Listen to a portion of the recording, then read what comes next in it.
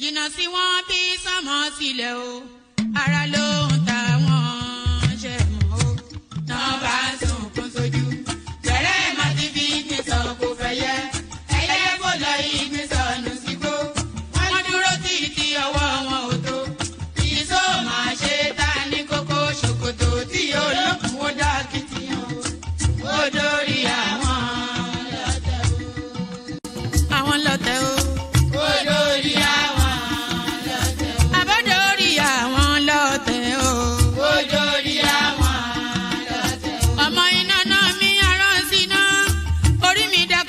Ṣí mi lọ́nà o, mo tẹríba fàdàgbà o, àgbà ẹ foríjì ni, ojoojúmọ́ ni mo ń pọ́n wọn lé, mo ń ṣèyá sí àwọn àgbà o, mi ò fojú tí rìn wọn láyé, ọmọdé ẹ má fàgbà ṣe yẹ̀yẹ́, torí oníkọ́ tó yọ̀ọ́lá ni, ọmọdé ń bọ̀ wá dàgbà o, màmá ń bọ̀ wá dàgbà o. Máa ń bọ̀ wá dàgbà o. Ọmọdé ń bọ̀ wá dàgbà. Ọmọdé ń bọ̀ wá dàgbà o.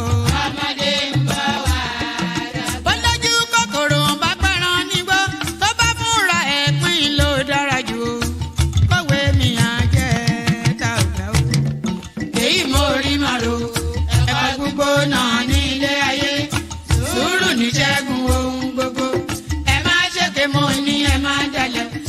Forí orí kìlọ̀ ló jẹ́ ẹni forí wọ́rí yìí yóò ṣàbàmọ́ àwa ò ní ṣàbàmọ́ láyé o nílé ayé o àwa ò ní ṣàbàmọ́ láyé àwa ò ní ṣàbàmọ́ láyé àwa ò ní ṣàbàmọ́ láyé dẹ́bìtọ̀ rẹ̀ àtàrà ilé o àwa ò ní ṣàbàmọ́ láyé àwa ò ní ṣàbàmọ́ láyé àwa ò ní ṣàbàmọ́.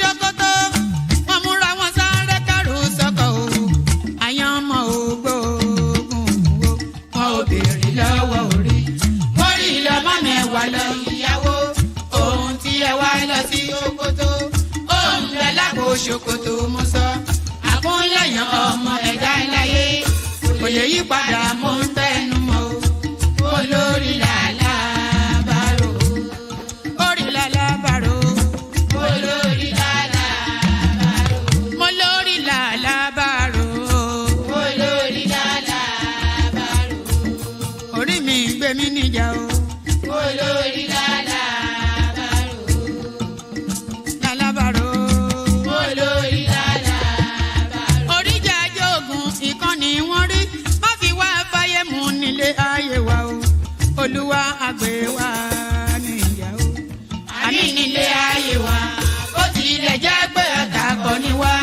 ó tilẹ̀ jẹ́ pé ọ̀tá kọ́ lẹ́yìn ṣọ́wa nínú ọ̀pá wọn kìnìún ejò olóró àkekèé ṣọ́wa nínú ìdàgìrì ayé dáàbò ẹ̀bùn wá fi ṣọ́rẹ́ ṣọ́wa o mọ́sádì ọba bá lókè o mọ́sádì ọba bá lókè o mọ́sádì ọba bá lókè mo máa sádì ọba bá lókè o mọ́sádì ọba bá lókè o olúwa gbé wa níjà o mọ́sádì ọba bá lókè o kó má fi wá sílẹ̀ o mọ́sádì ọba bá lókè o olúwa má fi wá sílẹ̀ o mọ́sádì ọba bá lókè o àwọn ọ̀tá tí wọ́n rè rajọ ìbànújẹ́ ti bá àwọn ọ̀tá nílé àwọn ọ̀tá tí wọ́n rè rajọ ìbànújẹ́ ti bá àwọn ọ̀tá nílé àwọn ọ̀tá tí wọ́n rè rajọ ìbànújẹ́ ti bá àwọn ọ̀tá nílé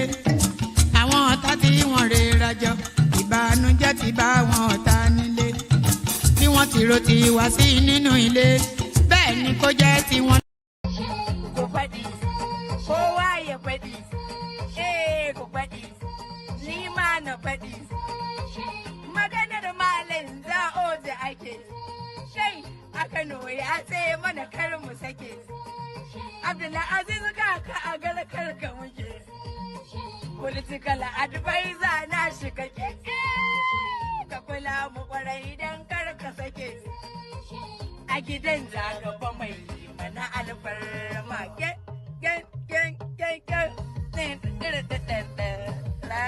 Continuity to number one, two. Continuity to number one, two. We say continuity to number one, continuity to number. Hey, hey, hey, hey. We love you to number, we love you to number. We thank you to number, we thank you to number. Continuity.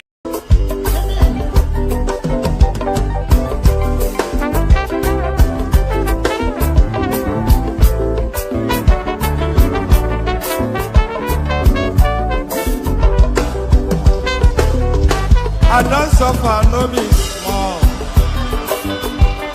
But say I get sense.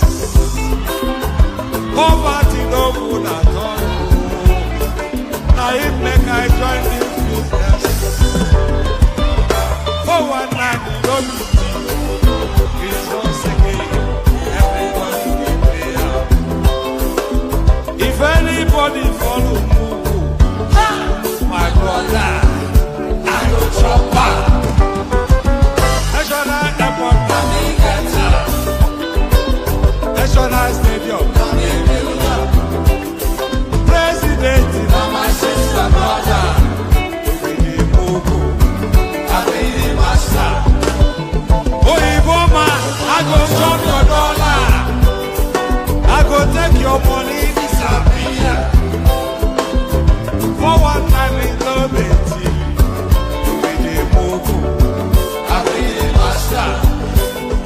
The refinery,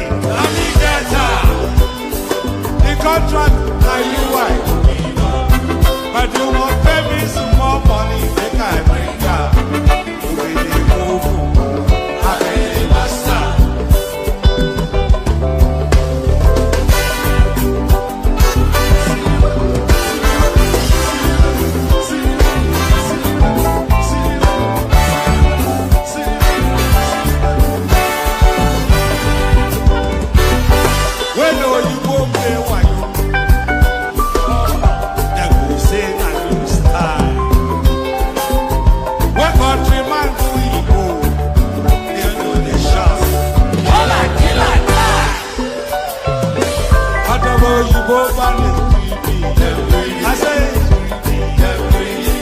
I don't see them fire.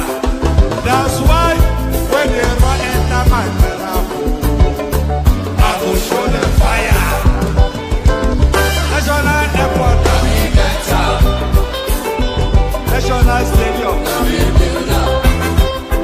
President, my sister, brother, you be the I be the master.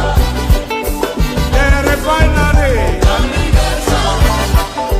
the contract that you want, but you must pay me some more money than I bring up. I be the master. Let me be the master.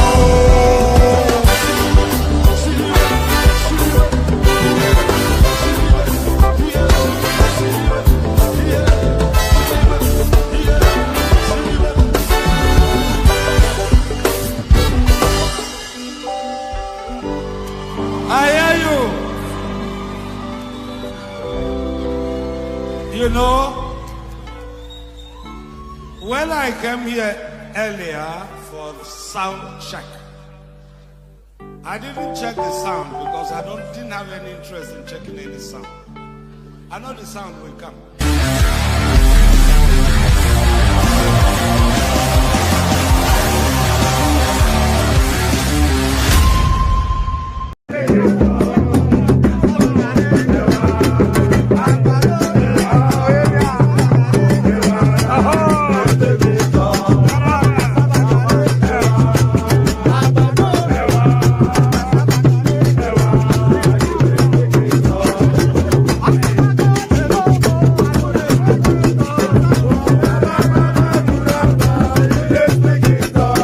Ẹ̀jẹ̀ mi ni ẹ kí n gbọ́, àkọ́bí ewé ayò, ewé tún méje, ìtún ló ní ọ̀tún ẹ̀ ṣe, ìfà ló ní kan fà ẹ̀ mọ́ra, àìbínú gbogbo àtàrẹ, gbogbo méjì ọkà bàbà gbogbo mẹ́ta ọkà wáṣẹ́ orí ló túmọ̀ ẹnu gbogbo ọ̀nà ní túmọ̀ ẹsẹ̀ akọni ìmọ̀ tú ìmọ̀ ọjọ́ ìmọ̀ èmi ni wọn kì í dálẹ̀ bọ́bá lọ mẹ́lẹ́mọ́ wá fi jóye ẹlẹ́mọ́ akọni wọn bá lọ gbé fèrè wá fi jóye ẹrùkù bọ́wọ́ wọn bá tẹ̀ mí wá fi jóye aláre àwọn mẹ́tẹ̀ẹ̀ta parapọ̀ wọ́n wá jọ ń pẹ́ mọ́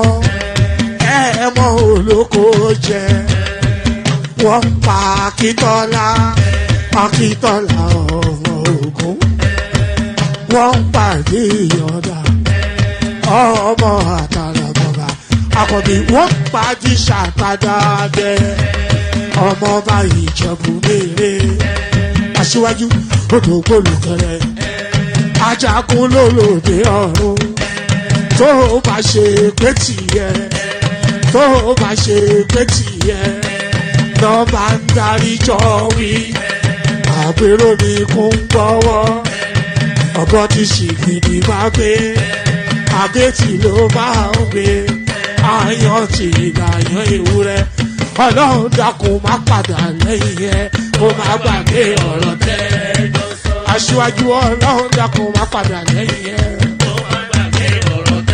àkọ́bí ọlọ́run dákun má padà lẹ́yìn ẹ ọkọ̀ olúrẹ̀lẹ̀ ọlọ́run dákun má padà lẹ́yìn.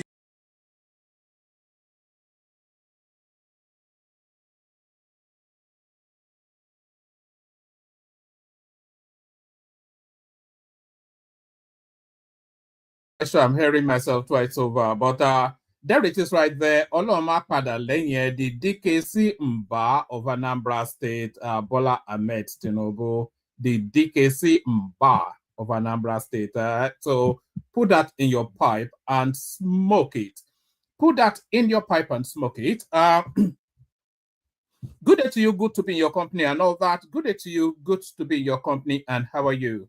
Hope you've had a gloriously wonderful day, cascading into yet another session. That friendly neighborhood, or you are laughing man, one man went to mow. So one man went to mow the eagle lands again. The eagle lands and he perches on his, whatever it is that he's perching on his branch. So good day to you and all that. Good to be your company. Apologies for yesterday. I couldn't come out, but today I am out. We will try to maintain some sort of consistencies. There will be days that will dip out, but there will be few and far between. I don't like to mix too many sessions. I want to keep the strength of the momentum all the way into the next election so that we have punching power when we get there. So that's the plan. Click on the like button. Just as soon as you hear me invite you to do so, do so. Click on the like button. If you're not already subscribed, then please correct that as well. Like and subscribe. If you want to come and join me on the screen, oh, I've not even sent the hyperlink. So I will send the hyperlink into the comment section now. If you want to come and join me on the screen, click on this hyperlink right here that will appear momentarily in the comment section just as soon as, yes. So if you want to come and join me on the screen, click on the hyperlink that says StreamYard. It will bring you into a studio space. As soon as I finish fleshing out the body of the talking points, I'll let you onto the screen, then I'll invite your thoughts. So a conversation ensues. This does work.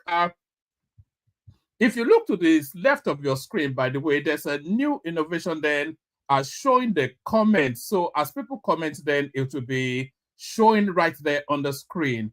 So I'm not sure if you want that to be a fixture or not. So let me know in the comment section. One, if you can see it, you should be able to see it. Let me check, actually. You should be able to see it. Hold on. Hold on. Let me just check. Oh, yeah. Okay, I can't see it. Okay, so there it is right there. So what's showing so far? Are the hyperlinks. So actually say something in the comment section so we can see. So we can see if that actually works, and tell me if it's something that you'd like to see as a fixture. So click on the like button, like I said. If you want to come and join me on the screen, the hyperlink is right there. Say StreamYard. Click on it. Come join. Share the links just as widely as you can. Super chat towards the stream. All of those things that I request, I'm requesting them yet again. Like, share, subscribe. Click on the hyperlink that says StreamYard to become and be part of the conversation. Super chat towards the stream. All those. So all those. So yes, shall we just get started, shall we? Let's just get started. No long winding dilly. Maybe this. I'm not quite sure if I'm going to keep or remove this thing. The screen might be too busy if the comments are rolling right along. We'll leave it for this session, and then we'll see what the feedback is, and then we'll see if it's something we're keeping or not. All right. So that's Lato Rich right there. Good to see you, Lato Rich. Agbado Tinubu. You don't. There's no gainsaying what his politics are, where his political allegiance lies. There is no gainsaying that. It's quite frontal. Agbado Tinubu, and that's Lato Rich right there. Say hello as you're coming in, so I can say hello back to you. So I don't really need to be highlighting the comments if they're already showing in the. Yeah, so yes, let's just get started, shall we? Let's get started. So let's get started. So we're getting into the thick of it, actually, the politicking, and there'll be a lot of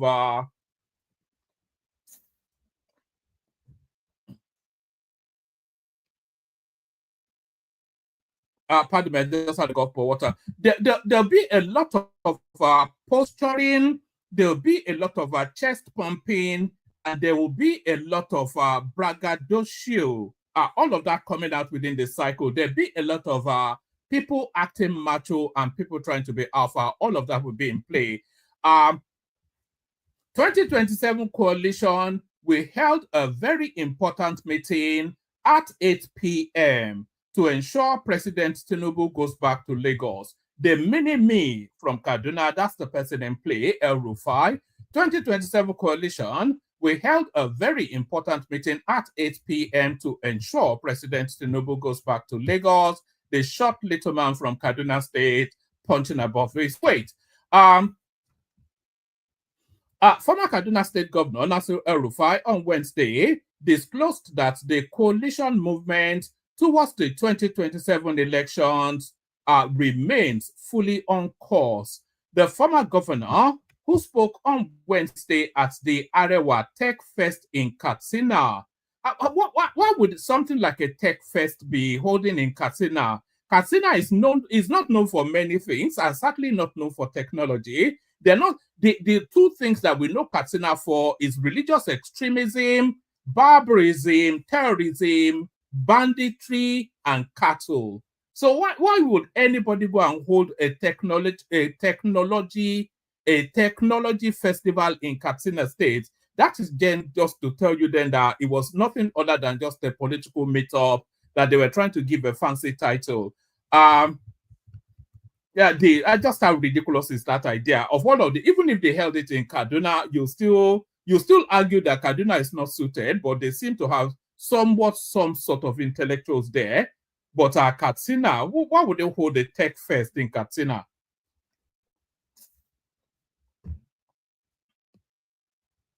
Pardon me, 2027 coalition, we held a very important meeting at 8 p.m. to ensure President Tinubu goes back to Lagos. Little man from Kaduna State, El-Rufai. Former Kaduna State Governor Nasir El-Rufai on Wednesday disclosed that the coalition movement towards the 2027 election remains fully on course. The former governor, who spoke on Wednesday at the Arewa Tech Fest in Katsina, revealed that the coalition movement held a very important meeting on Tuesday night as part of efforts towards unseating President Bola Tinubu and the All Progressive Congress APC during the 2027 election. He added that the Minister of Communication and Digital Economy, Bosun Tijani, will be retained because he's doing a good job. Well, if you are retaining people doing good jobs, then you have to retain Dave Umahi, you have to retain Festus Kiyamo, you have to retain Yemsin Wike, In fact, you probably have to retain the whole of the Tinubu cabinet. So why not even retain the person that employed them? Just look at the rank idiocy of that. Former Kaduna State Governor Nasir, I'll go through it at speed this time. Former Kaduna State Governor Nasir El-Rufai on Wednesday disclosed that the coalition movement towards the 2027 elections remains fully on course. The former governor, who spoke on Wednesday at the Arewa Tech Fest in Katsina, revealed that the coalition movement held a very important meeting on Tuesday night as part of efforts towards unseating President Bola Tinubu and the All Progressive Congress APC during the 2027 elections. He added jokingly that the Minister of Communication and Digital Economy, Bosun Atijani, will be retained because he's doing a good job.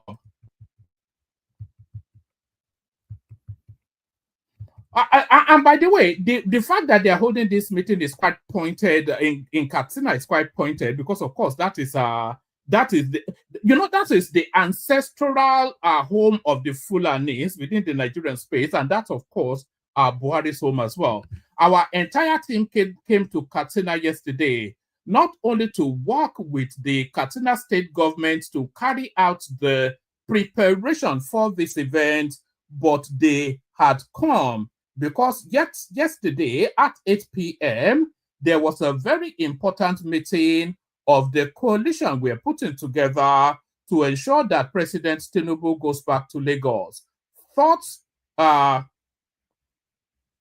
should be though we will still keep Bosun Tijani, we will still keep the minister because he's doing a good job, El-Rufai said. Correspondents report that the disclosure comes a few hours after it was reported that top opposition leaders in Nigeria have reportedly concluded the discussions on a coalition for the 2027 presidential election targeted at unseating President Tinubu. So now let's see now, there's a hyperlink here that takes us to something else. So let's see what this takes us to. It says, we'll just have a look at this. It says, Article Peter Obi El-Rufai conclude discussion about 2027 election choose political party. So we know that they are going to the African Action Congress or something. So let's just capture this one and then we'll go back to that one. Top opposition leaders in Nigeria have reportedly concluded discussions on a coalition for the 2027 presidential election targeted at unseating President Bola Tinubu. It is understood that foremost opposition figures, including former Vice President Atiku Abubakar of the main opposition People's Democratic Party (PDP), Peter Obi of the Labour Party, and former Kaduna State Governor Nasir El-Rufai of the SDP, concluded months of discussions about unifying on Tuesday. This was made known in a report published by Bloomberg on Wednesday, quoting sources familiar with the discussions amongst the coalition leaders. According to the report, the coalition movement has agreed to adopt the African Democratic Congress (ADC) as the political party to achieve its mission. The sources who spoke on condition of anonymity because the decision has not been officially announced, however, could not provide details on who will be the coalition's presidential candidate or the power-sharing agreement. The platform also quoted the spokesperson for the PDP and Labour Party to have said their respective candidates were free to engage in discussions about uniting, but the discussion did not involve merging of the political parties. Meanwhile, Peter Obi has opined that his involvement in the coalition ahead of the 2027 elections is focused on fighting against bad governance, hunger, and poverty. Obi made this known whilst responding to a question. All right. So that gives us the backdrop to that. So let's go back to this one now. So this is now essentially El-Rufai coming out to give us the outtakes of those discussions that they are having. So it's still very fuzzy, by the way. It's still, there's no clarity, or it's just hints and inferences, nothing officially taking place yet. But what we do know is that they are starting to synergize somewhat. So Obi is not distancing. Obi is not distancing in language regarding the coalition anymore. So his language, the language that Obi is using to engage with the political space now, with the Nigerian space, is no longer distanced from the coalition. So he's not saying I'm not in any coalition. He's actually even saying I am involved in discussing a coalition to fight bad governments and whatever it is that he adds the appendage that fits to his audience. But Obi has admitted that he's in that coalition talks. Atiku, of course, is in the coalition talks, and El-Rufai is skirting around the edges of it all. So we can see it coming together. But what are they agreeing? What formula does it take? We don't yet know.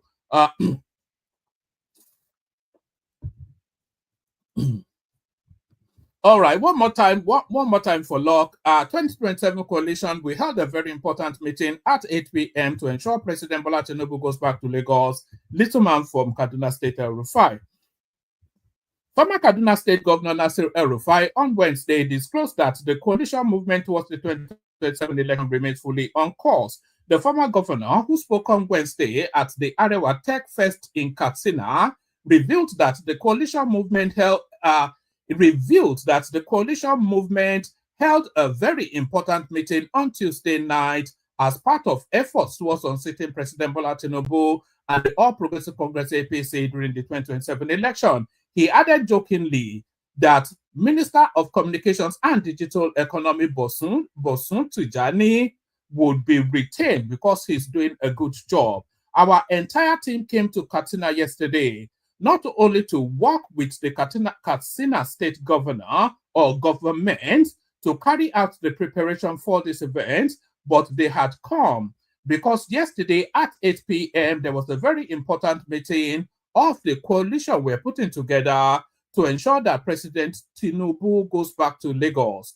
Though we will still be keeping Bosun Tijani, we will still keep the minister because he's doing a good job, El-Rufai said. Correspondents reported that the disclosure comes hours after it was reported that top opposition leaders in Nigeria have reportedly concluded discussions on a coalition for the 2027 presidential election targeted at unseating President Tinubu. It is understood that the foremost opposition figures, including former Vice President Atiku Abubakar of the main opposition PDP, Peter Obi of the Labour Party, and former Kaduna State Governor Nasir El-Rufai of the SDP, concluded months of discussions about unifying on Tuesday. This was made known in a report published by Bloomberg on Wednesday, quoting sources familiar with the discussions amongst the coalition leaders. According to the report, the coalition movement has agreed to adopt the African Democratic Congress as the political party to achieve its mission. So that's that. Because we're getting very much now into the business end of politicking now. So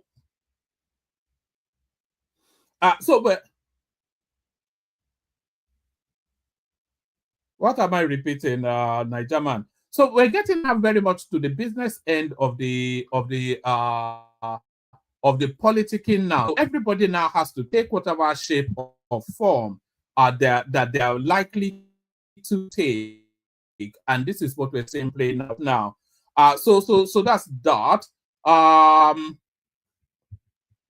There was a piece actually that there was a piece where yes, here it is. There was a piece where Prince Adebayo distanced the SDP from El-Rufai's shenanigans. SDP is not involved in any coalition led by somebody else. Adebayo dismisses El-Rufai's moves. So what we're actually seeing is not even a coalition of parties. Do you understand? It's not a...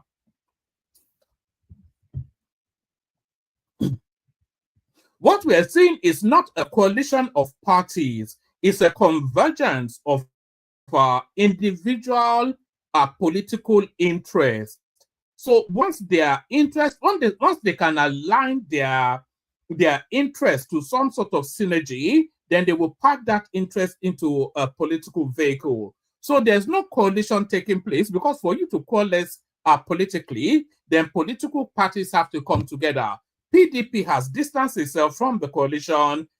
Prince Adebayo is distancing SDP from that coalition. So, and by the way, El-Rufai doesn't have any authority to speak on behalf of SDP. He's barely there 2 weeks. And Atiku Abubakar has no authority to speak on behalf of the PDP. He's not the party chairman or anything. So all these coalition talks that they're essentially politicians trying to pull their interests together in order then to land on an agreement and then join a political party. So that's what's going on. But let's go to this one. SDP not involved in any coalition led by somebody else. This is Prince Adebayo. And this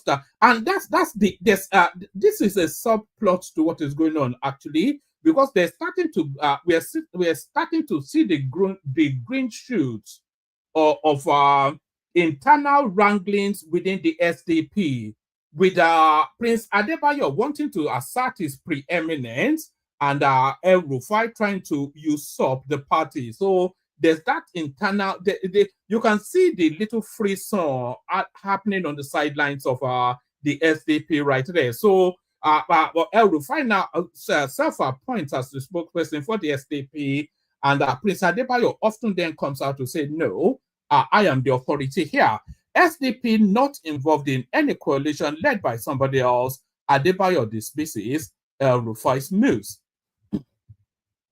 The 2023 presidential candidate of the Social Democratic Party, SDP, Adewale Adebayo, has dismissed insinuations that the party is involved in a coalition represented by former Kaduna State Governor Malam Nasir El-Rufai against President Tinubu.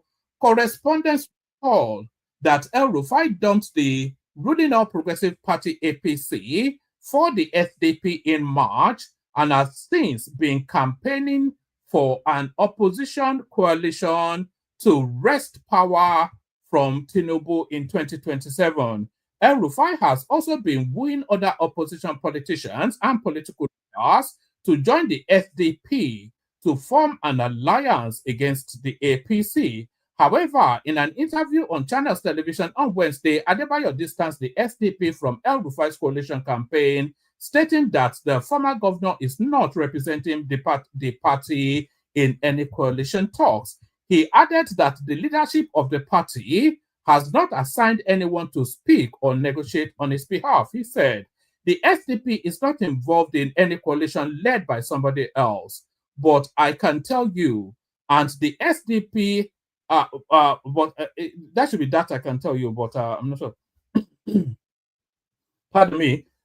Pardon me. He said the SDP is not involved in any coalition led by somebody else, but I can tell you, and the SDP is led by Alhaji Shehu Gaban and Olu Agunloye. He has not given me an assignment to do coalition on his behalf. He is not giving any assignments to my senior brother El-Rufai. El-Rufai is not representing SDP in any coalition. When asked if the SDP is entering a coalition, Adebayo said the party is waiting, planning, and considering options. He added, the SDP is waiting, is expressing its own understanding of how best it will come together and remove this person and cause the APC and non-performing president called Bola Tinubu. The SDP has plans, and we're looking at various options, and we realize that at the end of the option, we would need a political party that is viable. So I'm not quite sure what all of that means, but what this image, man, I'm not quite sure. It's just so nasty. I'm not quite sure what all of that means, but what that does tell us, is that there's internal wranglings within the within the SDP already to see who has preeminence. So that's that. Let's go on from that to this. Half of Nigerians now live in poverty as minimum wage lags behind inflation. This is the World Bank raising the alarm. The World Bank has said that nearly half of Nigeria's population is now the World Bank has said that nearly half of Nigeria's population is now living in poverty as inflation continues to outrun the purchasing power of the country's minimum wage. This was stated in the World Bank's May 2025 Nigeria Development Updates released in Abuja, disclosing that 46% of Nigerians, about 107 million people, were living below the international poverty line of $2.15 per day in 2024, even as the country boasts of being Africa's largest economy. The report reads, successive years of rising inflation and sluggish growth has increased poverty and hardship levels. Since 2018-19, an additional 40 million people fell into poverty, and nearly half of all Nigerians, 46%, measured at the international poverty line of $2.15 based on the 2017 PPP, are estimated to have been living in poverty in 2024. Labor incomes have not kept up with inflation, depleting the purchasing power of Nigerians. Poverty has deepened and broadened, especially amongst urban Nigerians. The World Bank report emphasized the disconnect between economic data and lived realities, highlighting that whilst Nigeria's GDP may be growing on paper, the wealth is not reaching the ordinary citizen. So this is something we've often spoken about here. Are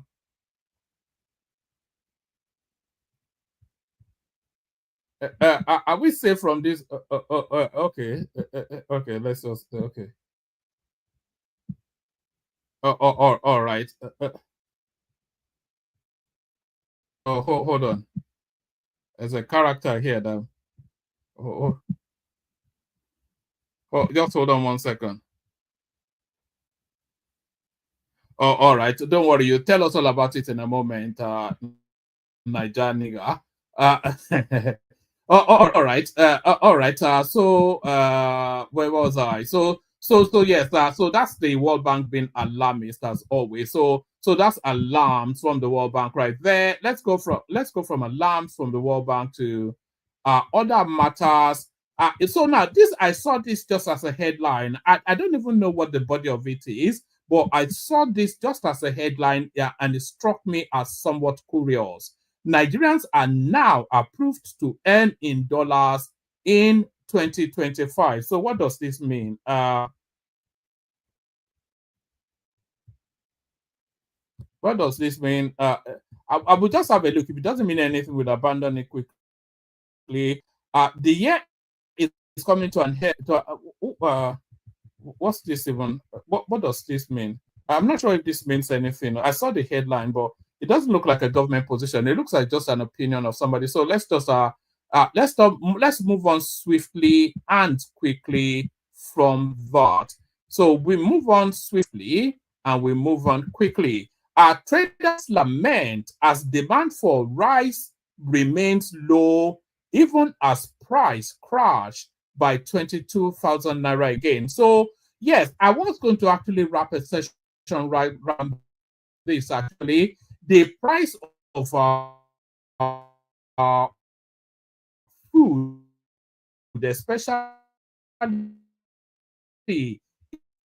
is for fast as coming about the price of rice almost on an hour now, because the price of food is dropping quite drastically in Nigeria. Traders lament as demand for rice remains low, even as prices crash by 22,000 naira again. Nigerians can now expect more reprieve in the coming weeks as market surveys show that prices of key food items are still going down. Rice, touted to be one of the most commonly eaten food in Nigeria, is becoming more affordable again. Reports show that the price has crashed by up to 8%.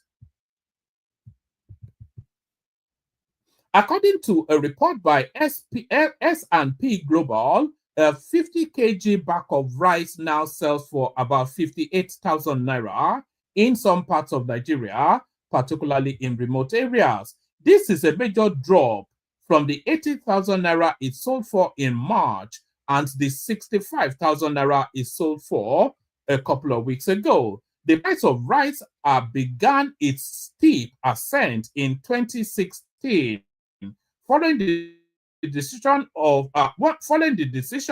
by then President Muhammadu Buhari to ban the importation of rice through landed borders. This policy aimed to boost local production, but inadvertently created a supply gap that drove price up. By 2017, a 5 kg bag of rice was selling for about 18 to 20,000 naira. In 2020, the COVID-19 pandemic further strained the supply chain. Restrictions on movement and border closures disrupted the importation of essential goods, including rice. By the end of that year, the price had begun to climb to 30,000 naira. So it's going on and on. So it's telling us the journey of rice then. So even long before Tinubu came in, so it jumped from what's even that price trajectory again? You think it just suddenly made a quantum leap on that Tinubu did go on. So in 2017, so here it is.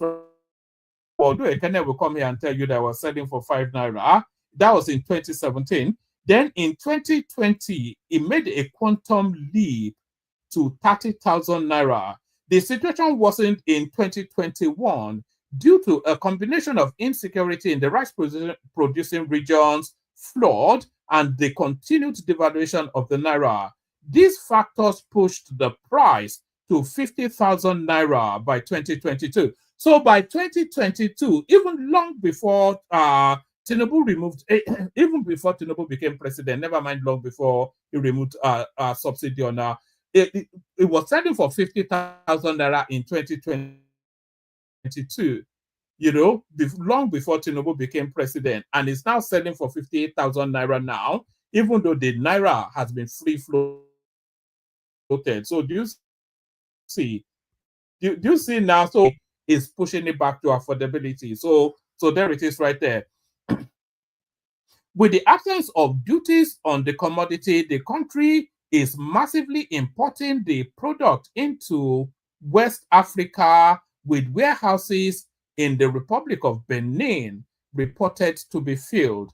Reports show an import of 2.11 million metric ton of parboiled rice from India to West Africa in Q4 2024, nearly 200% increase from the 720,000 metric ton imported in Q4 2023. So yes, I think they opened that window, didn't they? Is it not a 6 months window? Agricultural and Processed Food Production Export Development Authority reports that for the whole of 2024, India exported 5.3 million metric ton of parboiled rice to West Africa, a significant increase from 3.9 million metric ton in 2023. Meanwhile, Nigeria's government is set to introduce national agribusiness policy mechanisms to boost agricultural output, stabilize food prices, and stimulate economic growth. Traders speak about the price drop. The traders have attributed this drop in price to a high influx of commodity from neighboring countries, including the Republic of Benin. A Togolese rice beyond Nigeria countries in West Africa. As Nigeria continues to import rice from the Republic of Benin, both legally and illegally, the price of local and import rice remains on decline. The traders explained that local rice now sells between 58 to 60,000 naira for a 50 kg bag, whilst India imported rice sells for around 80,000 naira per bag. So there it is. For border communities like Ogun State, the price of a 50 kg bag of rice is below 50,000 naira due to the influx of the Republic of Benin. A survey of Bariga and Moshi markets have revealed that the product still sells between 75 and 80,000 naira for a 50 kg bag. One trader who simply gave his name as Shooks said, "It could be true that the price has reduced, but we will wait for those importing to sell to wholesalers and then to us before we can sell at a lower price. There is no way I can sell something I bought for 70,000 naira at the rate of 50,000 naira because I heard the price has dropped."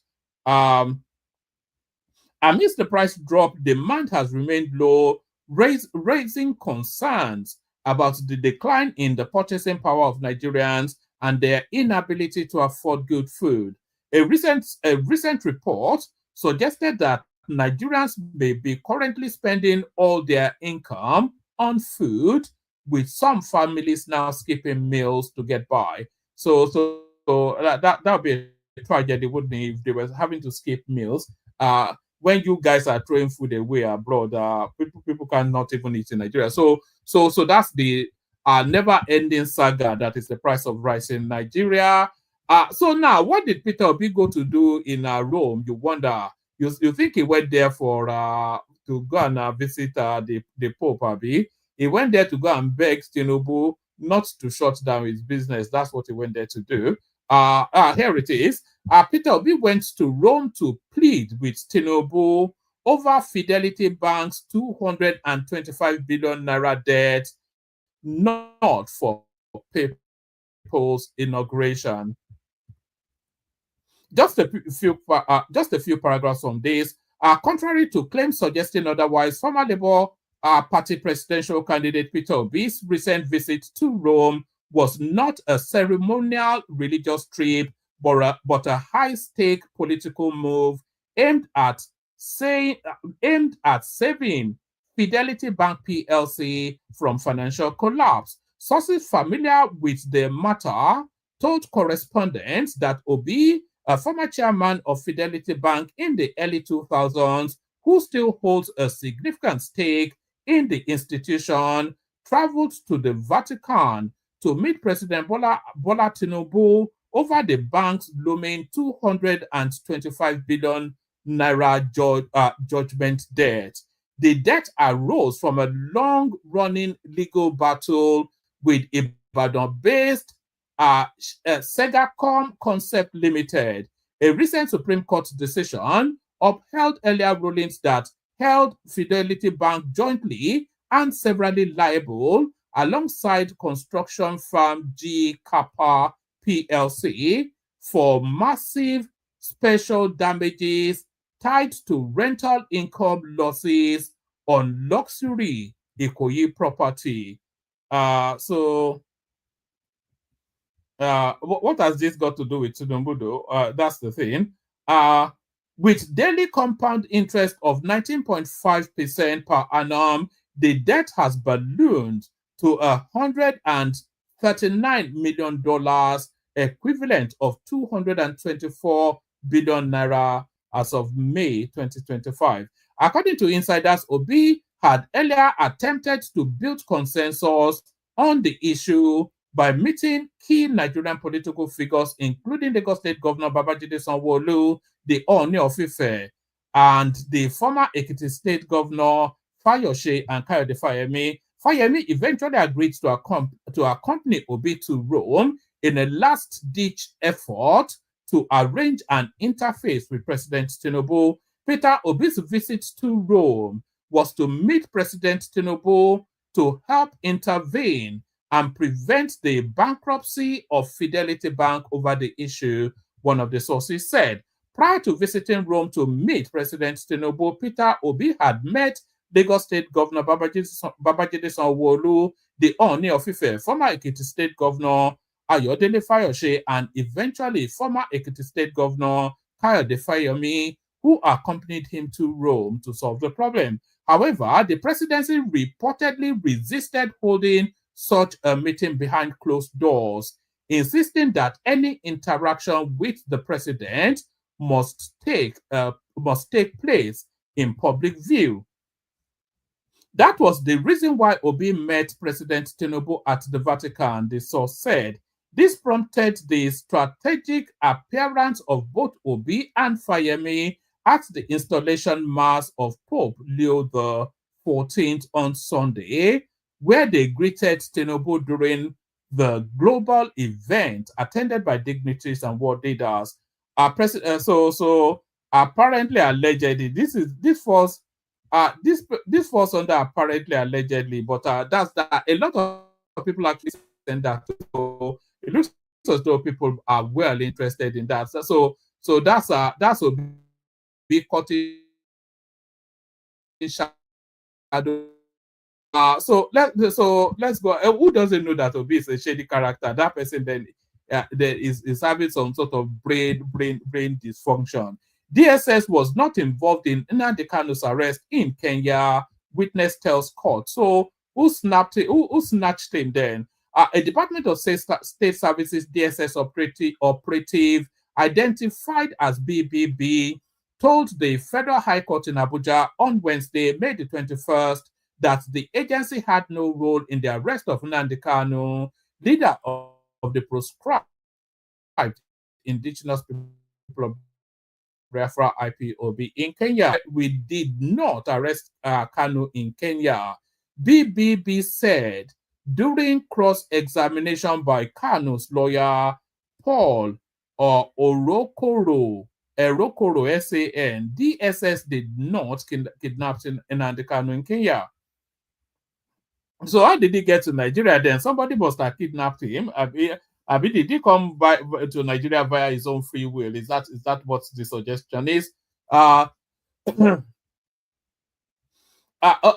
the way, where are the super chats? I'm not seeing anybody super chat to the screen. Super chat to the screen, that needs to be happening.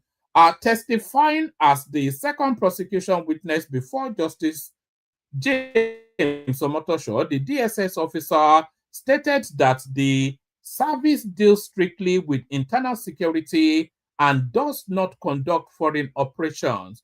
We are not involved in foreign operations. So this is not to suggest that the Nigerian state did not kidnap her. No. You know, this is how they embed words into your head. Or they didn't even kidnap him. This is not to suggest that the Nigerian state did not capture and rendition him from Kenya, but this is to suggest then that the agency that did it was not the DSS.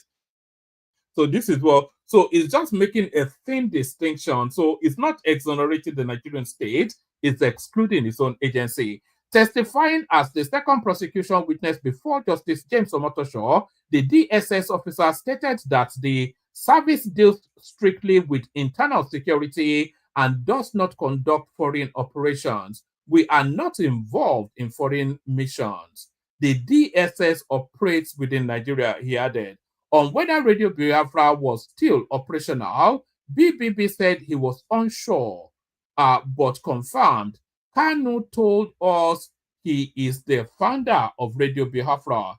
He emphasized that the DSS operates under the office of the National Security Advisor. So this is where the thing is, because when it was exonerating the DSS, that is not to exclude the National Security Advisor or office, which can move. I think it probably more came from the that would be Yusuf Bichi, by the way. That's the role that Nuhu Ribadu occupies now. So it's throwing the baton back, it's throwing the whatever it is back in the direction of the National Security Advisor, which would be the Yusuf Bichi office at that time. He emphasized that the DSS operates under the office of were not supervised by politicians or the attorney general. The DSS can receive letters from government offices like the AGF, but with our code of conduct. When asked whether he personally participated in Kanu's alleged arrest in Kenya, he responded, "No, I was not part of any such operation." Erokoro questioned the legality of Kanu's arrest, referencing previous court rulings. Are you aware that several courts have held that Kanu's arrest and detention were unlawful? He asked. The witness replied, "I read it online and newspapers."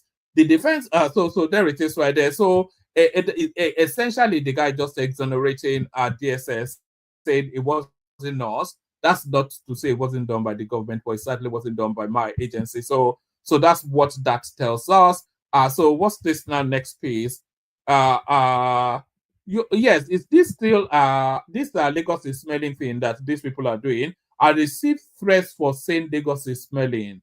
A comedian Acappella cries out. So if Lagos smells, why don't these people just fuck off back to wherever it is that they come from? If Lagos is so disgusting, then you're welcome to leave. I'm not sure that they're being held hostage there. So if they're not being held hostage in Lagos and it's not quite up to the standards that you're used to, then go back to those standards that you're used to. So go back to the South or Edo or wherever it is that you come from. All right. Have you had enough of the readouts? I wonder. So this was going to be yesterday's session.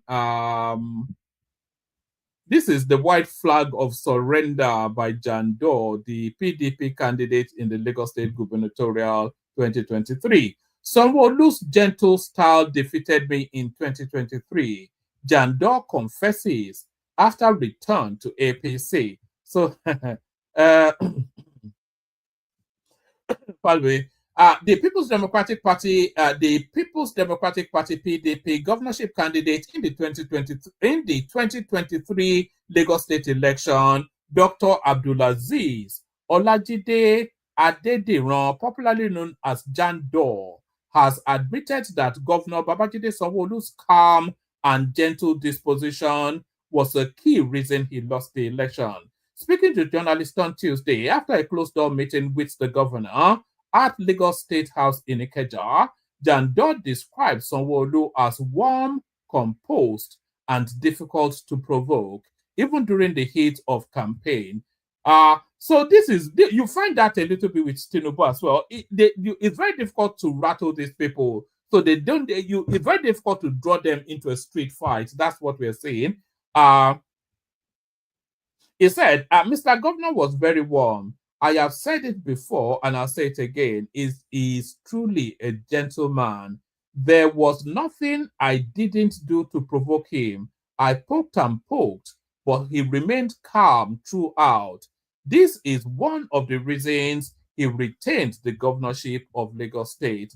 So not according to Chinedu Rosevivo. According to Chinedu Rosevivo, he won the election in the way that Peter Obi won the presidency. It must be an Anambra thing. It's Chinedu Rosevivo, not from Anambra. It must be an Anambrarian thing that a loss actually means a win in Anambra. So sort of upside down mindset. Jandor, who recently joined the All Progressive Congress APC, said the visit was to officially inform Sanwo-Olu of his defection from the PDP and to discuss strengthening the APC ahead of the 2027 elections. I am sure it's no longer news that Jandor has returned to his original political family. We had a formal declaration at the local government level last Friday, and today's visit is to inform the state's #1 citizen officially, he stated. He also expressed strong support for President Bola Ahmed Tinubu's re-election 2027, saying his return to the APC will help unify the party and mobilize youth support. we are joining our numerical strength with that of the party to bolster its chances of winning. The House was divided in 2023, but now we're united again. Our goal is to ensure Mr. President gets a second term so the baton can be passed to the next generation. And by the way, you see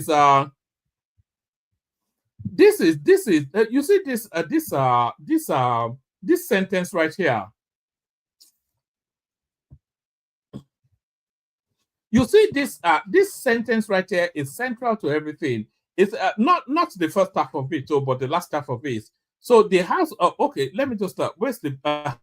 Our goal is to ensure Mr. President gets a second term. So of course, so that doesn't really raise any eyebrows. Of course, what else? So that is his job. That's what he has. So forget that. But this is the bit that I really want you to take note of. Our goal is to ensure that the president gets a second term. That's fair enough. So that the baton can be passed to the next generation. So what we're going to see post Tinubu in 2020, in 2031, what we're going to see post Tinubu in 2031 is not only there's going to be a generational shift, because the country now is fed up. Tinubu is the last hurrah of this sort of politicians. In 2031, the names that will come out will almost certainly surprise you. None of these chancers that we're mentioning at the moment, none of these chancers in play at the moment, none of them will be in play in 2031. There'll be a paradigm and a generational shift in 2031. And that is somewhat what Jandor is concluding as well. Our goal is to ensure Mr. President gets a second term so the baton can be passed to the next generation, he added. Jandor emphasized the need to avoid another generational reset in leadership, stressing that a united APC is the best path to continue stability in Nigeria. So that's Jandor then looking then to recoup his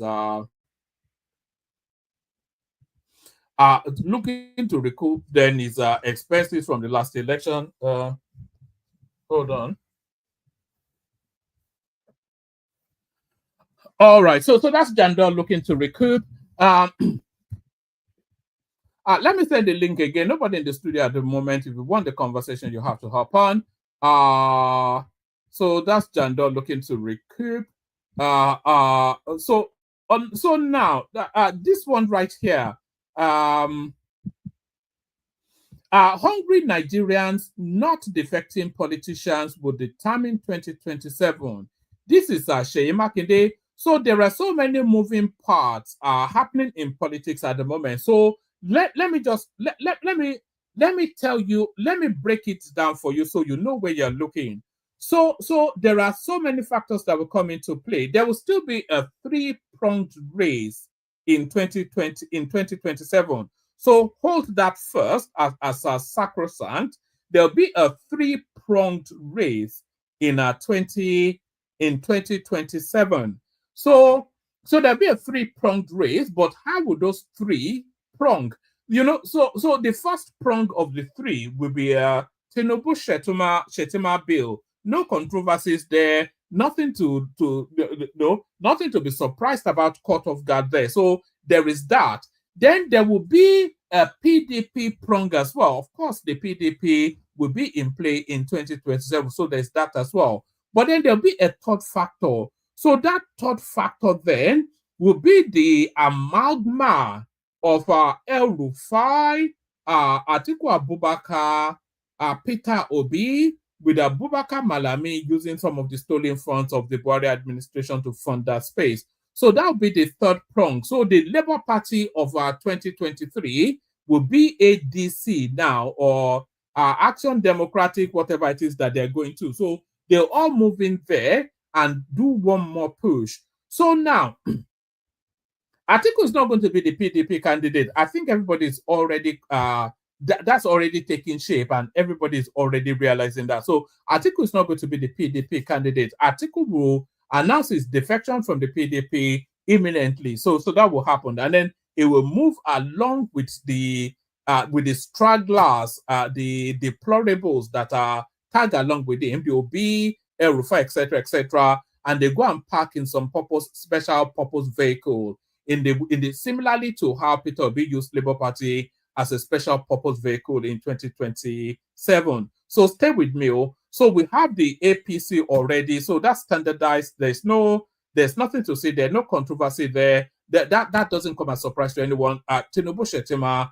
we know they'll be on the ticket. Now we know PDP will be on the ticket also. Now, with the PDP, as soon as they are able to get rid of Atiku, which is imminent, is sooner rather than later. He's even left already in body, in spirit, but so the body soon to follow. So he's already shopping around for where next he'll park his ego. So he's gone. So now what happens to the PDP? So within that space, then there are two contentions. There's Bala Mohammed, and then there is Seyi Makinde. So either of those two men will be the candidate for the PDP 2027. It's not going to be Atiku Abubakar. He would have long left anyway. So either of those two spaces will be the candidates 2027. So the argument that Wike is putting forward now is that the party should zone its ticket to the south because of what happened the last time. It was meant to go to the south. They tried to play fast and they got burned. So it's telling them that, announce very quickly that this ticket goes to the south. But they're saying it's not yet time and they're still trying to play games because Bala Mohammed, of course, he still wants to throw a hand somewhat. But Bala Mohammed, if Bala Mohammed runs, he won't win. If Seyi Makinde runs, so what they are essentially trying to do is to, and this is Seyi Makinde, by the way, coming into play in that presidential space. So now the contention then in the PDP is going to be Bala Mohammed if they want to counterweight against Tinubu, or Seyi Makinde if they want to let the South play out and then play to the North in 2031. So here is Seyi Makinde. What he's saying essentially here is to announce himself still that I am still in play for that presidential ticket. So this is it's essentially a kite. I hope that makes sense. It sounds more convoluted the way I explained it than you probably understand. But I hope it makes sense what I just said. But just to break it down, there'll be three strands in 2027. There's the Tinubu Shetima, of course, APC. There'll be the PDP. It'll be either Seyi Makinde or Bala Mohammed on the ticket and one other. It could even be Saraki, but I think Saraki may well be halfway between the party and Atiku. So it'll be either Bala Mohammed or Seyi Makinde. So one of those two. And then there'll be a third factor, which will be an Atiku Obi ticket. So that's how sort of that will play out. So that's how 2027 will take shape. But the other factor that will still change stuff is how so choose to sway. So the only now last bit that needs to fall into place is Kwakwanso. How is Kwakwanso going to play out in this whole menage a trois? You know, so it's not even a menage a trois. It's more than a threesome. It's more than a yes.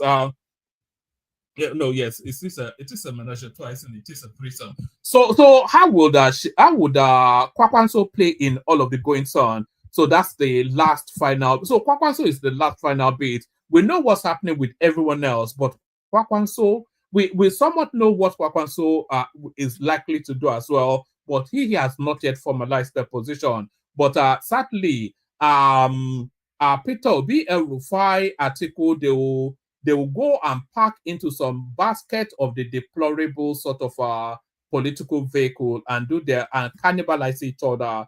You know, because look at those egos anyway. How can those egos coexist? The ego of El-Rufai, who thinks he's superior to all of them. The ego of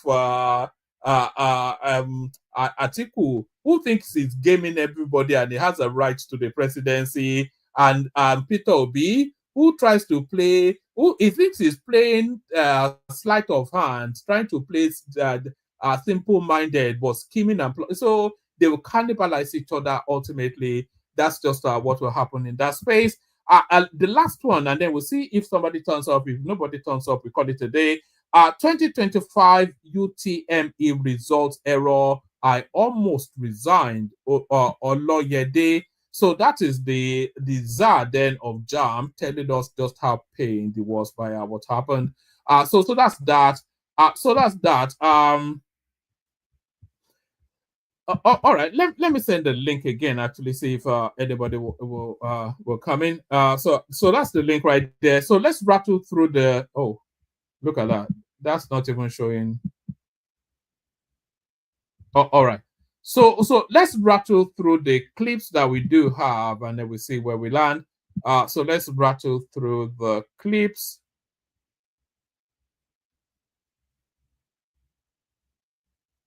All right. So in this one, okay, they say Lagos is smelling. But why would Lagos not smell when the people who live there do this?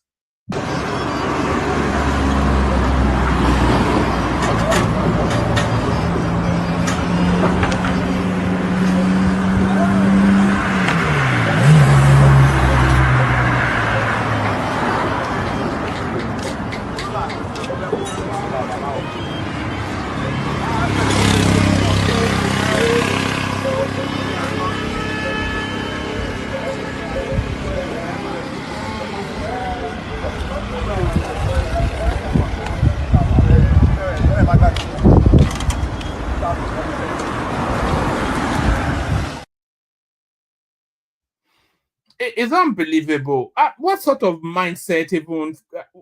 What sort of mindset considers that to be a normal thing to do?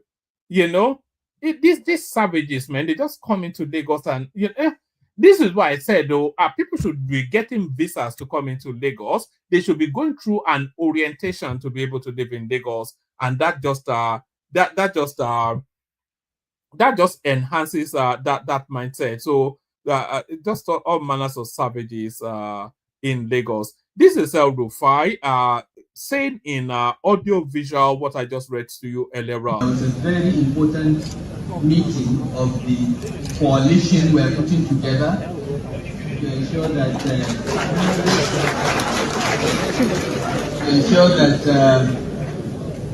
President Tinubu goes back to Lagos, though we still think for 20%. All right, we still think the minister because he's doing good work. Okay, but I'll come to that. So I had to attend that meeting at 8 p.m. and the Acappella airport does not operate after 8 p.m. So I couldn't come until this. So that's El-Rufai right there, just saying Bola Balu, some gobbledygook, whatever nonsense he was saying. Okay, this one I've not titled, so we watch it together and then I'll run commentaries afterwards. And I want to thank. This is Dangote imploring then that all these people looting their money, at least keep it within the country. And I want to thank all our political leaders that are here to also plead that please, we are ready. We will not go anywhere and invest. This is home. We want to remain at home. We want to keep investing in Nigeria. We want to keep creating jobs.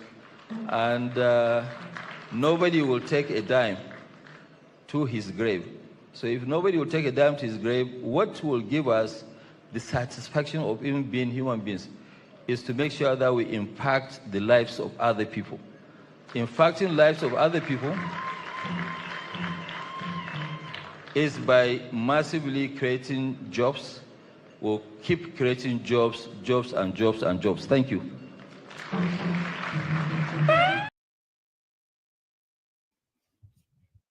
So that's Dangote right there. They say speak and do in Nigeria. Speak and do. Speak and do.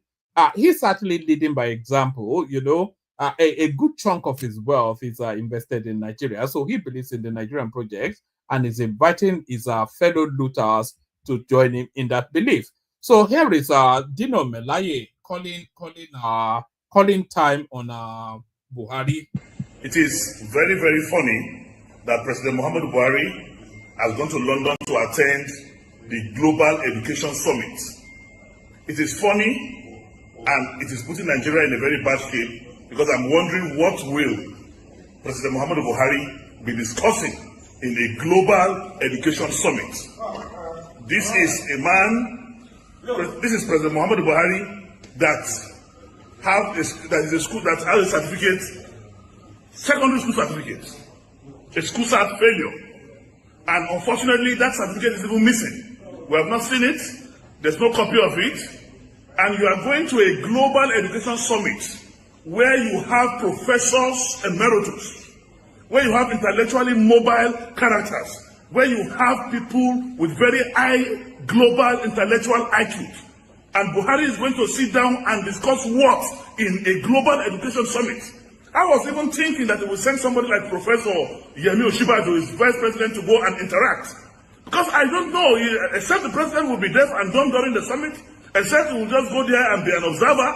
I am imagining what Buhari will go and discuss, where global intellectuals are going to be dissecting intellectualism. It's a shame Nigeria is not represented in this global summit because we have a president who has nothing to offer, who is intellectually stagnant, who have... So that's Dino Melaye right there. He re-released that particular piece to say that, look, I was criticizing this guy, even in the throes of his importance. How come nobody is criticizing Tinubu equally? So I think that's the message he was trying to put across there. Do you want one more? Let me give you this last one. This is somebody calling Gospel Akpabio to order. I remain Senator Peter Onyekachi Ebonyi with the golden crown of Ebonyi senatorial zone of Ebonyi. That's not actually somebody calling. That's not somebody calling Gospel Akpabio to order. So this one is quite interesting, actually. That's Senator Nwaboye of the Natasha Akpoti fame, and he's telling us then in this particular clip that they should get rid of our poor people from Abuja because they make the place look untidy. So that's what he's saying. Get rid of poor people from Abuja because they are too smelly and they make the place untidy. I remain Senator Peter Onyekachi Ebonyi with the golden crown of Ebonyi senatorial zone of Ebonyi State. Mr. President, I rise to support this bill, and I'm doing that considering what I can describe as total infrastructural transformation that is ongoing in FCT today. It therefore requires the cooperation of the Parliament to enable the Honorable Minister, Nyesom Wike, to continue his good works. Mr. President, digesting further the budgetary provision, we can see that much provisions are made for the infrastructure development of the capital city, which is the citadel of power for the Federal Republic of Nigeria. Another area I would like to use this medium to draw the attention of the FCT Minister is the people living within the Abuja airport. Mr. President, I want the FCT Minister to extend his infrastructure development of the city within the surroundings of the Abuja airport. Mr. President, distinguished colleagues, if you are descending into Abuja airport, the inhabitants, the type of infrastructure within the environs, Your Excellency, does not represent the good image of this country. And I think that the FCT Minister should capture in their next budget, if not incorporated in this, to either relocate the inhabitants of the people within the airport or renew the area, at least, because that is the mirror of the country as we are descending into Abuja airport. Some of us, if you take into account to view the environs of the airport while descending into Abuja, you will agree with me, Excellency, there is an eyesore. It doesn't give good image of the nation, and I think something has to be done about it. So I urge all my colleagues to support this all-important bill, all geared towards transforming completely the FCT of Nigeria. Thank you. So, no, let's. if you are coming from the airport, if you are descending, the first place you see, if you are descending, let's take it gently. Yes, Excellency. The first place you see on the right is the presidential wing. Thereafter, you come across a very beautiful flyover. Yes, Excellency. Which is almost like a boulevard.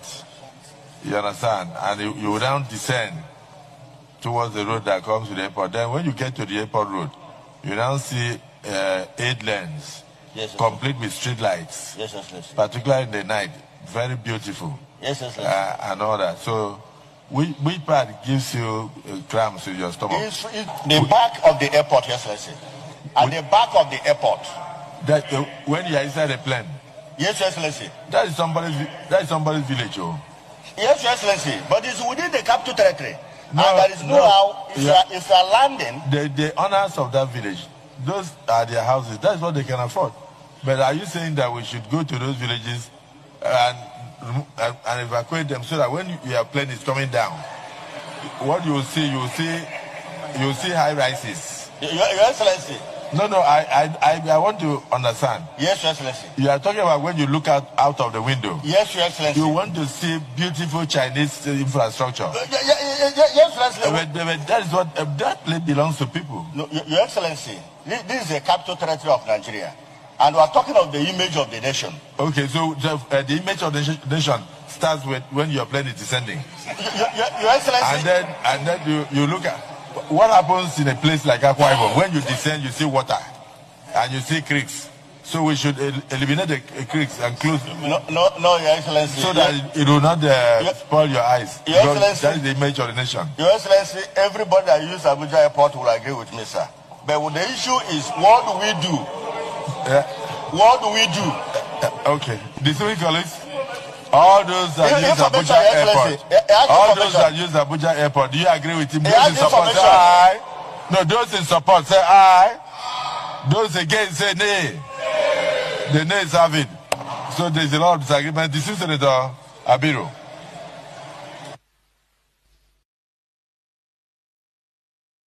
So there it is right there.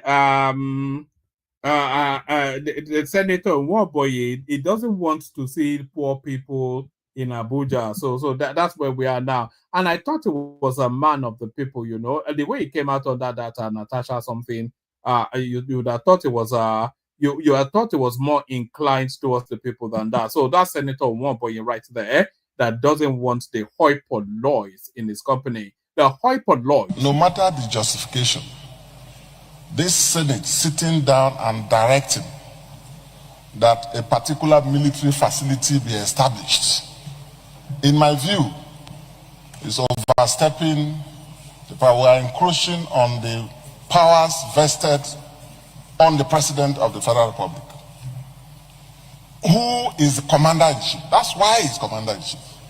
So I just wanted us to, if possible, rephrase it by saying that they should take appropriate actions. But to direct that, go and establish a military formation in so place, go and do so in another place, is an infraction of the President's power of command and control as Commander-in-Chief. We cannot do so. We can only say they should take appropriate actions, but to say in so specification, so location, go and do this, then we will be the Commanders-in-Chief. Which is not what the Constitution has given to us. So I just wanted to express that caution. All right. So that was Senator XYZ calling the Senate President to order that is overreaching somewhat his constitutional powers. So overreaching. There is one more clip that I want to play you, but that clip is still uploading now. So I'll just I'll play you a little musical vignette as we wait for that to load. So I'll play you a 1 minute musical clip whilst that one is uploading.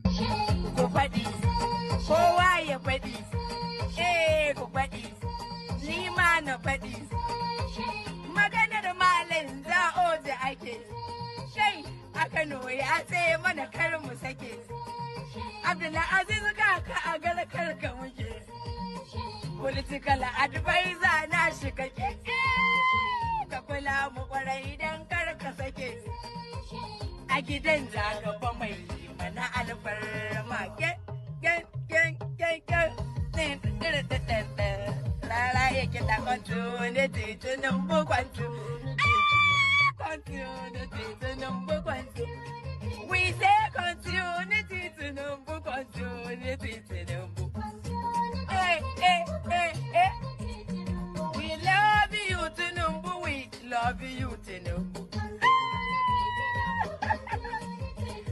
We thank you Tinubu, we thank you Tinubu. Continuity. Our nibet Tinubu, our nibet Tinubu. Eh, eh, eh. That's what I do to them. That's what I do to them. Continuity, Bola, Mama, Aswad. So, what will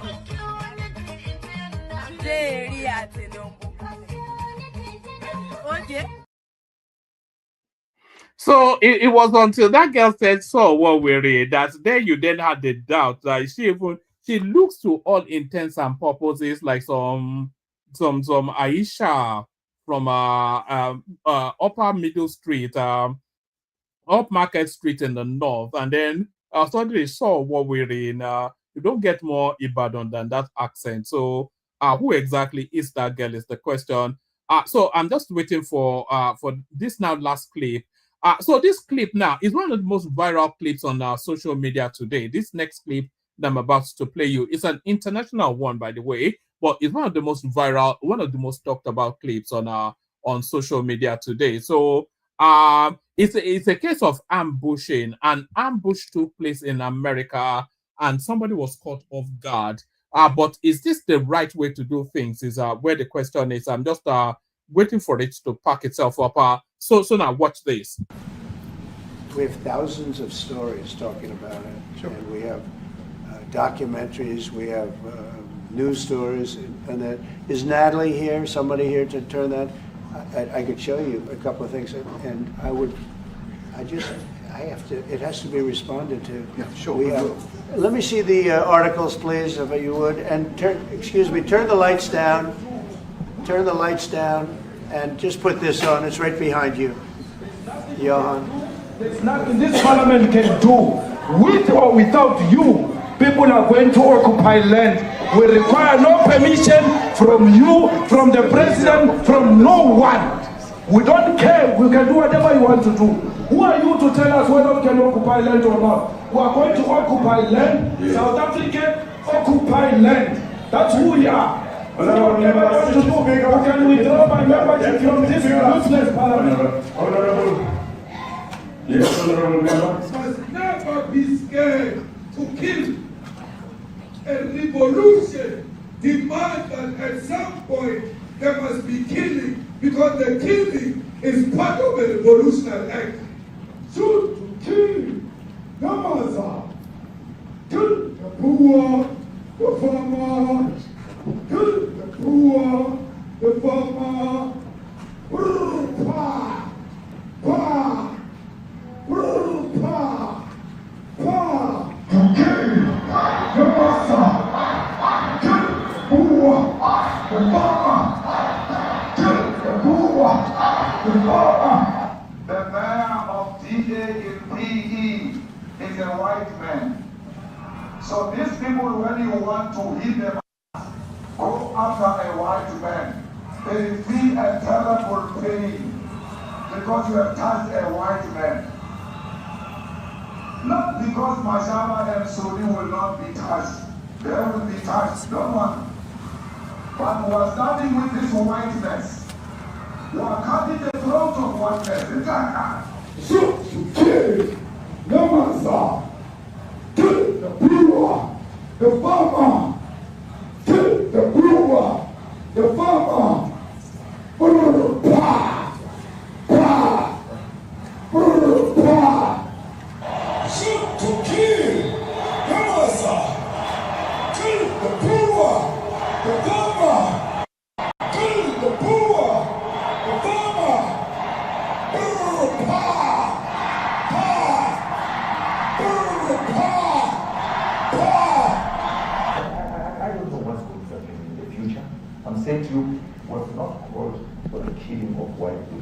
at least for now. I can't guarantee the future. Yeah, but I mean, you'd understand somebody watching that, especially as it gets shared on Twitter. They freak out. It sounds like a genocidal. I can't take it.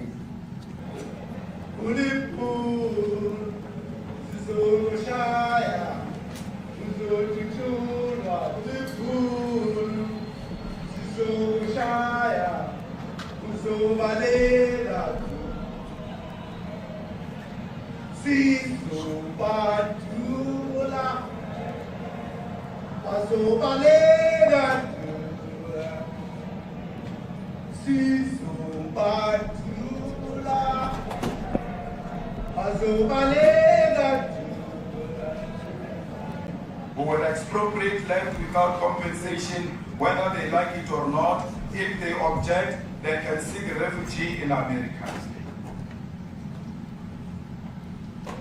Now this is very bad. These are burial sites right here. Burial sites.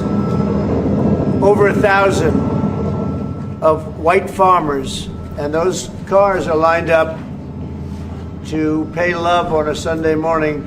Each one of those white things you see is a cross, and there's approximately 1,000 of them. They're all white farmers, the family of white farmers.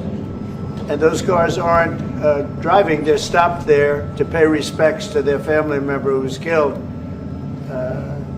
And it's a terrible sight. I've never seen anything like it. Both sides of the road you have crosses.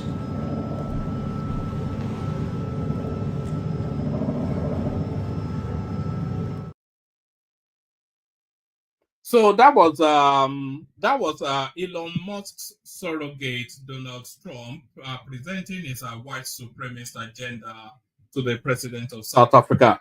Do you know that the majority of the white South Africans, they are actually from the German Socialist Party after the Second World War. German Socialist Party, of course, being the Nazi party. So the Nazis that escaped after the Second World War, a good abundance of them escaped to South Africa and a lot of them to Argentina. So the backdrop of white South Africa is from that German Socialist Party, which is of the Nazi stock. And even Elon Musk, his father told us that their family backdrop is from the Nazi stock.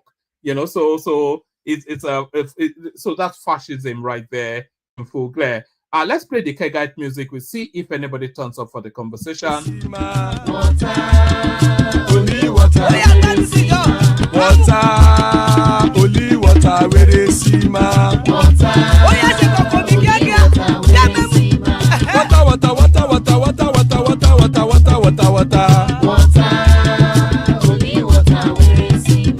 Hapa o naido.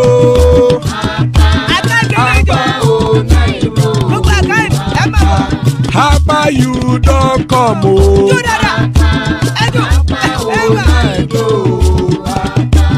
Hapa o naido.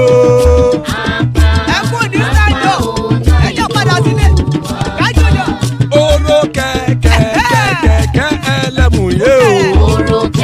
Ide shodi ya keke elemu re o. Bobby master keke elemu re o. Chifu Failati keke elemu re o. Eruku lele elemude. Eruku lele egbe elemudodo jare o. Eruku lele Ghana ti de everybody o. Ọmọ ẹlẹ́yẹ ẹyẹ o ó dilé o. Odúyẹ̀lá ẹyẹ o ó dilé o. Petrosonana ẹyẹ o ó dilé o. Petrosodunke ẹyẹ rẹ ó dilé o. Ẹlẹ́kọ̀ ọ̀run mú ìní o.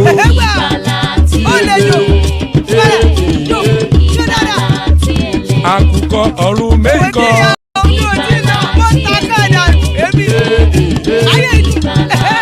Ikú kò ní ríwà gbéṣe o.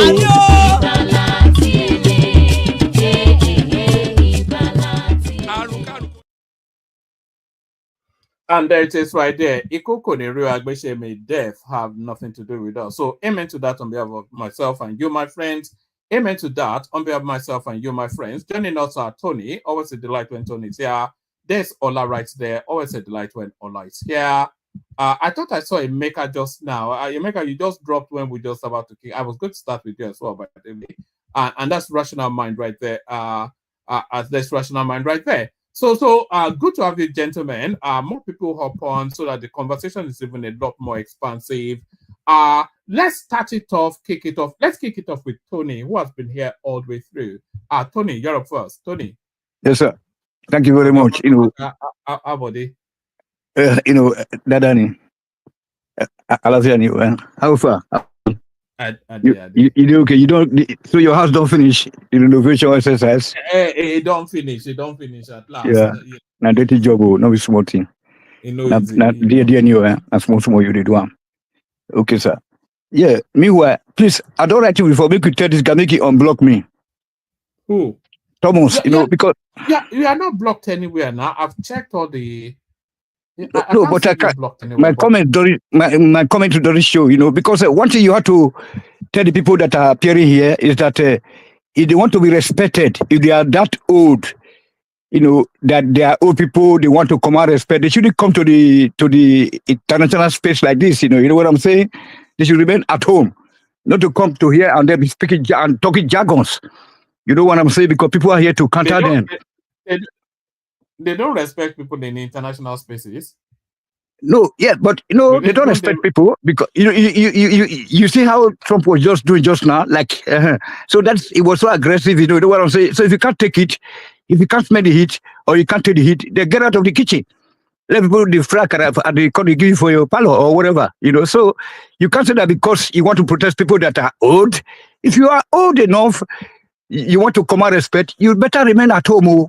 Because if you go to any international or any YouTube space or international or internet space, you are going to see what you did the bargain for. You know what I'm saying? So that is what we need to tell people. Me myself, I'll be insulted here. I don't give a damn. You know what I'm saying? So if I attack anybody at the comment section, the person can attack me back. You should rather than say that okay, let us be giving preferences to some people here. No sacred goat. I'll be waiting the recording. I've been a sacred cows here. So if you know that you are old enough, a man or a woman, you don't want anybody to Tony, I'm just checking as you're speaking now. You have to ask Thomas. Because most of the time when I'm not appearing, I would start to make comments so that you know that I'm around. You know what I'm saying? But at the end of the day, I will check it, then Tony, it's not appearing. Yes, sir. Tony, I'm having a look now. Your name is not banned. Yeah, but you have to ask Thomas. Probably there's a special way that he banned me to do that for you not to see. Well, how can he do that? It's not possible. Okay, I will try it later. One man. You remember that I had that similar problem for a long time until you said you had to reset the whole thing. I don't know how you did it because I was banned at some point too. I could not comment for maybe more than a whole year. Remember that until you told me that I should try it now, and I tried it and then it worked. So yes, there are two spaces you can be banned. You can either be banned in the comment section, which will then ban you on YouTube. And I'm on YouTube now. There's only one banned. Sorry, I'm getting echo from somebody. There's only one banned name. And it's not Tony. And that name, of course, will remain banned because the guy's just a. You know how I detest banning people because it stifles free speech. Maybe you change my name to One man. This one, since everyone is complaining, let me complain too. I noticed that your night moderators, when they don't like the comment, not comments, the opinions of not generally opinions, even facts, they try to shut you down. It's not okay. Now I'm experiencing what was my very good friend I just spoke briefly now. Tony, Rational mind. Yeah. I'm now in the rational mind camp. I'm experiencing the pains he goes through, try to express his opinions. I think you should talk to them. It's not a good thing. They try. It's not sounding like an echo chamber. When someone is trying to say this is the fact, they want to shut you down because they don't like it. It's not okay. You don't need to like. And the woman's channel is the best. You don't ban nobody. It's not unlike other platforms where they just they try to suppress you. Yeah, it's not looking. It's not nighttime. Is resembling that. Was that Niger Watch, right? No, I don't know. I don't even know. Many channels. Can you cut down one of your? Maybe you have two of your. So it's resembling Niger Watch, and I don't think it's a good thing. The Niger Watch don't ban me. They don't ban me. They have banned me once on the WhatsApp group, one woman there, and then I was released by the moderator later, the owner. So. Well, Tony, you have to just wait. Maybe when one man figure it out, because I think the same thing was what I experienced. Somebody banned me here, and okay, my brother, rational mind, Motibo, I should go on. Yeah, see, one man is not here, but can we just get something straight and let's stop being pretending that we have been getting shot? The point is this: the fact that you are coming online and you are contributing doesn't give you express permission to come here and insult people. There are ways people can be banned online. Yeah, the moderator can ban you, and YouTube can as well aggregate when you receive a ban like that, and I can as well aggregate what you've done in the past and put you in a mood for a while. So it's not a function of someone banning you here alone. If you are banned for something, I don't agree with that. It's an objective. We have used platform. So if you come here to submit to make any submission that is against the general public of Nigerians, the poor people, where we are going to counter you. Hold on now. Emeka, we're bouncing back from you again. Mute the YouTube. It's not Emeka, it's Tony. Is it? It's not. Are you sure? It's Emeka. Oh, is it me? When your bounces back. Okay, can I try now? Yeah, it's not me. You can see it's not me. Yeah, like as I was saying, sorry, like as I was saying, if you come to the platform, like one man went to move, where it's 50-50. You know what I'm saying? It's the most objective platform owner, on on our, on the entire planet. I like the way he moderates his show. It's not arrogant. He let you submit whatever you have. Then, but you should be ready to be countered. You know what I'm saying? And then we don't want anything like anti-people submissions here. Just because you belong to one or you want to be friendly, or I don't know, what kind of, when people come here and be saying that, Nigeria is a good place, we shouldn't be spoiling the name abroad or whatever, what a stupid submission is that when the things are not working. Look at what the World Bank was telling you today. All right, Tony, that's not the tone we wanted to start on, but let me okay, that's it. Hold on, you can't insult people just because they don't share your political views. I'm sure you don't need me to tell you that.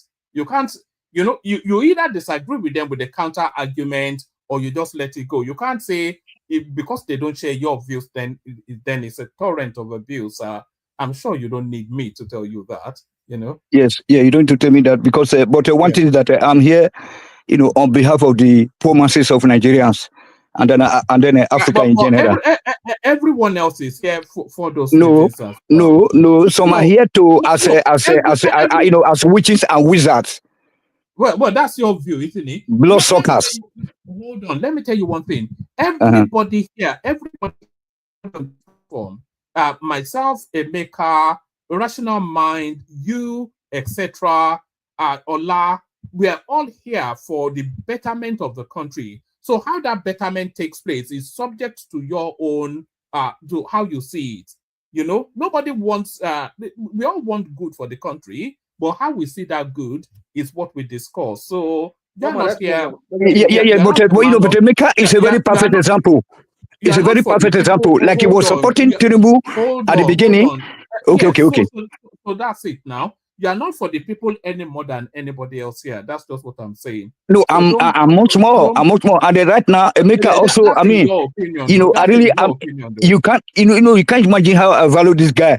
We call Emeka. You know what I'm saying? And then I'm even sorry that for insulting him, but you see, back in the days, because that is exactly what I want people to be doing. So when you support somebody and this man or woman is not doing the right thing, then you just piss that person off. That's what Emeka is doing right now. You look at his analysis, of the whole system. I mean, how it affected. It's always, the concern, the plight of the ordinary man, the woman, the child, the Nigerian child. You know what I'm saying? Because we are living in a civilized society where people start to get benefit right from their mother's wombs. And then at the end of the day, you see people come here to talk nonsense. Make a begin to mention people when I know you want to see. Simba, all this Remy, when they come, one man, you already gone. They are just coming here to counter people like rational man that is rational in his submission. That's always rational. You know what I'm saying? And objective. And then they start to shut him down. And then look at the way they have tried to corner Olana into their camp. This is what is troubling me. You know what I'm saying? But we should agree that Nigeria is not functioning. So people that are in charge, to listen and make that change. I know. I don't want it to extend beyond. We are not quarreling. Sorry, Ola, I don't want that to be the conversation. Sorry, Ola. Take us to the politics, Tony. Yes, okay. I greet everybody, including Ola, my brother. So yes. Yeah, the World Bank have just said it now. And then let me just go to this. I don't remember if you even presented. Yeah, the president about to be on the Tinubu meeting in Rome. You know what I'm saying? You know what? The money when they just use there now, go the charter plane, go the entire private plane, go the waste their money, go the do all those nonsense. That should be able to build a road from Lagos to Onitsha. You know what I'm saying? The whole money, they just went there to just burn that money off by going to see Pope, who is the owner of the World Bank, this IMF. You know what I'm saying? These are the people that are terrorizing you. These are the mosquitoes that are chopped, those rats that are eating and blowing you. Breeze, you are going to celebrate them when they die. The other time the Queen died, they waste our money. The other die. You know what I'm saying? So this is crazy. What are they going to do there? Nigeria is not a religious country. What are they going to do there? Wasting the money they spent now, on that trip would have been enough to make the life better for the people of Nigeria. Crazy people. You know what I'm saying? That's why I'm just. It's difficult for me to make any commentary about the Nigerian politicians. Or those legislators. You just imagine the kind of motion that guy was trying to bring to the floor just now. That about this Satanas that guy from Ebonyi State, he really disappointed me. It's only to talk about the problem. Look at the houses in Ibadan, in Oyo State, Edo State, Odo State, Onitsha. All this is state Ebonyi. Apart from the capital city, it's going to be talking about Abuja. That means it's like. Now we say Agolowo and then Chief Nauru, they went to England to be fighting for Nigeria independence so that they can go to develop our place. And then all of a sudden, they're going to say, please, as we're coming, we saw Manchester was not okay, let us maintain the infrastructure. Why can't you talk about the Southern Nigeria infrastructure? You are talking about the Northern Nigeria infrastructure. Well, you know that today, many Northern EDGs, they say that now they get Abuja. You didn't play that video today. You know what I'm saying? I probably haven't got a grip of that video yet, So the certain politicians, they are so useless. It's not to talk about how to develop their place. They're going to develop the colonial masters city of Abuja. It's a crazy something. I don't know what's wrong with our people. Southerners. They are mad. You know what I'm saying? That Abuja, that's a colonial masters headquarters. It's what that guy was fighting to be wasting money on. And then they are using Wiki and all those people to take our money from the oil and gas and the port facilities in Lagos, etc. And they're going to waste it there on the colonial masters headquarters. And then that stupid guy will say that now if they are coming down from the plane, they want to be safe and five places. So that's what Awolowo did do. What he did, he went back and replicated all what he saw in England. And hence all those UCH, the free education for my people, my father, my uncles, all of them, my grandfather, and my mothers and all of them. So, but in the case of the present day Satana, they are useless. going to be, instead of to talk of how to separate that country, you know what I'm saying? They are talking about going to develop a colonial master's headquarters. So take me to the other politics, sir.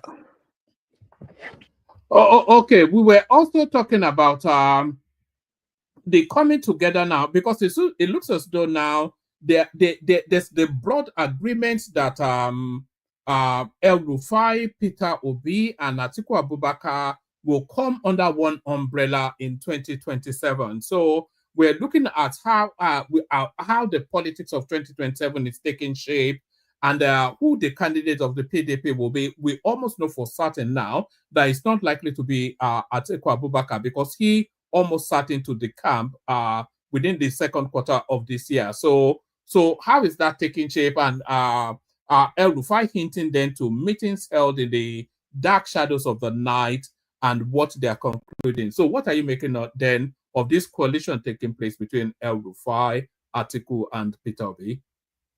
Yeah, thank you very much, sir. You know, as far as I'm concerned, you know what I'm saying? This food is just efforts in futility. You know what I'm saying? This food, they ain't going nowhere. You know what I'm saying? They're just wasting their time. You know what I'm saying? Because Tinubu is already there right now. You know, although I don't, consider Nigeria to be having a government, but what I'm expecting Tinubu to do is to restructure or whatever, the separation of the country. So they already know that they're just roaming around. They're just crazy. They're just playing. I mean, I don't know. They joke now. When Tinubu was not a president, he was not even a commissioner or a minister. He was able to, to get this presidency. You know what I'm saying? Even though that they were people that he supported say that they went against him, he said they should wait for me, that Emilio can't or something. And then this body they crazy. Tinubu is the INEC chairman. Tinubu is the general army commander. Tinubu is the minister for everything. So I when they just go sit down.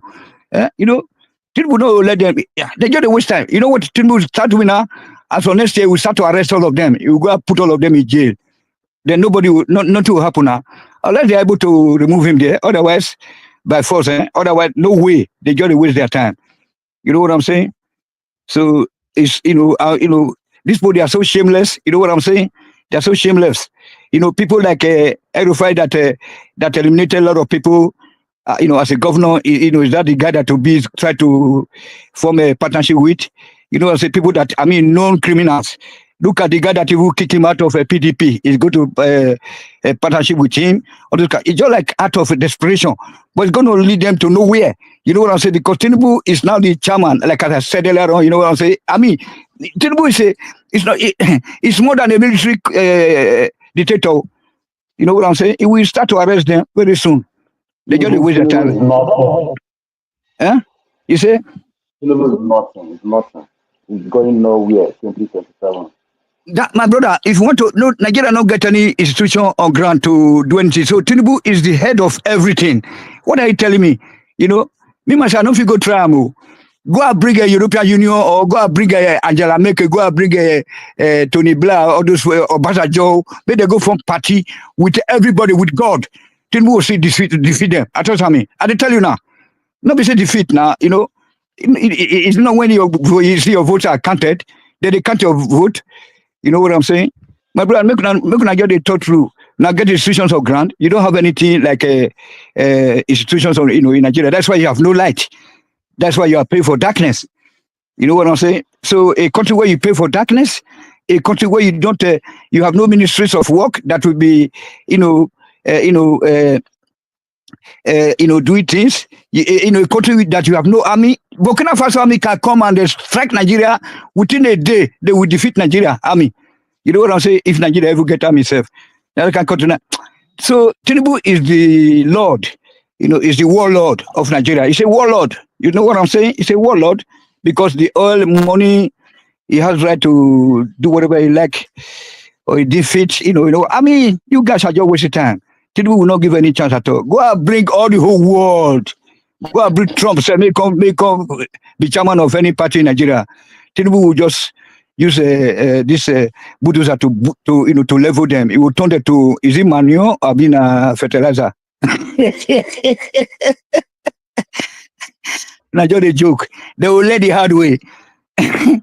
Woman, you didn't see VDM today. He went to Bayelsa. You see how if that guy compete, if that guy want to be president, they will put on there. Who will put him there? The people of the masses, the masses now. Which masses? The South people. Is he not an Edo boy? I said if you go to Lagos, may go to my city now for Ibadan, may go to anywhere, I go to Benin, or go to everywhere. I said that they go to Baisa today, everywhere. People true partner, like say their Messiah don't come, just because things are not working. You know what I'm saying? In the country, that's why people are just so desperate. It's just an online personality now. That's just all it is now. It's just it's not a known personality. It's just like he's doing what a government online personality. No, not online. No, we are talking about offline. You know what I'm saying? Do you know that? Have you not been seeing how you go to universities, campuses, giving them water and all those kind of amenities? I mean, there is no government in a place, so you have warlords. You know what I'm saying? People, warlords now. Warlords, they control those opium farms or whatever.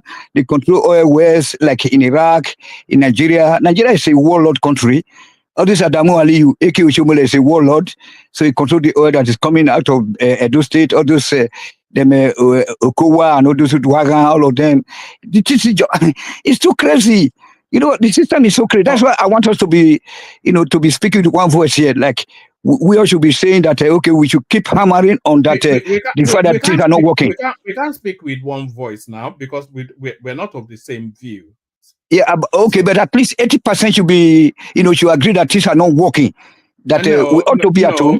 No, that would defeat the whole thing now. You want World Bank to come and tell you how to feed your people? World Bank? That means your system is not working. Where is World Bank telling you where to? What are you even? I don't even. Yeah, like today now, your reader today, you said that the World Bank is say that that people are good. Or sometime I don't know. Last time people in 2027 there will be 90 million people that will be. No. What World Bank actually said was that that inflation has pushed half the country into the poverty line. So the poverty line then is $2.15 per day per person. But because of inflation, it has tipped the at least 46% of the population into that poverty threshold. So that's it. They're just presenting data. That's all. And they are the one cutting it too. And they are the one telling you also. So that means there's a government vacuum. Because if you have a government, you don't have to wait for a white man to come and tell you that your people will be falling to the poverty level or whatever. You know what I'm saying? So assuming that I'm the president, I'll make sure that my people they can go to the farms and then feed themselves. I will encourage the people to build factories and whatever, so that people can be able to work and then pay taxes. And then right now you are taxing people that are selling pure water. One man, you have to. I mean, you should see the reason why sometimes I throw some shit at some people here. You know what I'm saying? When people, they will say that IGRO, the internal generated revenue. Where are they? A country with no power, a country with no industry, a country with no working, no employment, and then you are taxing people that are just, hey, my God, look at the condition at which those people they are living in. And then you see, oh my God, you go and tax them, pure water seller. That is what we call drinking blood of people. They are fly. They are fly. Those kind of mosquito now, big one when they suck blood. You know what I'm saying? Now this Nigeria bunch of rollers be. All right. Yes, thank you. Enough. I just say I come before people know who come, go close. Now make me just come in. All right, brilliant. Stay with us, Tony. Let me move the conversation on, unless there's anything else you want to add. Thank you, sir. No, nothing more, than to say thank you to everybody, and then I'll make make all of them stay steady. Make they think of the poor people. You know what I'm saying? Because all of us cannot go abroad, and then even for the fact that we have to go to white man's country before we can, so that we know we die of hunger, should be a very big concern. Thank you very much, my people. All right, brilliant. That's the inimitable Tony. So it's a one of one, and thank God for that. So it's a one of one. So thank you, Tony. So that's Tony kicking it off in a manner only he can. So thank you, Tony. We go on from Tony to Emeka, who hopefully has sorted out the bounce backs. So let me rattle through what we're talking about, and then you can just take a pick and we do 5 minutes monologue. There are not that many of us, but I don't want people held for too long. We do for 5 minutes monologue. We open it all up, El-Rufai talking about the convergence of political ambitions of himself, El-Rufai and Peter Obi, telling us now that they've come to some sort of an agreement. What that agreement is, we don't know. We're also talking about the World Bank telling us then that half the population are now living officially in poverty by the matrix of $2.15 per person. So that they say is a result of inflation. The price of rice is falling quite drastically, but people still cannot afford it. Now 50 something thousand naira per bag. So there's that, and then there's this exclusive from Sahara Reporters that Obi's visit to Rome was actually to plead some debt owed by Fidelity Bank to Tinubu. So a lot of people actually sent that in. DSS tells us that they're not involved in the arrest of Nnamdi Kanu in Kenya. That is not to say the Nigerian state was not, but to tell us then that they, as an agency, were not the arrowhead of that space. So there's that. You can just take it from there, and then of course, Trump ambushing the South African president, the King Emeka, were in the presence of royalty, ladies and gentlemen. So good evening, woman. Thank you very much. Well, good evening to the panelists and viewers at home, and also those at the comment section. I saw the media statement from El-Rufai, and I laughed really hard. Why I laughed was, and I think also Babachi Alawa, I think he was also going around the media and supporting the coalition. They are going to fail. And if you ask me, I think, in my opinion, I might be wrong. I think El-Rufai might be the Trojan horse. Why do I say so? You know, it appears there's a history of him being unhappy with the president not getting support for his ministerial appointment through the Senate confirmation. But then again, I remember during when the president won, he said he wanted to go back to school. The president was begging him to stay. And all of a sudden, the president did not intercede during his Senate hearing. I started reading in some, behind the scene, my own opinion behind this. And I think El-Rufai might be the Trojan horse that might go into that coalition, obtain information, and feed it back to the president or the presidential campaign team in preparedness of what the ADC may be trying to do. They are now, like what we predicted, Obi is going to leave the Labour Party. And as you can see, just like the political prostitutes that he has left the Labour Party and abandoned them alone. So he has completely embarrassed my governor, the Abia State. He has embarrassed him when they were trying to look for peace. So he has left that man now. That man is now on his own. The other faction is also fighting. Obi has bounced. Article 2, the chairman of the political prostitutes in What evidence do you have Nigeria. that he has bounced? What evidence do you have that he has Oh, bounced? they said he has signed the agreement with Article. They are going So Article, they El-Rufai, said they signed. and They signed. What's it called? Whatever you said they did. written agreement. Have they announced any political party that they want to run? Oh, they say ADC that they are going to go to the ADC. Well, that's They are, all. That's they just. are in discussion with the ADC, They're in right? discussion with AGC. ADC, So yes. did you hear what Obi said, that it's just part of whatever coalition that will move the country forward? So he has not. Obi has been, Obi and lies are 5 and 6, right? Obi will never admit to truth. When Obi sees truth is like a shadow to him. This is not the first time we have the rational mind. You've been here. You've also provided your own opinion on this matter, and you've provided strong opinions.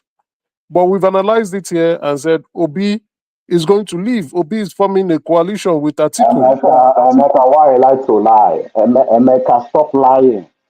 Obi still in Labour Party. Stop lying. Eh? Why are you talking nonsense all the time? Obi is leaving. Leaving where? Eh? I'm not the one who said it. Obi El-Rufai is the one who said it. El-Rufai said it today. Can I speak, please? You are echoing, so you are echoing. We can't hear you very well. El-Rufai is the one who said it. But El-Rufai is in the SDP now. Why would they be saying that? He's leaving the SDP and he's going to. He said they formed the coalition. Woman, you didn't show them the publication. You didn't get it out. I read it out now. There was even a clip of him saying yes, it, he gave the press. Yeah. That's why I watched the press statements that he is not written. He said it himself. He was talking to the media himself, Atiku, and P2B. They form a coalition. They've written agreement, and they are in discussion with ADC party. So Obi is going to leave the Labour Party. Atiku, technically, Atiku is not in the PDP. What your governor will leave. Alex will leave too. Let him go. Let him finish. Patrick, fix your speak your is mic. That Patrick? No, that's Patrick Uche, not Patrick Canada. Sorry, carry on, Emeka. So he said it, but we've known that Obi has been having secret meetings with Atiku. We've discussed it here. The media have also provided insights, despite the fact Obi denying it. He denied it in multiple occasions, but there have been secret meetings going on. Now Atiku has clarified. His media aide has clarified. Many of his media aides, or those who work closely with him, they've all said it. It's on social media everywhere. Atiku will do one term. P2B will be his VP, and hopefully P2B would run as president in the next election cycle. Well, I don't.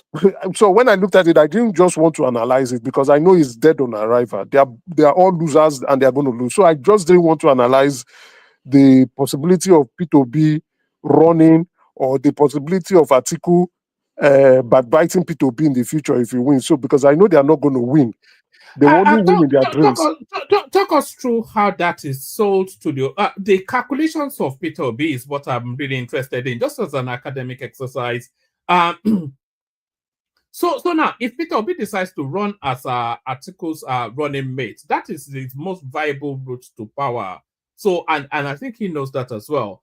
If he decides to run, it will hemorrhage quite a lot of his followership, but then he will gain the followership of Atiku as part of it, So it's a calculation, isn't it? It's going to hemorrhage from the obedience space, but what Atiku brings into it, would it compensate to push him all to where he ultimately wants to get to?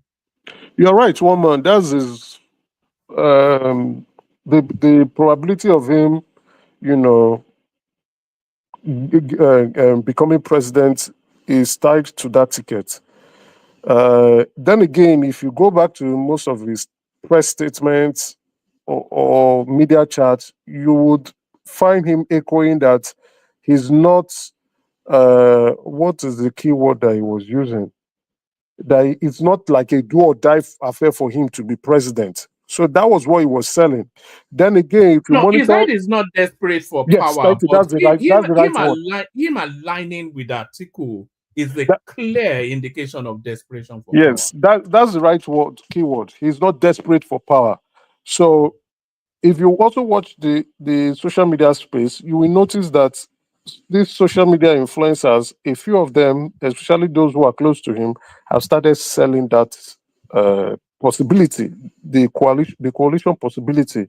And what will happen when they now give an official statement? Because so far so good, each and every one of them, or through their spokesmen or aliases, are just speaking they are not speaking authoritatively, but we know what's going on behind the scene based on body language.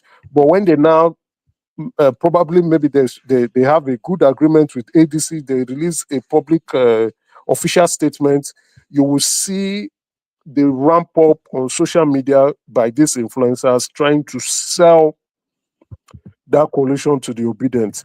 And the prediction that I'm going to say is that obedience are going to buy it. They are going to buy it. Why do I say so? Some like the ones who are closer to Obi have started selling it. And some people are looking at it, even those who are in the southeast, and saying, okay, this looks like a good possibility. So if there's an official statement, there will be a ramp up from these influencers when they've collected the money to do their job, and they will sell it to obedience. Many obedience would buy it. A few may not agree, but many of them are going to buy it. So they look at it as the possibility for Obi to become the president after Atiku runs for just a single term.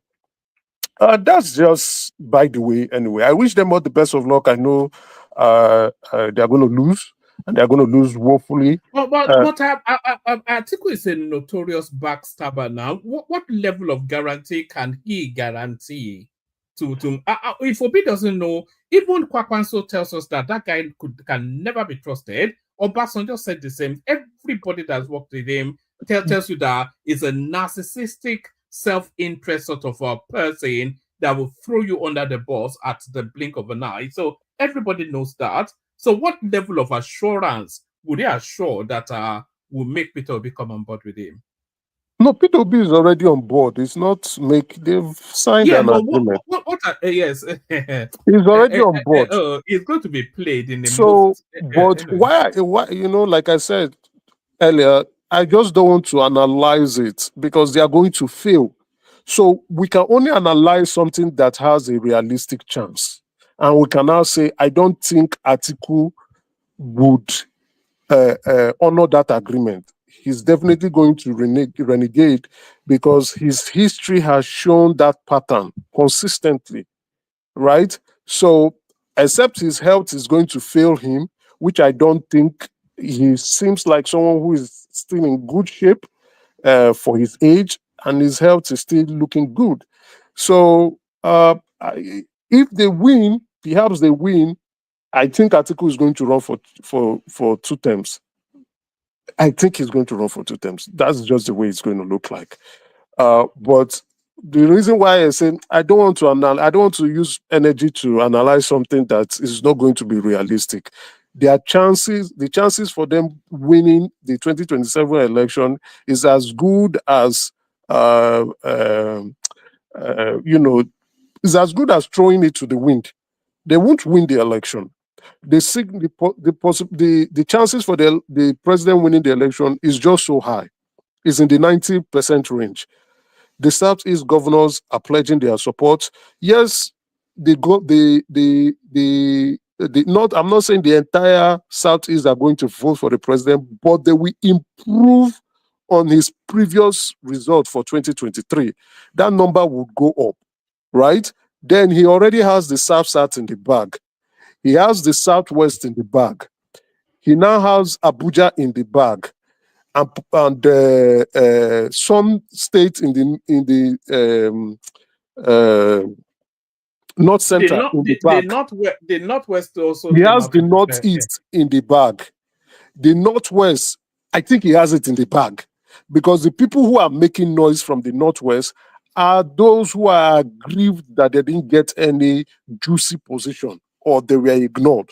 These are nonchalant, disgruntled politicians. So the president in all the geopolitical zone is going to do very well in 2027 election. And then we've not even included the power of incumbency into it. We've not also included the influence of using the Nigerian police, as well as the influence of using some electoral rec into the election. So what Atiku would do well in his state? Yes, he controls that place. Adamawa is going to do well. Peter Obi would do reasonably well in the southeast. He probably would be, that ticket would be, if the coalition is successful, that ticket would do well in the southeast. But the president would eat into the numbers. I don't see how. That's why I'm saying that. What's his name? El-Rufai is the Trojan horse. I don't see he has completely lost Kaduna political structure. He's lost it. So, what influence is it coming to bring into that coalition? I don't know, but I think it's the Trojan horse that will be feeding the APC on what the ADC, or maybe if the ADC doesn't work, the new political party they are going to join would the information and their strategy. I think that he will be the one that will be leaking the news. So, and like I said, I wish them all the best of luck. Losers, there's no harm for them trying again, but losers will continue to will. And let's see, maybe after 2027, Atiku could throw in the towel. So let me just briefly move to your report on the World Bank. Two nights ago, I said it. 50% of Nigerians are in poverty, and today the World Bank is releasing that to reflect the fact that 50% of Nigeria are currently in poverty. Nigerians are really suffering, and just before joining the platform, I was reading where the Minister of Information is saying that the economic policies of Tinubu is going to make Nigeria great again, and Tinubu is doing well. And I'm wondering, why are these people gaslighting us? Why are they trying to twist the story, the realities of things in Nigeria? Why are they doing this? It's not okay. Nigerians are finding it very difficult to buy bread and to buy the rice that is now 56,000 naira. Is challenging, and it appears that the president is not willing to adjust. I think 2 nights ago when we were arguing, and I was telling the platform people, the members of the platform, that what is Tinubu doing that is different from what Buhari has done and Goodluck Jonathan has done. That is his economic policy. Apart from the removal of the fuel subsidy, which has made Nigeria more poor, and the flotation of the naira, what policy again have they done? Our NPR has always been going up.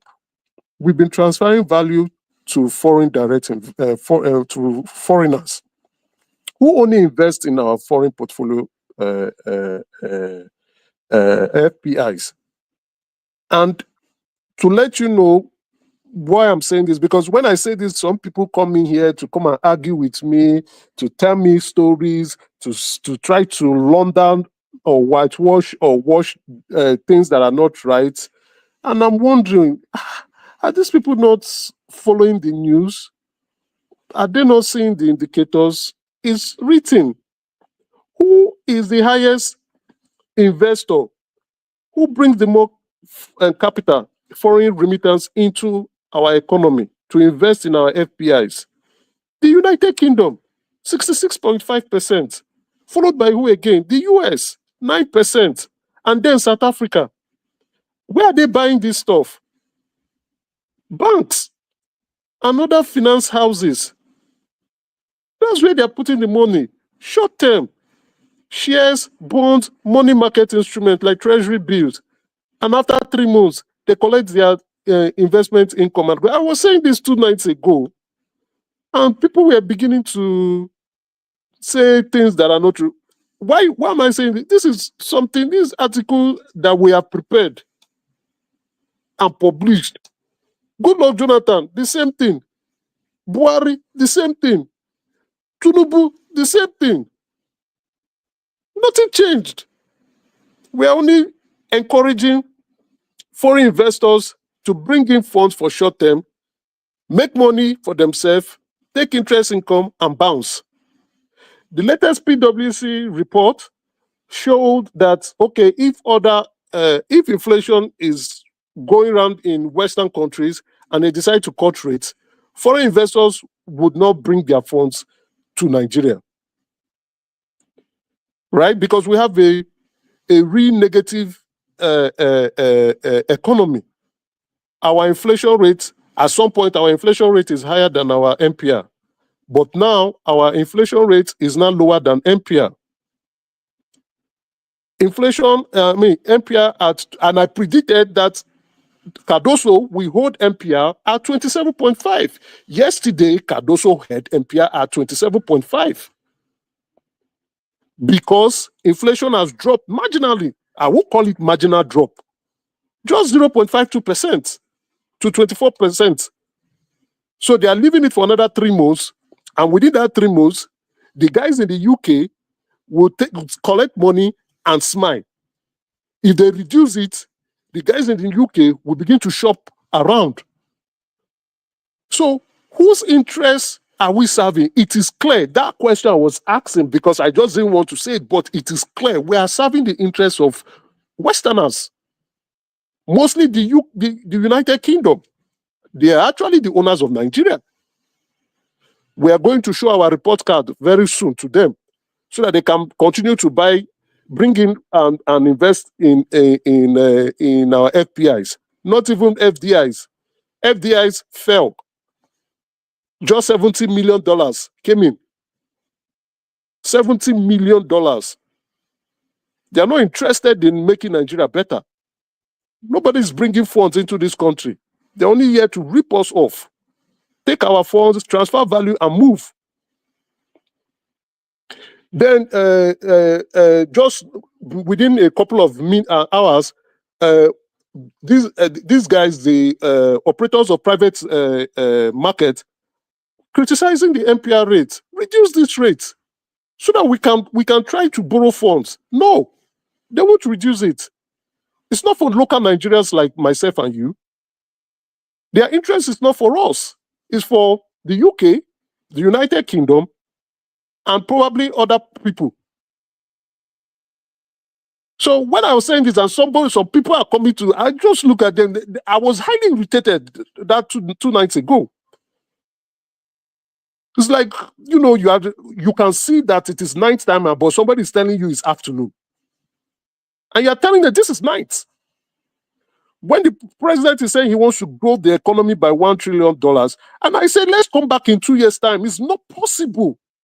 There's nothing Tinubu is doing that is different from what Buhari has done. The only two things, the things I did, he actually made Nigeria more poorer by removing fuel subsidy, and Nigeria can't afford things again because now they are buying fuel at a higher price, and then the fluctuation of the dollar.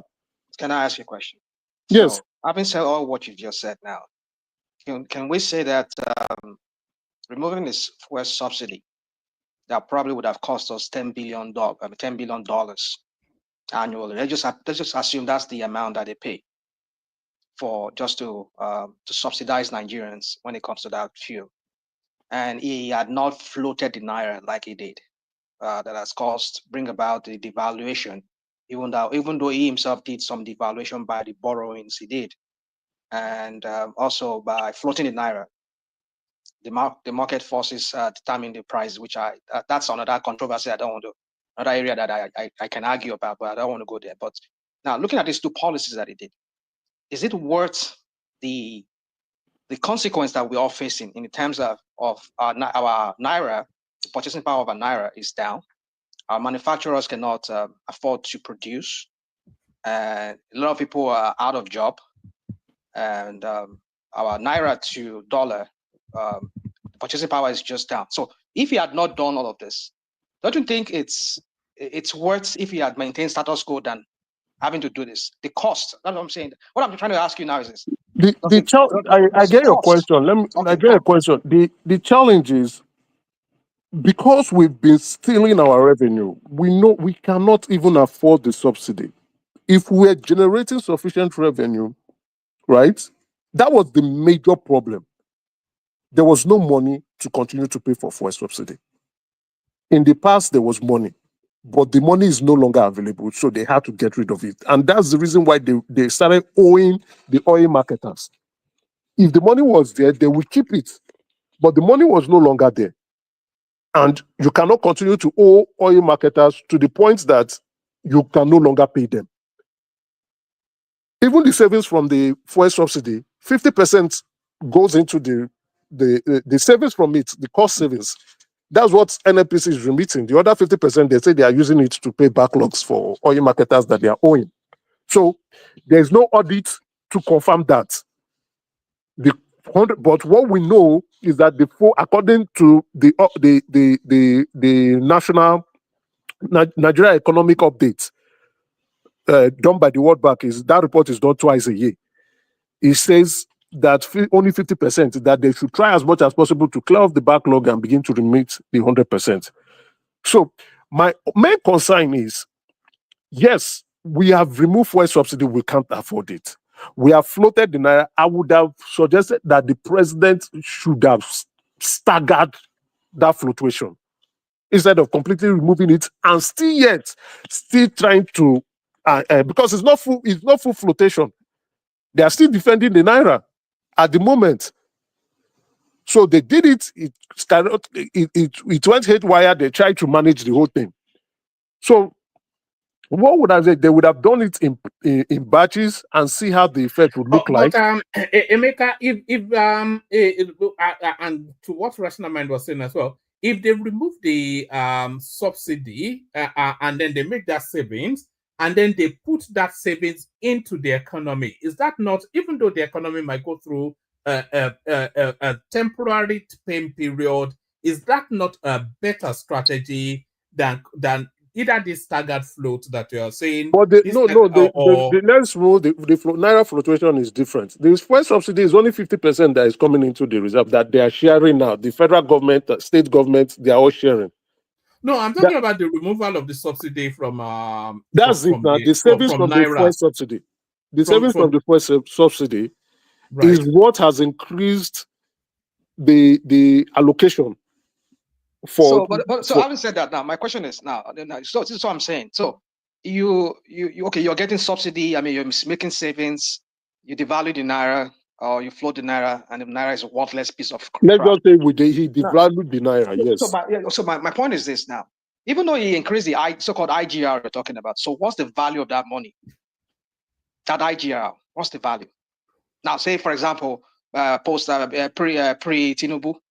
The value of a billion naira, it's like if we convert it to dollars, right? Let me land this point so you can answer it. Say pre-Tinubu when Bubu was there, let's say a billion naira is worth say 500. Let's say it's worth $500,000. Dollars, yeah. Let's assume like that. And now when Tinubu there is now. $1 billion is worth $1 million. So and now he makes $1 million. I mean, he makes let's say give $1 billion. I mean, billion naira to a governor. That $1 billion. I mean, $1 billion naira is worth $500,000, as opposed to $1 million, $500,000. That's a wrong question. Anyway, Rational Mind, you are right, but I will not say. I won't say it. Right? Let me quote the World Bank. They said, "Why did our revenue improve? 3 things: cost savings from removal of fuel subsidy, the devaluation of the naira, and efficiency in remittance. That is improving custom duties. That's ensuring that customs remit what they are supposed to remit, right? With the custom duties and the rest. That's why our revenue increased. So those 3 factors were the factors that improved our revenue. Now, if we're not going to look at it for dollar to dollar value, I will try to do that over the weekend. I think the devaluation of the naira, which increased our revenue that's devaluing the naira, which increased our revenue. If we convert it back to dollars, the change is marginal. The increase is marginal. That if we are not going to be comparing revenue improvement to that of the Buhari regime, I think is marginal from that data input alone. Okay, so when I say that Tinubu has succeeded in putting Nigeria into poverty, him floating the naira, which does not improve Nigerians' life because we are in an import-driven economy, but it only makes those guys, the Westerners, especially the guys from the UK, the financial guys in the UK, it will only improve their value of funds coming in, the pounds, when they bring it in. Yes, the naira has devalued. When we bring it in, our money will be huge. And when we are taking interest, everything will look okay for us. So all these economic policies, the indicators, and the outcomes only serve the interests of the Westerners. So my view is the president would, yes, inflation went up because things, when he did the fluctuation things and as well as fuel scarcity, the prices of things went up. But now I can actually admit the economy is stable. The naira is actually getting stable. It's not going up, off and on. We can all agree to that. When we compare it with November, December, and January this year, it's not stable. Companies cannot make good prediction of the value of the naira. He should reduce MPR. He should reduce MPR. That's just it. So that we can go into the market and borrow and try to produce. All right, start to bring it up, Emeka, so Yes. that we can move it around. My other discussion, I think you mentioned something that I wanted. Which topic did you mention again? Oh yes, so the South Africa Buhari. You see, Trump knows how to whip people. The guy is he doesn't hide his mouth, and Ramaphosa did not expect the shredding he got today. He thought he could go and explain himself to the president, to President Trump. Unfortunately, he didn't know that Trump has decided to play a fast one on him. Even though the information Trump is getting is not actually correct, it's not fully correct, right? So there's a lobby group, a South African lobby group, who have gotten the mouthpiece of Elon Musk, and they are now using that to convince the president to do something about the farmland in South Africa. But if you watch the interview in full length, you'll find out that the richest man in South Africa also accompanied the president, that's the South African president, and he explained to Trump that actually the issue is not a racial issue, it is a crime issue that cut across the divide. Everybody is feeling it. So that guy too, that's the richest man in South Africa, both him and Trump, they've shared the same apartment before, I think in the 70s, in New York. So he explained, he said it's a crime issue and we need technology. They need the US to help them. And also, he told Elon Musk, if Elon Musk can bring this Starlink and put it in every police station so that they can get access, and likewise drone, that he was trying to invest in drones. But the predecessor of Ramaphosa said the US will be spying on them. And they didn't encourage that drone investment. So Trump listening to him, I believe they will have a closed session and they will discuss the full length of what is going on. But what are you making of that sort of ambushing something? He did that with the Ukrainian president as well. Yes. When he and Vance launched at him. Is this the new format now that if you go to the White House... No, that one was a mishap, right? What's that his name? Zelensky. Zelensky was very stupid. The way he was communicating, maybe, I don't know, probably English might be his not his native tongue. So he snapped at the vice president, and Trump didn't like that. So, but this one was... Are you sure you watched that thing? I did watch it. Yes, I watched the full interview, and I watched it twice. It's okay. So, it never snapped. It never snapped. He actually insulted Vance. How so? How so? He He insulted actually tried Vance. to correct him on a detail. Like, He that's insulted. That's what it's trying to do. Yeah. So, He insulted so Vance. He insulted for Vance these in his people, language. That's why I said maybe hold on. English For is this, not his native tongue. He was well, you frustrated. might have a point there, but to this MAGA lunatics, which is also this idiot in the White as the vice president himself, they just they're so steep in their conspiracies and all of that. That was what this guy was trying to correct him. These people, it's alien to them to correct them. Correction, they don't take correction. These MAGA lunatics. I mean, the president, his vice, and all of those is MAGA idiots with them. They just don't take to corrections. So anything that you try to, if you like, look at what happened at Oval Office with Ramaphosa. Look at how he was just going off, and then he wouldn't even accept. Even when a reporter was even asking him question. She was asking him question. I was trying to put him straight. It just push off whatever. You see, that's the thing they do. When you ask them a question, he will dance around the question, and it will just divert, and they just. Trump is very good at that thing. Too. I mean, he's very good at when you ask him a question, he will start off like he was about answering that question, and we just totally derail and just forget the question and not even talk about the question anymore because they know the truth is alien to them. They don't like saying the truth. When it doesn't go in line with their whatever What truth? whatever You are not citing examples. I just gave an example of. Did you watch that? I mean, this one that the woman played was. I don't know. Maybe one. Oh no, he was. The president was completely misinformed. That's what I'm saying. Misinformed. Misinformation ramps. I mean, look at what he was saying. I mean, when Zelensky said, "Oh, even Trump was saying that. Oh, it was Ukraine started the war first." Oh my goodness, how could Ukraine started the war first? That is the same misinformation that was good, and that was what Zelensky was trying.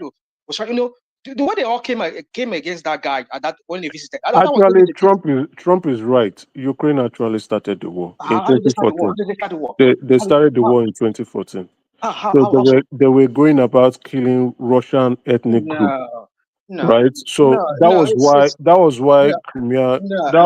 Crimea. Don't worry, let's not pivot so that other people can. Leave it at that. Okay. Yeah, let's not pivot so that other people can come in. Let me not be the center focus. So anyway, the president Trump was misinformed. I will also blame his staff for not doing deep research and finding out the truth. But I believe they will all try to discuss this matter at length and look for a solution. That's why the South African president is there, and he brought a huge entourage with him for them to also express their opinion. But before I leave, one very solid point. Yes, it is true that Peter Obi went to see Tinubu in Rome because of Fidelity Bank debt. So, and when you begin to hear these rumors about bank having issues, there's an iota of truth. Today, the CEO of Fidelity decided to increase her shares. She increased it to 26%, buying, I think, 8 million shares or 18 million shares, thereabouts, over 300 million. Why is she doing it? Because there are rumors going out that Fidelity is having debt issues. She's trying to see how to boost confidence within the market. But Fidelity has bank issues. And hopefully, it's just time. I hope they will release their annual report and we will see how geared they are and what provisions they've made for their bad debt. What's really giving them that issues that they are so leveraged. If time permits me, if I can lay hands on their statement, I will try to speak more on that. But let me not take so much of your time. Thank you very much. And to those who are saying, opinion, I am not quoting opinions. The economic issues that I discuss are not opinions. I've cited reports.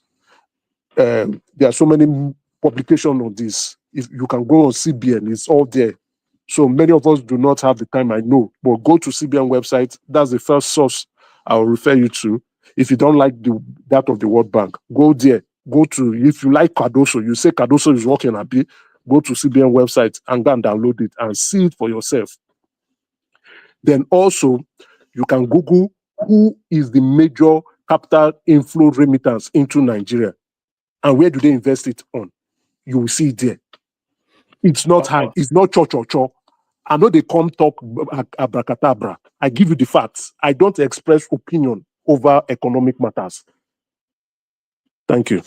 All right, we're done. So that's the excellent Emeka, of course, the inimitable Emeka. So thank you, Emeka. Stay with us. I'm sorry, one more, an opportunity to to respond. I just went to the comment section to make some commentaries. They didn't appear. All right. I'm not sure what I.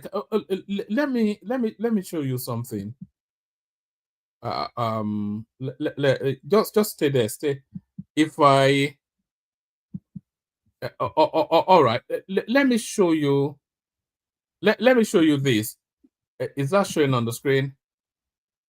Yeah, somehow I will screenshot it then. No, we cannot. I cannot see. We cannot see. Okay. Oh, is it one on the side? Oh, hold on. Let me show you this. Is that showing on the screen now? No. What is showing there is exclusive as well. Something exclusive. I want to show you the studio on the. Okay, you can check it later. I don't want to let you know, sir. That's all. All right. Can you see the studio on the screen now? Oh, it's not letting me. If I show you the studio, there's your name. If you see the band list, your name is not there. The names here are. There was a guy that used to come here to pound spam. Do you remember that guy that used to come and do porn on the? So he's the one under all of its incarnations that is banned, and one other character. So, but your name is not banned.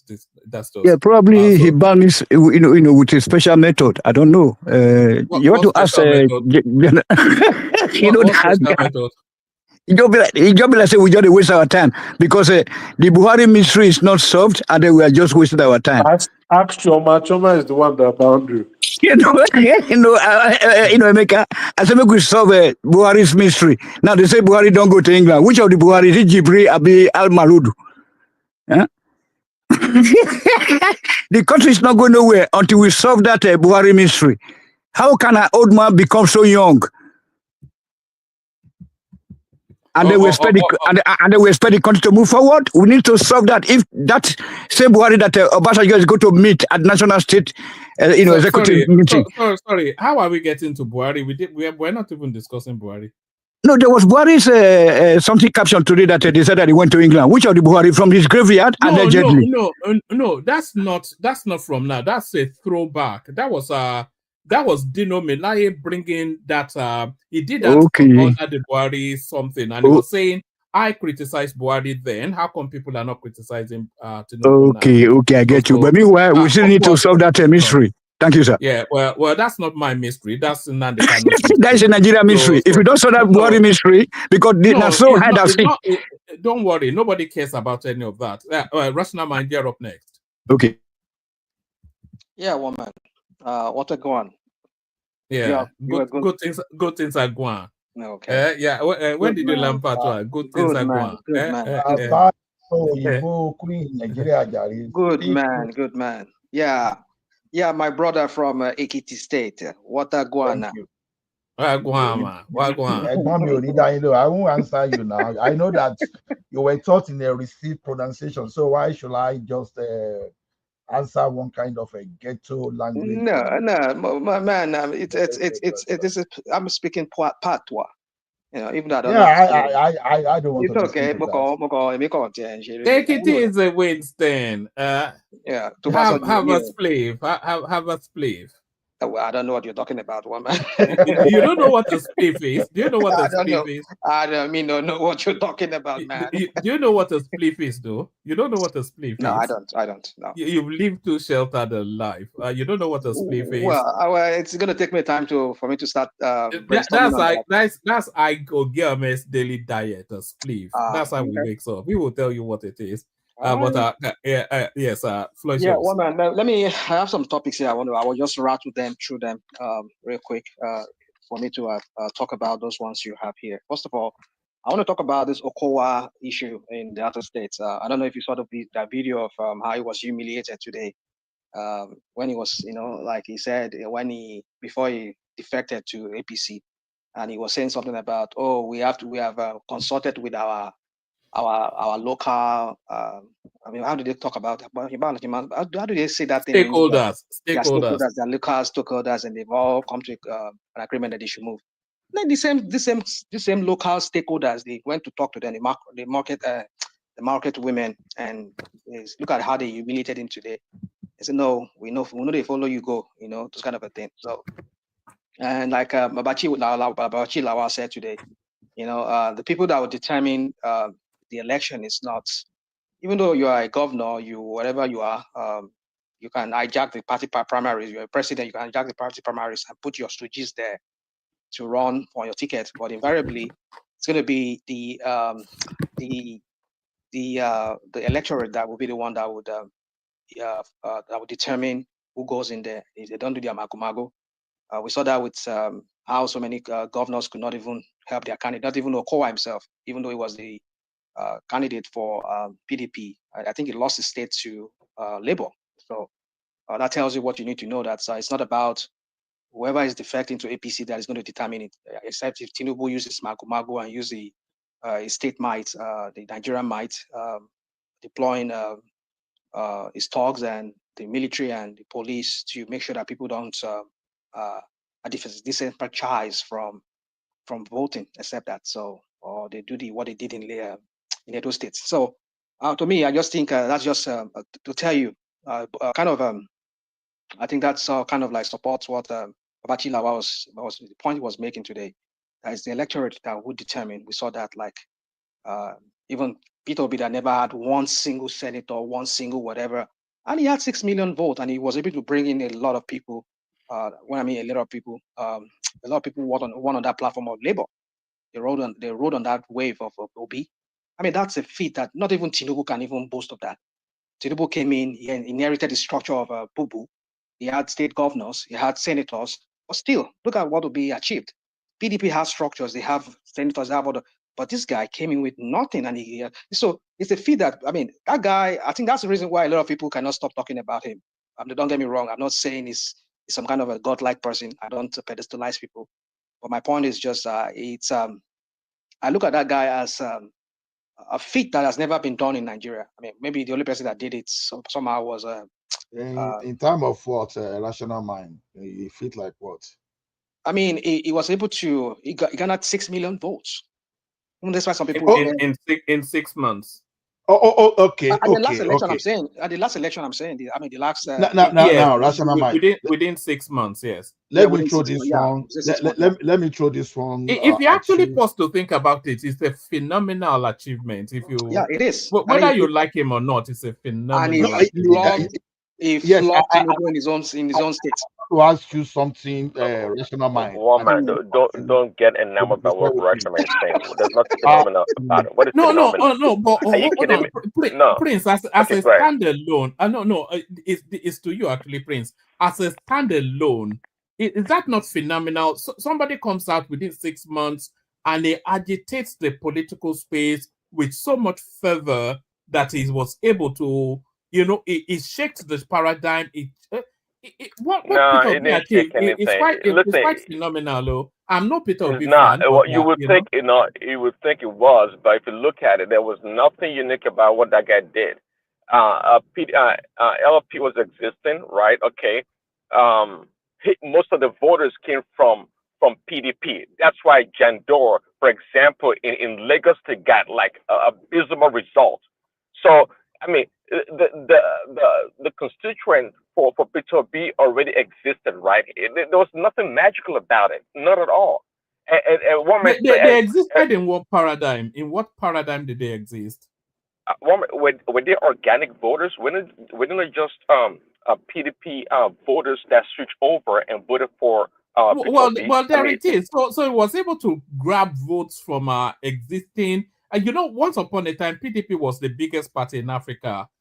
So if it was able to snatch their votes, then is that not an achievement? It did not snatch anything. There's this fervor in the country that the power must go to the South. That was kind of well established and accepted by a lot of people, the voters, right? And a lot of people, and that's why many of the Southeasterners, that leaders were talking about microzoning. That's the first time I heard that phrase before, microzoning. So it was either going to be a Yoruba person who one man or an Igbo person. There's nothing magical about it. And Peter Obi happens to be the Southeastern or the Igbo man on the platform. So there's nothing. And by the way, a rational mind. The platform, the platform that Tinubu ran on, the APC, right? He built it, okay? Don't talk about it was already Stop that misleading information. That's misinformation. It was established by Bubu. He did not build it by himself. Okay, I will educate you. He didn't say he built it by himself. Well, Bubu was there. He ran with 3 times. Well, he built it now. We all saw those meetings in London. We all saw those meetings in London. Let's stop this misinformation. This is a We misinformation. saw those meetings in London 2013, 2014. Rational mind is not misinformation. It's not misinformation. It's okay. Let me put it right. It's not totally true what you people are saying. I'm not saying it's not. I'm not saying it's falsely, flatly untrue, but it's half truth, half lies. You people are trying to portray. But you made a categorical statement that you didn't believe it. You said rational mind. I heard you. So let me set it straight. Let me set this straight. Okay. He brought in his own ACN from the Southwest.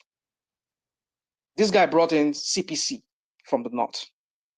And some fractions of... I beg, don't waste our time. We all know that. You spoke we here don't now. need to I didn't reject you. The power behind it, the person that sustained the party was Tinubu. We all know that. Don't give us some cockamamie stories. We don't want to listen to that. We don't know that. Apparently, you don't know that. No, please, Daddy, let him talk. That's why you're giving this misleading information that you're giving here. So he came with his own factions. Faction, whatever I call it, or his own group from Southwest.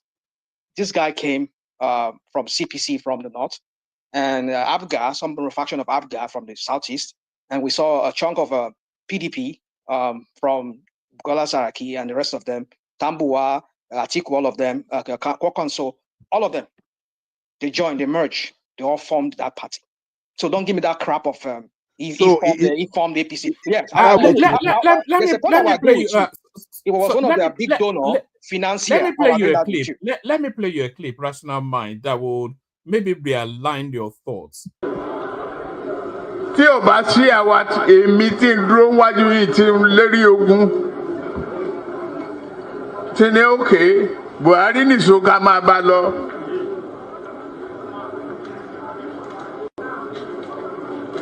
Kò lè di president. Ó ṣe kìíní olùlẹ̀. Ó ṣe kejì olùlẹ̀. Ó ṣe kẹta olùlẹ̀. Ó tiẹ̀ sunkún lórí tẹlifíṣàn. Pé láyé òun ò tún rán mọ́. Mo dẹ̀ lọ bá Kaduna wa rán ọ̀rọ̀ ẹ̀kún kọ́ lélẹ̀. Àdúró tiẹ̀. Wàá dẹ̀ wọlé. Nǹkan kan ní. Well, what do you think it meant there? You see, this is part of the propaganda and the crap that you people always do. By people. Can I just say something without you interrupting me, please? And then you can interrupt me later if I'm done, please. Because when you interrupt me, I'll just forget my line of thought. Now, it's true that I've said it here on this platform that Boo, I was in Lagos before I came back. I was in Lagos before on the day when he went to see the INEC to collect his certificate of return. Tinubu was by his side, and he stood up. Bubu stood up, and exclusively he thanked Tinubu. Say, without him, I wouldn't have even been able to be president. I agreed that Tinubu had a major role to play, but Tinubu would not have been able to do it all alone by himself if the CPC never contributed, if the PDP never contributed, the faction of the new PDP, they never contributed, if some part of the ABGA never contributed. So don't give me this crap. But yes, Tinubu played a major role. So you see, sometimes people blow their words down what it is. I know. Maybe I go to Acappella and say all that crap that he said there. Yeah. From no role to major role. He was a major financier and the arrowhead of how Buhari came. But he alone could not have done it all by himself. So don't give me that crap that he did it. Oh, he did some kind of bad. Why did he not? Why didn't he make Ribadu? He did not do it by himself either. Why didn't he make Ribadu or Atiku when they ran on his own platform? Why did he make them president? When was that? If other faction from other group they never joined his party, they never merged together. So don't give me that crap. Rational mind. I mean, Rational mind. let's not try to be. I mean, downplay or water down history. Let me ask you a simple question, because you just said something now. Now, is your understanding of building is just about putting people together, or the major block that sustain and make that building successful? So who build? You understand? Someone that just carry people together just to form and wins nothing. You understand? Wins nothing. And someone that carry people together, they win and they assist sustaining. Who actually builds? Ola, you see some certain questions when you ask me. Straightforward question. I didn't even explain it now. See, when I'm talking the way I'm talking like this, it's just because I don't answer your question the way you want me to answer it. So if I give you the answer, I don't want you thinking maybe I just don't want to answer your question. So that's why I'm giving you that caveat that yes, it's a certain question I don't like. It's misleading. I mean, it's a leading question which is going to be misleading at the same time. So my point is this: is that yes, I did not deny the fact that Tinubu did not have a role, not even he had a major role. I said it that Bubu exclusively thanked him in front of the world when he went to collect his certificate of return. So I'm not denying that fact that yes, he never had any major role. But you people make it sound like he's beyond and be all, like he has some kind of conjuring power to just, without APC won't be in power. That's what we are saying. Yeah. Leave me alone. You love to be right. You love to be right for no reason. Without Bubu too. Okay, you win. You win. Let's move on. You win. We'll move on. But without Bubu too, this is to one man very quickly. One second, one man. Let me say this to you.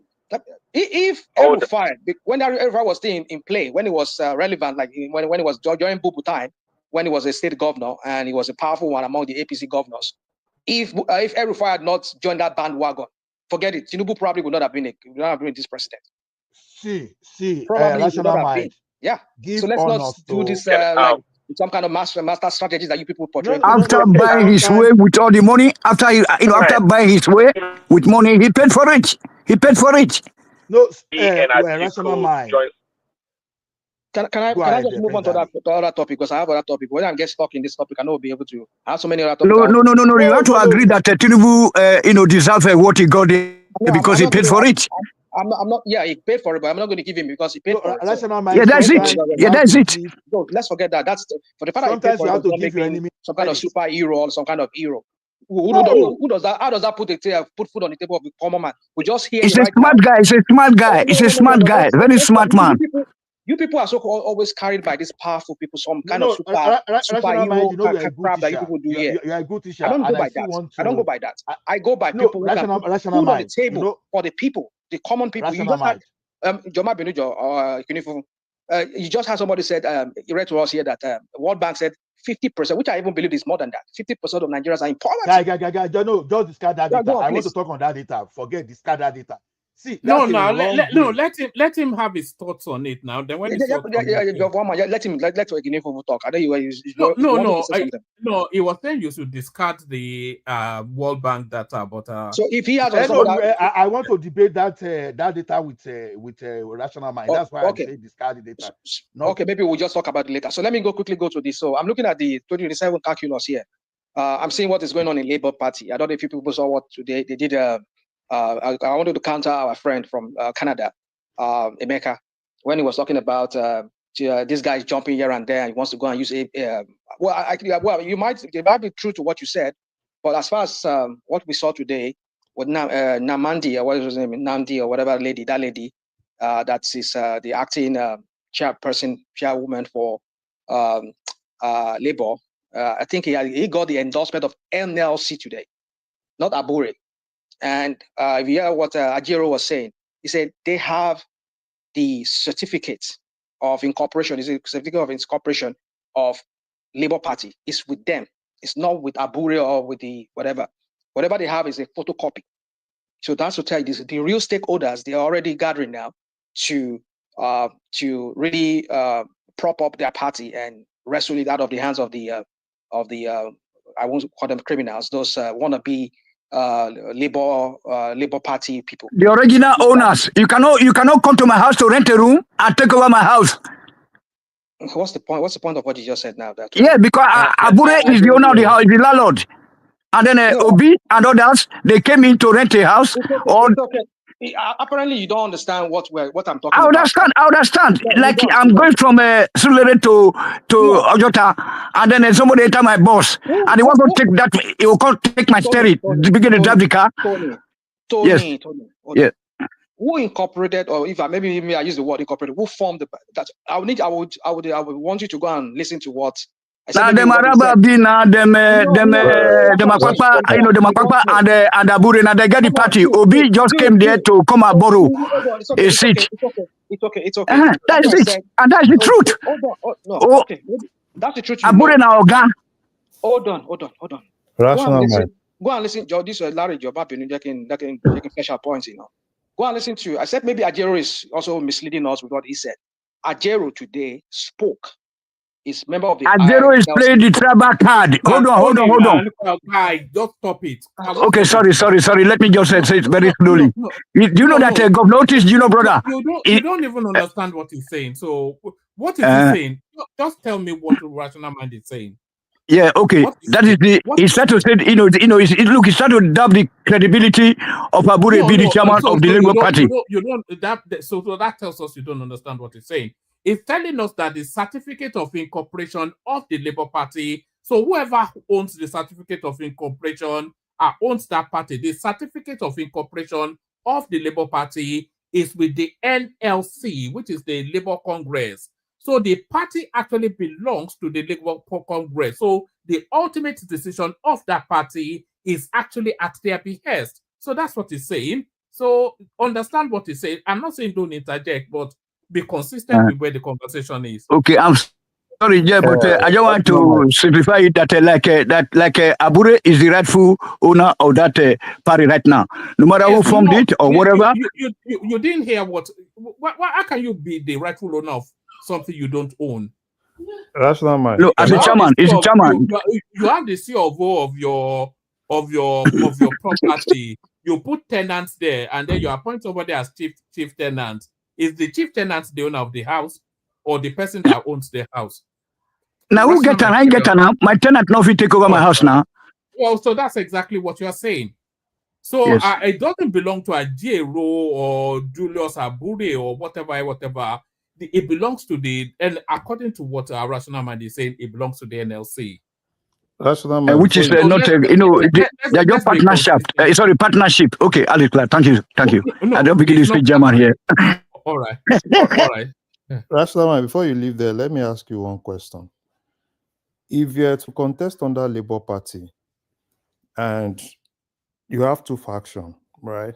And one of the faction is being supported by NLC and another faction is recognized by INEC, which one of them will you want to go with? Yeah, so that's where I was going before this friend interjected me and just make me just lost that thought I'm trying to build on. Yes, but so my point is that if you listen to Ajero and the group from the NLC itself that convened today with that lady, the so-called factional for the OB and this guy, Abia State Governor, that lady, that he sat down with them and they kind of like recognize her as the acting for now. But I understand that the INEC on their portal, it's this guy that is still there. Depending when they would, they said they would have to review the judgment from the. No. Let me land the point. They made the decision yesterday on that already. Oh, they already made. So what's the decision? Yeah, so they recognize Abure's faction, and that's why the governorship candidate in Anambra, it's the Abure faction candidate that is recognized. Okay, so now for them to have recognized, like you're saying, then so I would want to see how the Ajero and the NLC would play that because they said they want to move forward. They're already protesting. Who are protesting? Okay, protesting to INEC. Yeah, they are protesting to INEC, the OT faction. Okay, so we see how that all played out. But my point is that I listened to what that lady was trying to do because this guy, they don't seem to want to move that party forward. That's Abure. They want to continue using it as a transactional thing that they've been doing every time. Like we've had stories about, if you, one of those displaced, internally displaced politicians, and maybe your party, you lost in your primaries or they just excluded you out. You can just go and buy their own Labour Party. Before Obi came in, you go and buy their whatever. So they use it like, and they get money from federal government for some party inactivity. So that's how some of them, Abure and the rest of them, that's how they make their money. They sustain their lives. But now these people wants to move that party because they saw the potential there that the party can move forward. They want to register more people. And if you listen to what the great ideas that this lady championed, that she wants to, but even let's just even say you people are the faction, you are the recognized. So the question is, what is Abure doing to really promote that party right now? Let's even assume that he has some legal issue that is, but everything is over now. Are you growing the party? They just want that party to remain the way it is. So NLC said we want that party to move on. It's the party for the for workers. So we want people to enroll en masse. So we are going to see how that plays out. Like since they are protesting, we'll see how that plays out. Very quick. I know you have to move. We can talk about that. I just don't want to dwell too much. There's so many points I want to bring up from that meeting that they had. Don't get me wrong. I'm not this kind of person that get excited and overexcited when I hear things like this. But I just try to put it out there so that we see how it goes. And I want people to understand that, I see Labour Party as that has a good potential if only these idiots could get out of the way and let people really who wants to really do the job. But even if things are running smoothly, Labour Party is still small. Is still too small a vehicle for Peter Obi's ambition. Okay, I'm not sure that they couldn't even cover half the polling booths. That's why. You have a point there. So that's why from now before 2027, if Abure would just get out of the way and all those idiots, or if they want to join a bad one, God, and maybe allow some kind of a new election so that everybody can stand for election, whoever wants to be part of the party officials like chairman, NWC or whatever they call them within the organs of the party, let them do that. But these people doesn't want to do that. Abure doesn't want to do that because they know they will be kicked out of the party if they stand for a real election. They don't want it. So that's why they want to maintain the status quo and let it continue being that same party that everybody can come and get a party and they can collect their own money, pocket it and give you their candidacy or whatever. So the point is this, I know it's going to be, I don't know how they go, but let's just see how they're going to handle it because I think with NLC meddling into it now, the NLC National Working Committee and all of that, which is the powerful organ within the NLC, if they can talk Abure out of it to step down and let them all, okay, if you don't understand that, can we convene for some kind of an election? You can stand for election if you want to stand. And if they vote you in, fine and good. But we're going to see how that turns out. Now, one minute, real quick. Ultimately, they'll still have to have an election still in that Labour Party just to establish exactly, because there's so many factions now. There's the Obi faction, there is the Abure faction. I'm not even sure. Even the other guy too, Apapa faction. So, Apapa is still there insisting that it's one thing or the other. But that's what I'm saying. If NLC can come in and kind of bring all these three of them together and say, okay, let us sit down, let's just talk. But I don't know that that's going to work because some of them just don't want to give up because they want to continue having that juicy part of it because they felt if they maintain that status quo, they'll be getting the money they get. But it's okay. I don't want to dwell too much on that NLC. I just want to put it out there that NLC has a potential because I don't see it as troubled like other party like PDP, major party PDP.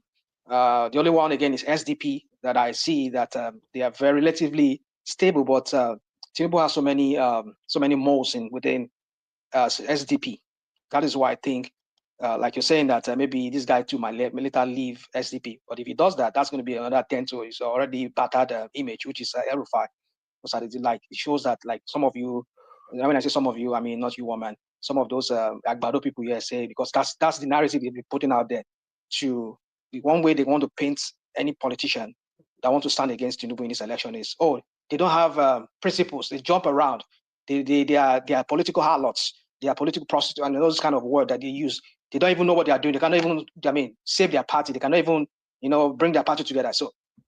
That's the narrative. And with other narrative, we're going to talk about. We've always said that El-Rufai jumped too early. He jumped you can say early. That because he has seen the handwriting of the wall. That's why he had to jump. I don't know. Maybe he's acting in behalf of Tinubu because I see the calculus here. What I'm looking at here is that I'm seeing here is that Obi might fail for 2027 if he goes on it by himself without Atiku. That's one thing I want to say here. He's bound to fail because the projection here is this: is that they want a Southerner to complete his 2 terms, and if Atiku, I mean, if Obi goes alone without Atiku, I want him to pair with Atiku. That's how I see it. I know so many other what's it called, obedient. They have different view, and some of them say they would not vote or they'll just not go out or whatever. I want to appeal to them that yes, you people don't give up on that, because the only way we can see that happen is if Obi go at it alone by himself, he's going to fail. If he goes picking up maybe El-Rufai or some other another now, because some people are talking about this former Jigawa State governor. What's his name? That this is a book launching recently. What's that his name? What's that former PDP staunch man there that is in former Jigawa State governor? So some people are putting me forward that it should be. I think Obasanjo was at this book launching recently that he should. Some people are putting it forward as his deputy to pair with this guy as his deputy. But I don't see any Northerner now. So any Northerner they're going to pair with him is going to fail against Tinubu. That's what I see. What will happen to Dati Ahmed, Baba Ahmed? That is not a part of the equation right now. It's not even. No, because the obedience said that either that Obi must come as a candidate and then with Dati Ahmed as vice. He has no. For me, this is my projection. He needs to go with somebody who already has some amount of something banked already, which is Atiku. So if Atiku can do 1 term, no, Atiku is totally out of the equation. It's not a Southerner, and then the obedient. My brother. Will you guys stop this your crap of Southerner or not? Now who Southerner help? You do the idiot where you come from Lagos State, where would they say you even get something for brain? We come from Lagos State, where would you say maybe one kind of person way even better way? It no matter now. It no matter. Now our turn. Look, we use our well. We not use our well. Now our turn. You see your reasoning, and then you come here, you lament every time, say Nigeria know they work, Nigeria know they work, Nigeria know they work. So it should be there. It should be there, and then continue this role of shit that we're doing. Is that what you want? So that's why you prefer Atiku, right? No, I've given you my reason why I prefer Atiku at this point. Without that, let Tinubu divide the country. So if Atiku that happened to be one of those people that put us into that this high level of corrupt state, if you would prefer just to spite Tinubu, then it tells that the type of politics we play in Nigeria is just the one of affliction, not the politics of that being progress. Okay, so you see, at this point in time, you've just had somebody here who is a staunch an Easterner, who is a staunch. Which I still believe is still an Agbado person too, which is the person of Emeka from Canada. We saw him, how he was here vehemently. He was like, "Oh, Tinubu, we will fail. That idiot." He calls his own clansman an idiot. He calls him like he's we know what. My point is this.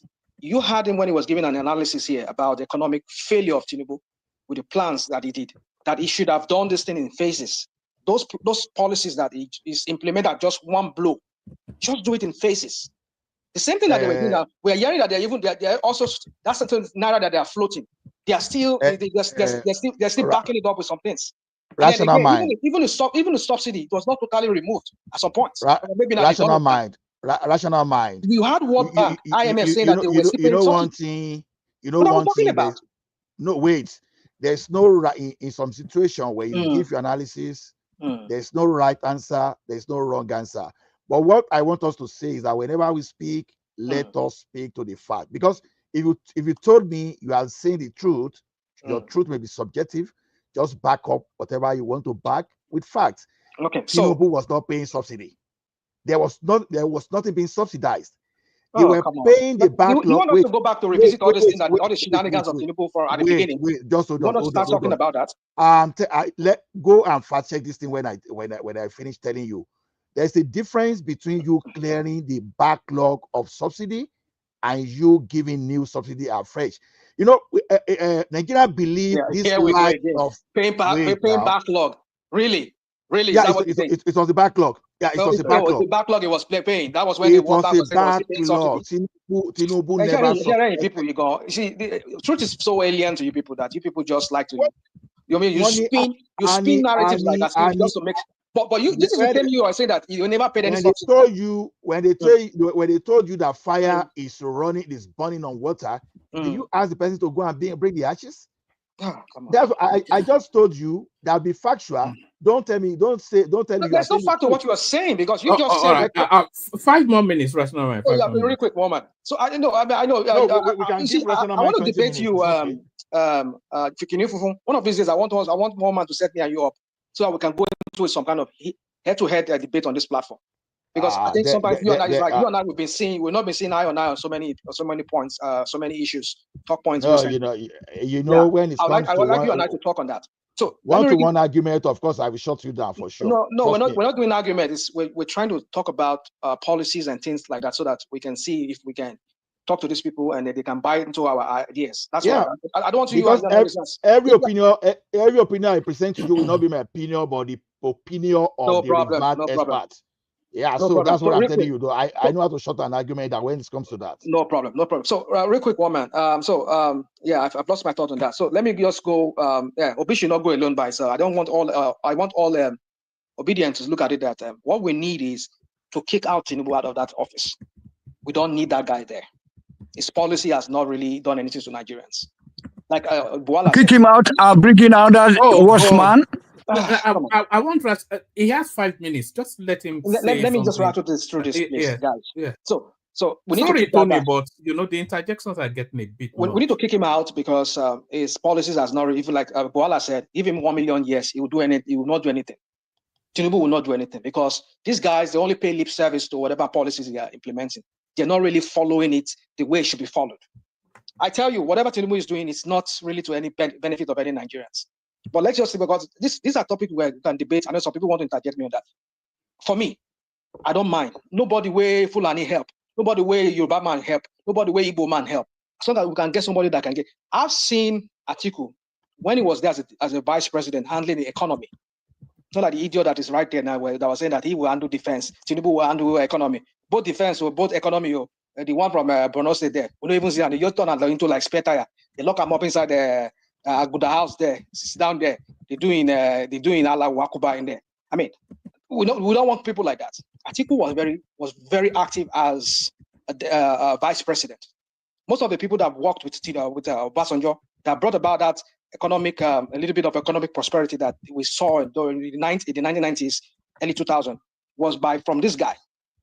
Those ideas, those people like Soludo and the rest of them, he brought them. I think even this lady from World Bank, I think he brought her. So I believe this guy knows how to poach for people that can get the job done.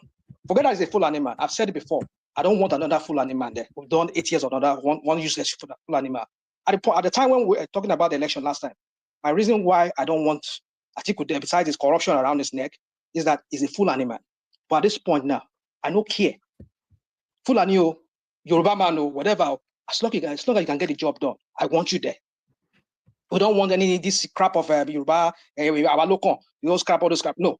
Now, who Yoruba, all the people that he puts there, how did he benefit the ordinary Yoruba man? Go to the southwest. What are you talking about? And the rest of Nigerians are all wallowing in misery. And you tell me that we should not let another Fulani man or Igbo man there. To hell with that. Now, in conclusion, one man, talking about what is happening in Cote d'Ivoire. I mean, before we are Cote d'Ivoire, what is there? What? Okay, tell us. I mean, what's happening? I just saw that on my feed here some time back before I came online. There's been, I don't know, maybe they've overthrown Gbagbo, Laurent Gbagbo. I think maybe is it one of those sit tight presidents, Lawrence? Is it not Watara, not Gbagbo, Watara. Sorry, is gone. Laurent Gbagbo, sorry. Alassane Ouattara. Yeah, sorry. I said I'm used to that Gbagbo. Sorry, not Laurent. It's Alassane Ouattara. So they thank you so much for that correction. I'm sorry. Yeah. So they've over. We are still here to know. It's fake news. It's fake news. Okay. Yeah. Well, no. People are jubilating. People are jubilating in the whole country there. No, it's fake our people, they are jubilating. We're happy like in Burkina Faso. So what do you have to the contrary, Larry? It's fake news. Yeah. So what do you have to the contrary? I wish it to be true tomorrow morning. I wish it to be true. The man is still missing. The president is not speaking. It's okay. Let Larry talk. Let Larry talk real quick, please. You know, it's you know, we have a lot of people on the internet now, right? That Okay. are pro Burkina Faso and all Of those course, things. yeah. So they were kind of like debating, and along the line, I think some people went in to validate and say, I'm one of them. I'm one of them. Oh, okay. Tony, was he always? Go on, please. Go on. Go on, Larry, please. Are you still there? Yeah. So some people went in and confirmed that there is no coup, Okay. and but I think what people are still waiting to hear from the president. I think they've not heard from the Yeah, president. so that's where the whole thing is. So until when we Yeah, hear the president makes a they've not speech. heard So, from but the I'm president. seeing a pattern here that I don't know. There's something Oh, going okay, on. okay. I think they said he attended Council of Ministers meeting this evening. I just Oh, checked. that's what they said. Okay, we'll see Yeah, I how that just plays checked now, out. 4 hours ago. Woman, I know I said that wasn't my beat, but since somebody said it, they've heard. So just give me 1 minute. Let me talk about this this issue of Trump and Ramaphosa. I mean, yeah, Ramaphosa. No, now. Okay, all right. I'll leave it there, woman. So thank you so So much. once you go to American politics, Wala go gas. No, yeah, okay, it's okay. Woman, over to you. Let's stay local, beg. Let's stay local, please. No, one man. I mean, I mean, Ola. One man has it as part of the topic today, right? So I was not the one who brought it up. So that's why I want to comment on that. If it's something that he didn't bring, moderator, so go. So real quick, 1 minute. I was going to stick up to time. You see what I'm saying with I think the South Africa ambassador to Nigeria, I mean to United States here. I think they withdraw his credentials and he had to go back to. So with this Elon Musk thing, there's a lot of things going on that we understand. I know they want to use this issue of why South Africans are being the white South Africans are being marginalized or crap like that, or being persecuted, or as the case may be. There's much more issue than that. What we're seeing playing out before our very eyes. But I just think that Trump is going about it the wrong way. And this MAGA lunatics they have this MAGA group that are always championing this cause of, the blacks are mistreating the white farmers and all of that. It's not true. It's not true. And I think Julius Malema is on the watch list. But the blacks are mistreating the farmers now. It's only that people endorse it because they feel it's payback for the atrocities of the past. But the blacks are the blacks not mistreating the white farmers in South Africa? They are. Well, it's not entirely true. It's not a government sanctioned policy. It's this guy Julius Malema and his party that is promoting that. But it's a government is a government look the other way policy though. No, they do not. Don't ask, don't tell. You see, woman, when you start talking like this, yeah, it's a free world. We can talk like that. But my point is that I know the South African government, they're not really folding their hands, even though it looks like it. Woman, I just want to open. Let me not go too far because if I want to, it's going to take me a long time to even go into this discussion. But I'll just leave it there. I just think Ramaphosa should be careful because I see a lot of things going on in this whole thing with South Africa and this bottleneck that South Africa is having with this Trump-led White House. It's not going to go well if they continue. And I think I must applaud him for coming to the United States because I think there's been this exchange of words between Trump and Ramaphosa in recent time, ever since what's it called? It never reached your turn, Ambassador. It never reached my turn. I know. I cough when cough there. It's just to signify to me that guy, you don't talk too much. Okay, I just leave it at that one, man. Thank you so much. All right. Rational Mind, stay there. Once we loop around there, we'll open it up, and then I think Nigeria will be interested in all those South African being beaten up by the Americans and all that, because I know that's more his territory than anything else. But we whiz it around fairly quickly. So we go Ola, Prince Daddy, Larry, Zita. We're doing still 5-7 minutes monologue. We kick it off with Ola. Ola, you're up next. Okay, thank you. I want to start from Rational Mind because I know whenever Rational Mind speak, his words carry weight. So I'm preferring article to Tinubu just because you dislike Tinubu. I think this is one of those areas we normally get things wrong. You know, it's all about our emotions. It's not about objectivity. Why I decided to pick Atiku? Why I decided to pick Atiku is just because I believe in this wrong things too, that the like of Atiku, Big, the likes of Okonjo-Iweala, the likes of Soludo. You know what? I found out that all those things were blatant lies. Atiku never recommended Okonjo-Iweala. He never recommended Soludo.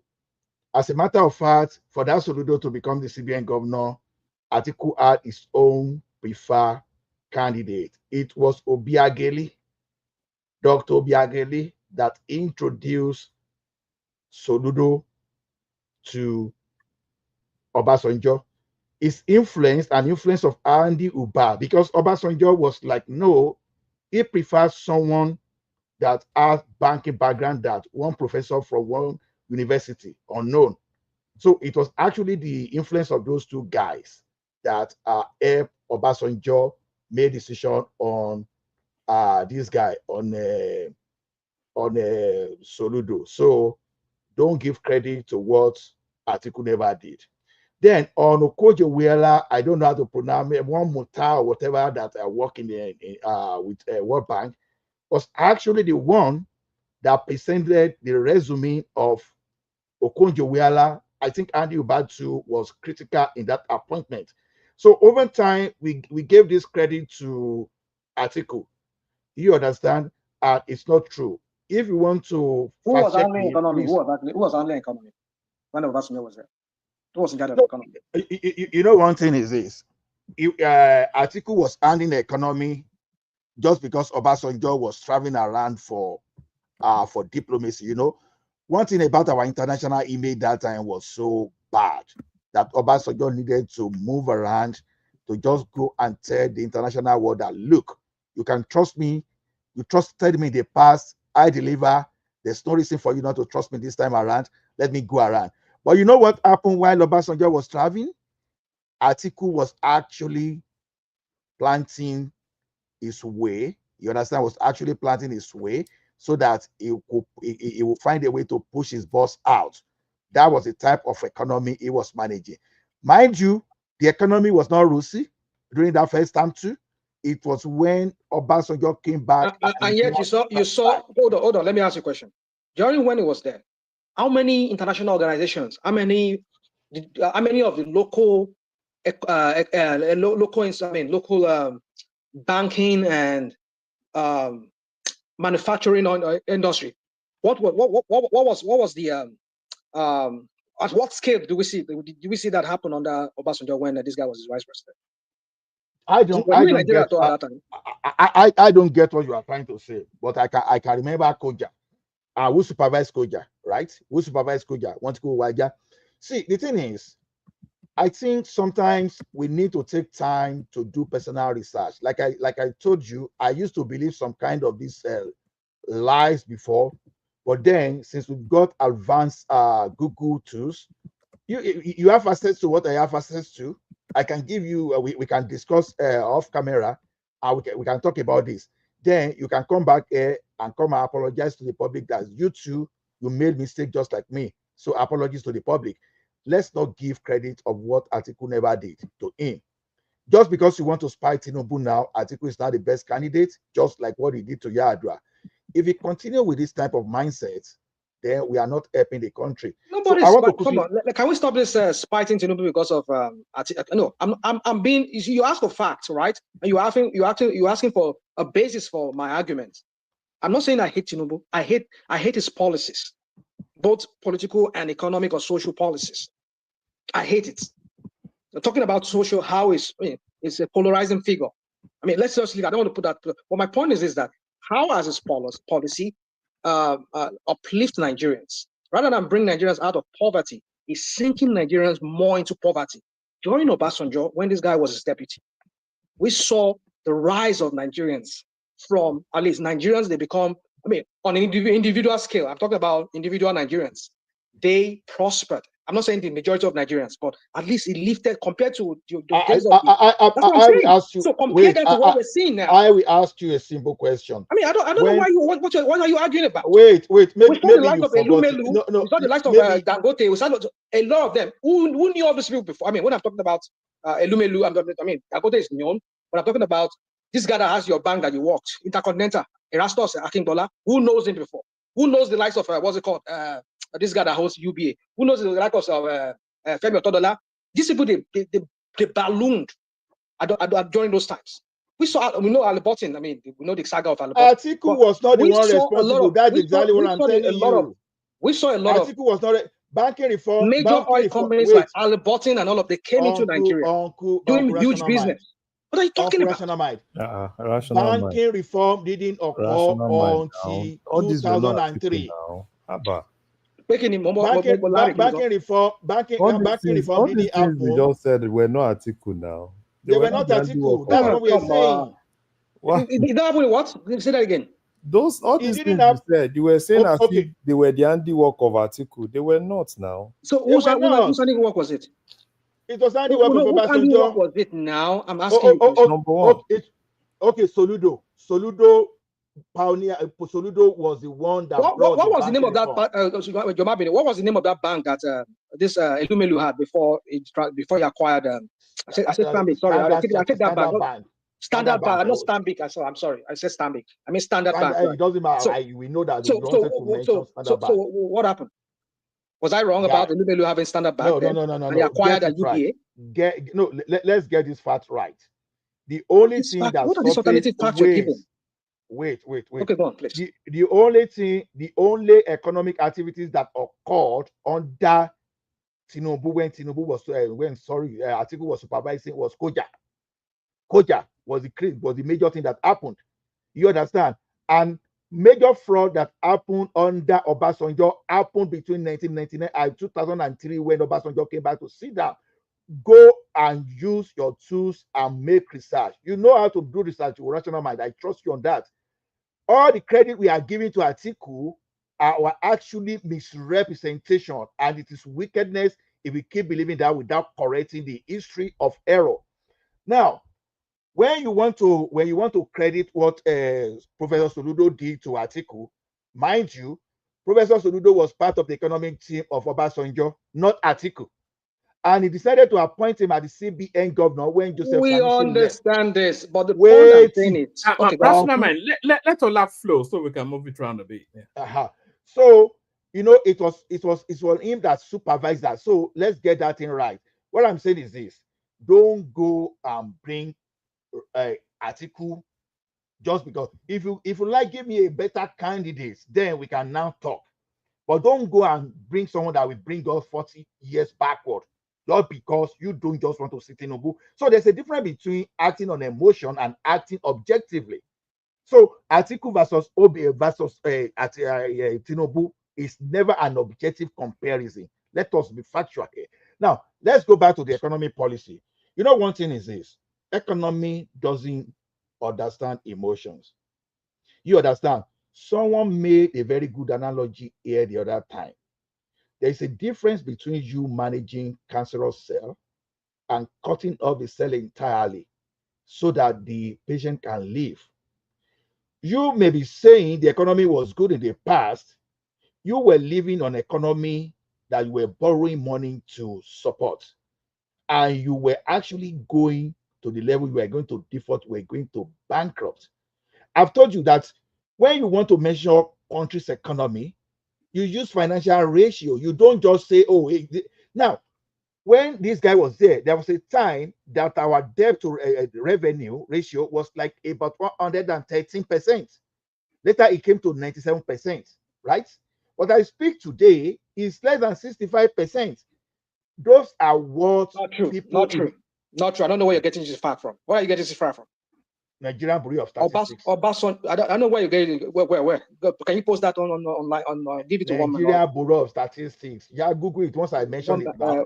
But come on. So if you want to accuse anybody, go and accuse Nigerian Bureau of Statistics. Can you give us the link to it, please? I said Nigerian Bureau of Statistics is in English now. Type it and search and prompt there. So What I'm saying is this: do you understand? You don't measure local economy by dollar. Now, look at you now. Let me ask you a question. If you are going to buy a crate of egg, let's say in Canada, you buy for between $10 and $12, right? If you go back to Nigeria, if you convert to Nigeria, we are talking of 12,000 to 13,000, right? We are talking of 12,000 to 13,000. And I don't think a crate of egg is more than 5,000 in Nigeria. If it's more than that, let someone just verify. I don't know. Should not be more than 5,000 to 6,000. So that is the danger of comparison. You don't dollarize local economy. Once you continue to dollarize local economy, you will think that you are analyzing the situation, but you are misleading everything. You are misleading everything. So to me, for you to be saying, okay, Nigeria is living below $1, no. There's no direct. And don't forget that we have economy that survive mostly on informal sector.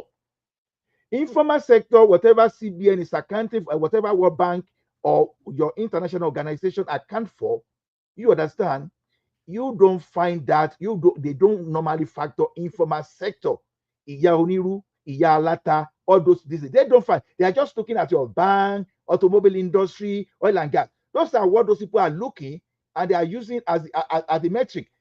If by their metric, if Nigeria is true to the metric they are showing there, I bet with you that the country will be on serious fire today. We should always be very careful. I keep saying, you can be so eloquent in describing different things. It doesn't mean you are saying the facts. You understand? You can brand this, you can convince anybody. It doesn't mean you are saying the fact. But the fact still remains that you don't use dollar. You don't use dollar to benchmark. Otherwise, nobody will be in school in Nigeria, right? Just because I can tell you that on average, average student pay $10,000. So by that, if you want to compare, everybody in Nigeria should be paying $10,000 in school fees. That is exactly what we are doing. So saying Tinubu is not moving forward, I think it's unfair. Or two things: if you don't know, like I keep saying, I don't know too. I'm just giving my opinion. I'm just giving the opinion of the experts. You understand? If we don't know, let us say we don't know. But the danger is when we position ourselves to know, and we make people believe us that we know, and people are actually taking us seriously, then that's the danger of misleading the entire country. So, because a bag of rice, let's say, is $50,000 today, right? Now, your barber, when you went to barber shop, then probably is charging 100 naira when he cuts your hair. Is he charging the same $100 today? 100 naira today? He will charge something that will meet up with the economic reality. And if hold on. You've said so many things here. But let me take you back to what you said. You were talking about the GDP issue. Real quick. 5 more minutes. 5 more minutes. All right. So real quick, Ola, what you said was not exactly what it is. I don't know where you're getting your facts and figures from. Now, according to I know you can say Wikipedia because I have so many of them here. They said the debt to GDP ratio of Nigeria fell from 75% in 1991 to 7.3% in 2008. So where are you getting that figure? Your Bureau of Statistics. What are you talking about? I was comparing Buhari and Ola was looking at debt to revenue, right? What are you talking about? Where are we doing this? Is it debt to revenue or is it debt to GDP? Revenue. Debt to revenue. Let me do that. I will do that. Okay, come please. Debt to revenue, and stop using Wiki. You have DeepSeek. You have ChatGPT. You have Copilot. All those are modern. They give the current information. So those are advanced Google. Don't use any obsolete tools. We are more advanced than that. But I cannot see anything from the bureau that you're talking about. You are going backward 200 years. That is why you are giving us wrong information. You don't do that. All right. Let's just move on. So what I'm saying is this. The reality of what Tinubu is doing today, just like during the Obasanjo time, you won't see that thing within 2-3 years. It's impossible. If it's happening, then it's like a kind of magic. You are seeing what you are not supposed to see. It doesn't happen anyway. You remove subsidy. You float Naira. That is why we are able to pay our debt. Do you know the irony there is this? When your Naira your currency is devalued, it becomes more expensive for you to pay your debt. Haven't you asked yourself, why is it easier for Nigeria in its own situation to pay the debt? Is that not telling you the story? If this was to be somewhere economy like maybe in Canada or in the US, the debt would be more difficult to pay. But in the current situation, Nigeria is paying debt better than we were doing 5-6 years ago.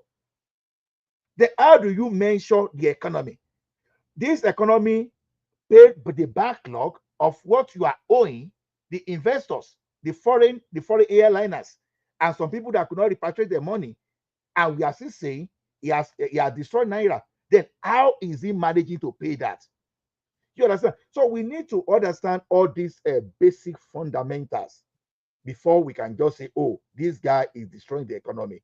Then on this NPR we are talking about, because you see, when we speak big grammar to confuse the populace, you understand? It's not everybody that understands this big grammar of NPR, all those jargon vocabulary. Let me tell you one thing. NPR is to encourage savings culture. NPR is to curtail inflation. We are talking of inflation today. Let's assume we have NPR that is as low as 5%. You don't want to imagine what is going to happen in Nigeria, because two things will happen. Investors that are bringing their money that help us with cash flow, they will take their money away. I made an example here yesterday or 3 days ago. You rational mind, you are taking your money to Nigeria today, you probably be asking from the bank that, okay, my fixed deposit, give me 20%. Now, when you give a bank 20%, please tell me, when the bank want to lend that money out, so the bank will come and lend to you for 5%.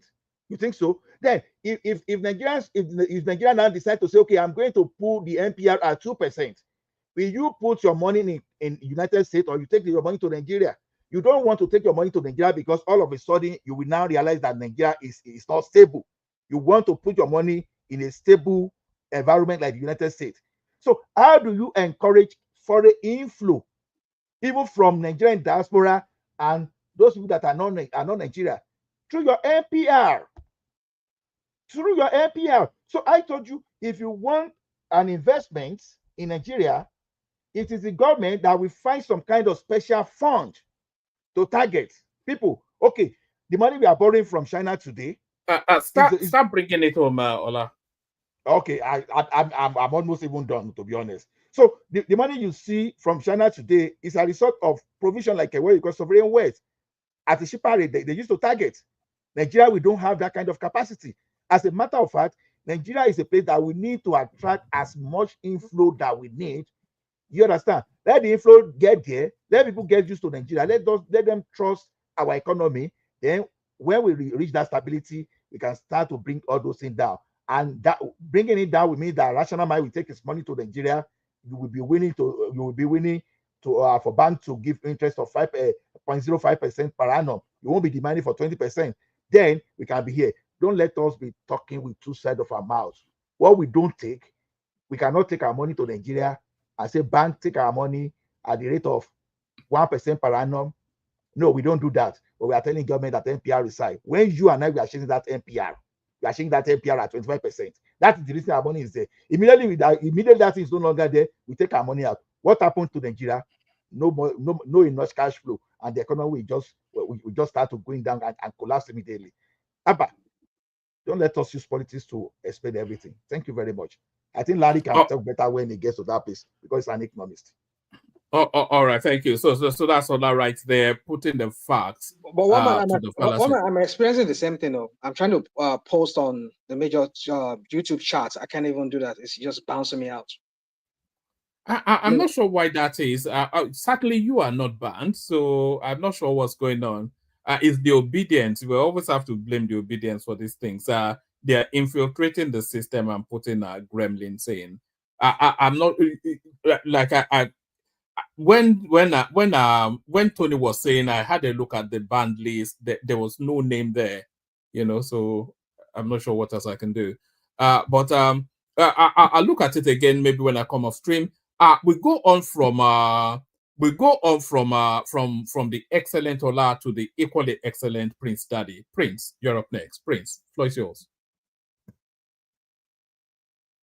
Okay, Prince Daddy. Ogagba. Can you hear me? Ovalola. Yeah. Kabiyesi. Yes, sir. The floor is yours. Who's after me? I'm after pass right now. All right. All right. We'll go to Larry. But before I do Yeah. quickly, before I do that, I was going to remind a rational mind that calling the entire constituents MAGA lunatics, it's quite interesting, but not because it affects me anyway. It doesn't bother me. I'm impervious to such insults.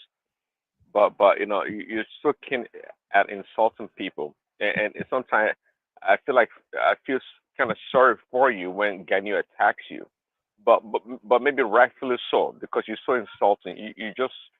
You're so derogatory in a lot of ways when you speak about a person or people. But you're dealing with a different kind of an animal in my person, because there's no insult you can throw at me that affects me. So good luck. All right, so that's you told, rational mind. So that's rational mind told. So that's rational mind told. Now to tell us then, Larry, you're up next. Larry. Oh man, how are you, sir? I do. Eh? At least there is no basketball tonight. Well, he will come. I don't know quite. Rational mind is most delightful of persons, but they don't let him get away with the slightest. Even his best friend, Prince Daddy, is now elbowing him a little bit. That's good. So what I want to say is this: you see, it's always easy for us to criticize everything, right? But sometimes it's also good for us to speak with facts. People can say whatsoever they want to say, but for me, I always believe in, let's speak to the real thing when we talk about economy. And, I heard, I think then I was driving, I heard Emeka talk more about FPI, that, we are just using the FPI. So just to put more context, what exactly is FPI? It's just two things: the stocks and the money markets. So when we say, people bring money in, what you see presently is that you're seeing that boom in the Nigerian stock exchange. NGX is booming. And when they say, the chunk of countries where those things are actually coming from, UK, US, number one, it's mostly from Nigerians living in those spaces. Personally, I invest in NGX. And so when they say, when you take money to those spaces, every day when you hear Trump talk every day, Trump talks about so many things. And Trump can never forget to talk about the stock exchange. Right? Because if you're trying to gauge an economy, that's part of things you use in gauging an economy. And, when we come and say, they come in, bring money in, and they quickly take the money out. No, it's not like that. Taking that money in gives the government an avenue to see quick money to borrow.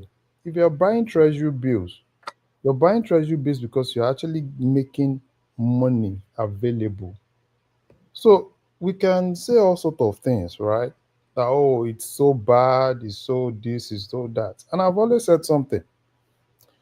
Nigerians, I don't know, I think probably we don't speak truth to ourselves. And in most cases, we expect that, I don't, because when I sit down and analyze it, what exactly do we want as a country? Tinubu has two options. Is it like, had it been Tinubu came in, do the normal thing, keep patching, and we'll say, things are going on well, or go the other way around. And he decided to go the other way around, which for me personally, I think that's the best thing to do. We can't keep deceiving ourselves. We can't keep, it's just like you're laughing, everybody's seeing you laughing, they think you are happy, but deep inside you, it's a lot of sorrow. We can't keep pretending. In Africa, we've been pretending. The same thing is happening to the US, right? We were pretending the US, oh, China, what China, what China. But it got to a point that we can't even catch them. And the same thing happened in Nigeria. Nigeria was in problem. And in most cases, we do as if, we don't see those things.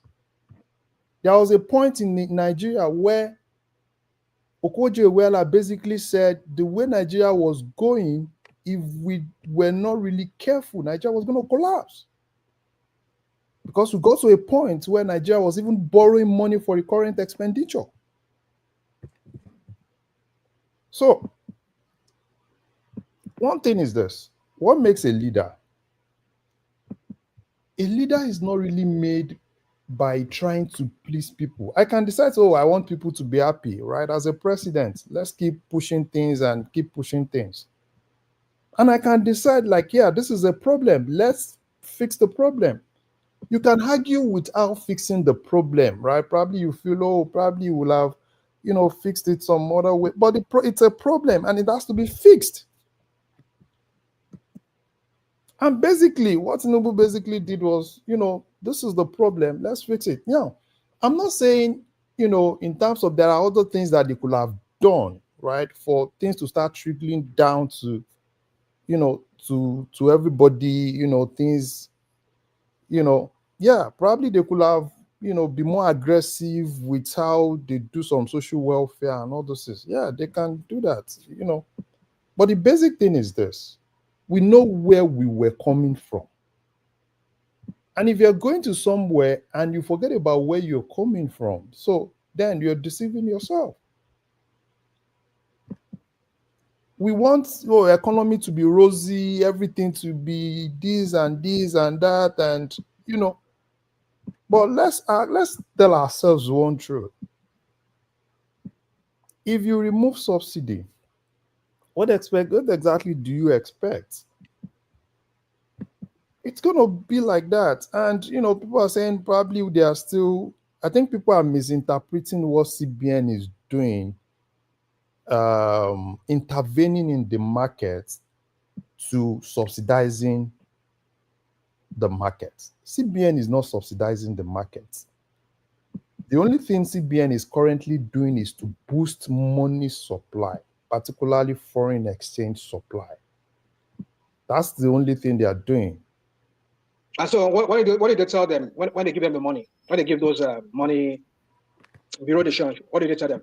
No. Basically, what CBN does, when CBN brings money to the market, CBN brings money to the market at that official rate. CBN, so when you want to subsidize... So what do you call that? What do you call that? You bring out money, you give them, okay, one man... What? No, wait I'm now. giving you $1. You're selling at this social price. You cannot go more than that. Your marginal profit should not be this. What's that? No, let's look at it like this. That official rate that we're talking, do you know that in Nigeria, it got to a point that official rate was even more expensive than the black market? Were you aware of that point? No, I'm not aware. What was that? Yeah, I'm telling you. There was a point that the official rate was even more expensive than the black market. Larry. No, there was never a time. If you want to there talk was. About, there was. Hold on. Can you talk about the Nigerian custom pegging their own interest? I mean, their exchange rate to a certain amount. That I can understand. But there's never been a time that central bank is selling at a higher rate than the black market. I can help you if you don't want to do the job, right? Let me finish. Okay, go. When? Okay, go on. No, when I finish, I will get you that, and you can see the period, because I follow this a lot and I do a lot of all those things. There was a point, right? There was a point that it was equal. There was a point that probably the difference was around 10 naira. It's just like that. So basically, what CBN is doing, subsidizing is more like, probably if CBN wants to subsidize what we're doing before, CBN can just go to the market and say, okay, fine, 1.6, right? Let's put it at 1.3. because we want to subsidize and make it available at 1.3, which is not something we can sustain. So for me, I think probably we need to really understand the context at which CBN is actually, doing all those things. And now, I think another thing that it's really possible now, right? You can take your money into Nigeria, you can take it out, which is what, people are now beginning to, that's why most people are beginning to come in. At least I don't know about several other states, at least Ogun State, for instance. I can tell you that in the last 1 month, I can count nothing less than 9 foreign companies that have moved into Ogun State. And there are other companies that are beginning to go back into that country. So for me, right, we wanted to, how much does how does that affect, the normal thing? How does that affect Garia and this and that? Yes, it will definitely affect Garia and that, but it takes time. It takes time.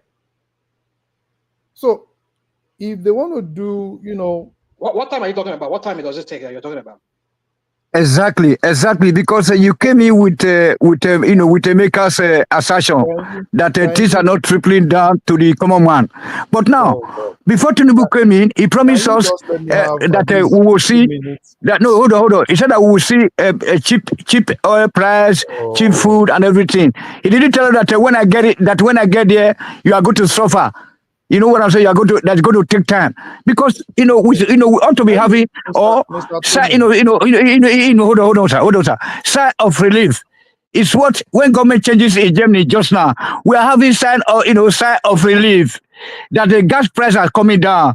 That we are not. I don't know. You are just coming here to be talking theoretically without looking at the reality on ground. People are dying. When you finish, let me talk, sir.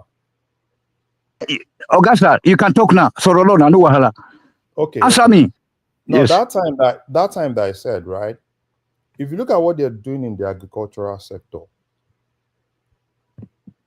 they are basically going in, bring at least, I think the last one they did, right? They brought like 2,000 tractors, right? These things take that time. Is no. And you still costing 80,000 to get a bag of rice. Where salary is 75,000. Come on, man. Oh man, I think you can move to another person. No. The government should let us, export cars back home, trucks, buses. Let them take money. Let the trading activities. Tony, yes. Please let him talk now. Larry might be in the job. We're listening, please.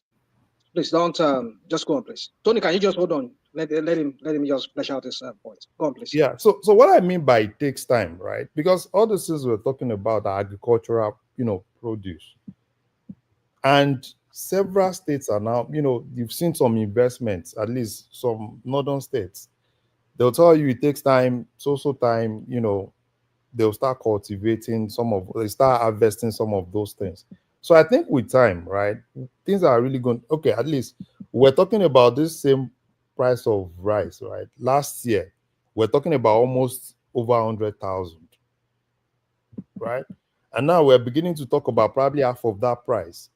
And that's where it's going to stay, right? With time, things are going to come down. Can I ask a question? Yes, ask me. All right. So now you heard our friend Emeka said something. Was it Emeka? One man said it himself. He said the bag of rice is 50K. Okay. In that same breath, he said something about Nigerians still cannot afford it. Yeah. And then you're telling us here that Tinubu's policy is working. Okay. So why is it that Nigerians export is dropping? Okay. No, let's put it like this. What changed when it was double that price? People were not buying it, not even at that price. No. Okay. Something was double. No, let's just be objective, right?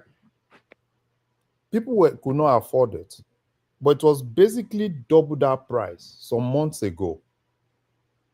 And as at that point, it's not as if probably there was some magic that happened to people's income, right? And half of that price. So basically, if the income is constant and the price of commodities are coming down. Are you telling me that it's the same thing? You want me to answer that question? Yeah, you can answer it. What I think happened at that point is that people were not consuming food like they should.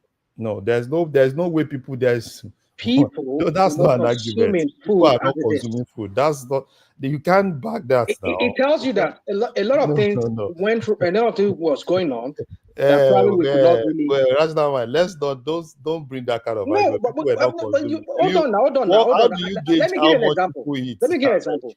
When Tinubu was in Lagos, you had what people said, it being power, right? That was even an instant that we saw people were even making noise. So what does that tell you? That people could not even afford food. Yeah, that's so. You saw where they were. APC was sharing bread. APC was sharing bread to people. We're basically saying the same thing, right? You said people could not afford it. It's not like their income. Basically, let's say their income is constant, and that same thing was sold for over 100,000. 5 more minutes, Larry. Tonight, I acknowledge if you are there or not. You've been so quiet. I just want to answer rational. You've been so quiet tonight. I acknowledge your idea. I'm here. What? You are there? Like that. What's happened? I'm just all right. listening. Oh, okay, brilliant. Okay, yes. Back to you, Larry. I'm surprised tonight is there. Usually it would have been. Anyway, carry on, Larry. Okay. Sorry, Larry. So rational mind. So my normal self, right? Just being objective. We said something is constant. People's income is constant, right? It didn't change. That same commodity was sold over 100,000 some months back. And that same commodity is half of what it was sold some months back. And we're saying that, it's just still the same. Is it still the same? It's not the same. What would definitely happen is probably some particular percentage that couldn't afford it last month, some months back, some percentage will now be able to afford it if the income is still constant. But yet you saw the daily says that people cannot still afford it. No. People cannot see. That's not a general statement. So does that not tell you? Does that not tell you that if they are reporting that people cannot still afford it, does that not tell you that this guy's policy is not even working in any way? Wait. When you say people cannot afford it, right? That's why I said it's not a general statement, right? Some at every point in time, it's part of life. Even if you bring the price of rice to be 10,000, some people will still not be able to afford it. Right? But this is not, hold on, but this is not what these guys, they promised us when they came in for 2015. No. They said, hold on. Okay. Starting with Bubu. They said they want to better the lives of Nigerians. They want to bring out Nigerians out of poverty. But with Bubu, do you know what it means to plunge people into poverty? You know what that means? The kind of poverty we never saw under Jonathan. We can agree that there was insecurity. Maybe that was what they messed it, and that was deliberate. They messed up that guy, but it's okay. But that's another thing we can debate. But my point is that you should be able to make a difference in the life of people. When you handle a thing, you leave it better than how you met it. That is not what these APC has done. Let me just ask before I stop, right? Let me just ask you, how do you take people out of poverty? By putting in place policies that will drive that economy that will make them to be prosperous. That's not what this guy did. Okay, so give me an example of that policy. Oh, come on. No. Because you said so. No. Wait now. Okay. You said you need to take people out of poverty, and I asked you, how do you take people out of poverty? You said by bringing policies, right? So, and I asked you now a follow-up question. Give me an example of that policy that you think it's not really presently being implemented. Larry, if you and I start that debate right now. No, just one example. Just one example. You see, right off the bat, Sorry, I slept off. To get Nigeria out of poverty, we just need to produce. We are not producing. We're producing nothing. Yeah, there you our go. Our MPI is 27. Our MPI is 27.5%. That is our cost. That's our average cost of capital for that country. we cannot borrow. Nobody can borrow above 27.5%. See, all what we can see. What was sort of annoying. We are defending the indefensible. That Tinubu has sent 50% of Nigerian population into poverty, and more will go. More will go as each day goes on. More people will go into poverty. Let's not defend what is indefensible. If he does the right thing, I would be the first person to come out and say Tinubu is doing well. Emeka, let me tell you something, right? I think you're kind of like I don't know how to really put it, right? That NPR that you're talking about, what exactly do you really understand? See, yes, we were fighting inflation. Fine, that's fine. So that's fine. Hold on, Emeka, hold on. When you do stuff, Larry debunked your MPR narrative, so I think he wants to put it to you again. Now you've woken up. Larry, did you wanted to you weren't quite on board with what Emeka presented with the MPRs? Yeah. We couldn't argue with him because most of us didn't understand what he was talking about. We're just no. I think like it was. I do understand. I think it was from the point of FPI. Yeah. So we what we are doing, like what I said, that there's nothing Tinubu is doing that is different from what. Now let me ask you one question. Hold on. Wait. Let me land the point. I want to understand. Get your understanding. Let me land the point first. What Tinubu is doing? Wait now. The economic policy. Pause. The economic policy of Tinubu is not different from the economic policy of Jonathan. It's not different from the economic policy of Buhari. What Tinubu has done, that he has even added. So he's only continuing on the policies of his predecessors. But what he has also done is remove subsidy because we could not afford it. I agree with that. We're broke. All right. Let's do it this way, Emeka. Let Larry put that position to you. You respond, and then Larry brings it home. We go on to Niger. Larry, Emeka, you wanted to push him on a specific. You were talking about foreign portfolio investment. What exactly makes up FPI? It's money market. Money market, buying of shares and bonds. Simple. That's what the UKs are doing. So they are buying our money market instruments, which is wait. Let him engage with you. Yeah. You said shares, basically stock exchange. They are buying. They are just buying our shares, and they are buying the shares of banks. It is clearly. Don't tell me let us stop. Go to the CBN report. You see it there. Go to World Bank report. Don't tell me let us stop. Another person. Emeka does not. Tell me it's not about Emeka. No, don't tell me what.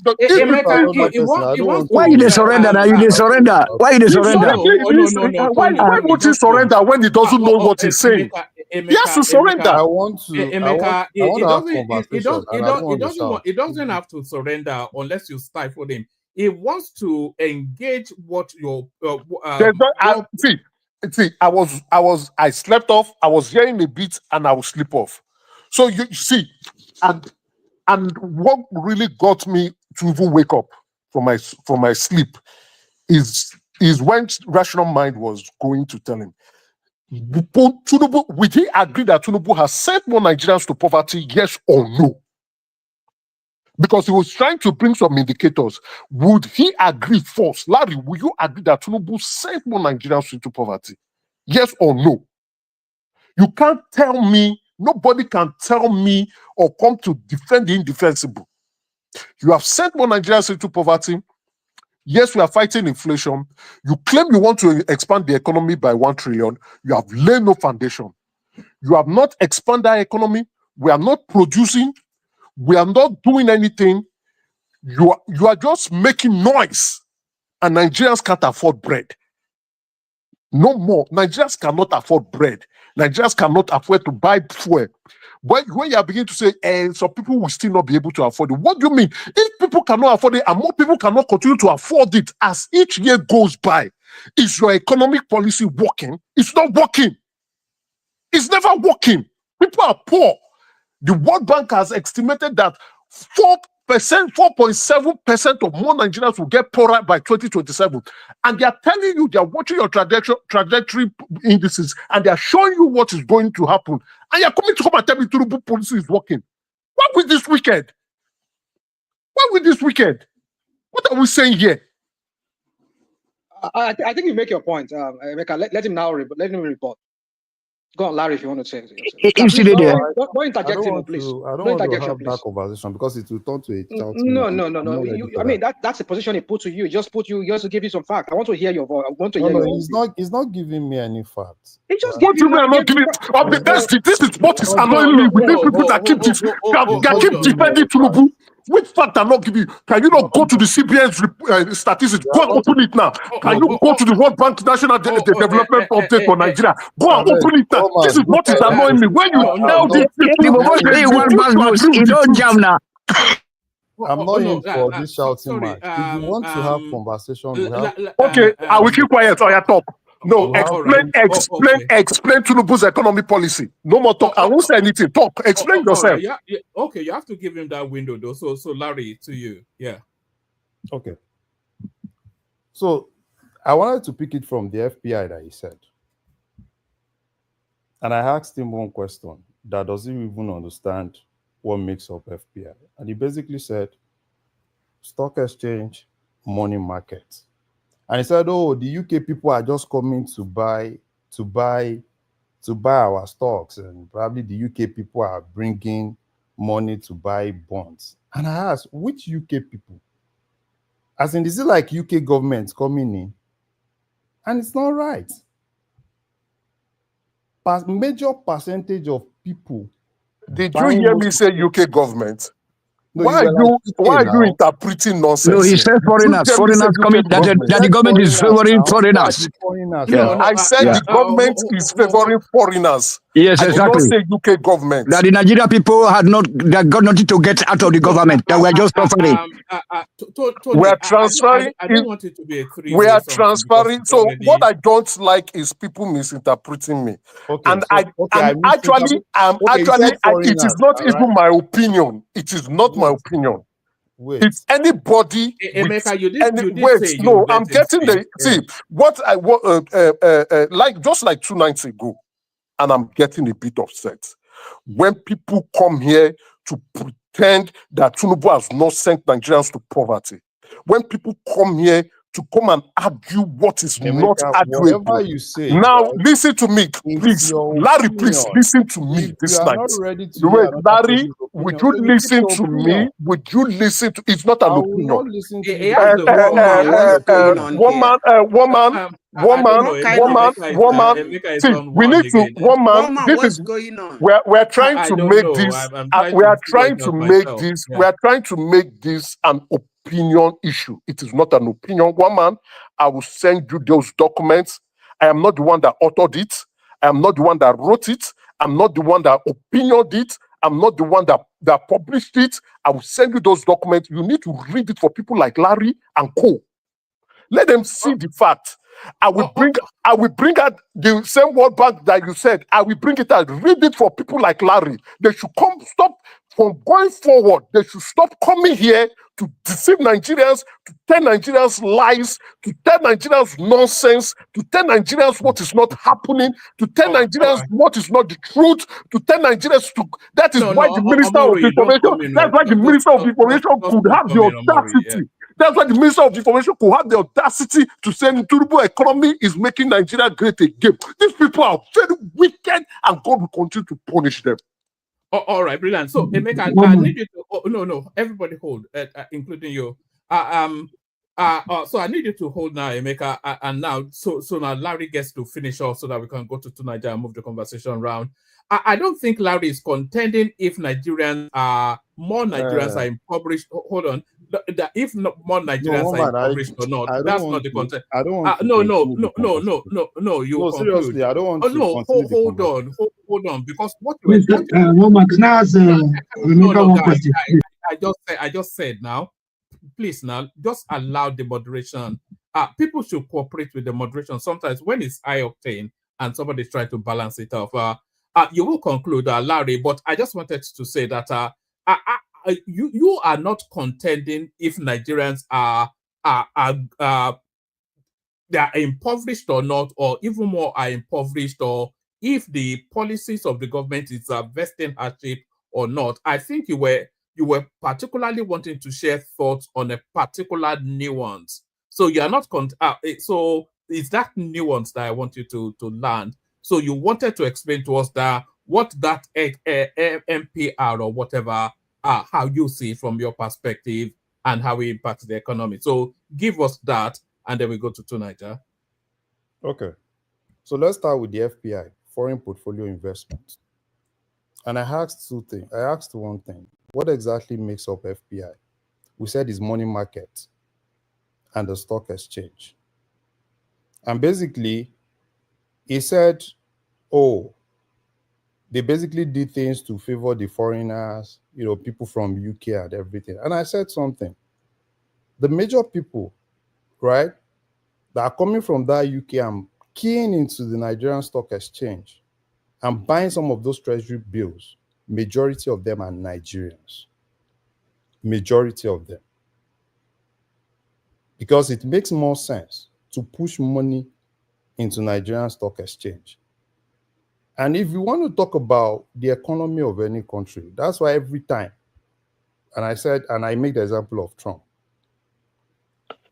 What's your proof? Where's your evidence that majority of them are Nigerians? Emeka, cite you your had your evidence. time. Don't Emeka me. Just cite an evidence. You had your time. Let me. I cite. If you don't let cite him, your will wait. They are not ordinary Nigerians too. They are not ordinary Nigerians. One man, please. One man, please. Hold on, Emeka. Just see, hold on. One man. Hold on. Let me mute you for a moment. If you Larry doesn't take heavy hitting conversations. It's not. This is not heavy. This is a question. You see, somebody he came. I told. See, one man now. One man waits. One man waits. All right. I came and I gave the 3 countries that are buying our FPIs. Not even buying our FPIs. That are bringing money into the country. And that money is going into FPIs. And we've had a reduction of FDIs to just $70 million. I gave the top country, the UK, 66.9%. The US, just 9%. And South Africa. Now somebody is coming here. And when I gave that number, I cited the report. I didn't call it off the top of my head because I am not the one that generates the report. I am not the one that generates the publication. And somebody is saying most of them are Nigerians. Cite your reports or cite your evidence. You see, these economic policies, and this impacts Nigerians. We should not tell lies. That's why I am getting upset. We should not throw lies. If you don't know the people, you are not saying they are Nigerians. Are they Nigerians residing in the UK? Or are they Nigerians residing in the US? Or are they Nigerians in Nigerians? But that same report, because I'm waiting for him to say it. When he says it, I will call him out. Because they say that same report cited the institutions in the UK that are bringing in this money. This is the painful thing I don't like. That is what I'm saying this. I'm saying this because we need to know the truth. We don't need to come here and lie. Just like the Minister of Information is lying now. We don't need to lie. We are transferring value. And we've been transferring value for a very long time. Since 1999. We've been transferring that value to foreign investors. And Nigerians are going down the drain. The poverty is increasing. While we are transferring that value, other institutions, such as the World Bank and the IMF, are telling us that you are sending your people more into poverty. but we are not refusing to do the right thing. I can appreciate Cardoso has stabilized the economy, has stabilized the Naira. At least we can make some prediction now. Things are not going haywire. I can appreciate that. But if inflation has dropped and you are still keeping NPR the same way, and that same publication, that's why one man I said I will send it to you because I am not the author. And these are institutions and these are authors who are verifiable, who are independent. I will send it to you. They said it. And you can see that transfer of value going on.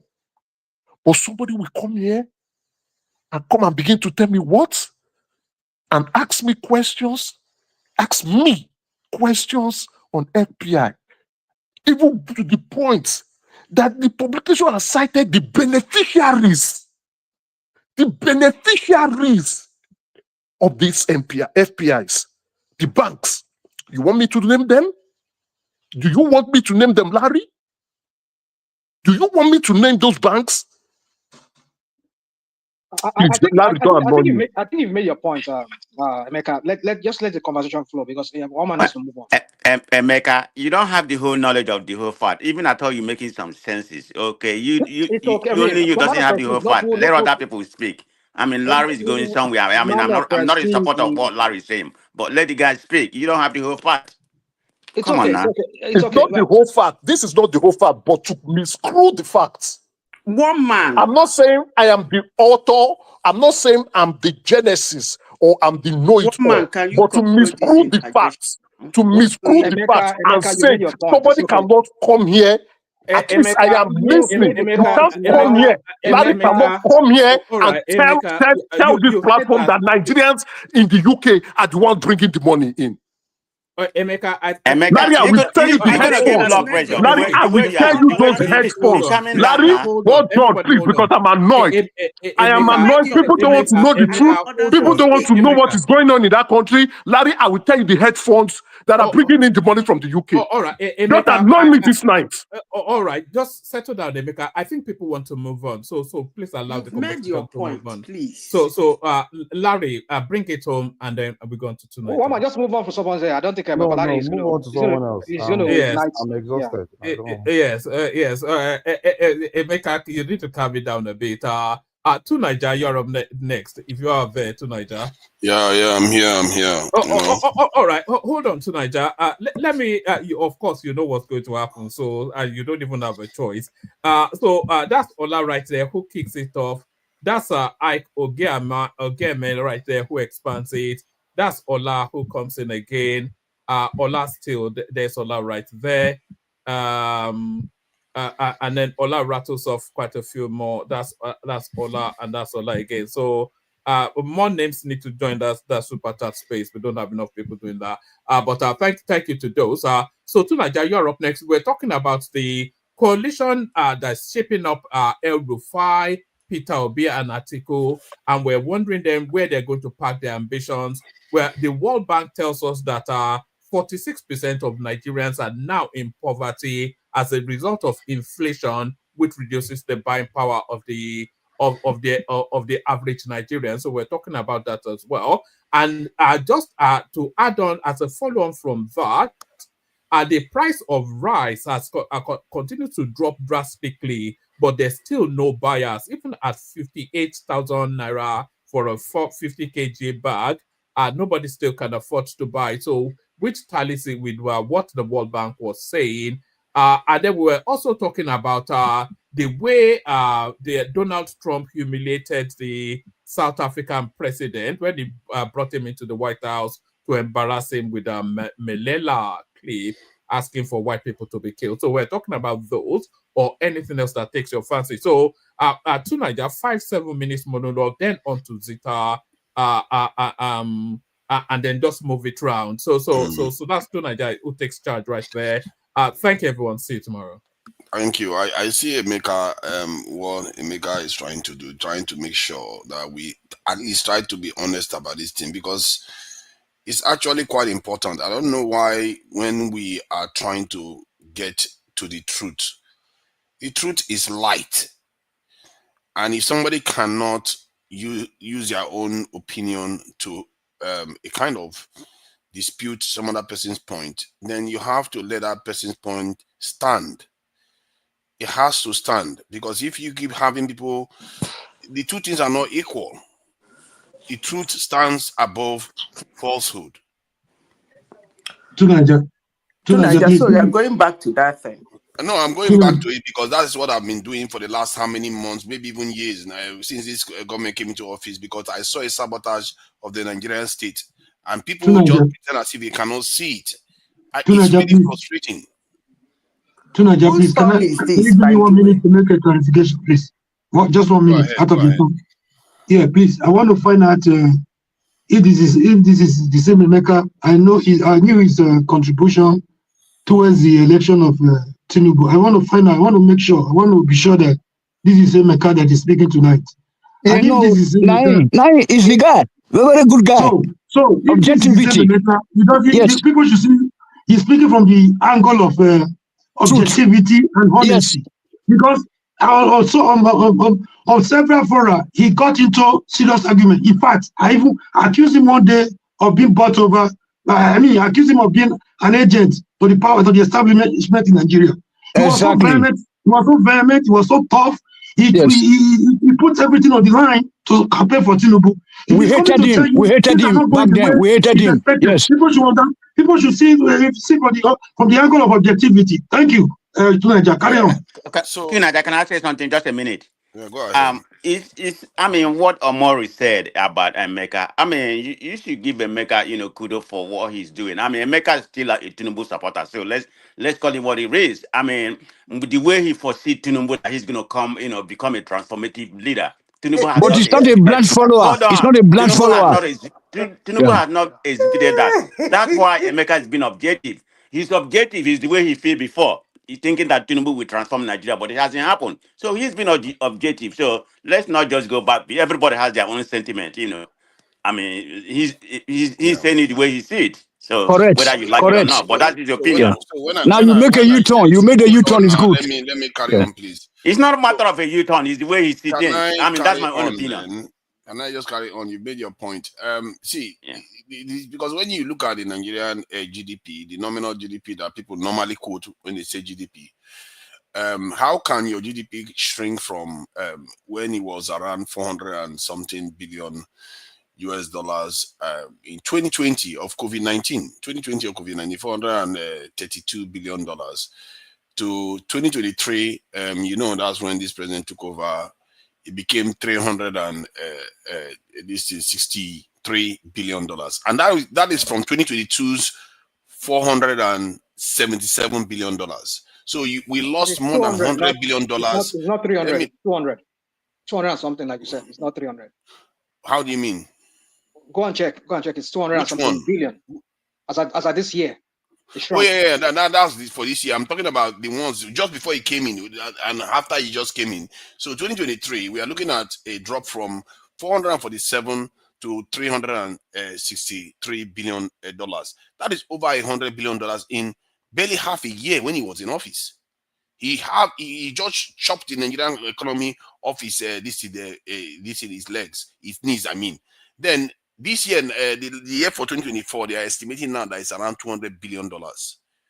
How does anyone even defend that?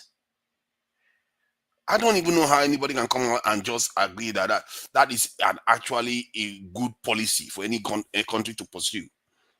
This economy should be heading towards a $1 trillion economy. And that Nigerian GDP was somewhere around 477 when Dangote refinery was not even available. Now we have Dangote Refinery doing value-added manufacturing, and it still shrunk to $200 billion. That should tell you the sabotage that was done to the Nigerian state.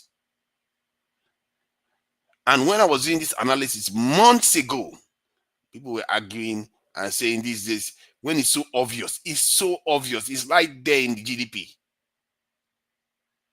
He went and floated the currency when he didn't have to do that. Look at in Nigeria 2020. They said the foreign the amount it took for us to defend the dollar was around $6 billion or so that he took for us to defend the dollar in 2020. Let me just confirm that actually. So if it can drop from $18 billion or $17 billion or even $16 billion to $6 or so billion, what does that tell you? Tunanja, I'm sorry. IMF, they gave a list here of the African countries. Nigerian GDP is So when is my turn to 188, speak? Abeg, 188. Which one is Abeg? 188 billion. Wow. That's 2025. That's just devastating. That is devastating. You see, Tunanja, when is my turn? This is a killer, and this is why I call it sabotage. This is why I call it sabotage, because how can you see something that is $477 billion and you make it 180 something? And you lie to the people every day that you're making their lives better.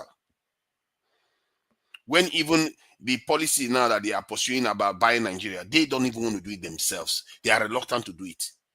These people, I don't understand what is wrong with them. Is it just Nigerians? I don't know. Because sometimes I always like to subscribe to the fact that Nigerians are the ones creating this type of leaders that we have. Because how is it that buying Nigeria is so difficult for these people? Why? Are they enemies of the people? Why is it so hard for them? Why can't they just buy Nigeria? In 5-10 years, West Africa will be buying all those things. Like if they start buying Nigeria-made vehicles, West Africa will be buying it. Maybe the whole Africa. Look at Nollywood. Look at this in our music. But these leaders are so wicked. I don't understand them. All he cares about is the bankers. All he cares about is the financiers. And for Christ's sake, the guy comes from the financial world. Are we surprised that he does everything to favor them? No, Baba. See, that's why I said this. There's nothing Tinubu is doing that is different from what Buhari has done. There's nothing Tinubu is doing that is different from what Jonathan has done. Now, the two things that he did, right, that they didn't do, they all did it, but he took a drastic approach. I think they are different. They are slightly different. They are they are not slightly different. I will tell you. Come down with me. Give me 1 minute.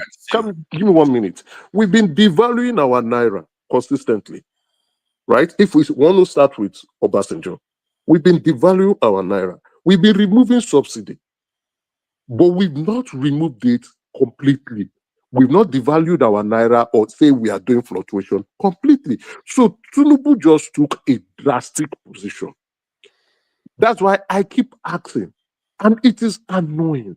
What is annoying is that the result is showing, but people are gaslighting us. So there is nothing Tinubu has done that is different from what Buhari did, that is different from what Jonathan did. Tinubu just took a drastic position. And that value keeps transforming. You've been saying this all this while, and I know we've argued about this. You've been saying this all this while, and we argued. But that value, that value is transparent. 7 minutes, and you won't even shut me up already. That value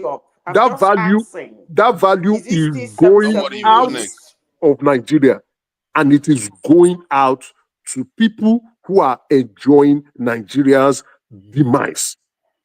And I said it to Nigeria. I said it to Nigeria. You are now a witness. Go and mark it down. We will come back to 2 years again. Nigerians will continue to get poorer.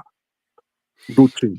Let's hope that is the case, because I don't want to just anticipate. Go and mark it 2 years again. That will be when the president is in his new second term.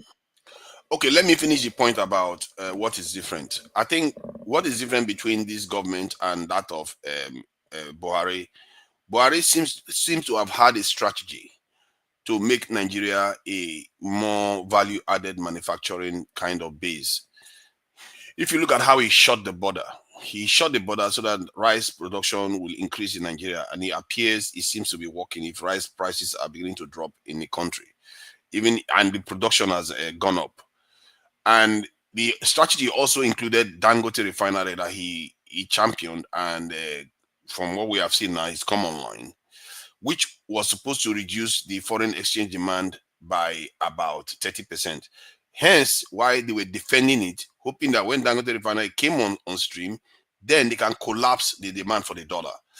But so far, what this government did was, one, they sabotaged the economy by depreciating the currency heavily, so that even if Dangote Refinery came in, there will be massive drop in our GDP, and clearly hardship will ensue. Then secondly, the Dangote Refinery benefits, they don't even want to gain it. They are busy taking loans on our crude oil. They are busy taking loans on the crude oil so that they will never do that exchange with Dangote Refinery, so that they can collapse the demand for this in oil. Dangote will still be selling crude oil and petroleum overseas. That is why the Nigerian currency has still not appreciated till now, because the demand for petrol, from what the headline I saw yesterday, they said it's gone up. The amount we spend on petrol has gone up. So this is the madness. We have a refinery that can produce twice what Nigeria needs. In Nigeria, the demand for petroleum products in terms of dollar demand has gone up. You see the sabotage. This is what I mean. There's a big difference between the way this government is approaching the economy and the way Buhari is approaching the economy. Where Buhari is also compromised, that this government is not, is when it comes to foreign exchange. The way the black market was operating, the Buhari government didn't want to regulate it, which was the original problem. Because when people talk about round tripping and all the rest of it, that was the original problem. Buhari government didn't want to do it. I don't know whether because it was his people in the north that tend to be involved in that bureau change. Because when Tinubu came, he capped their profits. He said you cannot make more than 1% profit. He put it in law. Why did Buhari not do that? He could have done that and prevented all this demand for this black market, and the big difference between the official rate and the black market rate. At the same time, he could have reduced the demand for the dollar. He didn't. He kept it. He left it high. He didn't do a lot to tell Nigerians stop demanding I too beg much your dollars. pardon. That thing is cosmetic regulation. They've not regulated BTC. If you look at the black market value versus the official value, now the gap is less. They've not regulated. Can I say something? Can I say something too? They've not regulated. King of Mecca. But one would imagine that, okay, because at the time of when Buhari was there, people were saying that it's the demand for dollars by these people that import refined product. That's what is jacking up. That is making the naira really fall against the dollar, because there's a huge demand for it. But now that these guys are not importing fuel like they used to, I mean, Dangote is even manufacturing and it's even supplying the other different parts of the world. We should expect the naira to be gaining against the dollar. In fact, looking at this tariff thing that is going around the world, whereby the US dollar is losing strength against so many other major currencies. Other currencies, yes. The greenback to Nigeria, it's just going up. So how do we reconcile this whole policy of Tinubu economy? They've just been deceiving us. That's just it. They've been deceiving us. They spent $8 billion defending the currency just last year alone, that they claim that they are floated, and they are still defending it today. And they just, for the life of me, I've never seen this clear-cut sabotage of an economy, because Tinubu had it in his power to make Nigeria a $1 trillion economy. He really did. All he needed to do was just ensure he supported Dangote and stave off the demand for the clearing of the debt from foreigners, and say, you know what, we are going to clear the debt at our own pace, just like Western people do too. Then support Dangote Refinery so that you can now start supplying crude to Nigeria, and we don't demand the dollar as much anymore. The dollar demand will drop by 30-something%. Your need to defend the naira will disappear, because Dangote is also manufacturing and selling overseas. But what did he do? He did everything to sabotage that process. And to me, from what I saw what Buhari was doing, that was his strategy. Yeah, that's not mine. I dropped something in the chat for you. I promised I was going to give you that before I dropped. Okay, all right. So from my point of view, when I look at it, I just said there was so many ways you could have done it. Then after he collapsed the demand for the dollar, then he could have encouraged this in manufacturing in Nigeria, so that you have what you call this in value-added manufacturing, more of it in Nigeria. We have look at how many billions they borrowed for nothing. What if you borrow those money and start buying companies that already have intellectual property rights, and start bringing them to Nigeria to manufacture, even while they are manufacturing overseas, because they are going to be making dollars for you overseas too. The strategy that he's following doesn't even make sense one single bit. And they just tell you that it makes sense. The only way it makes sense for people that are coming to Nigeria to harvest wealth from Nigeria. All these foreigners, there are people that are out there speculating on foreign currencies. And do you know how much they've invested from Nigeria? Where do you think the money went when they floated the currency? It didn't just disappear. It went into the foreign pockets. And this is the name of the game. And when we talk about round tripping, this one is what they call the ultimate round tripping. That's what I saw that was going on in Nigeria. Because I know somebody in the UK that he's a very rich man in the UK, and what he's involved in is foreign exchange. I was like, well, how does that make you money? Foreign exchange. You see, are you like Aboki in Nigeria that exchange? Oh, I'm calling them Aboki. I'm sorry. People that exchange money in Nigeria. Are you like that? He said that's not how they do it. They trade it. Yeah, it's like a market. So can you imagine what has been happening in Nigeria for the last 2 years? How much they can harvest from that, because the currency was just going up and down, and they have insider knowledge. But that is what that's what we are dealing with currently, and nobody should openly come and just look at those that GDP number, the inflation numbers, the job losses number, the drop in foreign direct investment, all the issues we've been having, even insecurity is still going up, and still say this government is governing the country well. I don't know how somebody can say that with a straight face. Thank you. And regarding, let me just deal with the issue of Ramaphosa, because nobody actually dealt with that. Ramaphosa, as a president and as an individual, did relatively well. He was ambushed in the White House. They tried to humiliate him. And I must say, if I was him, I'm not sure I would have been that patient. But he handled it very well. And what really did it for him was the fact that he brought the DA party head to come and make the argument, because Trump was not about to listen to a black guy. But when he had his own fellow white guys telling him that thing you are getting the wrong end of the stick here. And those white people, they also know, because they know that their position in South Africa is very privileged. Do you know that the South African black people control about 5% of household income in South Africa? 5%.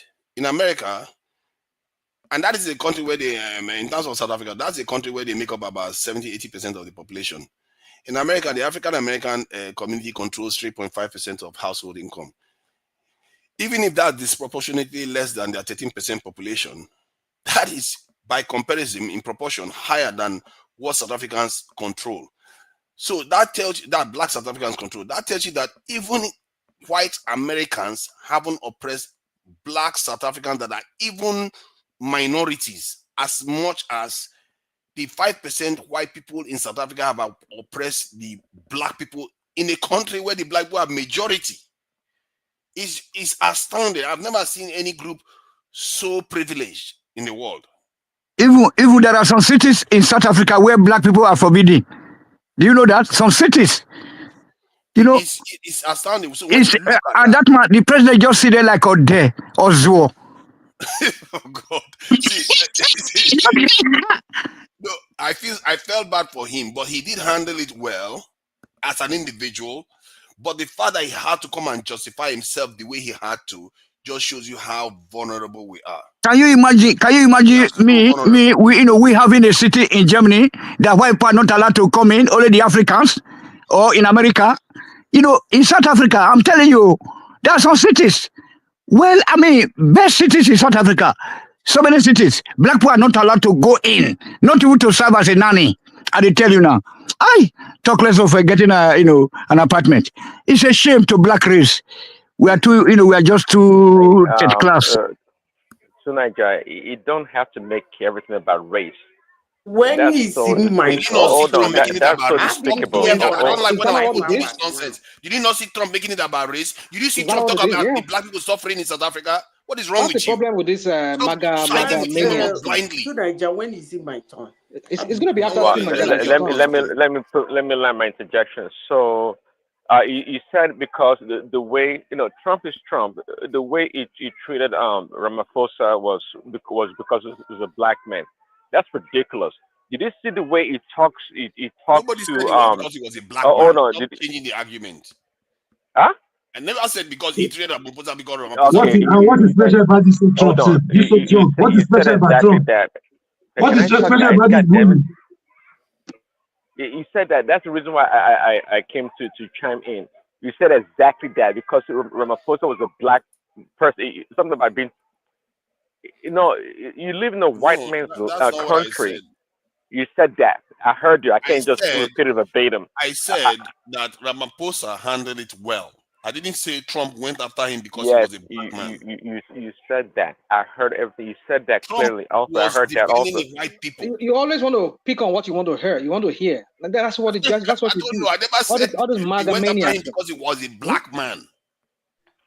I mean, The same thing he did to Zelensky. The same thing he did to guys, Zelensky. you guys been running your mouth People should earlier. call this Just body for to me to order. It's interject. not special. Just for me to It's interject. not Come on just now, another people. Indian Other people party. have to speak. I think it's Madam Zita turn. Please. Just for me to interject. Who's talking now? Can I talk? It's me. I mean, how come, Okay. you just bother and start talking? Can you please be quiet so I can talk? Is it your turn to talk? God. It's irrelevant. It's totally irrelevant. I need to Hold on, talk. Percy. So Just can I let him talk, finish please? talking so that Zita can speak. You guys are so rowdy, and they talk. Rational mind. Did you hear what I said earlier about you calling MAGA lunatics? Did you hear what I said? I hope you heard me. Because you just I have nothing to say to you. It's kind of funny. You So talk what down. does your Hold president? on. Can What does I the talk? president tweet every time? What does it call? How does it refer to the Democrat liberal?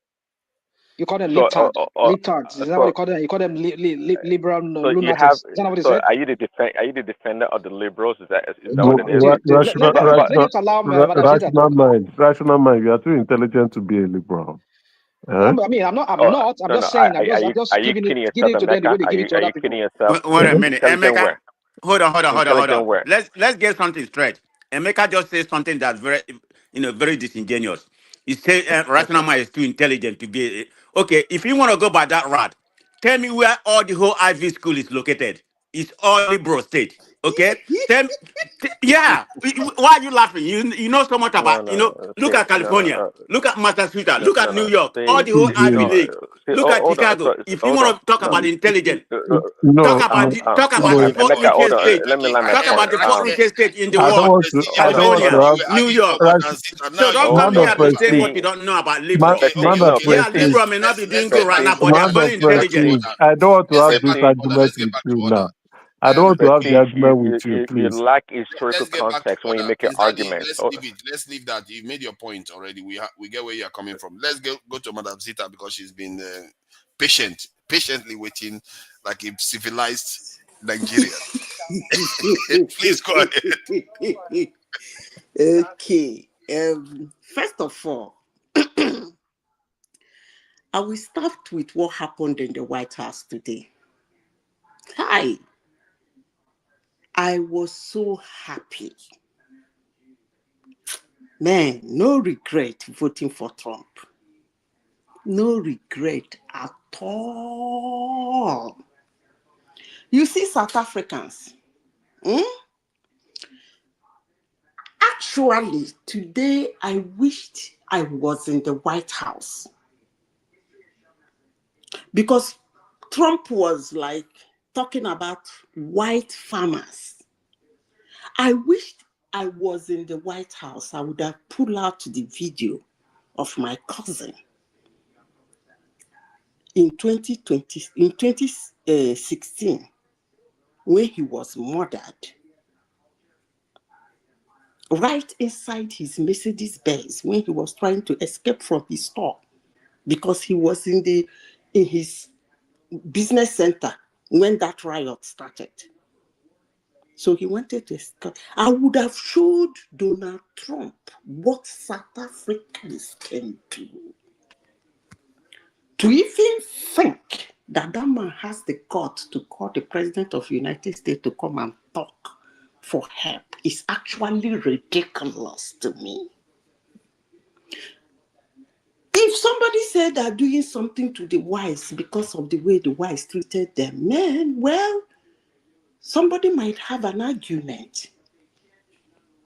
But for you holding a rally in a country in this day and age, and you are chanting that a particular race should be killed, I don't even understand that. But it is what it is. But if somebody hold a rally, probably in the United States or somewhere else, chanting that a particular race which we belong to should be buyed, I know how much the black people will talk about it. But it is what it is. That's between the white South Africans and black South Africans. Hold on, let me finish. Can I educate you on that term that you're using because you don't truly understand it? Can I finish, please? Okay. Because I lost a cousin in South African shenanigans, and my dad placed a curse on them. You cannot hate everybody. You cannot be a human being because you own a country, you ain't like nobody. How many Nigerians did those South Africans buy? 2014, 2016, even last year, 2024. And Nigerians sit down here, oh God, no regret voting for Donald Trump. And I am sure he will deal with them mercilessly. And I don't really do care on the note he's standing to deal with them. It is only in South Africa that a village boy, no. This thing you people are talking about, this president of, what do you call it, Cyril?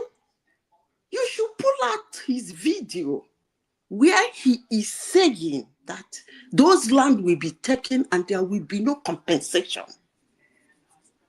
You think Americans are kidding? You think their intel Whose land is this in the first instance? Whose land is this? Do you know how they got those lands? So my cousin, hold on. You know, well, we understand your cousin. There is it's something, so sad. It's so sad it happens. Please, let me finish. You people have been talking here for hours. No, we're pushing back. We're not going to stop you from speaking. Interject now and again, though. You can't just be. Listen. My cousin bought that land, and when he died, it was taken from his wife without any compensation. So it's not all about wives. I know what I'm talking about. But that's what Trump is making it to be. So you cannot Trump is making it to be like it's only white. You cannot sit down here and ask me whose land is that. But I'm asking you, the Trump you're talking about, you're championing here, you're eulogizing here now. He's making it about race. He's making it a race thing. I don't care. Listen, as it is now, I don't really care what he's standing on to do with South Africans. I don't care. If he wants to make it a race, I'm well and good. If he wants to make it that something is going wrong there that needs to be corrected, I am in. I don't really care. But you see that your South Africans, the time has come for people to call them to caution. You don't behave like that. Remember what they did during the Buhari? How many Nigerians did they buy in their country? In 2016, in 2018. And people stand here to defend on do you understand it? Do you understand the social issue in South Africa? Do you know the social issue in both social and economic issue in South Africa? Do you know? It doesn't matter. It doesn't matter. Listen, it doesn't matter. It doesn't matter. They go about no, don't get me wrong. I'm not saying that's the basis. But do you know the story how they got to where they are today? If you come into a country to find ways and means to live, and you are legally in that country, you bought a land, you had your children there, and one day, one Zulu king says that these human beings that are in this country are the ones taking everything from you. And riot broke out to the extent that you see a man with his Mercedes Benz. The only regret I have today that I wasn't in the White House. I would have pulled the pictures of my cousin. That White House would have been in Agor. I would have pulled his pictures, how this guy was macheted. To the extent that when they flew his corpse to Nigeria, we could not see his face because everything was picked in pieces and bandaged. Who does that? Who does that? For somebody who did not do anything to you, just because he's in your country, doing business and prospering. Running away from your madness, and you chased him, blocked his car, and he's not the only one. And Nigerians sit down on this platform and listen to me. I don't really care. I don't care on any situation, anybody. We understand your pain, Zita. I thank you. Hold on. You don't. I'm not saying I know. Hold on. You need to understand. Can you allow people to interject you? Don't tell me you see my pain. No, I understand. No. That's what I'm saying. Do you understand? Do you understand the use of words? I said I understand your pain. I don't know your pain. I don't know your pain.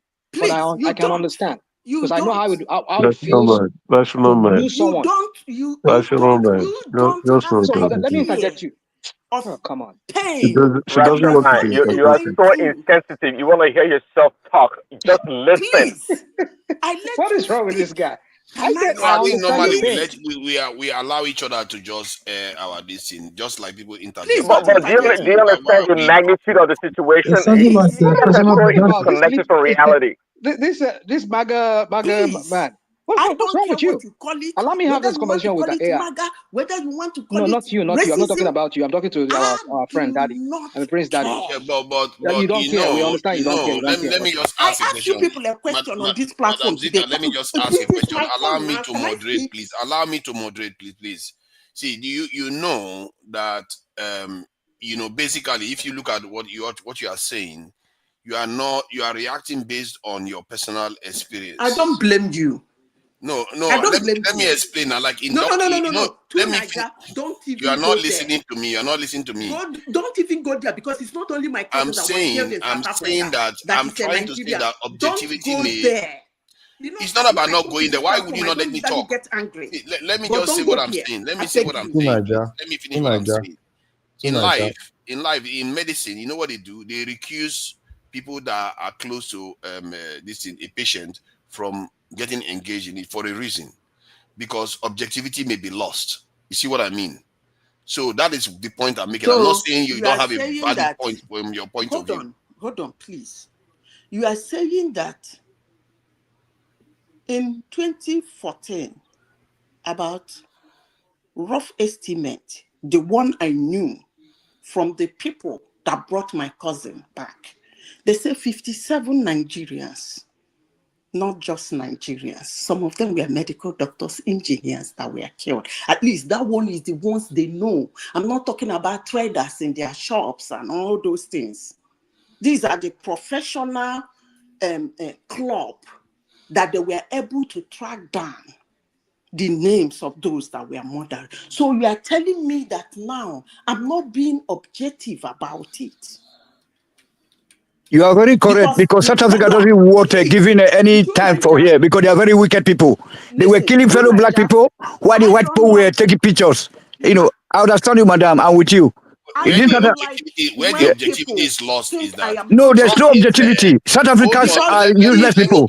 Let me add one thing. Trump is there to attack black people, and you are joining to attack black people too. Please, can I speak? Yes, please. This topic is very passionate to me. I am in a foreign land. That my cousin Cletus was in a foreign land. And I am sure you are in a foreign land. And if one day, God forbid, the remaining of us that are living are going to work one day and the riot broke out. We are not part of the riot. We didn't do anything wrong. And you are being fired just because you are not from that land. A land out of jealousy. They are jealous of Nigerians. Yes. A land that accepted you. A land that gave you citizenship. A land you stayed and got married and had your children. A land that you pay tax on. A land that you brought foreign resources into, because my cousin exploits a lot of things. And that guy was butchered like an ordinary animal. And you sit down here, you Nigerians, to talk about how What a are you South talking African about? This is president. Madam. Hold And on. Let me finish, please. You're What are you not being talking about? rational here now. You need to Why are comport you why yourself are you, why are you on going this down topic. this Don't route? even We go Who are the there. people understand saying? the pain you are going through, but you have to try to Don't go comport there. yourself. Don't You keep saying go don't go there. there, don't What do go you mean there. I don't mean, go are you the there? only You person are that you talks about you You this? know are what? on every Madam AI, this platform is not a it's not a place for you to is saying it's that not a place for you to lay the down all president your of South all your Africa is emotional when it comes to but what you're going through. let's Just speak on understand the something. topic, please. the Other people have to speak. But it's our turn the now. president of Man, South Africa you is guys are so complicit in this insensitive. matter. Could you just He let came us to Right? talk and United land? I mean, States But to you it's can't be ask very for talking simple. all the arms whole and day. This is not a ammunition. place for you to tell all But your it's our emotions. turn now. It's not what this platform is about. No, Please. man of Prestige, prestige. it's a turn. I You know, think come on, the Prestige. rule we have here, even if you want to interject, if she doesn't want you to interject, you can't interject. I don't want to interject, but I So mean, then let her be now. she has Let been her very use her emotional time. about this. Let The us last finish thing a session. Let us Naija finish. can do is to time her. Let We her are use here to her talk time about now. politics, not about your emotional, She can say go for the whatever next she Who wants. Let cares? Rational Who cares if you're here to talk man about of prestige. politics? If you don't like what she's saying, cover your It's ears. only the living that talk about the politics. It's only A the living. country Nigeria had to liberate. Listen, let me They should tell not you, kill any you Nigeria. are where Let you us are. face the Now truth you're here. God safe. punish South And you're Africans. here Let's to not talk interject. about Let her politics. finish so that we can move on because If she's not those allowing people in interjection. that country where you are, that person that is asking me that he came here to talk about politics, if those people where you are did not give you opportunity to come here this night to speak about politics, I'm sure you wouldn't have been here telling us that you want to speak about politics. You wouldn't say that. Because you are in No, another my point country is going that this about is your not a platform business. to They are express, not, they to are express not what you went through or chasing whatever. you That's not all. because you You are can a just say it, foreigner. and we send a condolence No, to you. hold That's on, all. But please. don't make it about Please. you or No, whatever you went please. through. Man of Yes, prestige, please my let her cousin, finish. my Let's cousin let's is give not her the 3 only minutes. Nigerian that was killed. So I am speaking for all the foreigners that were died in South Africa. Those are the people I'm speaking for. I know it doesn't concern you because Nigeria is not your country. I am not speaking only for my cousin, Cletus. I am not speaking for only Nigerians. I'm speaking for Zimbabweans, the white South Africans, the foreigners in South Africans that they buy anytime that The craze Somalians, comes the into their Somalis, head. the Ethiopians, yes. Oh, stop interjecting. Let her finish. And she says she doesn't want What people interjecting. nonsense! It is not about politics. So why do they kill them if it's not about politics? What their Zulu is talking about, is it not politics? Is it not in politics you talk about marginalization?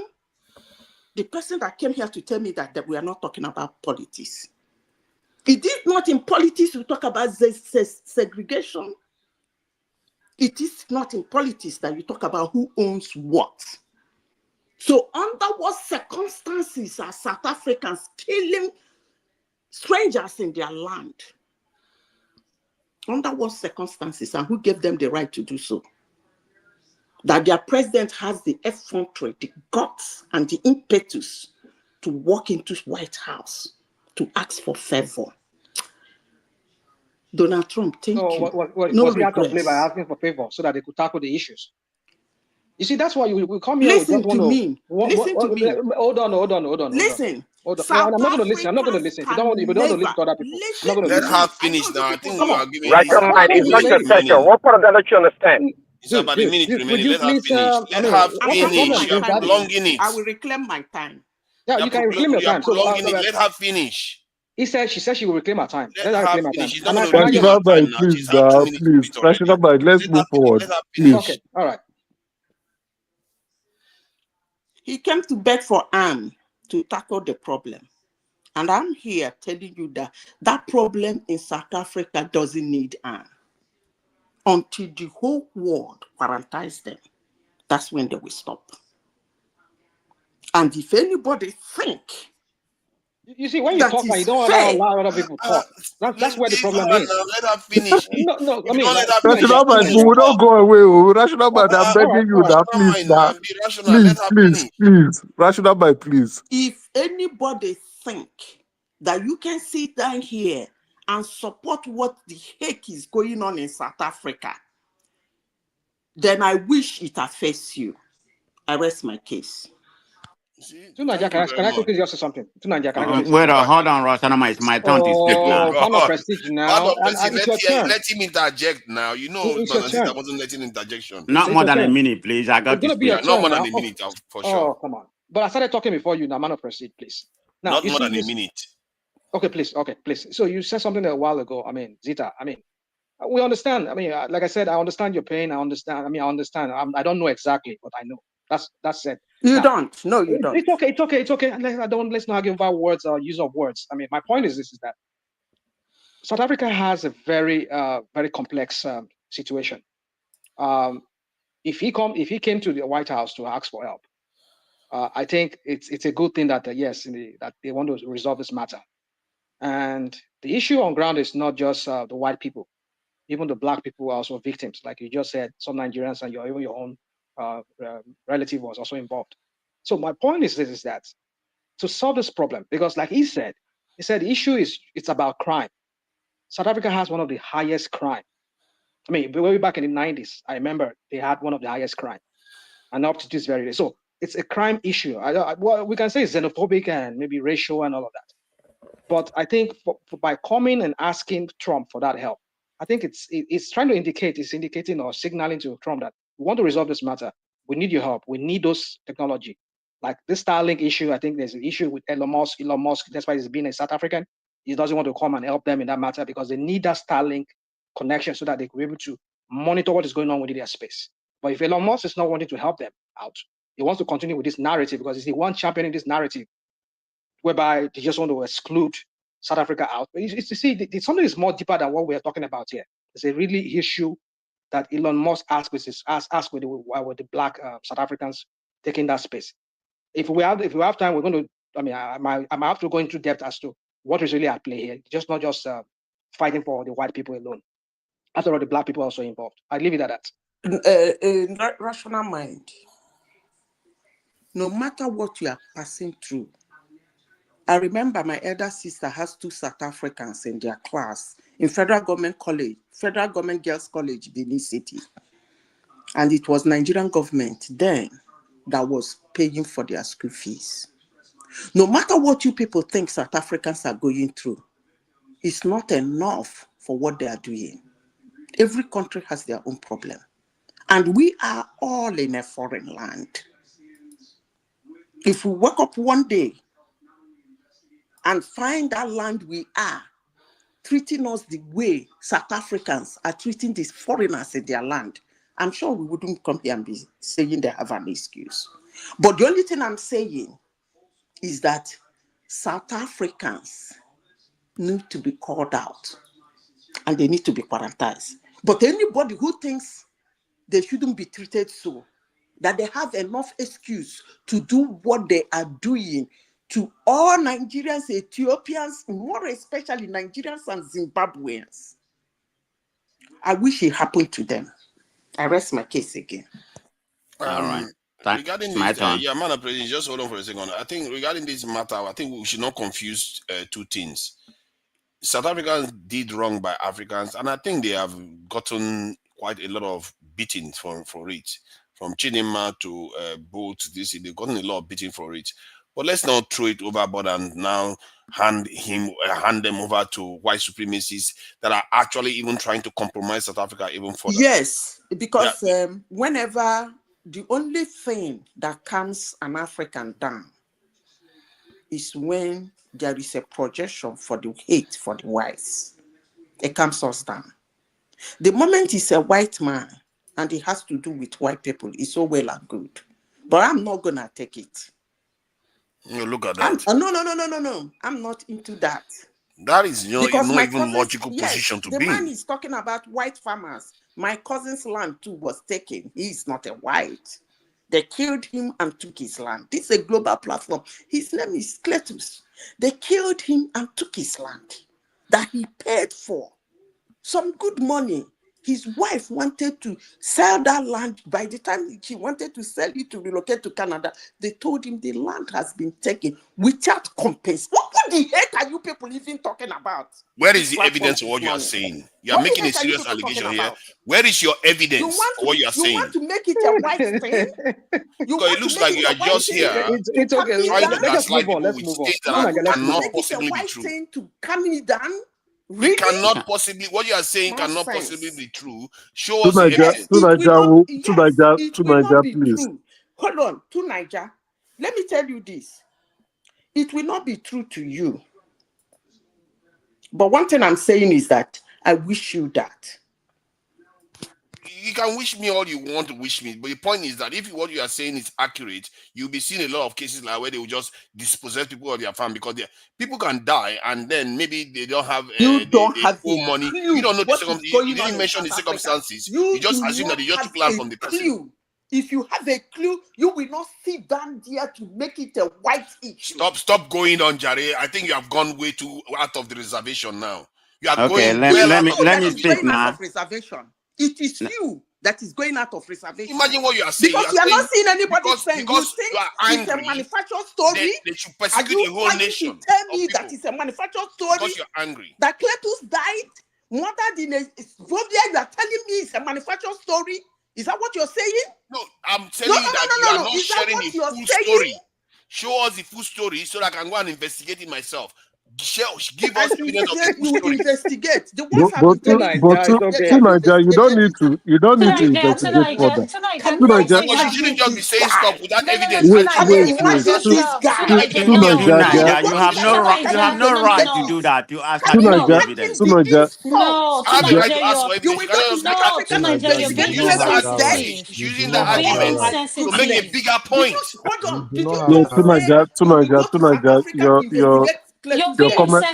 Your comment is a bit too sensitive, and there are so many evidence. You see, there are many evidences of. There are many evidences.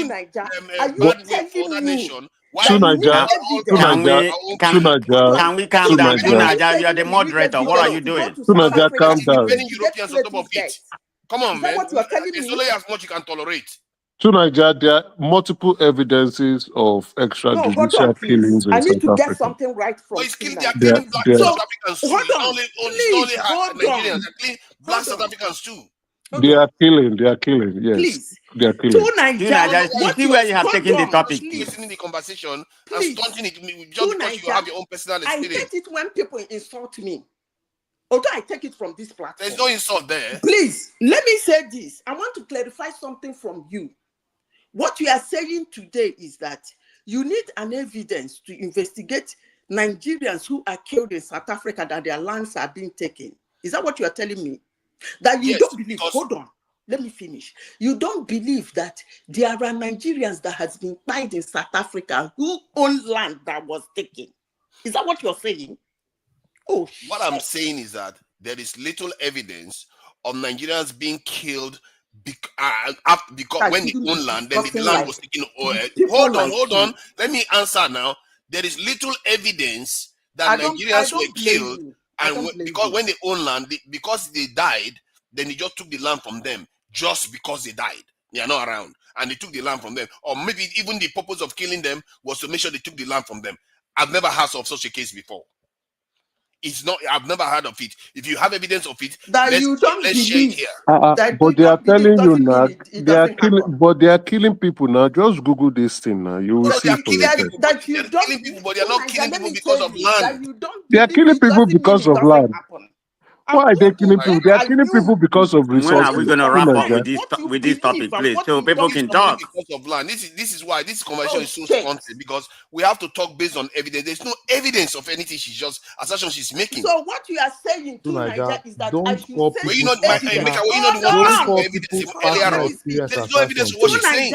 What you are saying is that I should send you the evidence it's not an assertion. How you saying is an somebody's talking about personal experience. You're saying she's bringing up You are assertion. saying I should Somebody send is you telling the you evidence a of personal places story. land You tell that was What do you taken mean by from him in assertion? South Assertion, Africa. what is Is that assertion? what Is you are you saying? want evidence. Tunaja, Oh don't my create. You want goodness. evidence. Somebody telling a I personal should story. send you the What is evidence that? of the land that was taken from him. Is that what you're asking me? Hey, you should send me evidence of such stories She where they doesn't took need to land from send you any somebody in evidence. competition. Or Why would she send you You evidence? know, Tunaja, Send you evidence for what? you are out of line in this conversation. You're out of line in this conversation. Hold on, See, hold we on. all have personal. Hold on, we all have personal stories. Okay, and it doesn't need to be verified by everyone. Hold on, The let me fact land. remains that South African killed a lot of Nigerians. So that is the fact. That is common So knowledge. whether she's saying that whether what she's saying is right or wrong, the fact still remains that many South Africans killed a lot of You're right. Nigerians, and I have That's a lot of common knowledge. That's common knowledge. a lot of I'm views not and evidence out for of that. line. So at the same time, it is very possible that those killings affected her. Ekene, please hold it. Hold it. We are not Can we get back to the topic? What we are talking about? We can plug this all day. So Tunaja. the part, see, hold on for a second. Hold on. I just want to clear. Nobody needs to prove anything to you. Nobody needs to prove anything to you. Can you just let me moderate? Because well, you're not moderating actually. I am You're only moderating. interjecting and derailing the conversation. Let me moderate the point here because That's not moderating. this is why. Hold on. I have a reason for why I'm doing what I'm doing now. Put a break. This is Ola, so sensitive and hold emotional. on, Ola, you don't do that. You know you are. No, don't ask me not to do that. I'm a co-moderator. Let me finish what I'm saying. I'm just checking you as a co-moderator. But you're elongating this controversy we're having right now. Confusion. There's a reason why I'm doing this, so that we don't spend 6 hours confusing the argument from one end to the other. This is a very, very straightforward issue. We know there are issues in South Africa in terms of killing Nigerians, in terms of killing foreigners even. We know there are issues with South Africans with their white population too. And we know Trump sides with white people. We know Elon Musk sides with white people. And we also know South Africans had a beating from Nigerians last year and this year, and they are still getting a beating even on the continent. Most of the continent doesn't like what they are doing with their African counterparts on the continent there. When you go to America, it's a totally different ball game you are dealing with there. These people, what Trump is doing there is trying to bully the black population to give South African white people more privilege. That's not true. Take their privilege and make no mistake. That is what is going on. That's not true. Your fallacies and your lies. Who told you that? That's not true. That is exactly what that is not true. True, Niger. Can we move on, please? If anything is actually trying to get his South African farmers out of South Africa. So what are you talking about tonight? If anything, Trump is trying to get them out of South Africa. Please, Daddy, let us move on. Let's just getting them stop. out of South Africa. All right, you Niger, that's enough. Let me talk, please. Go ahead.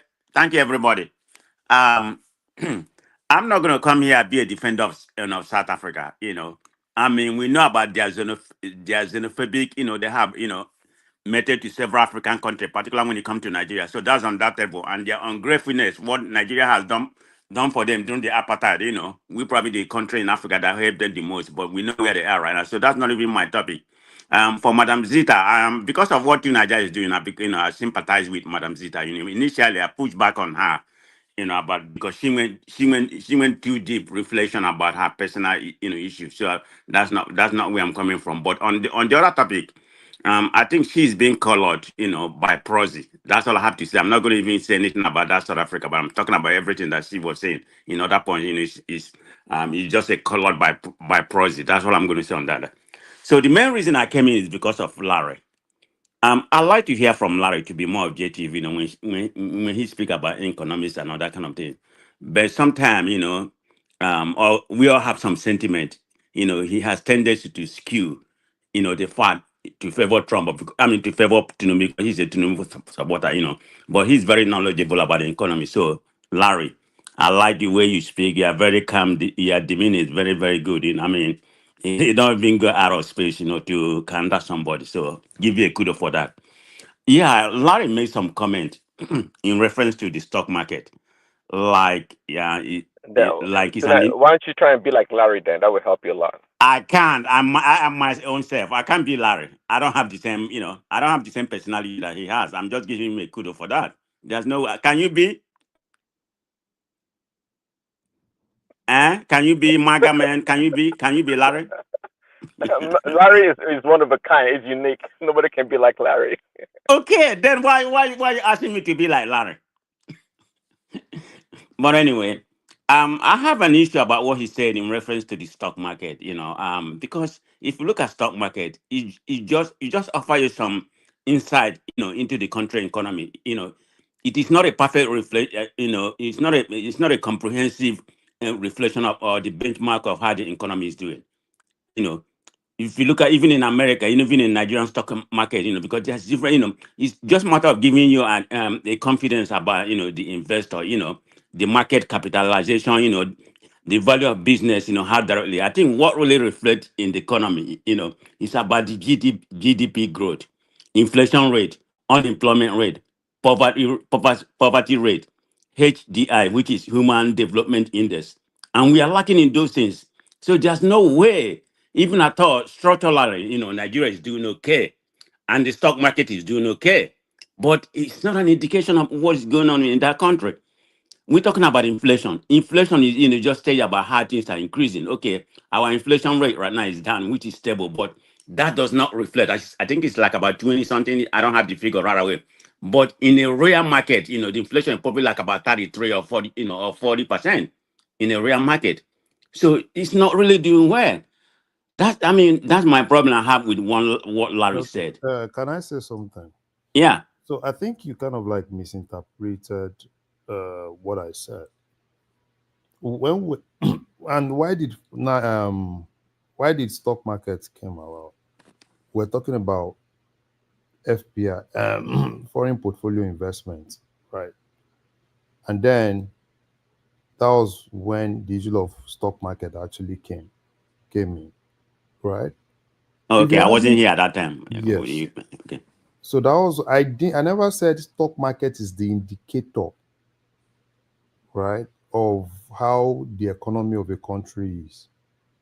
But what I basically said is your stock market is part of it, right? And if you have a booming stock market, why exactly are you having that booming? Okay, take for instance now, every bank now we're talking about capitalization for the bank, and everybody is rushing to the capital market to raise fund. When they raise that fund, what exactly is that fund going to do for them? I mean investment. Okay, so if they pull that money out of that stock market, pull it invest it into their banks, into their respective things. So what's the multiplier effect of that investment? I mean, it's going to boost their confidence. No. I mean, if the banks, right, the banks wants to capitalize, right, they run to the stock market to raise money, and they pull that money out of the stock market and they invest it into their respective banks. So what is the multiplier effect of that investment into those banks? I think it's good. I mean, I'm not an economist, but the little that I know, it's gonna increase. It's gonna have an effect in It's going to Nigerian have economy. returns on the investment too. Right. So what I'm trying to drive at is those money when they come in, even though people always want to take their profits, but they also have what they do to help cushion an economy. So it's not just a one-way fit all. It's not linear. Larry, I want to ask you something, because what you are analyzing here is just like the rich getting richer. So when you are talking about economy, where is the space of the poor man in this nation? So you don't talk about the rich man. Everybody knows that the policies favor the rich. That's why the rich are getting richer. So an economy does not affect the life of the poor people and get them more out of poverty. How can you describe that as an improving economy? I want to judge it by raise something. by all these things you are saying. You see, that's the problem I have. Man of Prestige raised something from the point of the stock market, right? You came, common man or another. That's not the argument. I don't know, Man of Prestige, if I actually, let you understand my perspective. So that will always be my argument, because I don't like when people are analyzing issues that favors big men and rich men in this country. The first question you should have asked him is, why did Nigerian banks recapitalize? That's the first question you should have asked. Larry, why did Nigerian banks recapitalize? Emeka, I'm sorry, I don't want to. I thought we already labeled that before. No. Why are you dodging the question? Why did they recapitalize? I don't want to answer your question. But why do you want to dodge the question? Why do you want to dodge the question? Why did they recapitalize? You can say you can either say you can either say the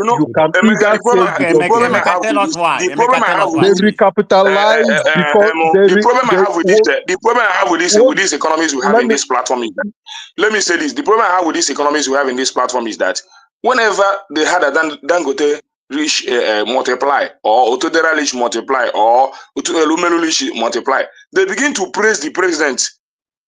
They begin to give all sort of analysis. But all these men are selfish men sitting in their comfort zone, amassing the wealth of the poor man only for their own personal generation. The reason that is stuck in one place, that is not being spread for many years to other common man. How can that be a good economy? Why Nigeria getting poorer? That conversation is a separate conversation. The Nigerian banks recapitalized because of the devaluation of the naira. Hold on. Let me just ask you, Kene, do you have issues with the owner of Airpeace? He won't. Let Larry. I mean, come on. Let Larry. Let Emeka answer that question. Why so did they recapitalized because of the devaluation of the naira.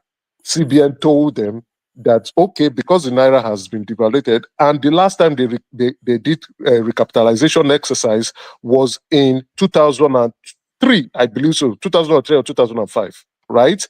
And so there's the need for them to recapitalize again, because that if you value their assets, their capital base in dollars, it has gone down. And they are supposed to also implement Basel III. So that's why they recapitalize. Right? Their value in dollars has actually gone down. So they are recapitalizing to boost. It's not recapitalizing to expand. They are recapitalizing to show off their let me ask you something. Hold on. So they're recapitalizing is that a reflection of? Hold on. Sorry. You said they're recapitalizing just to meet the threshold to remain. Correct. Correct. So what is the benefit of that? What does that serve really? First and foremost, their capital adequacy has gone down. So they need to recapitalize. Yeah, just like you say, if the value of the naira has diminished, because of the devaluation. So because of the No, go ahead. Because of the devaluation of the naira, which was caused by the president himself, the president caused it. He was the one who said he was floating the naira. He caused it. So they're like, the last time we capitalized was in 2005, and because we also need to implement Basel III, that was the valuable excuses. Nobody's denying that. And because the value of the naira has gone down, we need to recapitalize to meet the capital adequacy ratio. And many of them are now going to they are now issuing rights. They didn't adjust the capital ratio based on the naira value. That would make more sense. Rather than run into the stock market to go recapitalize. So, Emeka, in reference to what you are talking about, or Tunaja, I'm going to talk. Go ahead, Tunaja. Yeah, Emeka, by recapitalization, where did they get the finance to recapitalize? Is it from their customers, or the central bank provides them the funds? No, it's the right issue. It's the general public, even international investors. I think many of them are international investors coming in to come and buy. But the general public can go. If you are a shareholders of each and every one of these banks, you deserve the right to increase your number of shares through rights issues. First Bank did it. Wema Bank did that. many of the banks, and some of them went to invest to international investors to go and raise capital. So they are still in the process. They are still.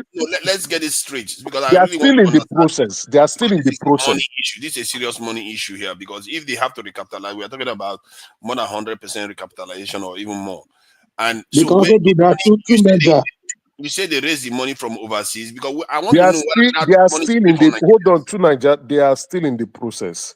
Okay. Yes, they are still in the process. It's not like they have that. It is a cutoff. They've not cut it off. The CBN has So not. in other words, if they go bust today, they are vulnerable because they don't Are have you? enough capital. Yeah, Fidelity Bank is in debt.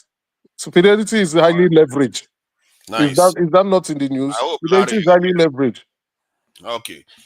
Who's It's next? not coming from No, foreign. I'm not finished now, Tunaja. They're not raising the fund from outside. To Niger. Let me explain how they are raising. I think the man fund. of Presidio is They're still not talking. raising the fund from outside. Where are they raising it from? Where are they raising it from? Okay, let me explain how they are raising the fund. From what I heard, the banks are kind of mandated to raise the fund for the recapitalization. They've They not are been using what mandated. is They've called been advised. Hold They've on. not been There's a difference between mandation from CBN. Waiting CBN now. has advised them. It's a kind of mandate. Please let me Okay. finish. There is what they call right issues.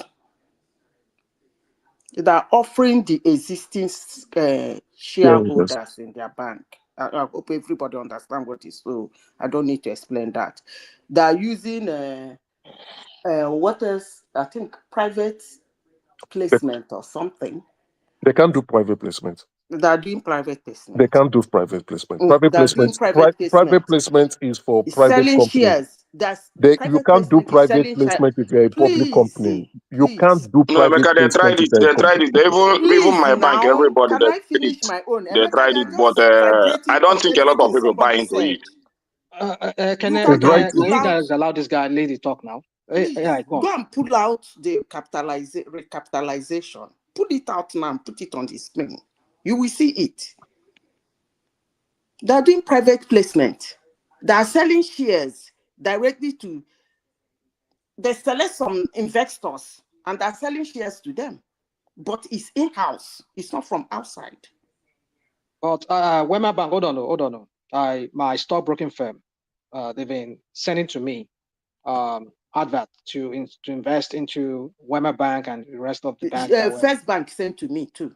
So I know what how I'm are they talking private about. when I don't have a shareholding in No, Wema they're Bank or doing UBA? public offerings. No, they're doing public offerings. So, but you said private now. That's what you said. No, I said private placement is a different thing. They're doing public offerings. That's the one you got.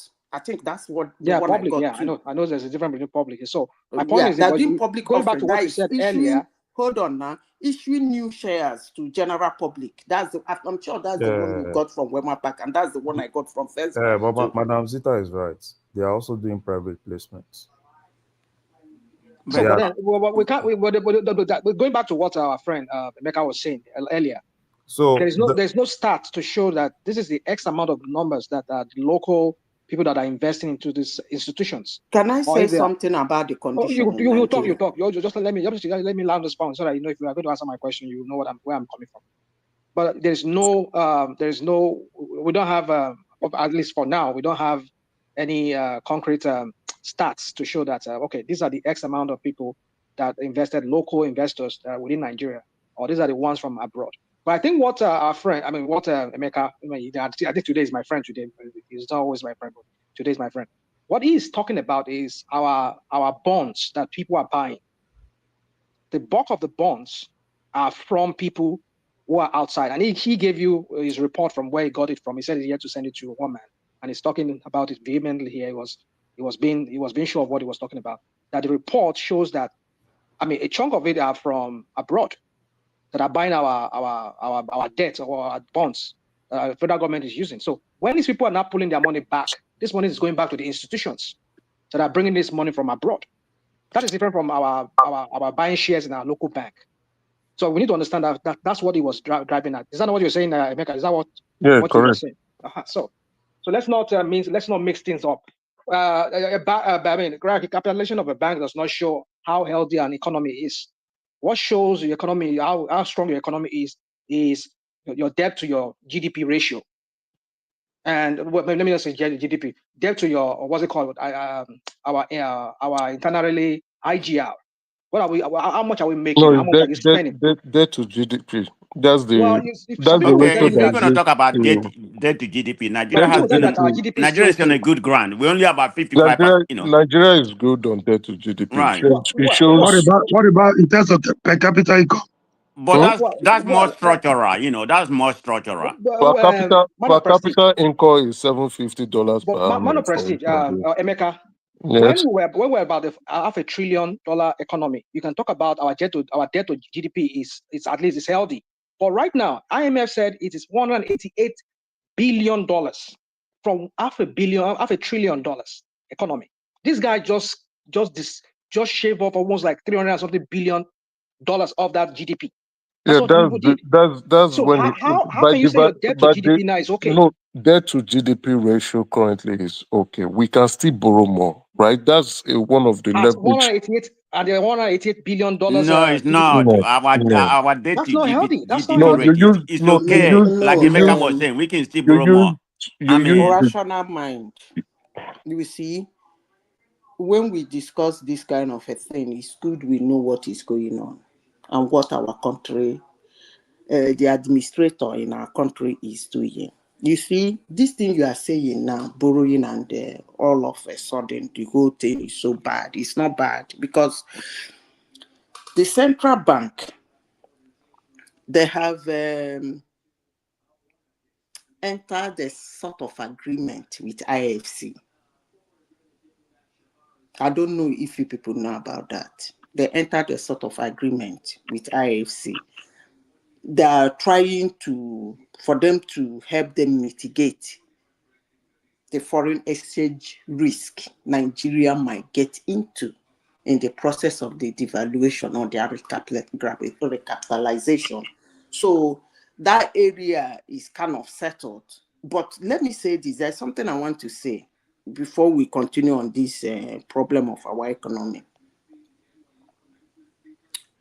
I do not really think that Tinubu's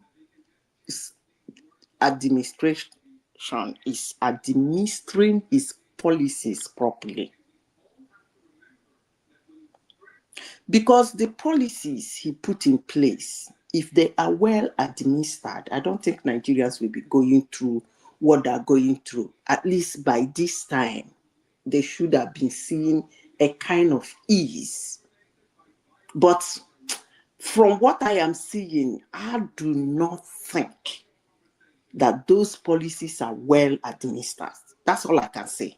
It's not a question of me coming here to shout that Buhari's policy and Tinubu's policy is making Nigerians poor. I wouldn't say that. Knowing economics, I wouldn't say that because the policies are not supposed to make them poor. But okay, let me continue. Let me continue, please, so I can go. Can I just ask you to watch it? But I don't think. I think they're gambling with those policies. I heard somebody say it that this night, and I think that person is In a layman's correct. language, can I tell you the reason why it is what it is? Let me finish my subject, please, so another person can speak. I'm Go ahead. let me buttress what Madam Zita said. I think I totally agree with what she said. They are not being administered properly. I mean, we're not having much money like we used to have like about 3 or 4 years ago. If you look at where our GDP is down right now, like about 3 something compared to where it was 4 something. That's the problem I have. I mean, we are the fourth in Africa right now. So that's the problem. I mean, look at the budget we just had. I mean, about maybe about 20% of them that is going to go through pardon. And this is the problem we have. It's not about money. We're not getting as much money. Look at the oil price. Oil has gone down. So that's part of the revenue. We are not generating as much revenue as we are, generating before. 7 Oil trillion. price is still going to be going down. So we are not in good 7 space. trillion. They padded 7 trillion inside the new budget. This is the problem we're having, and corruption and something like that. When we come about here, we talk about the project that is being doing. I mean, look at the Calabar Lagos Road. Is it not gonna cost us about 11 to 12 billion? To me, I thought that's just a waste of money. They should have concentrated on electrifying the country. That would have been a more proper way to utilize that money. And hold on. Who's Tinubu? No, let someone interject Let now. me I'm not finish. Who's time. Tinubu doing this Calabar? I have Lagos Calabar Road. Is it not? This I consider that to be a scheme project by Prosi. Look at who's in charge of it. man of Shekuri. How This does is a a guy peaceful who was a Bata party, and now has become Tinubu ally. We need to call all these things out. This is part of where all our money is going. man of prestige? How can What? government spending? How can government spending that is creating job? That is creating job. That is. That's not the priority. What 11 job? billion to 12 Hold on, billion. hold on. What job? What job? What job? What job is 11 creating? billion to 12 billion. That's almost about 14 trillion naira. Man of prestige, ask him the question. What job is he creating? What job is he creating? Wait, Farabale now. So do I need to tell you that they are going to buy cement? They are going to employ labor. But Ola, is that our priority? If we don't have electricity, all those things are nothing. Guy. If you don't understand it, say you don't understand it. There's what you don't understand because you are speaking garbage. You don't understand. You make it like you understand when you don't. You are buying cement. You are buying cement from the poor man or the rich man. Listen to me. All this analysis, all are for you to erogate these policies and all that. It's nothing. I'm trying to make a point. Under this government, a government that could not even prioritize education.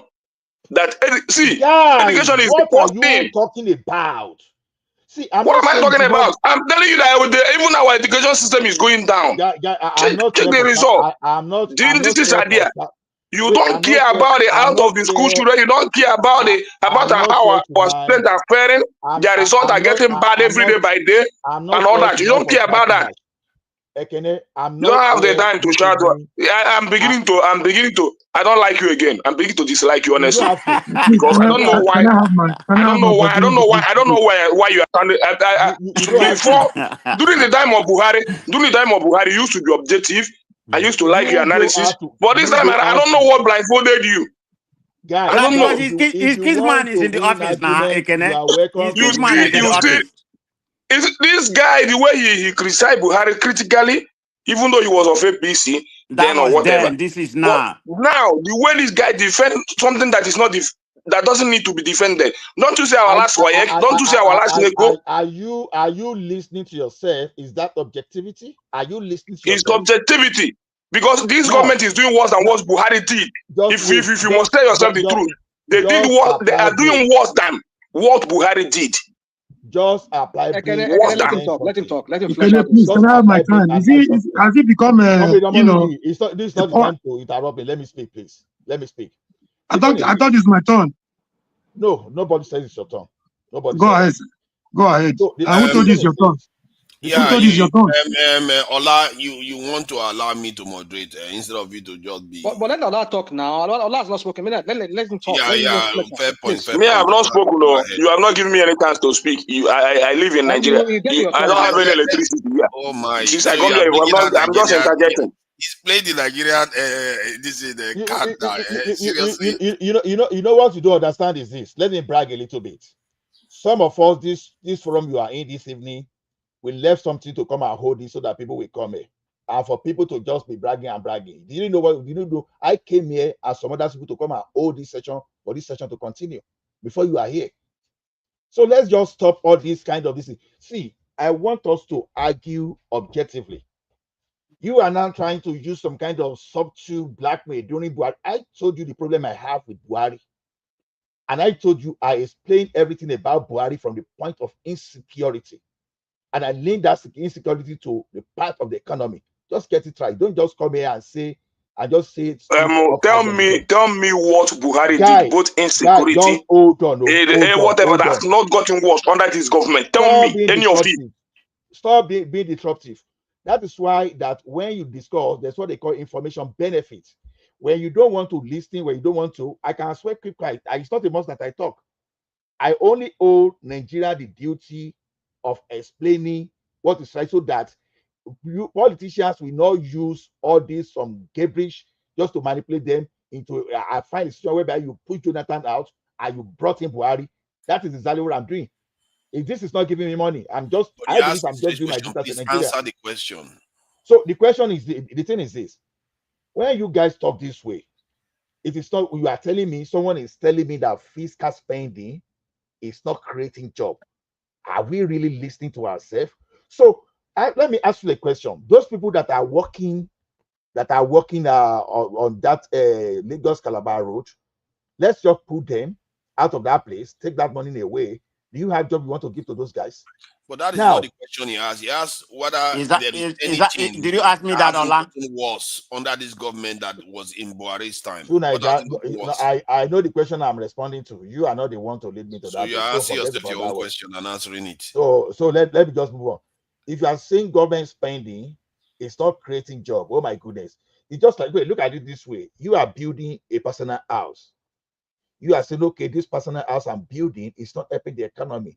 Yet you have an architect and you have your iron bender, you have a structural engineer, you have bricklayer, you have those people that will do your roof, you have those people that will do electricity. See, we have to If be you are not objective. answering the question, then there's no point of you talking, is there? You are Tunaja, just talking whatever you want to. Tunaja, give me my time to talk. I beg. There is time for me. I want to go. He's not answering the question. He's just creating I want to go. Give me my time to talk. I beg. You don't tell me that. Can we let Ekene to talk now? We've been nice. Ekene is coming from Nigeria. There are things that have been put under Tinubu Tinubu's government. You can't even sing, and you are supposed to be a supporter of Tinubu. There's no And even you can't point of even even answer talking. it. Why wasting time? Why wasting time where people want to ask questions? Ola, brother, please, can we let Ekene talk now? It's coming from Nigeria. At least everybody should give him that You favor. keep talking. Don't worry. Continue. Okay, can I go ahead? Okay, thank you, Tunaja. The point here we are trying to make here, because I don't like to give too much explanation on issues that I know that are on ground. But I will only talk about what I see every day with Nigerian space. But I thank God that a lot of my Hausa friends here are beginning to rise up, and they want to collaborate with me in 2027. And if what is happening today is not happening, I think a lot of them will not be agreeing with me now. They come to my shop every day. How are we going to do this? I tell them, cool down. We are making our plans. And when that time comes, at least that Alabalago will capture it. And they have given me confidence that, yes, we are going to do this because this is getting out of hand. That what we expected from this man is even worse than this. And this guy is from Castina. He's Buhari brother. It's worse than what I even experienced under Buhari.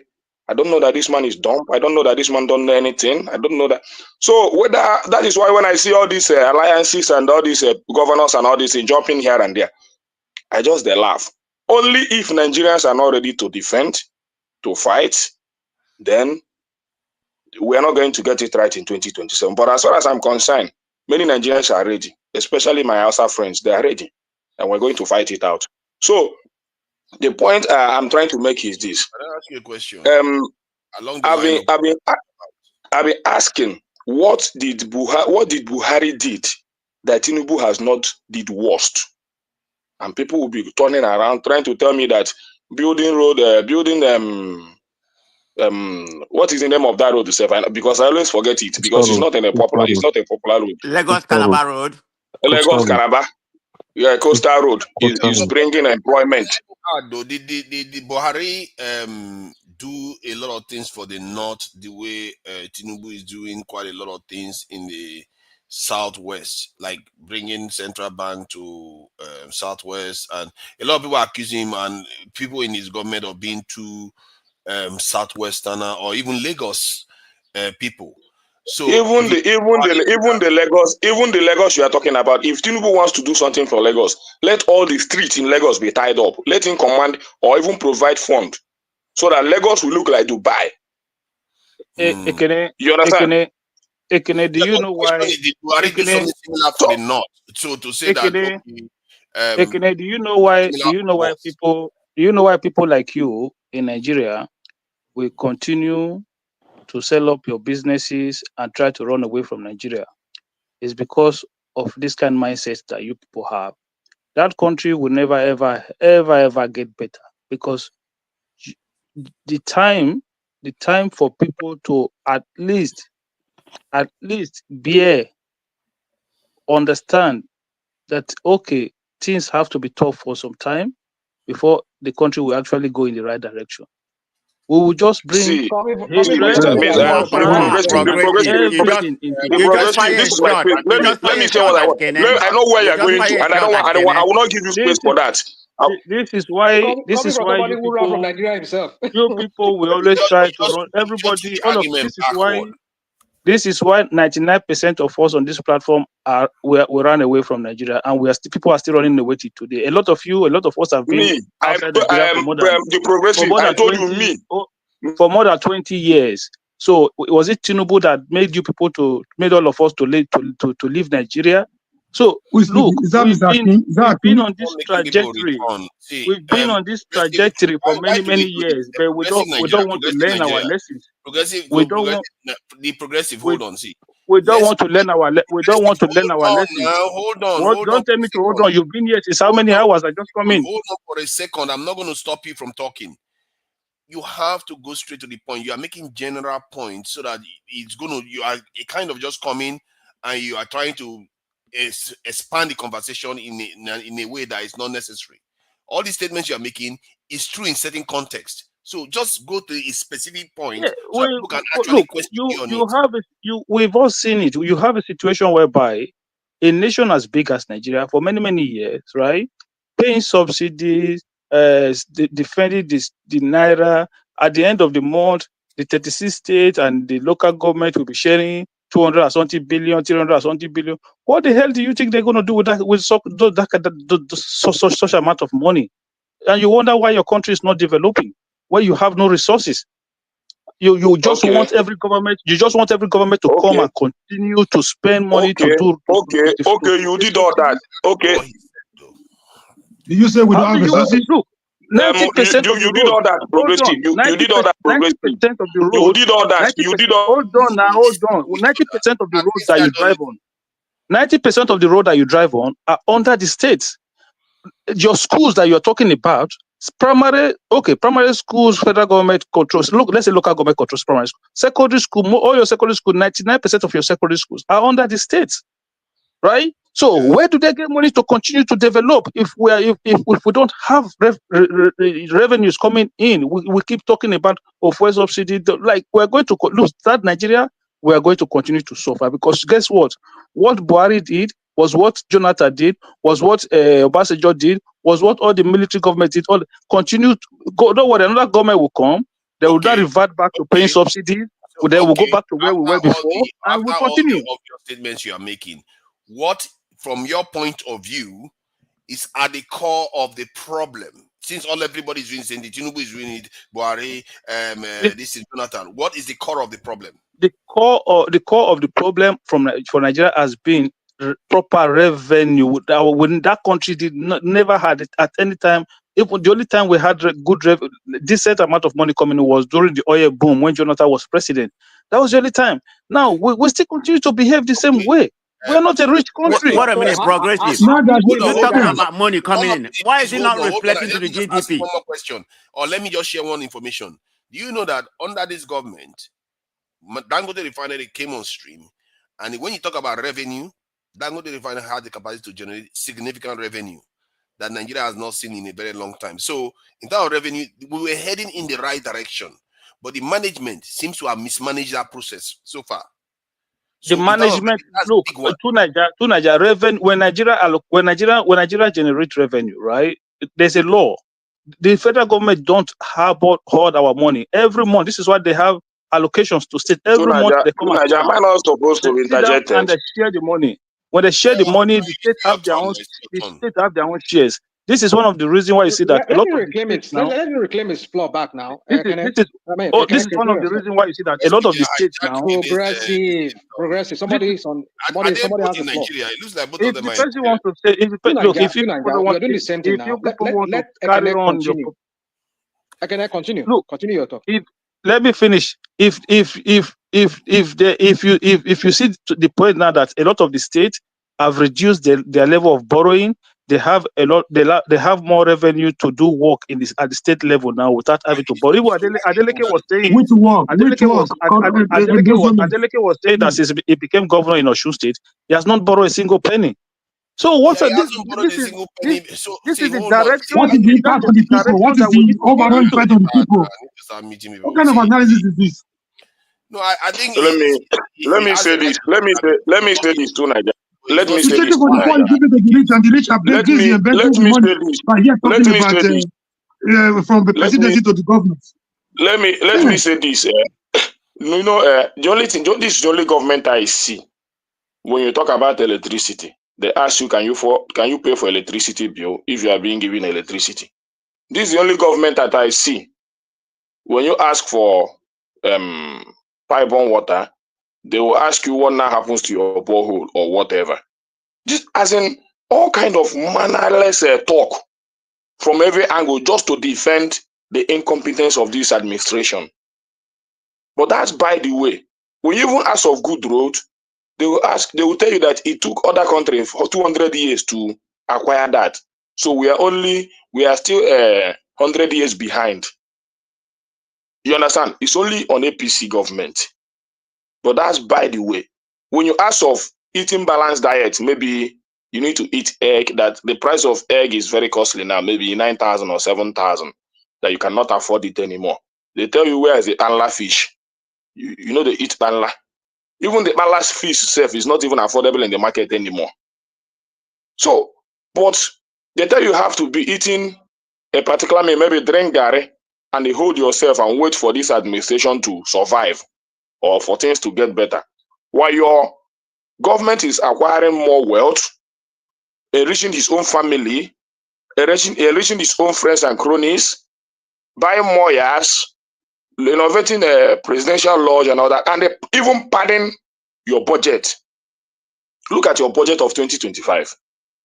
The money you padded, about 7 trillion, is more than the money you budgeted for education, budgeted for health, and even the ones as in about 2 budgets or 4 budgets out of your other administrative positions. The money you padded is more than the money you budget for 4 areas in your administration. How can you survive as a government? How can so you are now blaming me for not being impatient. Why the money you are supposed to budget for 2025 and use it to better the life of Nigerians, you padded most of it. 7 trillion. Go and check your educational budget.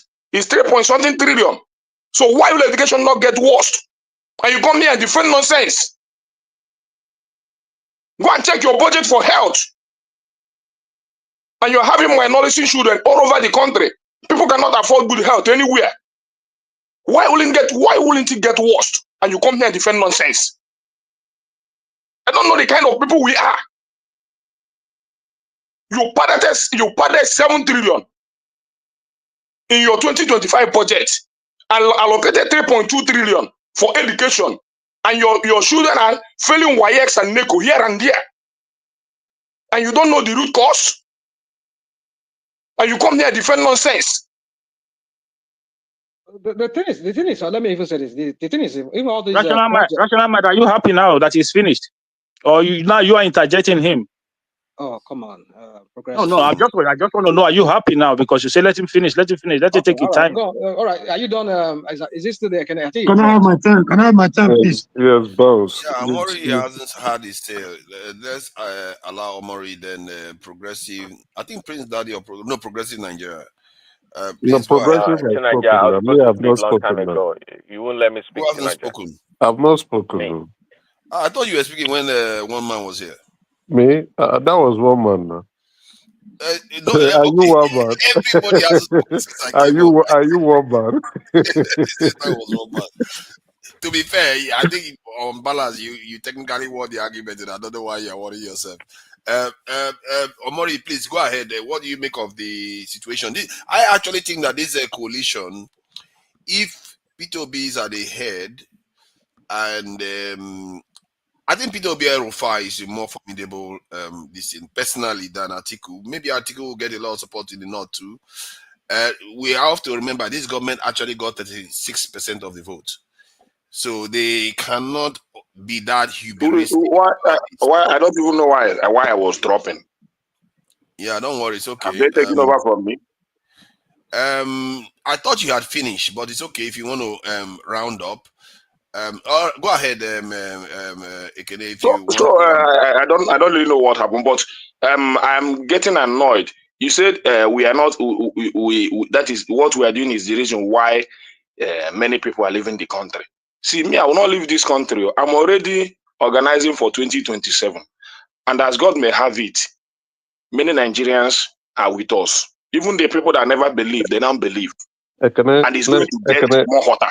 I appreciate your activism and what you're trying to do, but you see, I've come to the point that I think when Progressive was saying that Nigeria might not work, I'm getting to that angle. What I just don't understand. I'm a supporter of the president. I'm still a supporter of the president, but I'm completely disappointed. I'm disappointed with what's going on, and why a lot of people. Why? And I'm not happy that I get to raise my voice especially when these guys are coming to gaslight us from the realities. And evidently, sometimes you begin to, when people are now saying things, you now begin to ask yourself personal questions like, am I in a different reality, or what are these guys actually saying? So I've gone around again to just go check. And we can see that Cardoso is playing tumbo with us. Yes, I can applaud him for stabilizing the naira and keeping things afloat. Initially it appeared like we are drowning, but now it's not like we are now. The captain has gotten his hands on the navigator, and we are not sailing. But we are not sailing to the promised land. We are actually sailing to hit the mountain, but we are going there slowly. So can I have opportunity to say one or two things? I want to go to bed, please. I've been waiting here. Right. All right. Thank you very much. I want to first of all greet everybody on the platform. I want to appreciate you immensely tonight. In fact, I am flabbergasted listening to you tonight. I could remember vividly, it got to a point where people were beginning to doubt your identity. Some obedient tagged you a fake maker on different fora, judging by your stand for the president towards 2023 presidential election. To see you talk in this manner tonight, I think it reminds me of one thing, that there is still hope for Nigeria. It reminds me of one thing again, that it has changed my perception about your kind of person. They tagged you, they said they were asking you about your state of origin from the East, if you are actually a maker. They doubted everything about you. Now, listening to you talk in this manner, I mean, I want to believe that you're speaking from the point of objectivity. That was even one of the reasons why I came into the show. So Mr. Mori, isn't that a problem? Isn't that a problem on its own? It's a hope. No, there is hope. It's a hope. Isn't that a problem on its own? That because this person have to support your personal view before you believe that he's from a certain region. No. I'm not talking about my view. Oh, yeah, I'm not talking about you as a person. I'm not talking about my view. I said the way he was judged. He was being judged by other people. I'm not talking about you as a person. I'm saying the idea that when he was supporting Tinubu, he was fake Emeka. Now that he is against Tinubu, I'm just telling you to the extent to which you went. You getting me wrong completely. No, when I was I'm just telling you the extent to which I was fake Emeka. Exactly. A lot of people are misjudge him. Now that he's talking this way, it's not that they misjudge him. It is the mindset of an average Nigeria that people think. The mindset of average Nigeria is not my fault. So you can't blame me for that. Let's not distract. Go on. Let me have my time, Mr. Akin, please. I've been here, it's not. I mean, it's not. You don't have to do it by might. So, having said that, I have to commend your effort. I'm really happy. I also went on the comment section. There is somebody that is always there by the name Niger Man.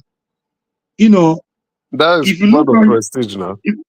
Niger man. You know, Niger man is man of prestige.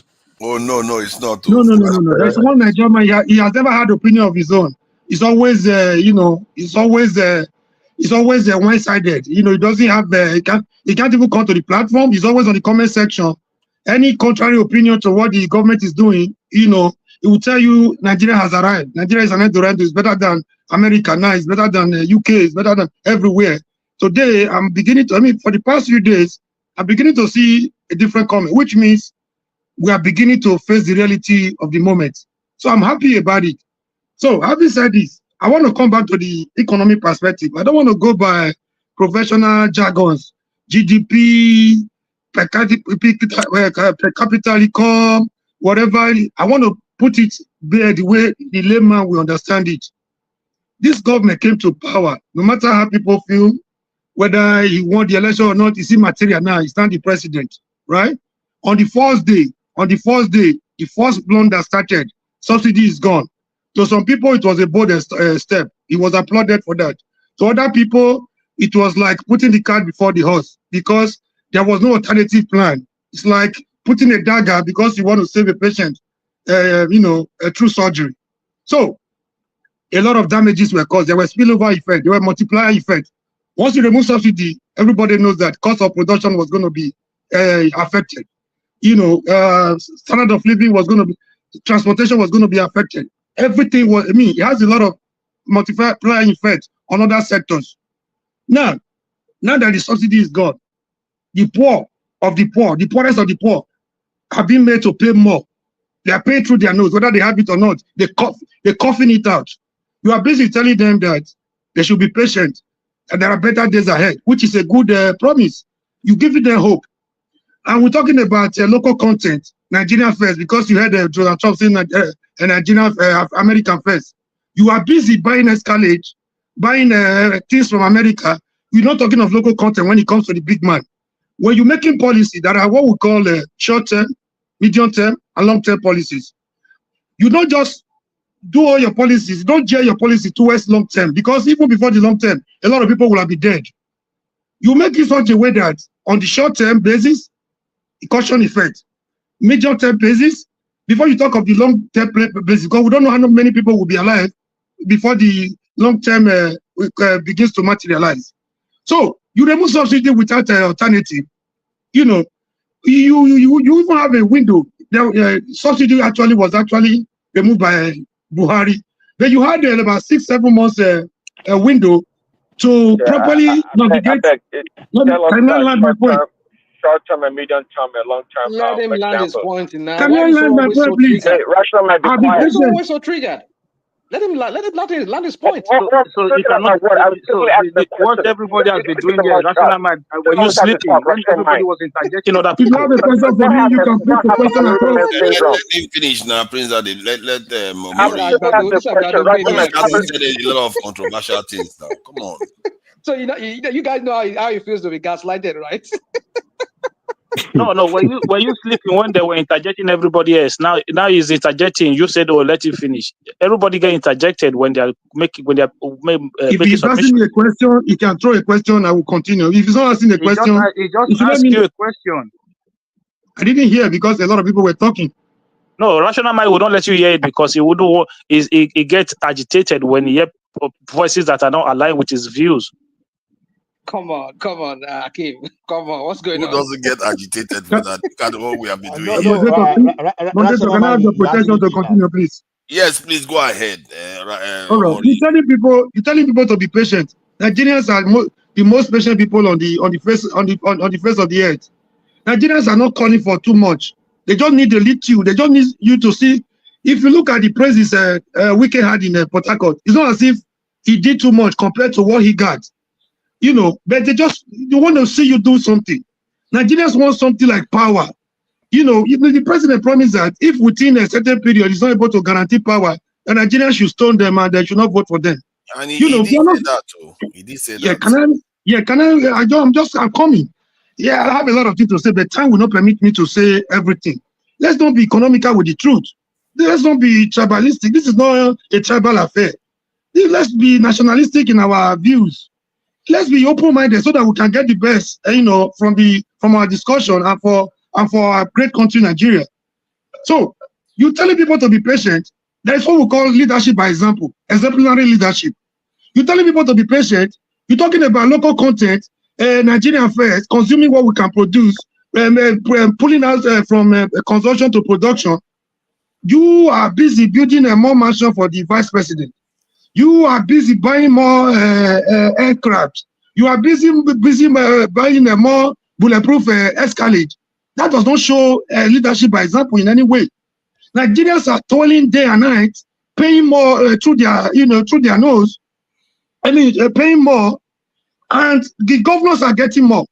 The governors are getting more. You have not dealt with the corruption, which has eaten deep into the fabrics of Nigerian society. It's like taking from the left, you take it from the poor Nigerians, you give it to the rich, your fellow rich men, and those ones are busy. As soon as they get the money, you know what they do? They buy dollar to store the wealth. That one is putting pressure on the exchange rate. They buy dollar to store the wealth. They are busy applauding the president for giving them more money. To me, what is the effect on the commoner, on the downtrodden, on the Opoloye, on the Talakawas? We are busy saying there is no money. Now that so busy has been removed, what should have expected? That automatically means more revenue for the government. And we are busy borrowing more, in addition to what we are getting from the poor, what we are making the poor to go through. We're telling them to be patient. They are not even sure of where they will live to, where the next square meal will come from. You are giving them a long-term policies that they are not even sure they're going to be alive to enjoy that. You're not dealing with the short-term policy as something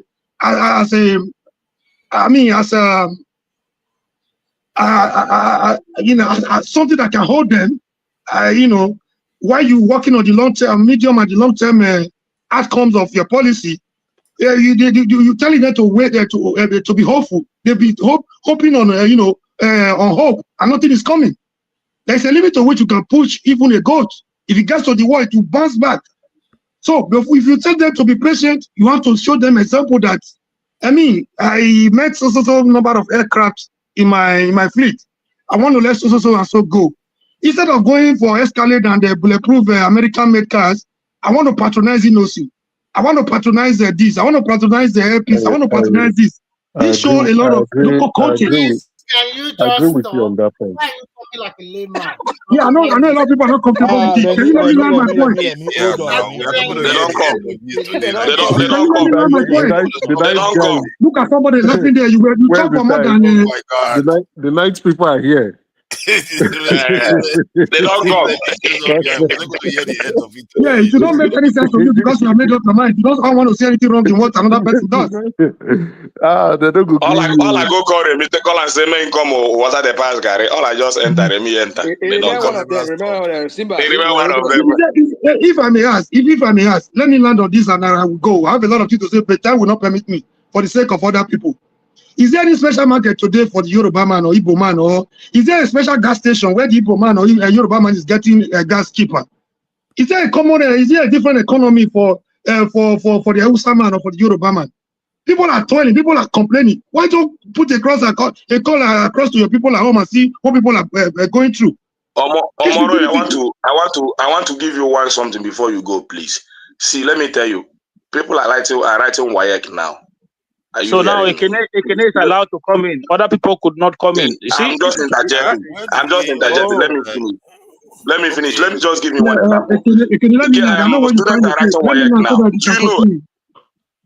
Let me just land my point so that you can continue. Please.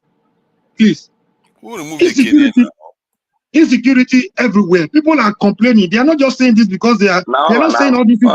Nothing. Who removed the Kine just now? Okay, please go ahead, round up so that we can. How did you know they removed him? He just dropped like. So what? All I removed me. There is not I want to. What if it is network? Let's be serious, please. That's a nice group, right? Can you just stop this, please? Can you just stop it? I'm not saying so. Don't just take me for kindergarten or we can be here and be shouting and be this thing. So why do you want to take advantage of your situation? So please stop.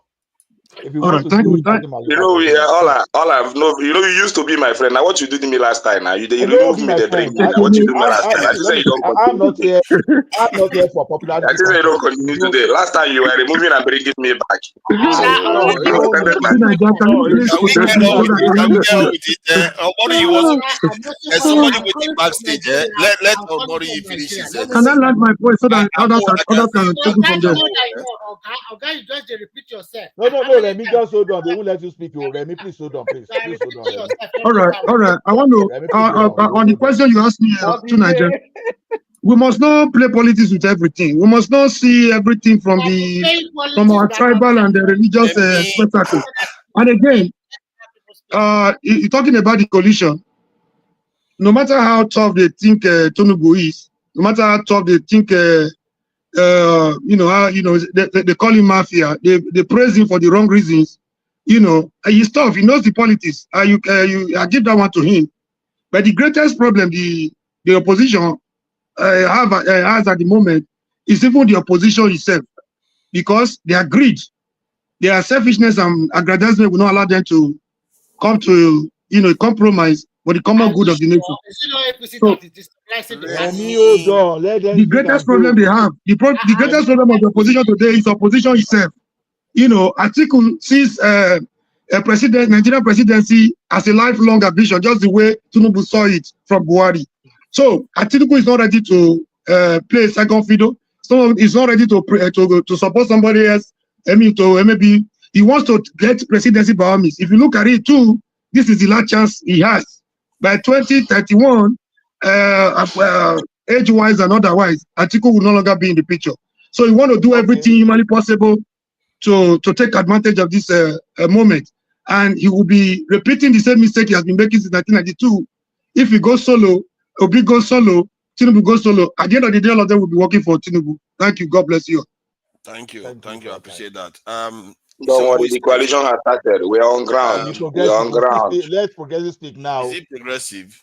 Yeah, that's progressive. Progressive, can you let me speak? I'm calling from Nigeria. Remy, hold on now. I know that. Remy, Which day you enter Nigeria? Which day you enter Nigeria, Remy? I no boss, no petrol, calling from Nigeria. Remy, Let's allow radio. Let's allow you, but we will not have peace. Let's allow radio. No need for us. Go ahead, Jerry. Hold on. So if you are calling from Nigeria, what does that mean? No The network is not no good light, here. no petrol, no food. But Remy, you know all these things, and yet you will still come and gaslight us here. I'm not gaslighting you. I'm calling from Nigeria. I'm So calling from. if you are calling from Nigeria, what does that mean? Is it not? Go ahead. You live in Finland. You went to Nigeria. You have more. I'm just kidding. Exactly. So, so thank you very much. I woke up this morning and I was listening to some. I don't want to use some kind of language here this morning. Right? Okay. Go ahead. Use that now. What you want to use the language? Quickly. I want to address certain. Look, we need to. For me, I'm not going to. I will never support Peter Obi. I'm not going to support Tinubu or Atiku. I've always said it. Even during the 2023 election, when people say Obi, I said no. All of them are the same. They are of the same class. They don't. They personality-wise or when it. When did you stop supporting Tinubu? When did you stop supporting Tinubu? When did you ever hear me support Tinubu? Oh, come on, I dude. never ever We have clips of you now. Hold on, you can go and play. You can go and look for the clips. You can go and look for the clips where you see me come out and campaign for Tinubu. Now you talk like this. Don't support anybody you want to support. The only thing is that give us right objective on Nigeria. Let's let him say something. He has barely said anything. So even look, I was a major contributor on a different platform, and when the platform become an obedient platform, and I called my brother that run the platform, I spoke with my brother and I said, look, I cannot support Peter Obi because I don't see him different from Tinubu or Atiku or those elite politicians. They're basically all the same, and I've never come out anywhere to say publicly support Peter Obi or Tinubu article, because we actually had Showore came on that platform, and we kind of interviewed him on that platform, and I wanted to see Nigerian youth go totally, or Nigerians go totally in a different direction that is completely away from this political elite. But for some reason, they find a way to try to want to blindfold people to tell them that one of these elites is now reborn. It's reborn into something else that I couldn't see from him being two-time governor or him being allies of a political party, moving from one political party to another. The same behavior that your normal Nigerian politician will behave. All the trait was in him. And then somehow you're trying to explain to me that it's is different. it the progressive in Nigeria watch? No. Yes, I was a contributor in Nigeria. But you can't say you don't support Peter Obi now. I listen to you perfectly. Guy, go and sit down, man. Go and sit down. Look, Tunaja is here. Omoruyi was here.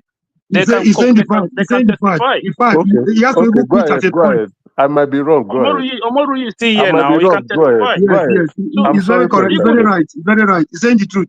So what are you talking about here now? So my own is this: I look at everything the way I see it, and I've always believed that if the country, if we believe that we want to rescue Nigeria, it's not we going back to somebody who was a vice presidential candidate to Atiku 2 elections ago, and then we say we want to rescue Nigeria. How does that make sense to anybody? We like to lie to ourselves as a people. This is why, for me, I said, you know what? Even next election, I even want Tinubu to lose so that they bring back subsidies, so that they start to sell dollar again at 300 naira to a dollar, so that people start to feel like. We know where you land. We know where you are, because this is what you do. So that people start to feel good. Hold on now. So your state gets you are landing on Tinubu, isn't it? Just say where you are. Don't they gaslight us? Your state gets heavily indebted. Your state gets heavily indebted. They can no longer pay salaries. This is what we want. Look, we as a nation, we saw this happen under Goodluck Jonathan, when crude oil was selling for around $120 a barrel. Right, the country made huge amount of money. Just imagine if Nigerian was not paying subsidies in those periods. Progressive. Did Goodluck Jonathan remove subsidy, or did he not remove subsidy? Yes or no? He did not remove it. So just he did not imagine remove it. No. Okay. No. Just imagine if we didn't pay subsidies that time. How much money you mean okay, let me ask you. The protest that Tinubu hold in Lagos against subsidy was against who? What say? Can you say that again? I didn't hear you properly. The protest held by the progressive Tinubu and his allies in Lagos was against who? And against what? It was against the government of Jonathan. What did he do that made them held that protest? So the Jonathan government tried to remove subsidies, and the Tinubus came out, and the Tinubus and the not try. He removed it, and the price of petrol went up to about 100 something naira. So before they hold came on, to the streets. So they went out and protest, and okay, so hold on. So Jonathan, if he removed subsidies then, and he kept to his word, right?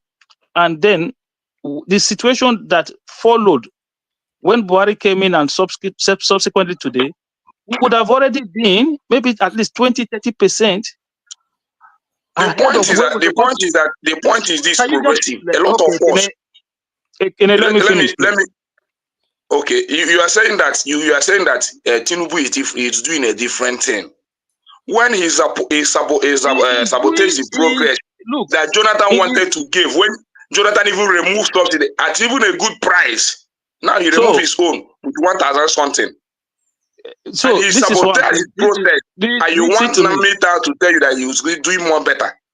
Why not? If we have the love of the country in his hand, can you not take allow over my time? Can you not take over my time? If you want to shout over me, I will shout over you. Don't do that, man. Don't do it.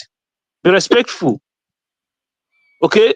So I supported Jonathan removing subsidy. So if anybody else come and then continue with the policy of no more paying subsidies. Let me I ask don't though. care. Let me ask the fundamentals. Let's see whether How many people are going to be interjected tonight? Come on, what's this now? No. I think you've had a bit of a say now. It's not like I'm just trying to understand where you're coming from. When you say you support the subsidy removal, what was your main reasoning for why you support it? Because other countries have subsidies all over the place. So what was your reasoning? So which other countries? Which other countries have subsidies? Just name any country that is doing well. They have it. Like United Kingdom, you mean? Yes. You are a bloody liar, man. United Kingdom, you pay 70% of the money of your petrol pump prices are taxes, are government taxes. You even paid extra. Government will tax you. Government tax you on top of your petrol prices. My point government is, they tax you on top of your petrol prices. They don't pay 1 penny of subsidies. I don't think you are hearing me. The point I'm making is that it's not about petrol subsidies. No, you said mention. I said mention one country. You say any country. I say United Kingdom. You say yes. No, can you listen to him? Let him land. Yeah, I'm saying making a general point that other countries have subsidies. It's not necessarily petrol subsidies I'm specifying. I'm saying governments use subsidies to a kind of engineer the economy in a certain way. You see, even in America, farmers are heavily subsidized. So in your own case, removing subsidy in Nigeria, can I continue? You guys are trying to divert. You're trying to carry me to where I don't know. Because it might be tied to your own conclusion. What was your reasoning behind why you were against subsidy in Nigeria? Okay, if I may ask, why could they not deal with the corruption in the subsidy instead of removing the subsidy? They should have dealt with the corruption. People bringing water instead of petrol. Yeah, you are giving him a reason now. What was your reason? So it's two questions now. Okay, one, I believe that as a nation, we are not generating enough revenue for development process for purposes. So why are we taking money that we don't have to build good roads and schools and health centers and hospitals? Why are we taking those money and putting it on fuel subsidies, which continue to balloon every year on we year are out? still not building that road and now that the subsidy has been removed, we are still not building that schools and hospitals and roads. He has a right to that opinion. Please go ahead. He has a right to this. It's 5 people. For my last recount, it's 5 people that have interjected with after every one statement that I've made. I understand that you guys you have your own position, but can you just let me have a little bit of flow, okay? So the idea is this: the subsidies was removed to like just about 2 years now, right? So you want in that 2 years for Nigeria to have already become an Eldorado, but the idea, this is just look at the trajectory. If I'm lying, say I'm lying. A lot of the states now are starting to pay down their debt. A lot of them do no longer go out to borrow money for infrastructure purpose. The more they reduce their debt burden, the more revenue they continue to accumulate, they will be able to build more roads. A lot of the roads that we drive on are under the state control. Our schools, majority of them are under state control. Healthcare, a lot of our hospitals are under the state control. Many of us live under state laws. So what we should advocate for is a system, because we have a federal system of government. It's a situation whereby more revenue goes to those branches of government, your state and the local government. In a situation whereby a state like Port Harcourt, like River State, yes, was building huge infrastructure, but with high level of indebtedness. How do you manage such country over time in a country whereby even when it comes to generating revenue, we are struggling? You say state are not borrowing. What are the states? Because as far as I know, Lagos State is even more borrowing. The Lagos State that I live is living in a huge debt. So which other state are not borrowing? Okay, so I just told you, it's good for Osun State Governor came out there. They say, look, he hasn't borrowed 1 penny and he's doing infrastructure. Because he wants to govern the people well. The same thing goes to Abia State. That one is busy dancing, no. It's not governing. Let us just take it like that now. But as far as I know, like all the progressive guys, allow this man to speak. Please. So when so my support for removal of subsidies come from that area of revenue going down to the state and local government for proper development and continuous development. Under Goodluck Jonathan, we were selling crude oil for $120 to a barrel, right? We could not point to significant development in that country. They said Nigeria was growing. Where is the significant development under this administration you are talking about? Yeah, but the government is 2 years old. I'm not even talking about the government. I'm talking about the removal of subsidy has been just 2 years. 2 years, and then what? 2 years is not enough to show any significant development. When you are talking about, the point is this: if you are saying that other ones did not have any, I want to see the significant development in this administration. People listen to you when you make your own submission. Okay, let me finish, because I listened to you when you were saying now that the government's education budget was so. It's a federal government. A lot of your schools are under state control. Why do federal government need to have a big, gigantic education budget? Why? Because your secondary school are under your state control. Let them decentralize the system now and give out the schools to the appropriate quarters.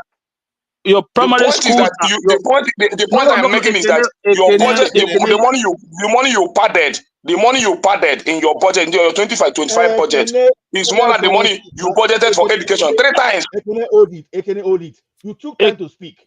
And let someone speak and present some view. People, look, this is what I don't understand. We can come here and make a case for corruption from the government, and I'm not going to be against you. You and I will be on the same side, okay? We can make that as a separate argument. But that corruption is the biggest problem. Without dealing with the corruption, no matter the revenue, you cannot go anywhere. If you want to talk about the economic trajectory, and I said, whoever comes in next have to retain what we have now. If not, guess what? We're going to go back to where we're coming from. That is my opinion. Because we've tried paying subsidies. We've tried paying subsidies for more than 30 years, 40 years. It doesn't work. Both military government. I like asking questions, progressive. This is why I like asking questions sometimes. Because when you make assertions that the fuel subsidy has been removed for the last 2 years, what you really meant was the fuel subsidy was removed just last September, if I'm not mistaken. In reality, the government, because of their policies, they had to carry on paying fuel subsidies till last September because of their policies. Because they floated the currency, and the petrol price would have gone up to 1,200 to 1,500 naira per liter.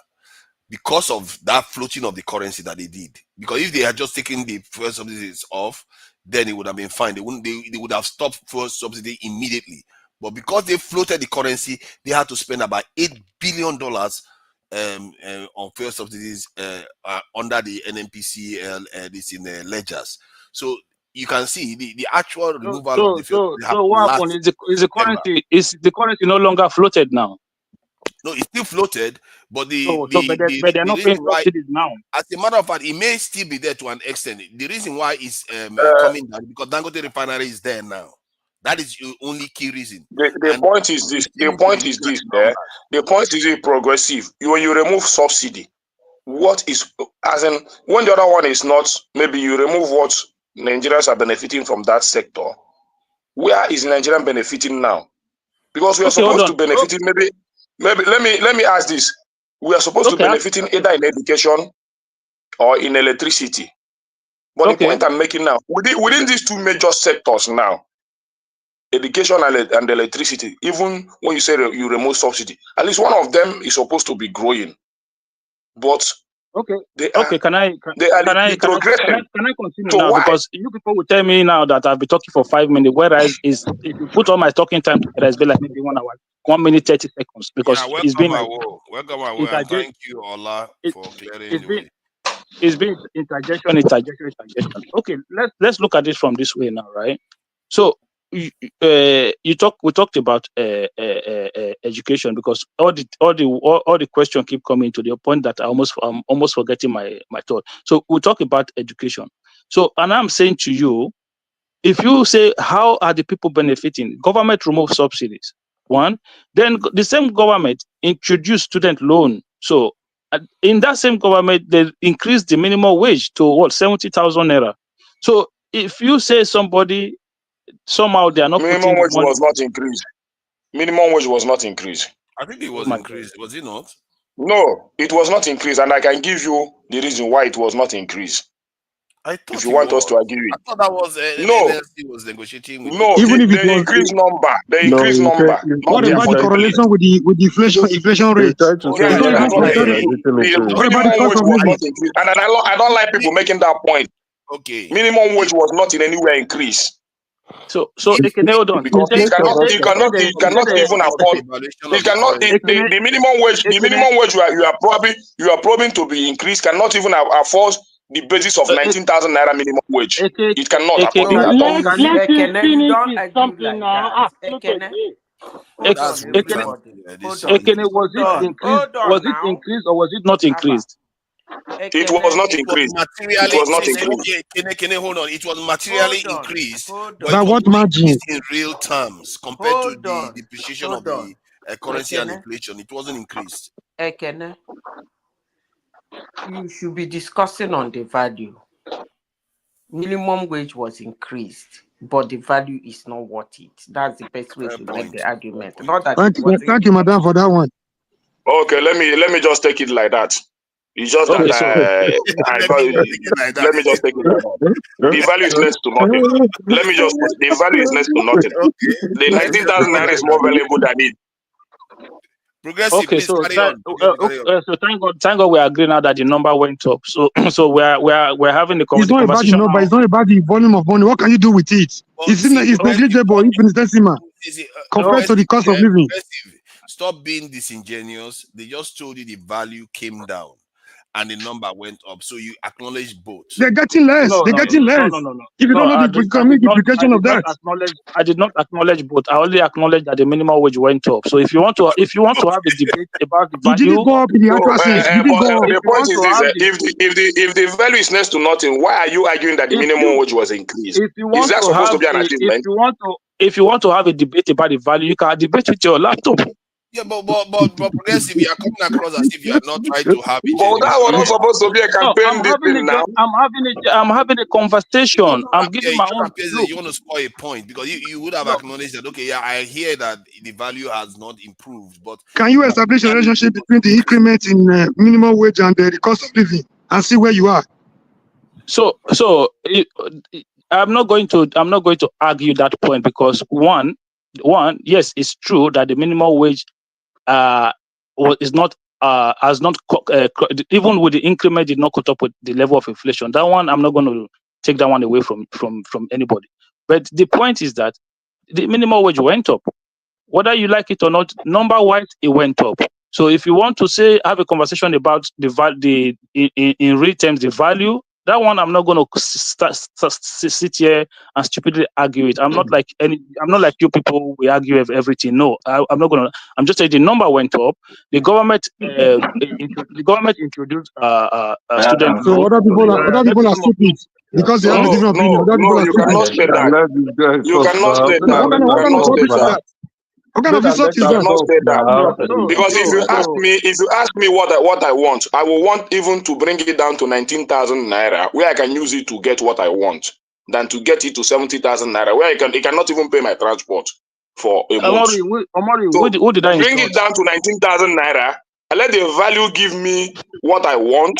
Yes. That You say 19,000 you're naira not give like me the others that value are I stupid. want, then get it up to 70,000 naira, where the 70,000 naira cannot even pay my transport for a month.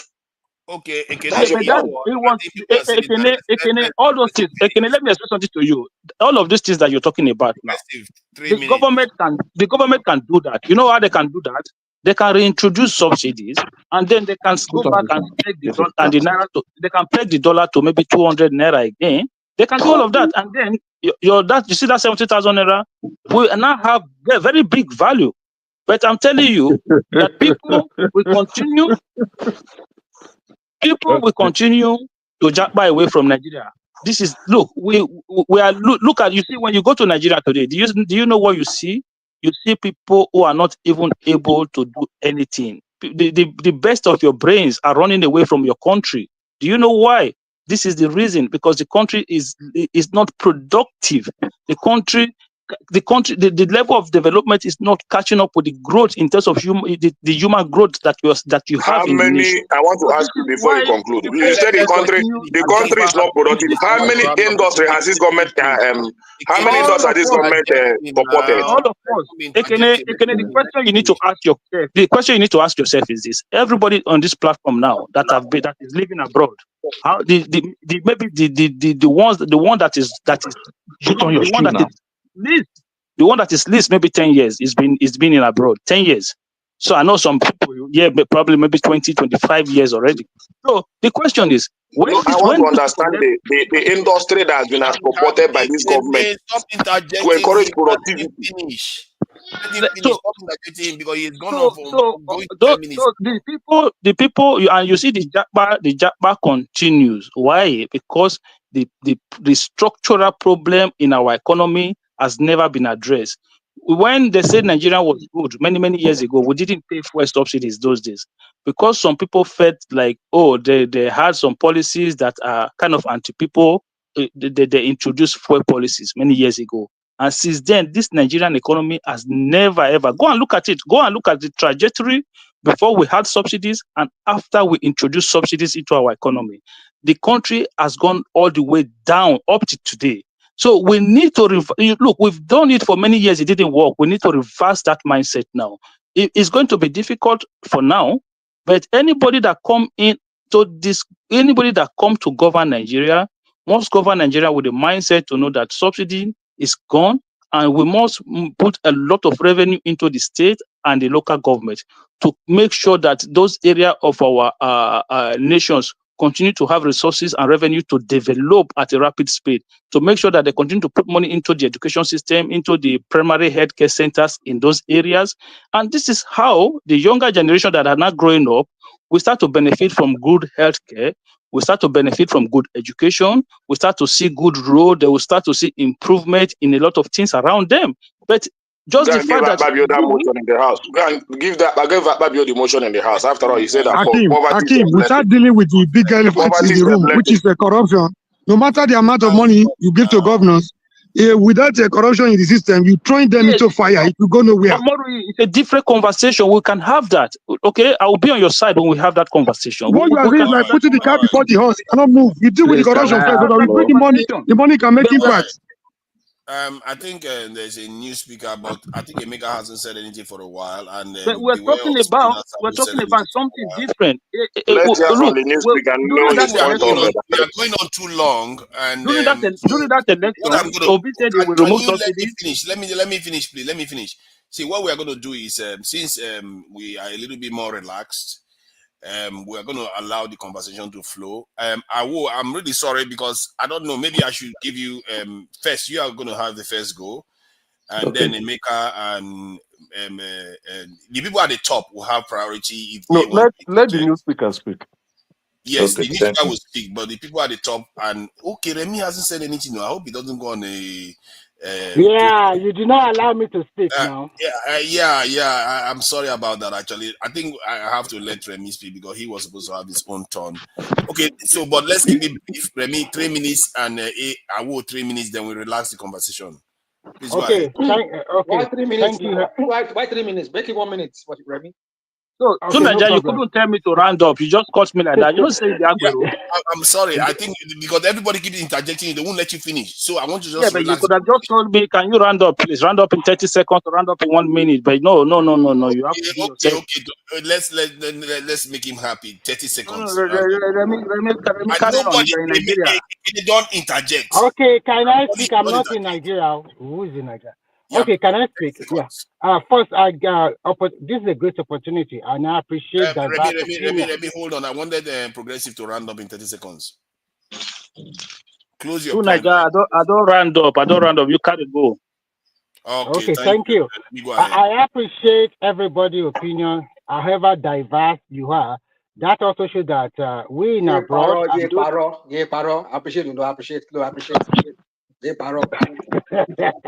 Okay, boy, yeah, relax. Okay, as I'm about to say, I think Nigerians are more politically aware. Emeka, are you still there? Emeka? I'm here. Okay, I want to just ask you some 1 or 2 or 3 questions, and I want your answer to be direct, not a lot of statements, so that I don't. I'm sorry, I'm inside my car. The session might not be good.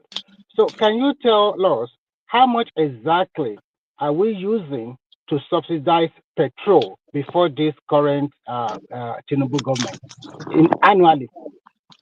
Yeah, I'm sorry, I don't have that figure, but I can find that. Okay. So another question is this: when they said they float the currency, and I know you are very vast, don't you think that sometimes we can also do what we call managed float? Yes. It's not that you leave it to the forces of demand and supply every time. Yes, that's what they did. Okay, fine. Do you agree also that the CBN, the authority, is to use various fiscal monetary policy, various policies or instruments to control the economy of the country in trying to reduce the inflation rate? Do you agree or you disagree? So the CBN will use only monetary policy rate. Yeah, that's what I want to say, monetary policy. But they Yeah. they use various instruments to make sure that they control inflation, right? That's interest rate. They use interest rates to pursue. So can we Give me 1 say? minute. What do you mean 1 minute? Are you kidding yourself? Give you 3 minutes now. You are just used 2 minutes asking Okay, questions. thank you, Emeka. The reason why I asked you that question is that we have to know where we are coming from and where we find ourselves today. Although we are seeing marginal decline in inflation now, and we all know that Nigeria is a multi-dimensional poverty over the years. Who caused the please, let inflation? me finish No, quickly so my that question back to you. Sorry, Remy. Yeah. Who caused the inflation?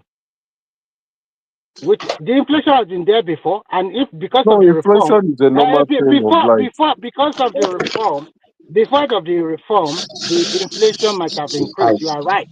You Yeah, are the right because of president the reform. created the problem. The president created the problem. No. Let me finish. I know. I understand you. Any country that is going through reform, there must be a lot of sacrifice.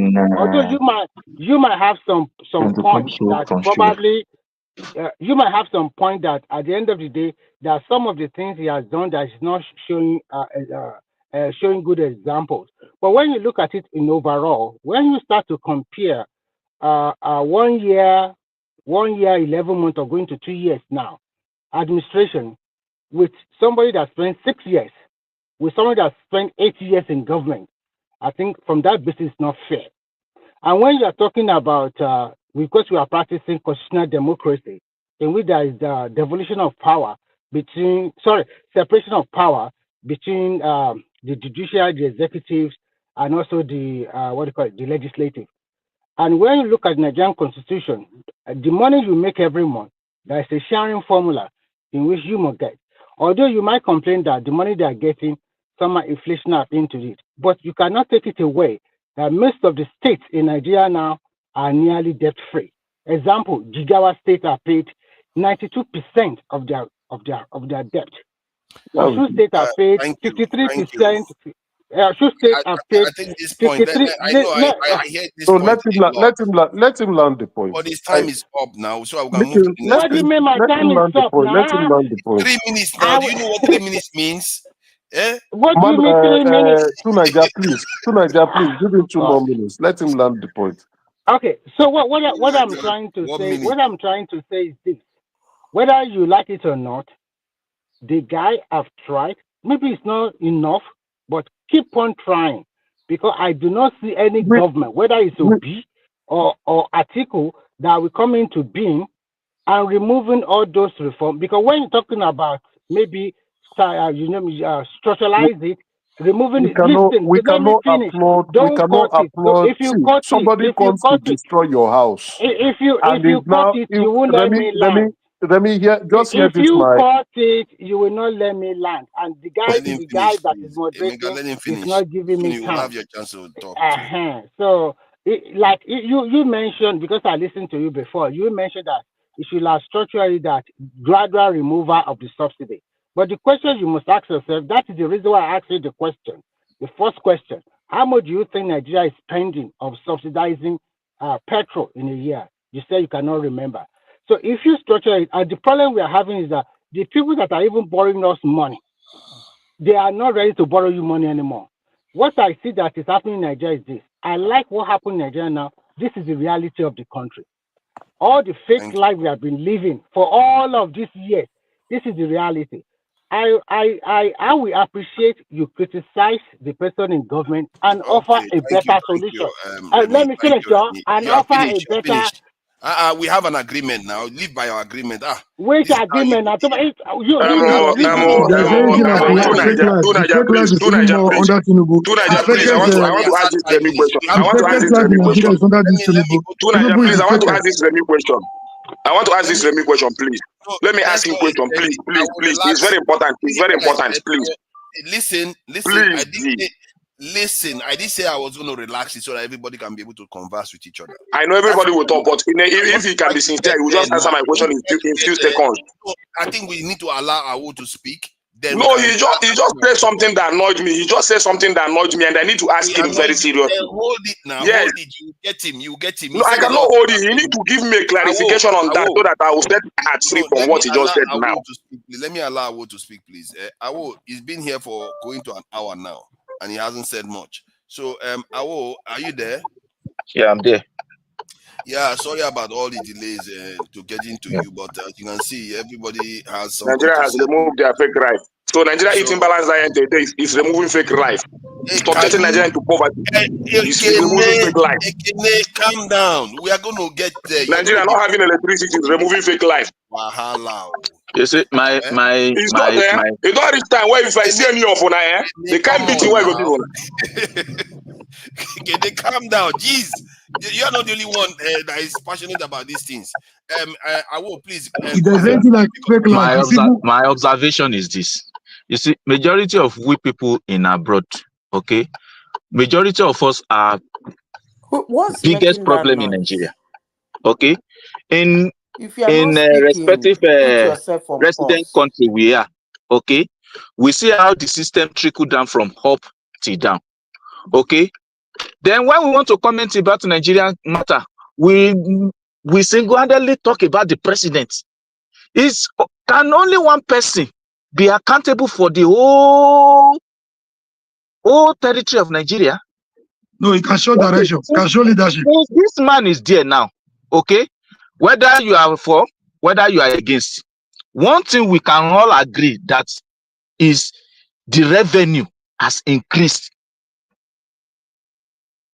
The people who are who are constitutionally entitled to this revenue that is increased, what are they done with it?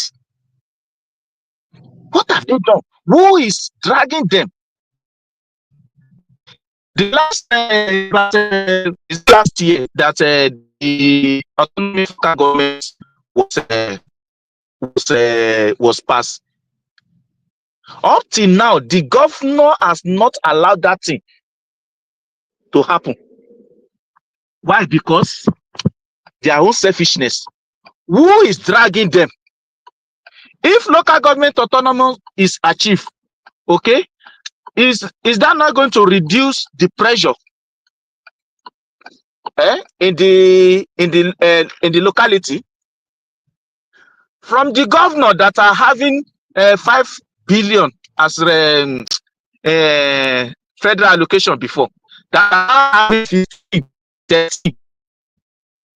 Is there not supposed to be an increase in responsibilities? It's not supposed to be an increase. It is not an increase, Oga. It is not an increase. The money has been taken away by inflation. I can give you indices. There is no increase. Whether you triple the allocation, there is no increase on that. Okay. Yes, inflation is eating it up. I can give you indices. So don't always come and say you don't expect Tinubu to be giving the governors maybe 100 billion or maybe what they are getting under Buhari, under his administration. Knowing the kind of inflation he caused this country. So you don't expect him to be giving the governors what Buhari was giving them. What type of argument are you guys making? Because inflation is taken away, okay, they don't have responsibility. Is that your point? What about the leakages in the system that has not been dealt with? A corrupt man giving money to another corrupt man. You're talking about improvement. How do you get improvement? The leakages are there. You give somebody a security vote without accountability. If he wants to, let me come again. If Tinubu wants the government to work, then he want to give power to whom power. Let him allow the legislature to work. Let him allow the judiciary to work. Let him allow all these systems to work. He cannot be catching all these systems, and you are saying that he did not allow other sectors of the government to be working. When is the one controlling it? Even the labor union, he's controlling the labor union. Let him allow the labor union to work. Is Tinubu a monarch? What are you arguing? A man that can even let him allow other parties to operate on a normal platform. Let Ababio do his work. Let Ababio do his work. The way he's supposed to do it. Let the judiciary. Can they calm down? You are making it disallowing them. That is the point. How is he disallowing them? How did he hold their hand not to work? You see, you are just blinded. Can I give you an example? You just ask the question. Can I give you an example? You will say the guy's 3 minutes is up, right? You ask the question. Can I answer you? You can all converse with each other. Yeah, can I answer you? Don't say anything. Let him talk. How did he allow? How disallow them? Okay. You say it's not a monarch. I give you an example from Edo State, right? If there's anything this regime has achieved, is that local government autonomy. Now, a governor came into power. Is using a cane to flog elected local government chairman out of office, and the court has taken a decision. And you are not allowing them in. And the Attorney General is there looking at the governor because he's an APC governor. Does that make sense to you? I'll give you another answer. I'll give you a second answer. I will give you time to respond. Listen to me. I'll give you the two. You answer at once. I answer at once. I don't have time to come back to you. You're giving the governor security vote. You call it security vote. No method of accountability. And you don't care what he does with the money. All you care about is just call it the security vote. It doesn't matter to you how you spend the money. It's not tantamount to telling him to do whatever he likes with the money.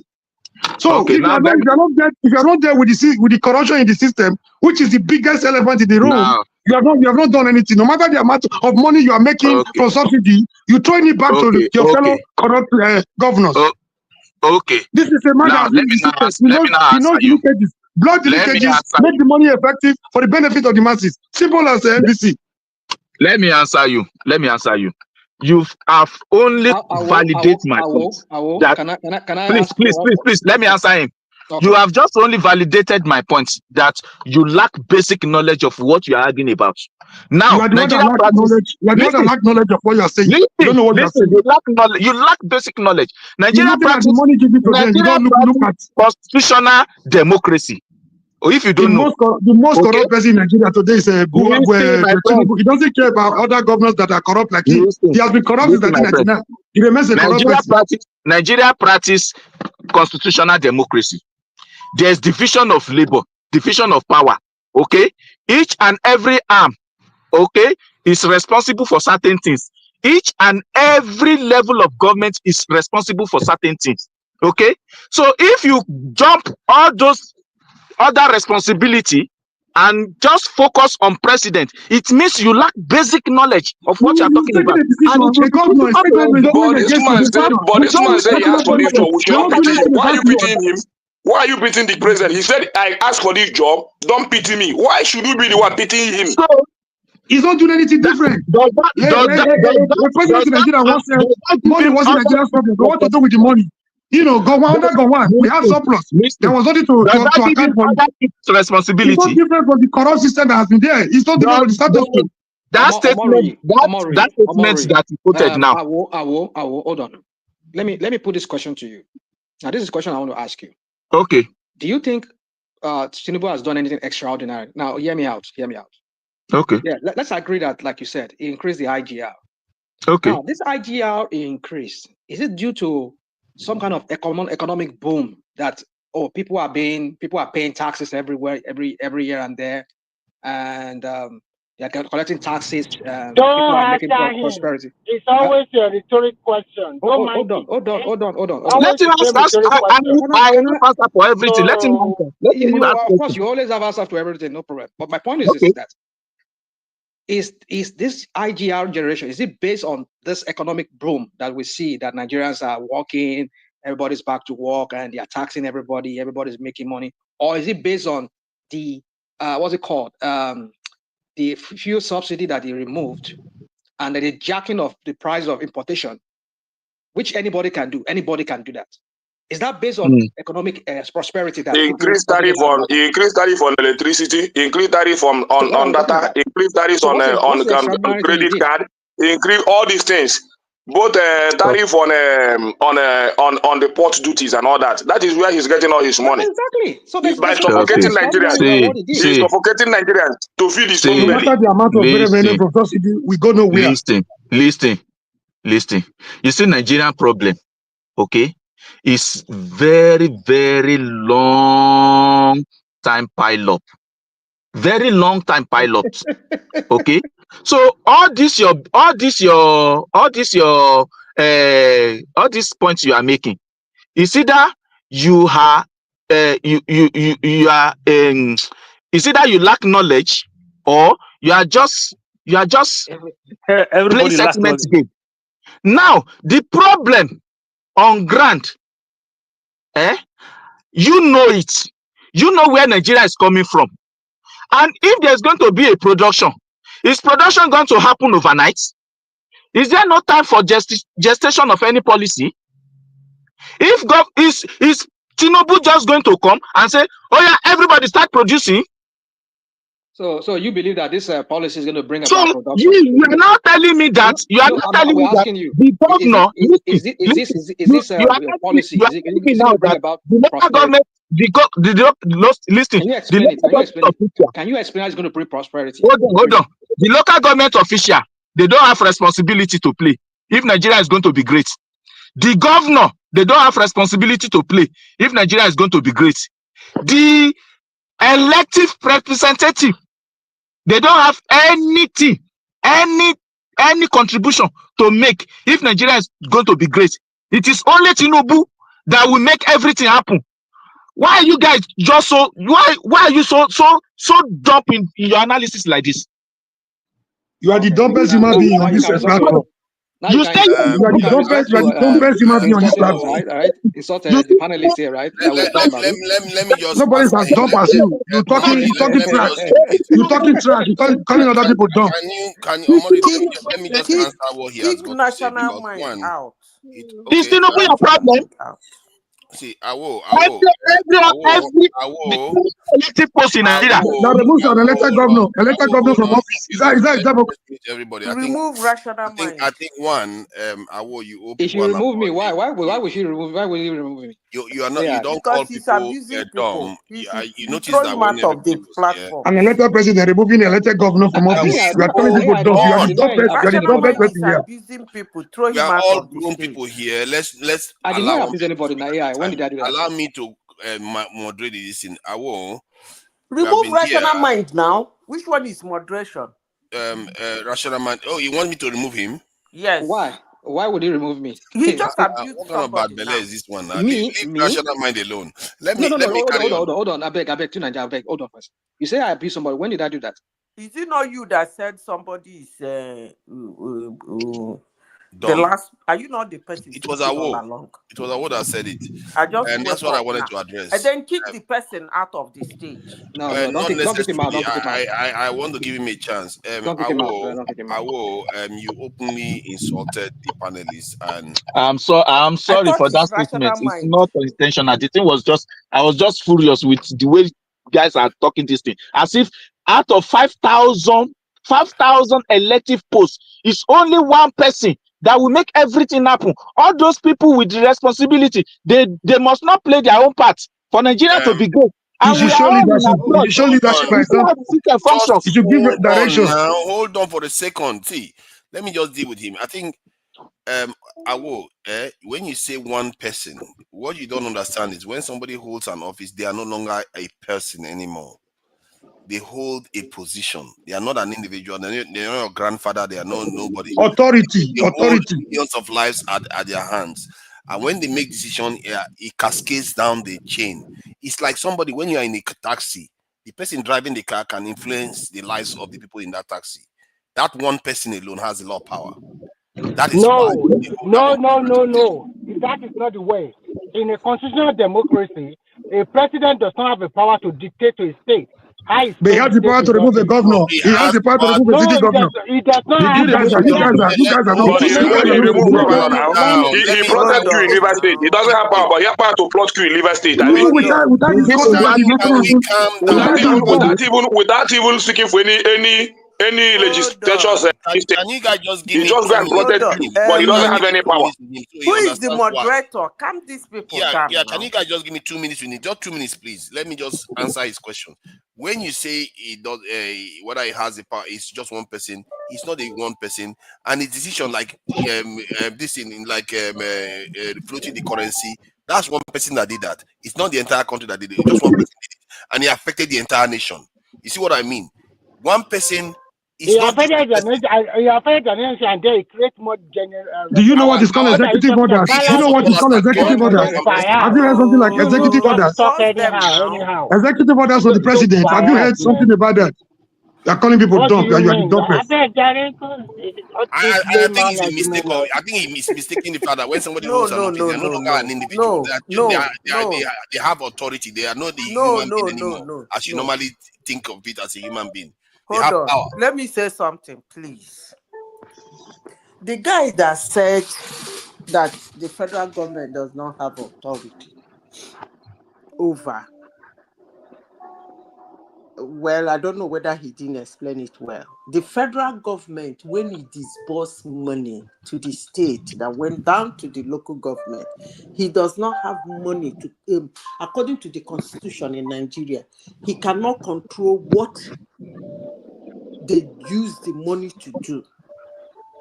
Please go and check the constitution. The federal government, the president, does not have. That was exactly what I was telling them, and they won't to control what he's using with the money. And that is Well, my point is the security challenge we're having in this country. Is it in the hand of the federal government? A lot of things are still in the hand of the federal government. Everybody is responsible for security, my dear. Everybody. You don't know what you are saying. You don't know what you are saying.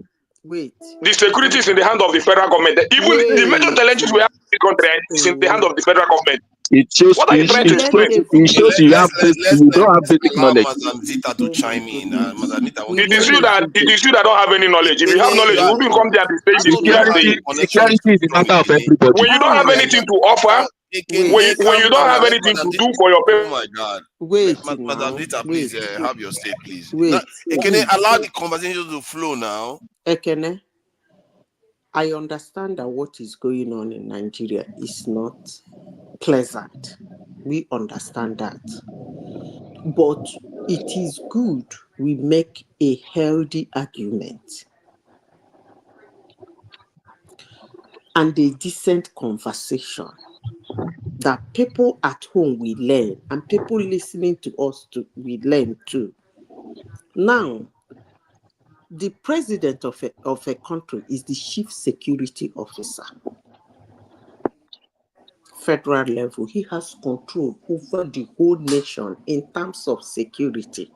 Now, he's going to disburse the money, straight allocation for security, which they call security votes to the governors to enable them take care of their state, pushing some things in terms of security. That's why you see some governors that we have special security, private security. You see all those people on suit carrying gun outside of DSS and all. That's where they get the money to pay for all those which they used to all manner of things. But the problem Nigeria is having is that when that money is disbursed to these shenanigans, the government again do no longer have right to control what they do with the money. And to me, That is a big problem. Because you cannot be giving people money they cannot account for. So everything federal government. What the last speaker was saying is that the federal government is not owing any state.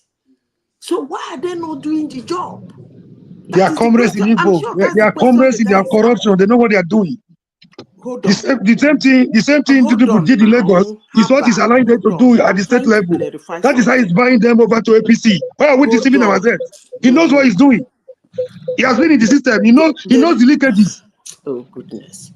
He will not allow you to talk now. We should not be on about the discussion. You are heating up the whole discussion, and we are on about every place. The place we blame the federal government, we blame the federal government. In the policies and everything, we blame him.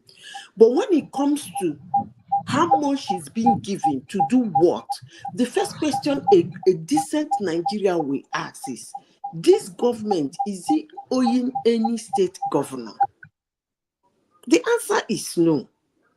Then when the answer is no, then you come down and say, what are they doing with the money? Did he give them their security vote? Is he owing any of them on their security vote? The answer is no.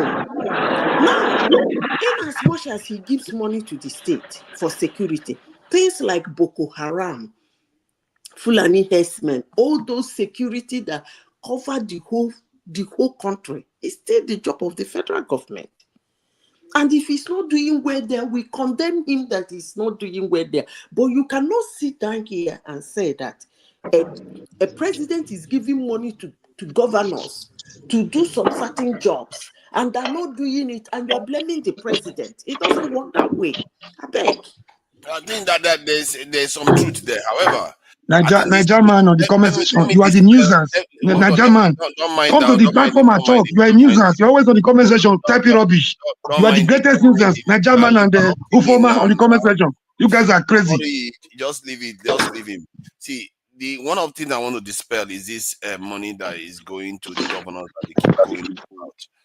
The money that is going to the governor, the reason why it tripled is because the currency depreciated. It doesn't mean in terms of dollars it has increased. And this is where people are getting it wrong. And many of the loans so the governors are paying salaries and pension in dollars. Let me finish now.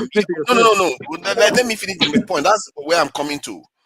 Many of the loans these governors owe is in Naira. Many of the people that they have to pay is in Naira. And most of the things that is going on in Nigeria didn't triple in price, while the Nigeria currency depreciated almost threefold. So you can see they have headwind. They can be able to do more, and it's temporary. It's not going to last. The benefit is not going to last. And I think we're already seeing that. No. You can't say that. What you guys are trying to explain here? What you guys are, all the policies affecting Nigeria today are federal policies. Subsidy, security, whatever you want to call it, all of them are federal policies, and that is what is affecting Nigeria entirely. You see, so I don't know the argument you guys are trying to make here.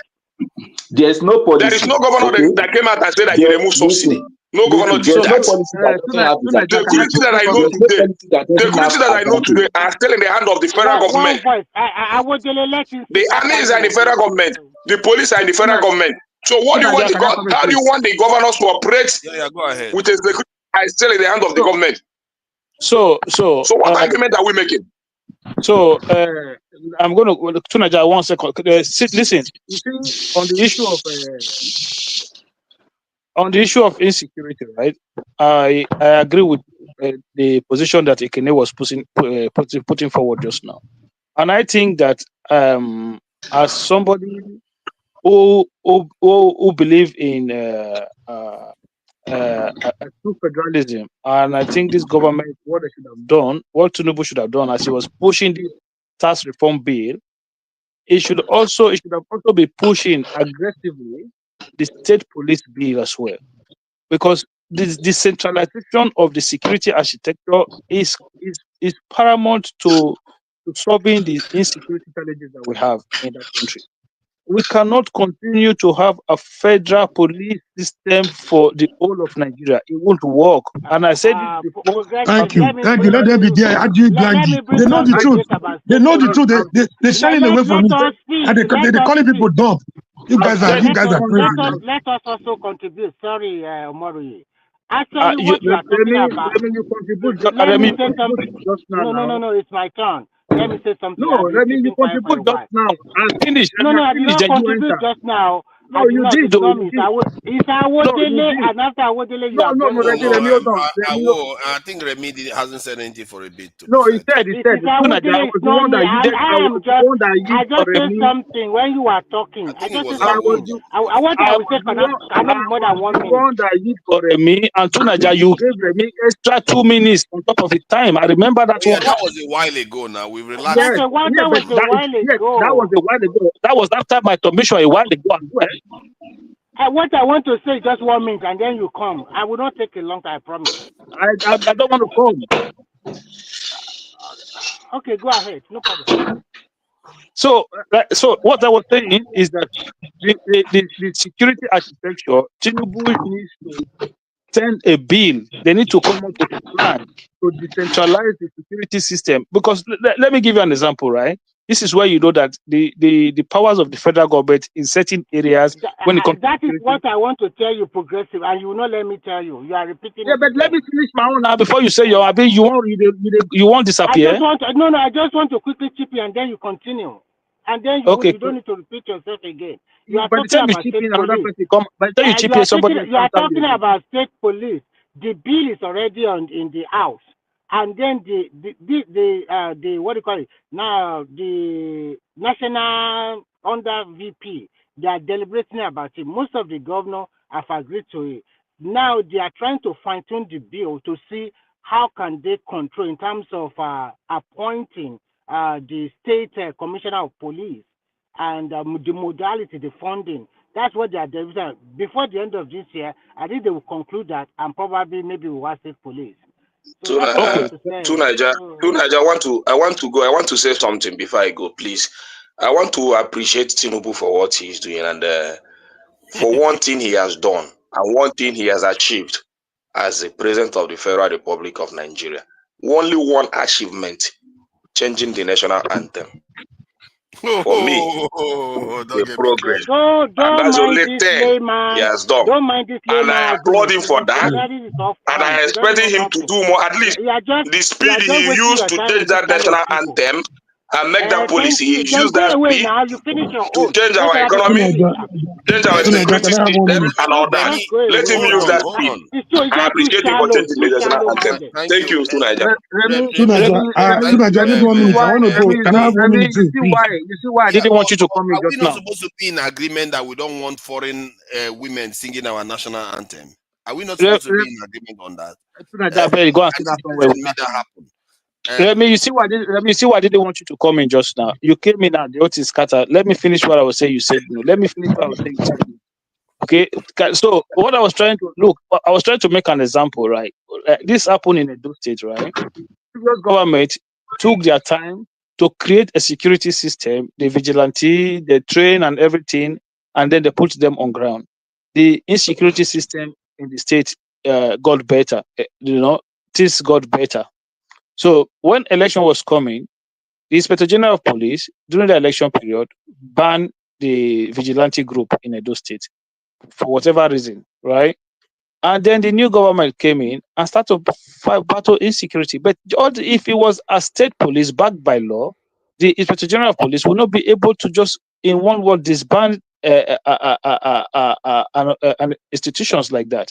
So when the next government come in, there will be a solid foundation for him to start from. But now the new governor have come in and now he's struggling to put things in place again. So you see where the problem is. So we need to create a system whereby we have it enshrined in law, state police. And I think this is what Tinubu should have done is say, look, the security system in this country is what it is because of the system that we have. I am aggressively pushing the National Assembly to pass this bill so that we can start decentralize our police structure to be able to make it easy for us to police our people locally. If he's coming out to say things like this, I'll say, okay, maybe over time. But this one, look, that bill, they will never. Do you know how long they'll be trying to pass state police bill? They won't do. They won't do it. They know what they are doing. They play. They play politics with people's life. So Naija, I need 1 minute, please. I need 1 minute to respond to people. To some nuisance on the comment section. Somebody is calling me a national nuisance on the comment section. He can't even spell. He can't even spell separation of power. He's calling me a national nuisance when he cannot make the distinction between a concurrent list, exclusive list, and the residual list. He's there telling me a nuisance on the comment section. Ufoma and Naija man, you guys are crazy. You think I'm your mate. I don't know what the difference between those separation of power. You're talking of chest of government. You're calling me nuisance. You're national. On the platform, don't focus on the people in the background. The question I wanted to ask is, why do we think local or state police will be better, apart from just the fact that the people know the area? It doesn't mean they will. In my mind, if I'm not mistaken, every time we hear that staff is not getting paid, it tends to be state. So why do we think state police is gonna? You want people carrying a gun that don't get paid? No, I think too, Nadia, one thing you should remember is this: having a state police will create employment for the people in that state. Two, having a state police will also help in those kidnappers that always go to security is local. But okay, no, that part of it is correct. But what makes you think? So you cannot expect your hold on, now, slow down. You cannot expect police from Kano to be managing security in Oyo. I hear that part. I hear that part. Let me ask a question. I'm trying to get to a point. I already agree with you on that part. That's one of the first things I said. I said locality matters. However, when you have those police people now, based on what we are seeing, if you get state police, the federal government is going to downsize its national police to a specific, like an FBI kind of force. Then the states, all these people that were in the national police will now go to the states.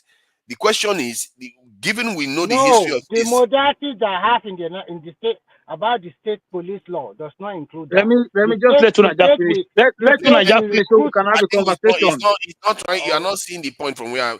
Except you have to make sure that when the federal government is creating allowing state police, they don't downsize the national one, because they might decide that, okay, since states are taking over, let's downsize the national one. Then in terms of manpower and footfall on the ground, it's not going to increase.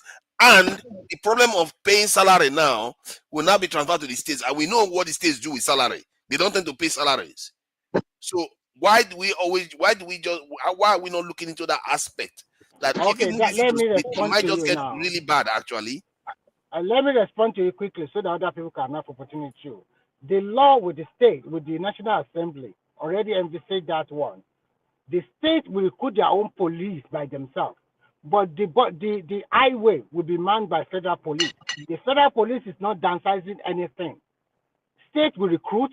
The only problem they are having now is this: how are they going to control the state commissioner of police that they said the governor of the state, in conjunction with the National State Assembly, in conjunction with the chief justice of that state, they are the one that is going to appoint that police. But in that draft bill, they are trying to say Police Service Commission is the one that is going to be like recommend 3 senior police officers to them. That is the gray area they are still trying to clear out. How can they don't want this federal police to recommend any police to them? Yeah, because they don't want it to be political, isn't it? So, but at the same time, the funding is also there.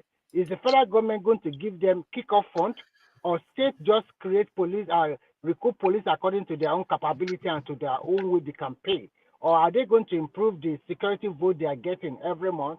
So these are the gray areas they are trying to Remy, what we're talking about here is that first of all, we should have the law passed, right? Then it's about scaling issue. So you don't expect the state to just put 20,000. Hold on now, Remy, you just finished speaking for how long? Let me just put a word together, please. Come on, man. Look, it's about scaling, right? So the state is not just going to overnight employ 10,000, 20,000 police officers. They're going to gradually build the capacity over time. So this idea of how they're going to pay, they will pay according to their resources. They will build capacity according to their resources. So over time, the federal police is still going to be around, but state will now be using state police to target areas where they have vulnerability. So if I am a state governor and I know that, okay, I have 5,000 officers, and in certain community or a certain local government, there is high level of insecurity, I can send 4,000 of my officers. I put them there and say, look, let's put 4,000 out of the 5,000 state police officers we have in this area. So you can target the the most dangerous part of your state and put more resources in that place. So it will be easy for state to manage in that manner. But the way we have now, federal government cannot manage. If the problem now is in Mangowa, whatever local government, federal government cannot just say, okay, let's mount resources here, let's mount resources here. You're going to have to mount resources everywhere. But if it's state at state level, the governors can choose how to manage the resources under their control. Okay, I think I Yeah, mentioned can I some have gray 1 minute area. too? Can I have 1 minute, please? Sorry, I will come. I mentioned some gray area. To me personally, I think the most important gray area is that so that the real gray area is that how do we clarify so that the state governors will not be misusing and controlling the state police anyhow. I know they will control them A anyhow. government is only going to be in office for 8 years maximum. Why we worry Yeah, about what the government is going to I'm do? talking about the You don't need bill. more than that I'm to do talking damage. about the bill. I'm talking about the bill. I'm talking about the bill. The bill already passed second reading already. And what we now expect is that the National Economic Council that the VP always shared is supposed to discuss the final things about it last 2 weeks ago. But hopefully, let's say whenever they have their meeting, maybe next month, then they finalize it.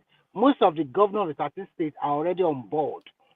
The only thing, if they now finalize it at the National Economic Council, then we can speed it up. I don't know how they're going to do. Maybe speed it up with the National Assembly so that they can pass it, and every state No. can now have It's their not. own state police. It's not the National Assembly alone. It has to go through the states, the states House of Assembly as What well. I'm trying to tell you is that the 36 states, mostly of them, they have already agreed to state police. Yeah, but Initially, it some still are needs to draft. go through those state House of Listen. Assembly. Some of them are draft voting before, but later, especially in the northern part of the country, when they see that there is this what do you call it, banditry and the rest, everybody already agreed, and everybody have submitted them their memorandum. So at the end of the day, I hope we can finalize this thing and we can pass it. I think by the end of this year, we're supposed to have everything in order, state police.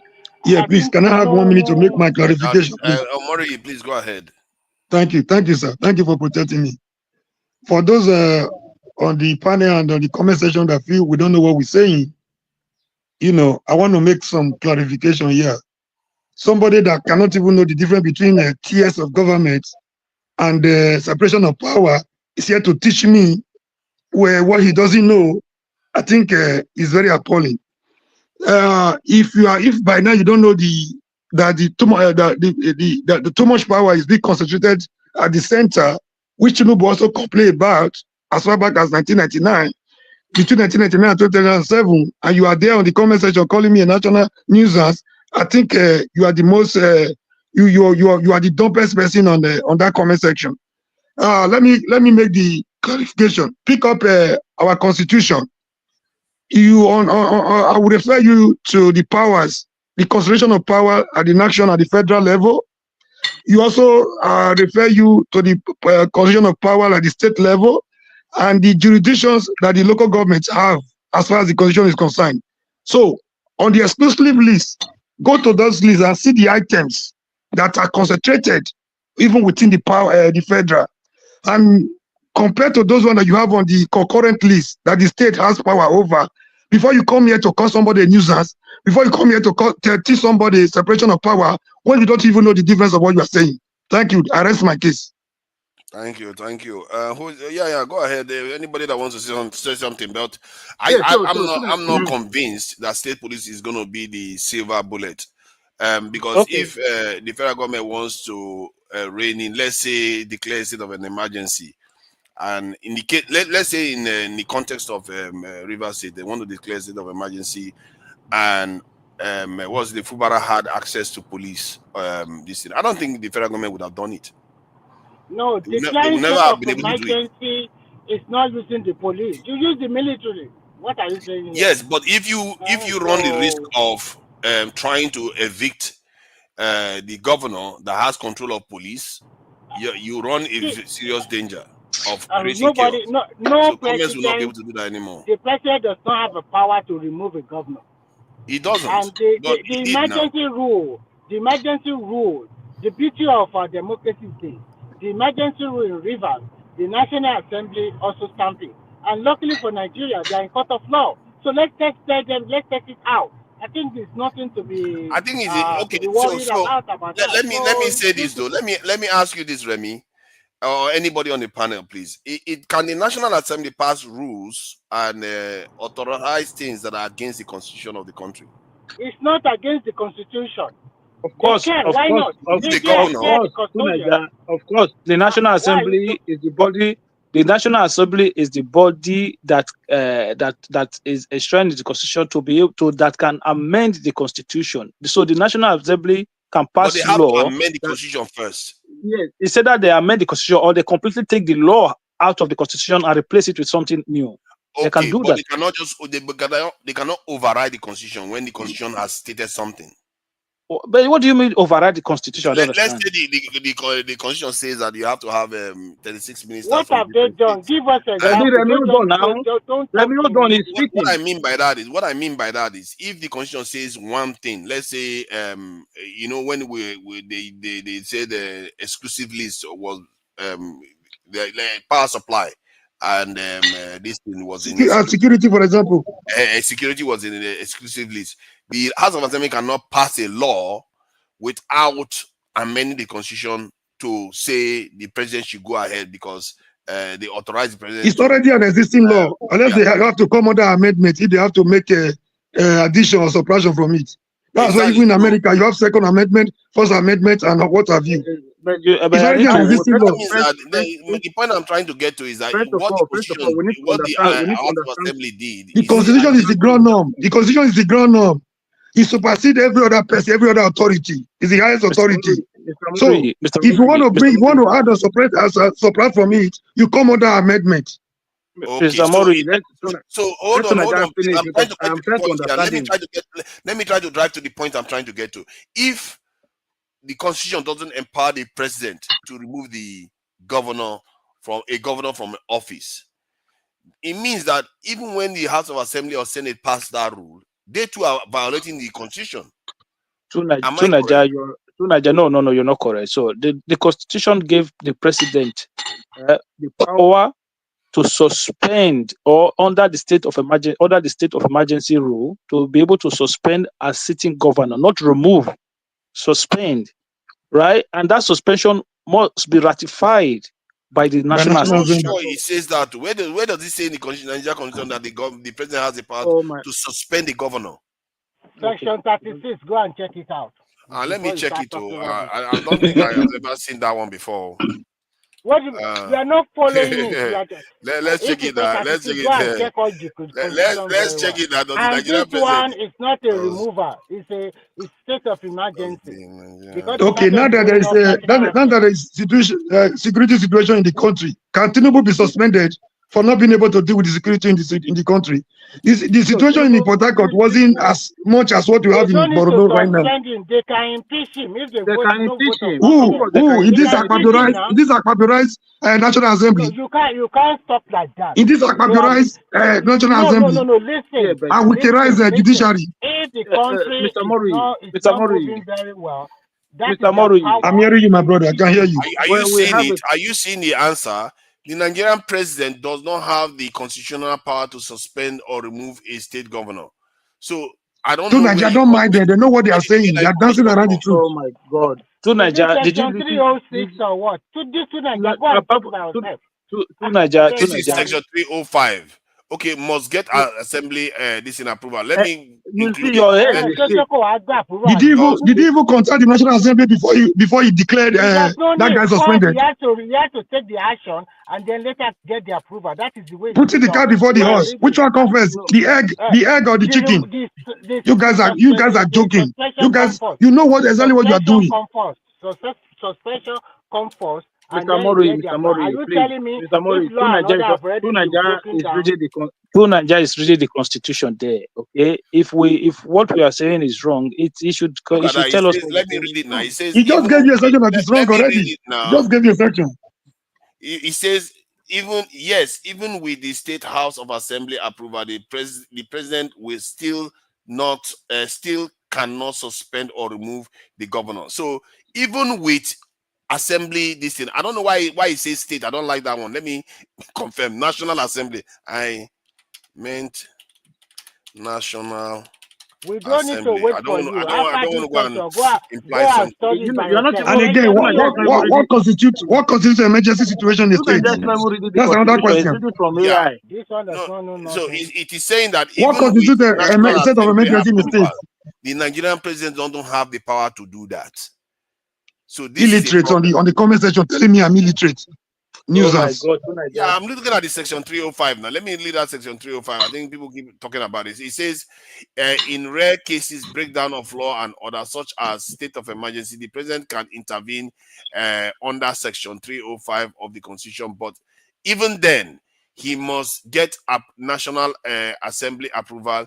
The intervention typically involves suspending certain constitutional. It's very clear. It's as clear as ABC. Of a governor, unless specifically permitted. Is it the first time emergency will be? For the fact that you have been doing the wrong thing for 100 years does not make it the right thing. Get yourself some sense. The constitution. You can be doing the wrong thing for 100 years, but if somebody else did the wrong thing does not make you right. The problem we have, we like to talk over each other too much, man. Tunaja, look, I wanted if you guys are turning the truth on his head. You guys are turning the constitution on his head. You want people to give you room. He's just reading the constitution to you now, and will give you more audience. You could hear him. You are still arguing blankly, and somebody's there in the comment section calling another person illiterate. When you lack knowledge, when you are naive, and believe of yes. And you guys want to see the cost of the Nigerian economy of this government's policy in terms of when one man is stronger than the constitution. One individual is stronger than the constitution. You guys are there applauding the nonsense. You are calling another person illiterate. Nonsense of you. Goodbye. So let me ask now, does that mean that the suspension of Fubara governor? Bros, you are reading Nigeria situation on Google. It was on because we are not on the face of the earth. We don't exist. Get Nigeria constitution and read it now. You will see where it gives power to president for suspension. Look at this one. You come online. Why don't you just go and use this talking drum to talk from this thing, whatever state you are in? Since you don't like technology, constitutional. Does that mean that suspension of Fubara, Governor of Rivers State, was unconstitutional? Let's see. Yeah, because it may not mean that, so it's worth checking. Yes, the suspension of Governor Semiade Fubara of Rivers State by President Tinubu has been widely criticized as unconstitutional. What happened? So, Tunaja, this is the letter from the Constitution itself. Now, forget AI or the chat. This is Constitution. What is the letter? Section 305, Provision 1. Subject to the provision of the Constitution, the President may, by instrument published in the official gazette of the government of the Federation, issue a proclamation of a state of emergency in the Federation of or any part thereof. That is the Constitution. Yeah, state of emergency. Does that mean you suspend the governor? You suspend the institution of government in that part of that. You don't suspend the governor. Oh my God! You just want to have your own point, irrespective of whatever person tell you. You know matter. You can suspend the institution, but you don't suspend the governor. You don't go and appoint some other person to replace the governor. when you say, listen, according to when you, you declare a state of emergency, what does that stand for in the first place? It's taking over a state in terms of Exactly. this in Oh my rules, God. but not the governor. Oh my God. And it has been done before. When it was done before, how was it done? Can you check answer where me? Constitution say president have power to take a drastic decision on any state, on any part of a trouble state of emergency. Let's ask him now. When state of emergency was done before, was the governor suspended? Did they install some other person in place of the governor? No, crickets, because it's never happened. This governor, this president, the only reason some people will say he justified is because the person he is targeting was Fubara. He said Fubara is the problem, so that's why he suspended him. But I don't think that is even legal because the constitution didn't say that. He didn't say anything like that, and he just decided that he's going to suspend a governor from office and replace him, usurp his authority, and release millions of naira to local government. You do not see when they are burning down, when they are bombing the pipeline, when they burn the National State Assembly. What pipeline did they blow up? Remove. Why are you talking like a There's small no guy? proof that Fubara has anything to do with the pipeline at all. The way you are talking, make me One second. This is the problem. Remy, hold on. Let's be honest with ourselves. Let's be honest with ourselves, right? The way me I make my own argument, right? I can have my case both ways, right? So, did they have enough to suspend the governor? In my opinion, no, it didn't have enough. But did he have the powers to do so? Yes, it does. You can make two separate arguments. Okay, for me, but the he situation doesn't have the power to do so legally. The situation on ground in Rivers State it was not that bad for you to call a state of emergency to the point whereby you suspend the city governor. Hold on. It didn't get to that part. No. I think you are making a false statement here. Constitution didn't say he has the power to suspend the governor ever. The governor is supposed to be even immune. Okay, hold on, Remy, hold on. So, are you aware that the State House of Assembly was also suspended as well? Yes. So, does he have the power to suspend the State of House of Assembly? He didn't appoint some other person. I think as a matter of fact, State of Assembly is one of the main reasons that they put those things in place so that the affairs of the state can be carried out. But State of Assembly, hold on. Do you know when fire was sorry. State of Assembly members are different from executive positions that even have prosecutorial immunity. It's the same thing. They are elected position too. Are they not elected there? The president's position is different from the state, his ministers or his assembly members. Where are you getting your knowledge from? He does not understand it. Hold on. You see, this guy is just interrupting now. See, governors are executive position. There's a difference. He's an executive officer. Same is the president.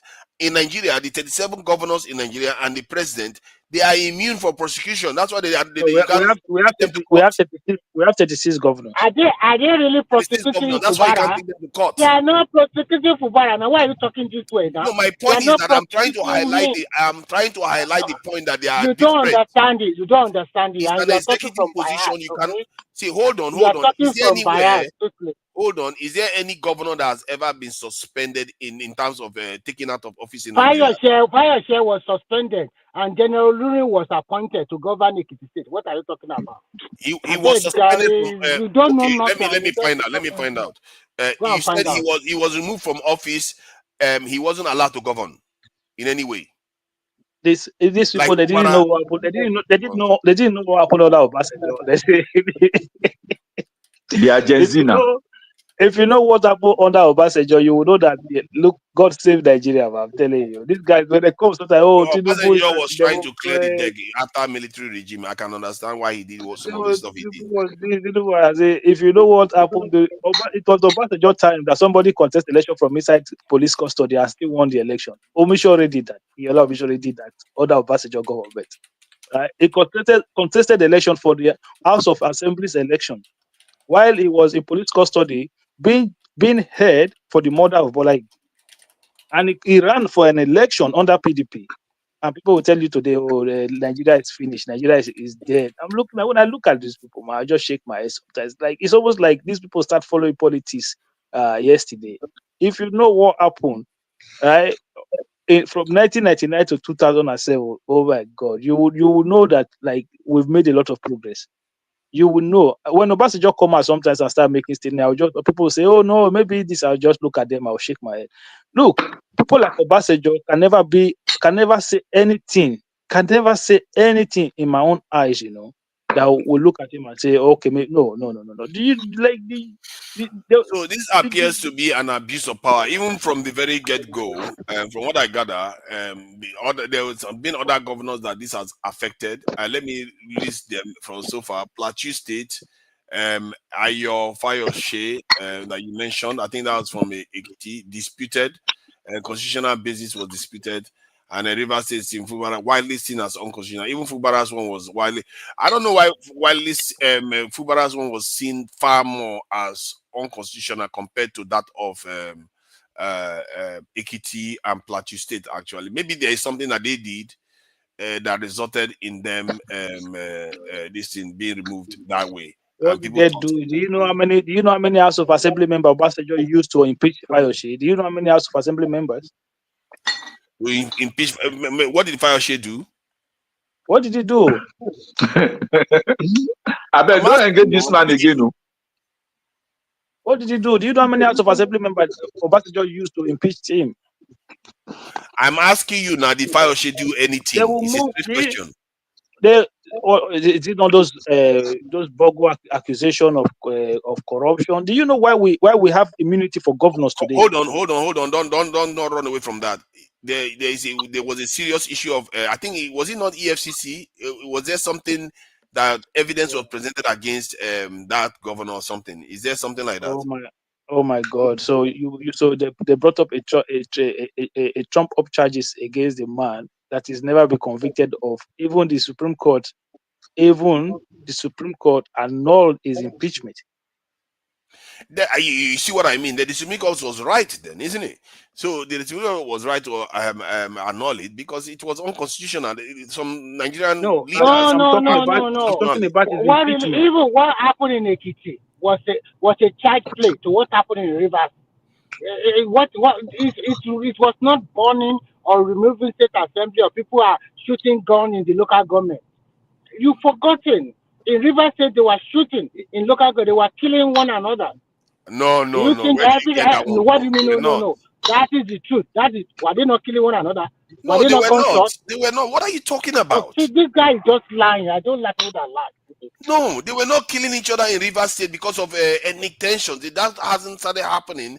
And at the same time, the issue with the pipeline, it was something that was just fixed the very next day, and they pretended as if it was a massive issue. No, you are talking. They were shooting one another. Oh my God! That means they are making That means they were making the state. They were making a lot of crisis in the state. Everybody knows the truth. Most of the local government, they were shooting among themselves, and we said the state, and they were bombing. In my opinion, Tinubu even is saved to Fubara. In my opinion, if you ask me, I would say that decision saved Fubara. The guy was going to get impeached. He was going to get impeached. He created the situation. He created him and Wiki created that environment, and now they pretend as if it's like you dig a hole and want to cover it, and you say it don't work. What kind of behavior is that? How did he create the situation? He's harboring Wiki there, and he's the one that burned down the House of Assembly. No, hold on. I think Fubara plague on his house too. He took us the problem by burning out this thing. But two wrongs does not make it right. And Fubara didn't even campaign. It was Wiki that got him elected. So from that point of view, plague on both of their houses. However, Let me ask you one question. Is it normal to pass $1 trillion budget with 3 members of assembly? If that is by law, why not? Which law? There's no law that says you can pass a budget with 3 members of assembly. It says the attending members. That's how. So that's why sometimes some members are not there. Just a second, please, and I'll be quick.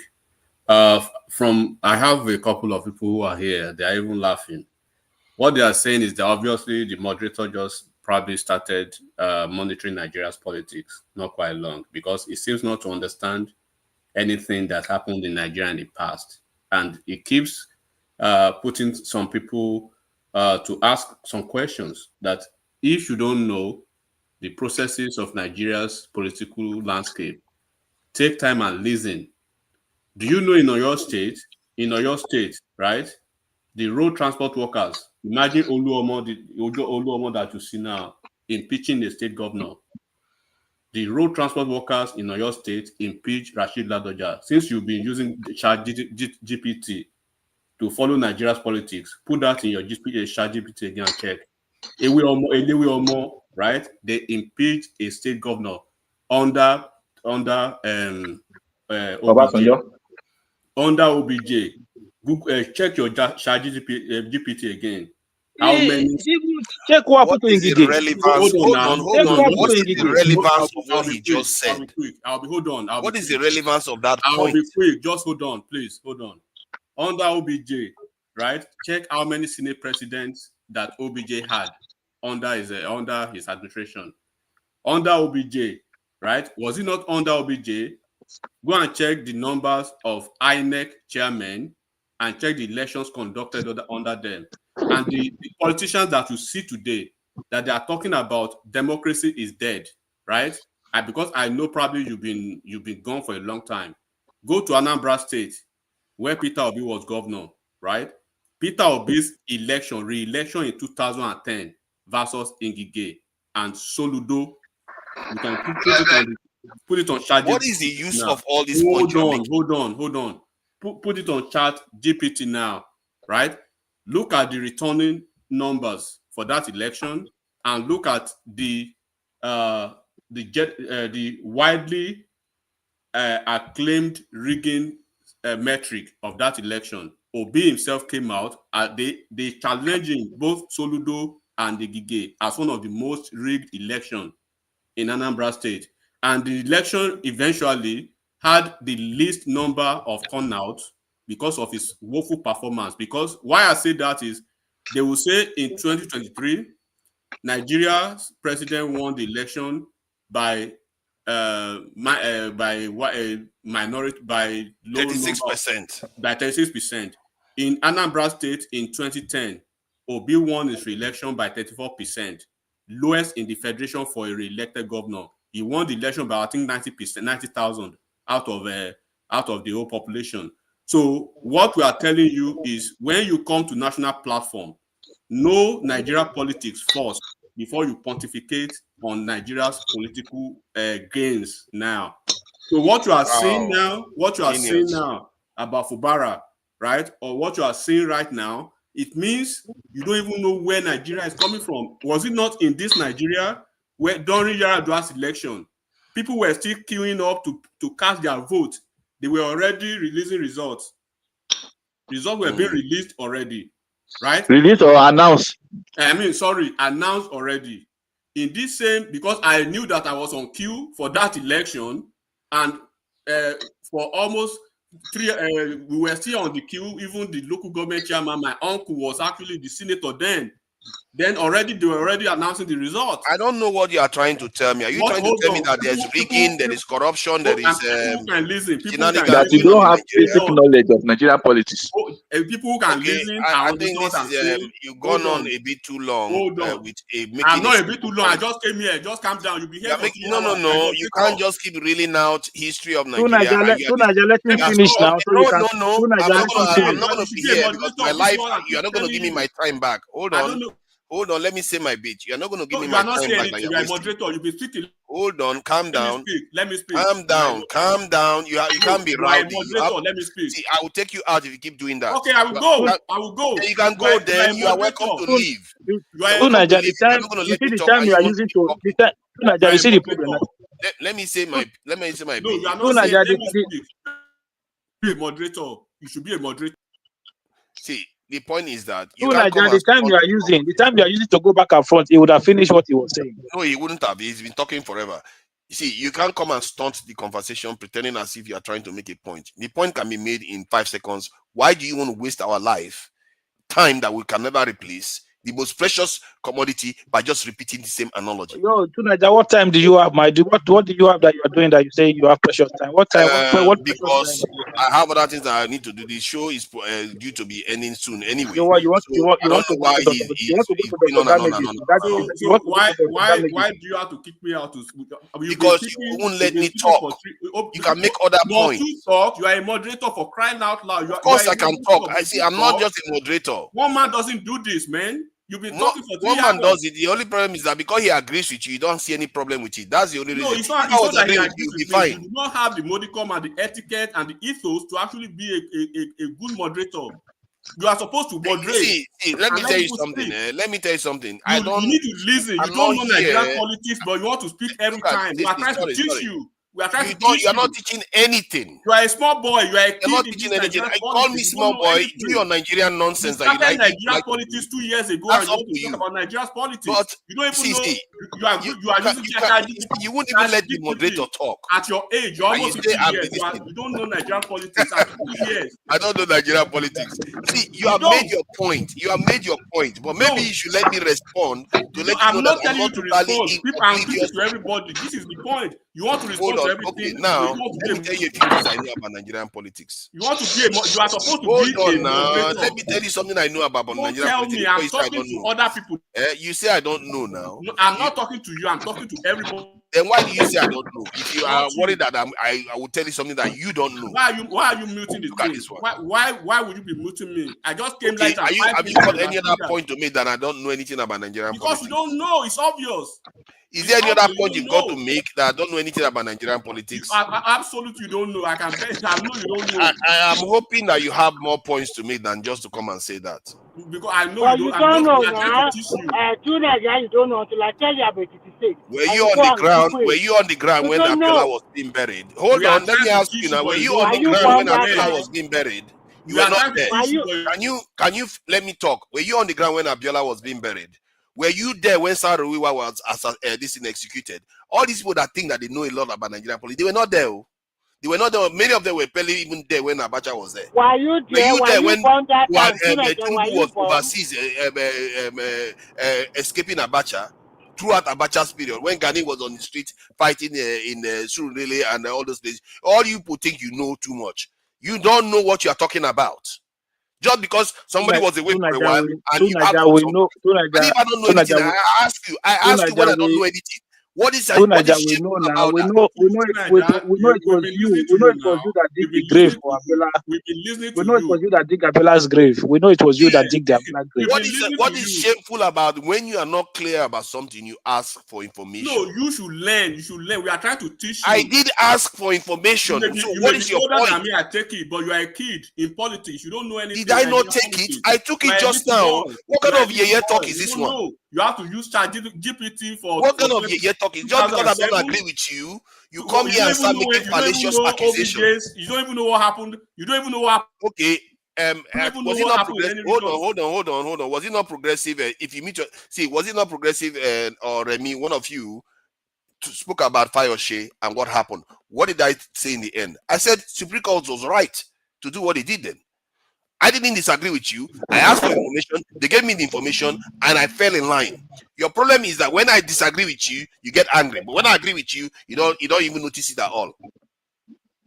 I don't know what the whole this thing. Just if you have a point to make your point. I'm not saying that I'm an arbiter of knowledge. I don't know everything, and if I don't know, I will ask.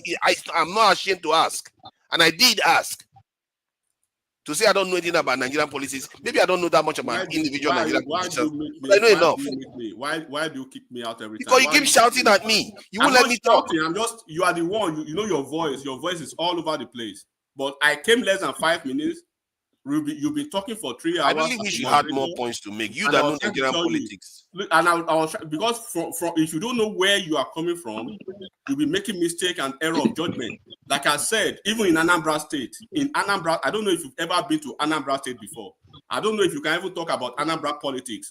But all of a sudden, you are. Why are you so angry? Just make your point. What is the anger? What is the anger? Tell me the anger now. Because you just keep repeating the same point that I don't know about Nigerian politics. Because I've heard you. I expect you at your age to know better than what you are speaking. Actually, Okay, I is know it about that. Nigerian politics or about what you disagree with? Tell me what you think I don't know anything about. Tell me, please. Okay, let me ask you a question. Very pointed question, right? Very pointed question. Can you tell me the situation? How who this River State? Let's start on River State now, right? Because you want to talk about the constitutional reasons for emergency rule. Tell me one time in River State that you've never had political skirmishes, and could you tell me in 2019, in 2019 or 2017, when a governor in River State ran unopposed? Do you know the governor? I think it's Puvara now, isn't it? That was Wiki. Oh, was it Wiki? Eh? Yeah. Oh, look at that. He's trying to do gotcha question. So Ubara was basically unopposed. No worry. Basically, in my mind. Ubara was anointed in the party of PDP, and there was basically nobody to challenge Wiki in that. See, the reason why I say Fubara was unopposed because there was no chance the other party was going to beat him in that state where Wiki was very popular. Let's face it, Wiki was very popular in River State. There was no way they were going to beat him. That's not the reason now. Ask questions, they will tell you. When you ask, we will tell. No, don't tell me. I'm not interested in that information even. Why is that information relevant to our conversation today? I'm testing your Nigerian political knowledge. That's why. Wow. Okay. I can ask you a question about Nigeria that you don't know. So let me leave. No, I can ask you a question about Nigerian politics that you don't know right now. Ask your question. What's your question? Do you know the local government of Bayelsa State in Yanagwa? Do you know him? Is that? Oh my God! Shocker! You don't. Yeah, it's a clear question. Do you know the local government chairman in Yanagwa right now? That's not the look. It's Nigerian politics, isn't it? I thought you knew everything. That is local politics. Exactly the same thing he's asking me. He's asking me about the question that I don't have to know. This is a general knowledge. It's not relevant. Okay, let me ask you the one that is very recent. Very, very recent. There was a governor in Nigeria, right? People refer to that. There's a guy who is constituting nuisance now on the comment section. He's from that state, right? And progressively from that state too. There was a governor in that state. Something happened, right? And he never allowed a tier of the government. A tier, there are three tiers of government: the legislative part, the judiciary, and the executive. The executive usurped the power of a section of the legislature. What happened? Do you know what happened? Of which state? Okay, let me give you the state. It's Edo State. I think I remember that somebody accused one of the governors of suspending this, or at least not allowing them to sit for years. For how many years? Wrong? Yeah, you are very right. You are very right. I don't know how many years that happened. Let me explain to you. It was actually Obaseki. He never allowed the opposition members, right, of the House of Assembly. He never even saw them. He didn't even swear them into office. No. Enigmatic on that one, you're wrong. That one I disagree with you. Hold on. Did he swear them into office? No, they did not come forward for swearing him. They were the one who did not come forward for swearing him. Let me land. Then you can correct me, okay? Yes. Okay. So this is the thing. They won election as House of Assembly members. They are supposed to represent their local government, but for one reason or the other, political disagreement, he failed to let them be sworn into office. And for the entire years of, I think 4 years, they never had the chance to represent themselves, represent their people from the House of Assembly. So regardless of how it happened, if they came forward or did not come forward, I know they went to court, but the fact remains that the opposition members in those State House of Assembly were not sworn in, right? Okay, that was wrong. So that is not for me. This is okay. So what happened? Just give me a few minutes. Let me explain this, right? So what happened was after the Edo State have separate governorship election from the State House of Assembly election. So we had a State House of Assembly election APC were the dominant party. Don't forget at the time, what we're talking about are both the governor and this elected official. Who is that now? Where is that noise coming from? Somebody needs to be muted. Unaja, are you there?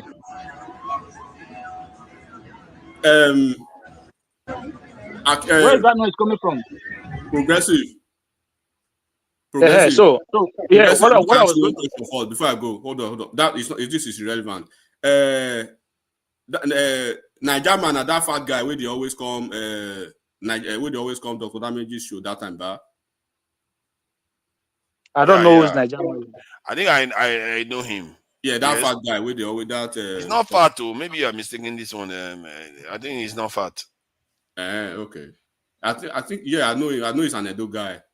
So what happened in Edo State was totally different. So yes, what did the Obaseki made some mistake. He played some political how would I put it? He did some political move in that period whereby they convocated the assembly in the middle of the night. He issued a proclamation letter in the middle of the night to try to form the assembly, because you know why? The Oshomole faction wanted to have the speaker of the assembly, and Obaseki at the time felt threatened that if they have the speaker, they probably will turn the tide against him and try to impeach him. So him and his deputy then Shaibu played a political move to try to he issued a proclamation letter at the wrong time, and then they went around and then start around grabbing assembly member to come form a quorum that night. Okay, so the next day and subsequently, the rest members said, "Look, that was wrong. The governor should reissue another proclamation letter." And the governor said no. They went to court, and the court said no. The governor have the right to issue a proclamation letter at any time, and that was the position of the law at the time. The problem was because Adams Oshomole was the national chairman at that time.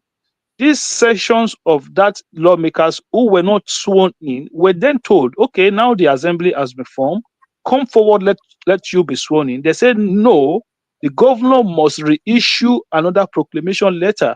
They refused to bring themselves forward to be sworn in at the time. So after Oshomole got kicked out as the national chairman, this case went to court because the speaker then tried to vacate their seat. They went to court. So the case was in court until Obaseki left office. That was what happened. The case was in court all the time.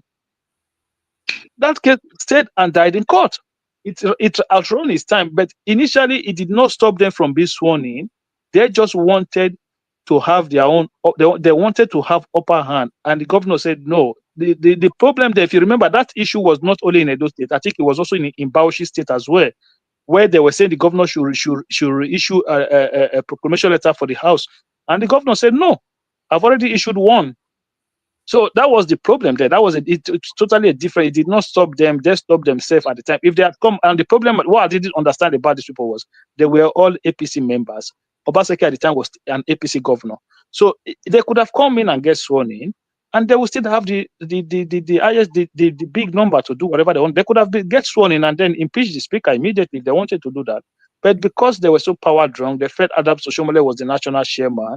He had the powers from the federal government to do whatever he wants to do. But the problem, they forgot that Buhari was not playing ball at the time.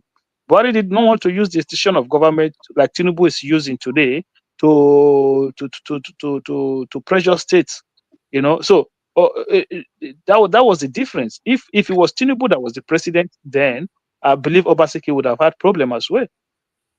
So let me just land my point before I leave. And I know to Niger, I think one thing I would tell you, right? I don't know. I think you are from Bayelsa, if I'm not wrong. You know, Bayelsa has 8 local governments, and they are probably one of the richest states. I think one of the 3rd richest states per FAC allocation. Niger Delta, Niger Delta allocation, 13% derivation, but they should. I think Niger, Bayelsa, Rivers, Delta, and probably Akwa Ibom State. They should be at if they are not really at the level of, I know no state can be at the level of Lagos, but at least they should be at 50% at the level of Lagos. There's no development in those regions. And I think what I'll tell you, like I've told somebody this afternoon, was that Nigerians, I know this may sound so pedestrian, right? I may sound so mean, but Nigerians, they say they are hungry, but I don't really think they are hungry. They are just pretending. When they are really hungry, for real, they will hold the feet of the governors to the fire. And like I said, I'm not the type of person that will speak about others and not speak about mine. My state governor, right, is one of the most useless governors in the federation. If I tell you how much that guy has received from FAC allocation alone in a year, right? Is it not cutting to go to APC now? He's going to APC. Oh. No, that is the other leg of my family now. That one Oshun for Ondo State, right? That guy in Ondo State, right, is one of the most useless governors in the federation. Can you imagine that the state was earning between 5 to 6 billion in FAC allocation prior to subsidy removal? After subsidy removal, FAC allocation alone, the base FAC allocation alone is almost 18 billion per month. And then this state received 13% derivation fund, almost another 5 billion. Another almost 4 billion coming from Niger Delta Development Commission being a member, right? That is total of almost 20 or 30 billion every month. Then the IGR of the state is almost 10 billion per month. So when you put all those things together, go to the state. The guy is not doing. He has won. He won. You know, he completed Akete's second term, right? Then he has won election over 100 days. This guy has not. He has not coordinated a cabinet. Can you imagine that? No cabinet yet. No cabinet. And then somebody will say they will be crying that they are hungry and they cannot hold that kind of person to fire. We've been writing. We've been petitioning. We petitioned ICPC, EFCC, right? And we are contacting a lot of important people to let them know what the guy is doing in the state. If people can actually put the governors to fire like that, people will be. But I think he's going to spend this one term, right? Yeah, just one term because he started because that's why they allow him. That's so, but he cannot be. He cannot continue to be stupid now in the office. He can't continue to be stupid. So this is what I'm talking about. Ondo State supposed to be at par or nearly at par with Ogun. Even when you look at how can he be at par with? How can Ondo State be at par with? They have a lot of resources. Look at Ondo has a lot, you know. Ondo has a lot. Ondo State has the largest deposit of bitumen, I think, after Canada globally. The second largest bitumen. But they also have a coastal region. So the coastal region of this national mind that comes to platform every day that cannot even hold his brother, because this guy is from, and this is why I have problem with Sowore. Sowore is doing fake activism all over the country. He cannot hold his brother to fire. That guy is from Showore's place, and on those states we always have the problem. Whenever we have governors from that region, they are always useless. Always useless. When Agagu came, he was from that place. So that is an indication that Sowore will be useless as a president. This is what you see. I'm talking now. If people can be talking, okay, look at Rivers State. Look at Delta State, for instance. Delta State has, I think, it's the richest state in the country per federal allocation. Bayelsa State just 8 local government. Have you been to Bayelsa State before? You will cry for them. Just one entrance, one exit. You will cry for Bayelsa. The level of deprivation and the level of poverty in Bayelsa. But people are focusing on Tinubu. They will be focusing on look at what the governors are taking now. I'm telling you about this Ayedatiwa now.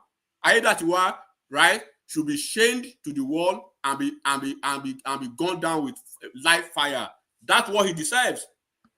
But people will not. When we start holding these governors accountable, things will change. People are hungry at the local level, and you are looking at the federal. Are people stupid? I'm talking about. Okay, look at Osun State, my second leg of state. Look at Osun State. Is that a governor? The governor that went to England, he cannot pitch investment memo to the white folks. He can't read. He can't do anything. What he wants to do is dance all over the place. So tell me the governors that are doing the job on the ground, regardless of the FAC allocation, over 300% FAC allocation increment to the governors, and they are not doing anything. I think that to be fair to you, and sure, not even to be fair, the point is that I think generally in Nigeria, what you tend to have is this phenomenon where every bad governor is other states' governor, not necessarily their own state governor. Most people within those states tend to feel a little bit either not passionately against the governor, or some of them actually like their governors, which is really strange. Tunaja, let me explain something to you. A lot of our people, you see, when you go to some, let me explain something to you. What you see here, right? If you bring your own state governor, they will help you criticize it That's what they do, but they don't criticize their own. They will help you to criticize your state government from up to down. But when you will never hear them say pim about their own government. That is a strange phenomenon I'm talking about. We do this a lot, even in senatorial and House of Assembly. That's how what about your own state? Tell us your state name. He's from Bayelsa. You never tell us where you are from. That one now. Where are you from? Are you from Delta? So that we can give me states. You know how many states I've got to so far in Nigeria? Where are you from? He's a Bayelsa guy. I stretch all the way from Lagos to this thing. Calabar. Rich but poor. That no state. Bayelsa should believe every indigenous of Bayelsa, like Tunaja's Cherio and Omori. Every indigenous of Bayelsa should be paid 1 million naira every month. If you go by their population, by their FAC allocation, just 8 local governments, and oh my. Please. Those areas they remain poor. Now I grew up in Port Harcourt, so I know those areas quite well. Like I said, I think I've challenged you before, right, to Nigeria, and I beg you again, and I challenge you again. Whenever you go back to Nigeria, I don't know when that is. That time is gonna come. But when you go to Nigeria, please, no, listen to me. This is very serious. Whenever you go back to Nigeria, please visit these 2 states in Nigeria. Visit Anambra State, right? Visit Anambra State. When you go to Nigeria, visit Anambra State and visit Ebonyi State. Anambra State and Ebonyi State. Ebonyi State. Why? Okay. While Ebonyi was, because generally in the southeast they look down on Ebonyi State until Dave Umahi came and changed the trajectory of Ebonyi. Right? Now when you look at Ebonyi, how it was when Umahi came to office and how Umahi left Ebonyi State, you do not need a soothsayer to tell you or be developing word process or PDF document to say this is what I did. You can see it with your eyes. But when you go to Anambra State, like I said, I lived in Anambra State. When I go to Nigeria today, I still stop by in Anambra and Ebonyi because I have things there. But when people come to platform and they want to talk about certain things, that's why some people like us, we challenge them to until infinity, right? Okay. So that's why I say again, right? I'm not criticizing you, but you need to understand where these people are coming from, and you know the politics of what you are talking about. Nobody can tell me today, side by side, place Umahi with any politician in the southeast. When Obi was governor, I tell you, and I've told you once, go and look at the list of governors in the southeast. Go and look at the list of governors in the southeast. It does not. To be fair, when I came to Nigeria, when I visited Nigeria some time ago, from Lagos to what do you mean sometimes ago, like 20 years ago, right? Look at this one. Look at this one. I was in Nigeria last year. Look at this one. 20 years ago. You sound like somebody who hasn't been to Nigeria in 20 years. No. Actually, I was in Nigeria last year. I don't know why you're going. I was in Nigeria for one solid. You are not in Nigeria. You are not in Nigeria. I'm not like one of those people that go to Nigeria. If you are in Nigeria, you will see the progress, a little progress. That's what I want to say. No, Remy, hold on. When Tuna just said to you he was in Nigeria last year, it means that he just left Nigeria last year. No, I went to visit Nigeria last year in I think it was June, July, or July, August. So you cannot remember the month. You cannot remember the month you visited Nigeria. Why you wanting to say? You know it's lying. It's not saying the truth. No, I was there. I can tell you now. You can't even believe all the places I went to in Nigeria. I went to quite a lot of places, you know. Please go to Anambra. You went a lot of places under Tinubu. Please visit Anambra In one month, that I was totally in Abuja last year, but the one I went, I landed in Lagos. I traveled all the way from Lagos to Port Harcourt, so I saw all the developments along the way. In Lagos, the improvement I saw in Lagos. Which month did you go into Nigeria last year? Which month? July, August. You see you on the internet every time. I went late July and I left late August. You are on Dr. Damages throughout July, August. No, I wasn't. I wasn't actually. I wasn't. Look at that. I wasn't. You are there. You did go. When I was in Nigeria, I couldn't go online. On the letter note, to Nigeria, are you from Delta or you are from Bayelsa? Why are you so Remy, hold on. June, July last year, to Nigeria, we were still seeing you in your studio on in Dr. Damages. No, I wasn't. What are you talking about? I wasn't there. I was in Nigeria. See, did you carry your studio along with you to Nigeria? You'll be surprised. I met a lot of people. I went to DSS. I went to Defense Headquarters. I went to all kinds of places. What are you talking about? I was in Nigeria. Send us pictures. Send us pictures. I was in Nigeria when they were protesting. Actually, that is something you will know. When the protest was happening, I think that was a bad governance protest or whatever they call it. I was in Nigeria then. So don't tell me what I do. It's funny. I'm always in Nigeria when all these critical events are happening. Take the challenge. When you go to Nigeria next time, go to Anambra State, please. Anambra. Soludo is working now. It's Onitsha, not Anambra. Onitsha, I saw a lot of improvement in Onitsha. Actually, I actually liked what I saw in Onitsha. There was a lot of improvement. Soludo is really working now. Oh my God, no. Then I think it was Peter Obio that was in office then. When? So I saw a lot. As a matter of fact, Onitsha was the single most improved area because the road used to be terrible before. You couldn't navigate. So when was this? I think this year when I went through all this road, that year was either 2018 or 2016. I think probably more 2016. No, Peter Obi was not in office in 2018. Who was the governor then? Hold on. It wasn't then. It has to be 2016 then. So I remember somebody saying that the governor is the one that did it. So it still wasn't in the office then. I don't know, man. The road had already been done. They said the road was done. I don't know who did it. The governor was Obino. Okay, maybe that's him. So, yes. But the roads were very, very neat when I was going through Onitsha compared to what used to be there before. There used to be massive traffic there. There wasn't any. And then all the way through the southeast, I saw a lot of roadblocks, but the roads were clean. And then I didn't even know. How did you get to Port Harcourt from Onitsha? Do you remember? Yes, now it's through road now. Where did you get? Tell us the road because I know that road to Port Harcourt. How am I supposed to know the name of the road now? All I know is that I took a bus from this in Lagos. They drove us to Benin. I stopped at Benin, tried to see a few people, went to university. Then from there, I caught a bus again, traveled along. Then they took us all the way to Port Harcourt. But they what stopped. What do you mean they took you? You said you are nice. You see some of your friends at the university. The same bus waited for you. No, not the same bus. Not the same bus. I had to. You are lying. No, I had to catch another one now. I had to catch another one. The bus. Let's leave to Nigeria. But to Nigeria, do your.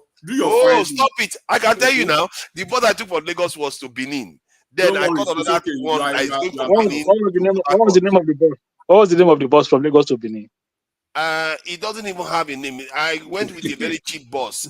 See, the bus was so bad that the driver was driving in the opposite lane, and his eyes were like color TV. It's like his head is not correct, and very very cheap bus. You are coming from Europe and you endangered your life like that, guy. Yes, now I'm the proper Nigeria now. You think I'm like you? You have a mobile police following you everywhere. You say you know Nigeria. You see all these people. It's not mobile police. You go when you get home.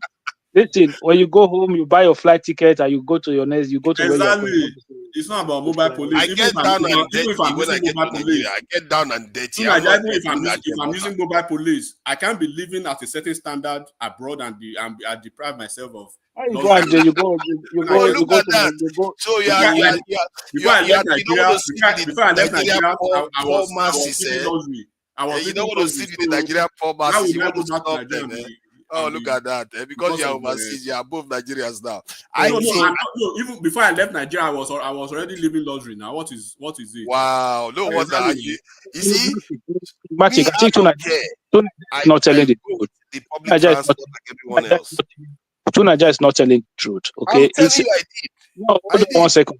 Hold on now 1 second. It's almost impossible for you to from Europe enter Nigeria and then you go to a garage to go and take bus to Benin. No, you will go to a park, whether a Degbe or God is Good or any of those transportation company.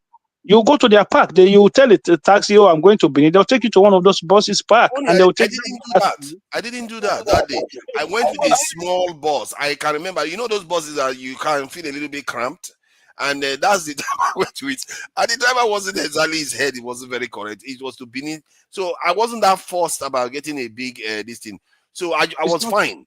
It took me there. I think the last time, when did I use that big bus? I think that was 2020. When I went, I used let me just go now. But tonight, let me just say something. You see, when we are talking Nigeria, right? I know most of the time you always want to misunderstand me. But where I'm coming from is do not allow anybody to gaslight you about any politician, particularly those established politicians in Nigeria. That's what I'm trying to tell you. If you are talking of Tinubu, yeah, you say what? Do you mean Tinubu? Tinubu, Obi, Atiku, Kwakwanso, all of them, they are in the same box. You can, all of them. So that is why, personally, myself, I don't get the hypocrisy when you are trying to differentiate any of those individuals, because at the end of the day, if you are talking of Sowore now, regardless of how you feel about Sowore is still out. He's still an outlier, an outsider politically, but not any of those guys who will still kowtow to the power holders of the nation, who we knew when they were in government what they did, particularly the one they are trying to claim is the Messiah. I'm telling you again, I did not hear it, not hearsay. I did not read it. I did not read PDF document, right? I was there live and direct when this individual was a governor. I was there when he was governor. So I knew his impact, regardless of the political shenanigans. Do you even know it was OBJ that gave Ngige most of his troubles in Anambra State then? So we can go back to Nigeria's history and we'll see that Nigeria is 25 years of our democratic process, right? It's not been we are making progress. Don't you know how election was held in the past in Nigeria? In the they don't know that. They don't know. They don't know. In the same night, because you know why I know? Because I have families who ran election, who were in politics, and who are still in politics. It is this same Nigeria that an Attorney General of the Federation pied under the government, and as we speak, nothing about the case. It is under this same government that we had a lot of political pine, Harry Marshall, all of them at a point in Nigeria. It is this same under Nigeria, right, that we had a president who will unilaterally remove a national party chairman of his party and then remove Senate president at will. So look, a lot has happened. But now that we are discussing progress of Nigeria after 25 years of our democratic process, people shouldn't say, when somebody is saying democracy has died in Nigeria, the same person that the same Labour Party that he ran under, he ran them completely out of the state, in Anambra State. He never allowed them any ground to campaign. He never allowed them to do anything. They put their billboard, they will tear it out. The same person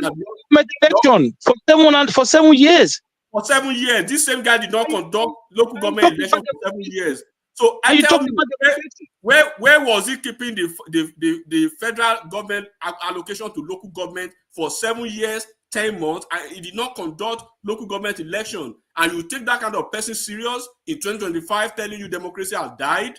Democracy did not die when you did not run election of local government. So local government administration for 7 years and 10 months was in complete comatose. What are you doing with the funds? Why did you keep the state funds in Fidelity Bank that you are part of the shareholders? Why are you, and I keep saying it again, why is your name on the Pandora paper? Why?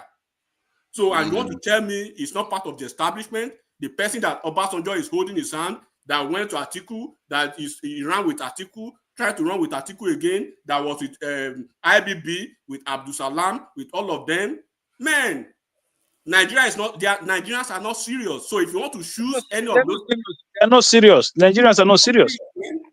So don't tell. That's why I tell you that I know that I've seen you, but I know you know. better than Let this. me just add something before we round up. Just yesterday, I would say this as a not make no mistake that I'm saying that the situation of Nigeria is good. It's still very, very precarious, and we are facing an existential crisis. However, I was speaking to some South Sudanese yesterday, and they were going through a very, very difficult situation. They were talking about, they broke away from Sudan, and now they want to break the country up into 3 places again.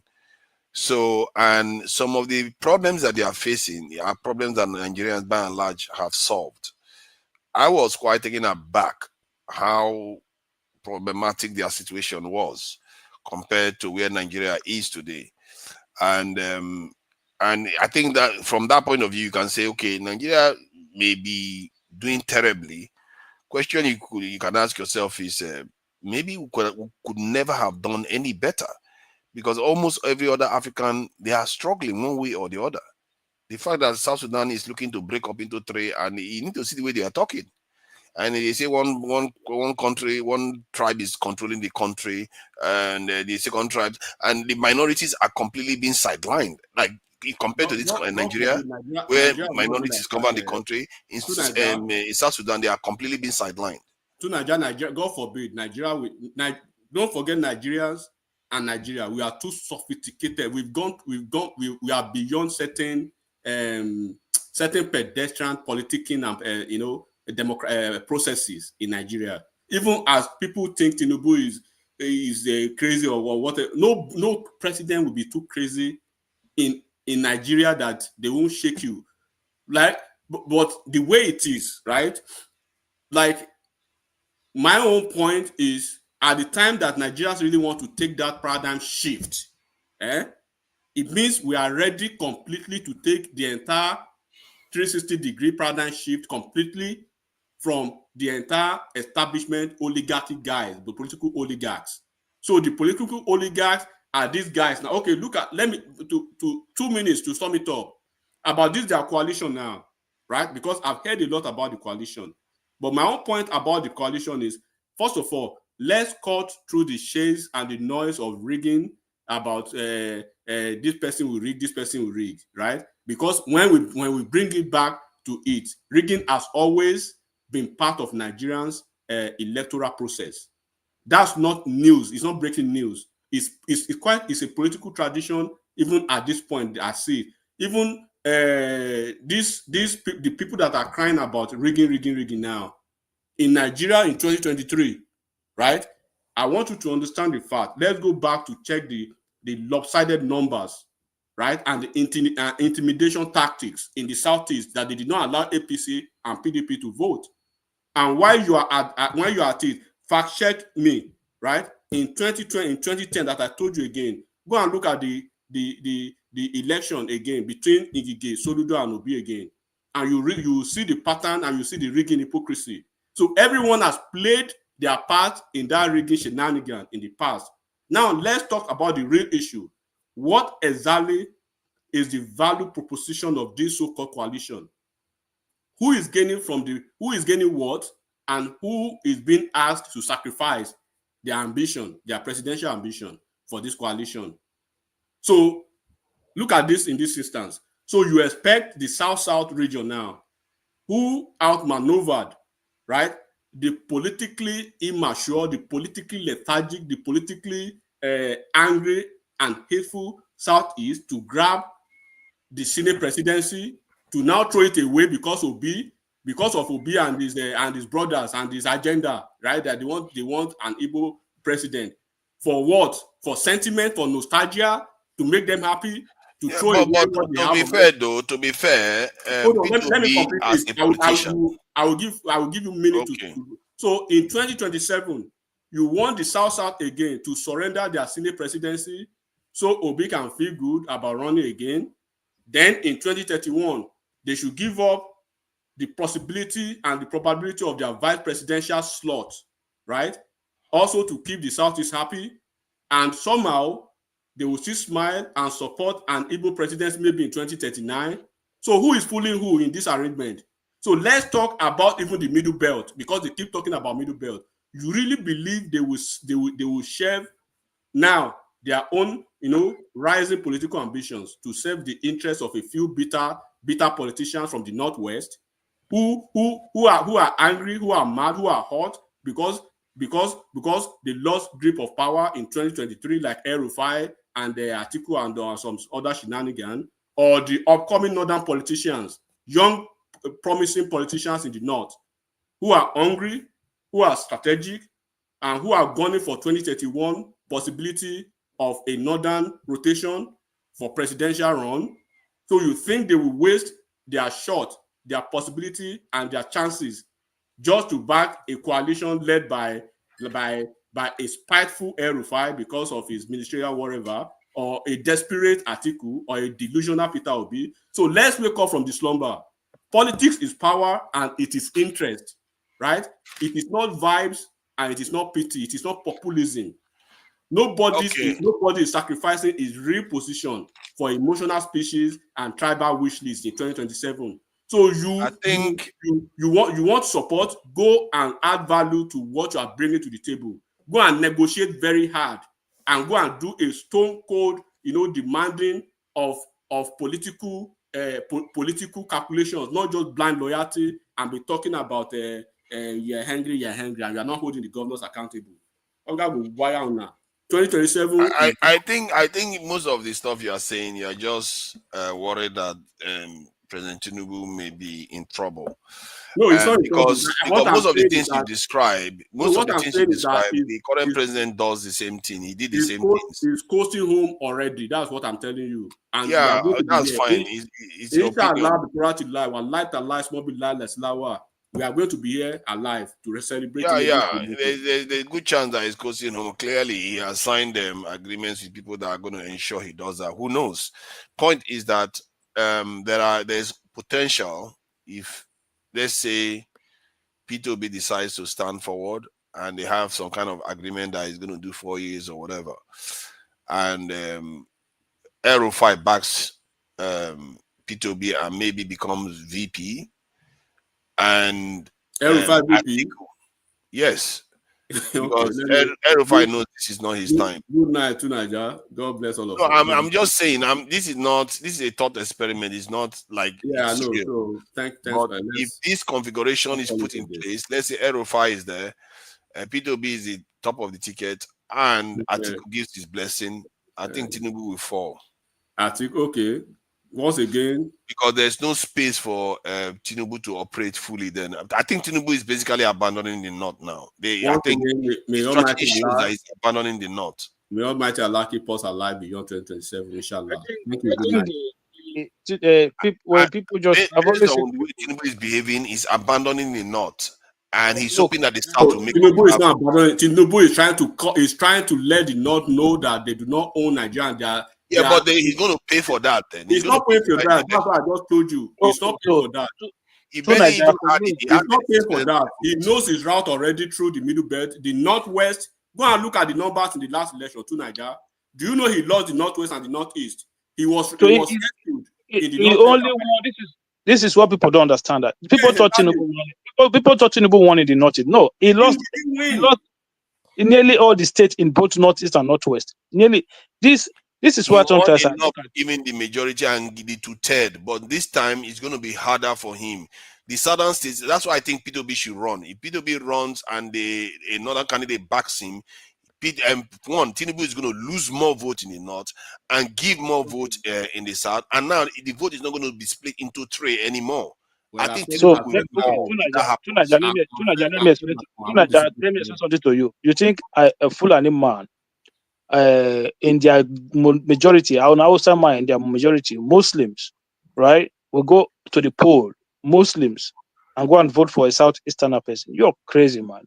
They did already. They've done it before. After all, it's not a new thing.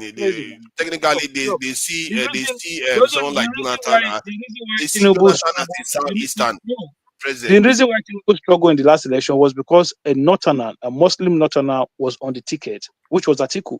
If you take that out, no southerner will beat Tinubu in the north. Don't you understand that the northerners see Jonathan as a southeasterner and they voted for him anyway? He won the election. When? Jonathan dynamic is different. Jonathan won an election. You don't understand Jonathan dynamic. Did Jonathan win against? Did he beat Buhari in the north? When did Jonathan beat Buhari in the north? He beat Buhari in the north, and you just acknowledge that Tinubu didn't win in the north too.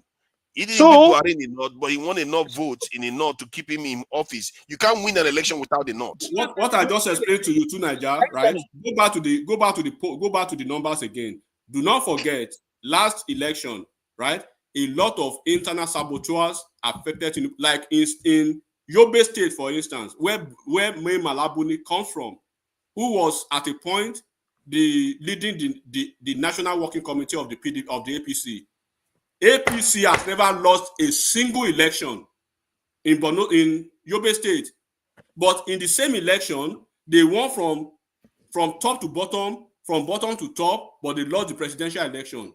Even Lawan, who was the former Senate president, who had issues before the election, they won all the 3 senatorial seats. They won all the House of Rep, all the House of Assembly, the governor, and every other thing. But Tinubu lost. And it replicated that similar thing replicated in some states. All these Malami, do not forget they work against Tinubu. Do not forget they work against Tinubu from within.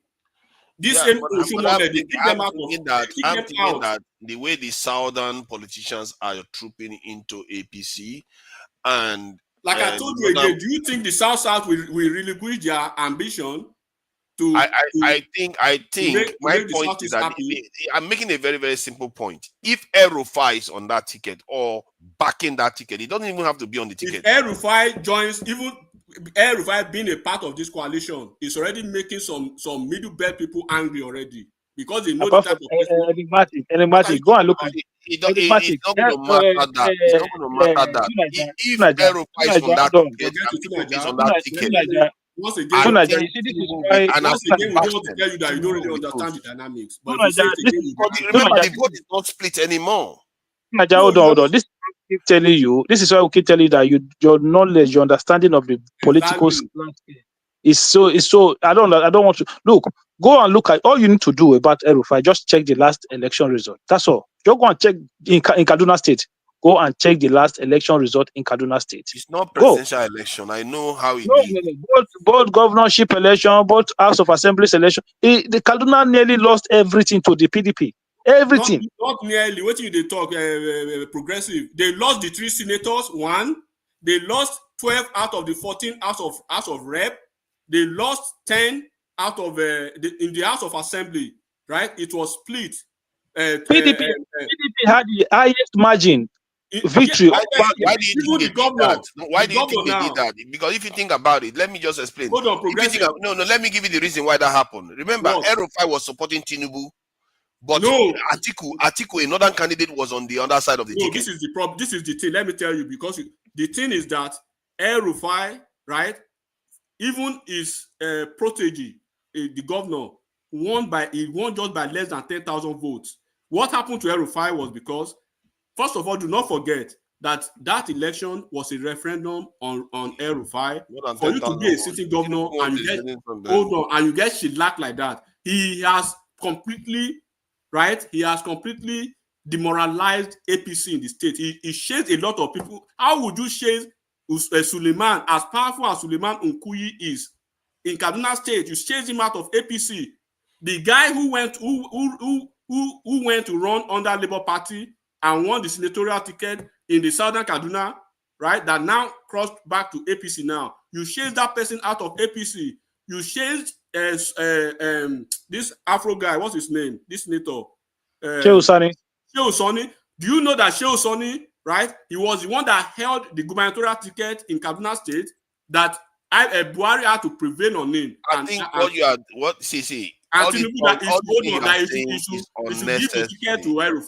we are making is about the configuration of the potential coalition. If you say we are telling you the way I just said, El-Rufai will struggle to win his local government in 2027. That's what we're telling you in Kaduna State. You know that El-Rufai, no matter what you say about him, no matter what you say about El-Rufai, people see him as competent. You have to understand No matter what Nigerian you say about politics him. before you start talking. That's what we are People telling you. How this thing works. as competent too. If you say something like Kwankwan, so I'll say, okay, maybe you have a point, right? Not El-Rufai. Come on, man. El-Rufai was a governor, you know. I don't know why we are forgetting that he was a governor. How did he become governor? He rode on the Buhari wave. Have you forgotten? Either way, he was a governor and he was FCC minister, if I'm not mistaken. So what are you talking about? And then when we just read out the numbers for you, your relevance as a politician is your last number. The reason why Obi is relevant now is because of the numbers he had in the last election. The reason why, okay, we just told you again. The governor that you even anointed won the election by just less than 10,000 votes. He almost lost at the Supreme Court. You lost the entire Senate. The current president won 37% of the vote. What does that even mean? Who? The current president won with in a three-run race. Did Peter Obi not? Then how do you know that Kaduna didn't have multiple parties there? Hold on, like I told you again. I'll go and look at. Okay, let me challenge you again, and I believe progressive is listening. Go back to the presidential elections in Nigeria. I'm saying Kwamaso was running. Hold on, Nigeria, this is very important because you keep bringing this number. Go back to the presidential elections in Nigeria.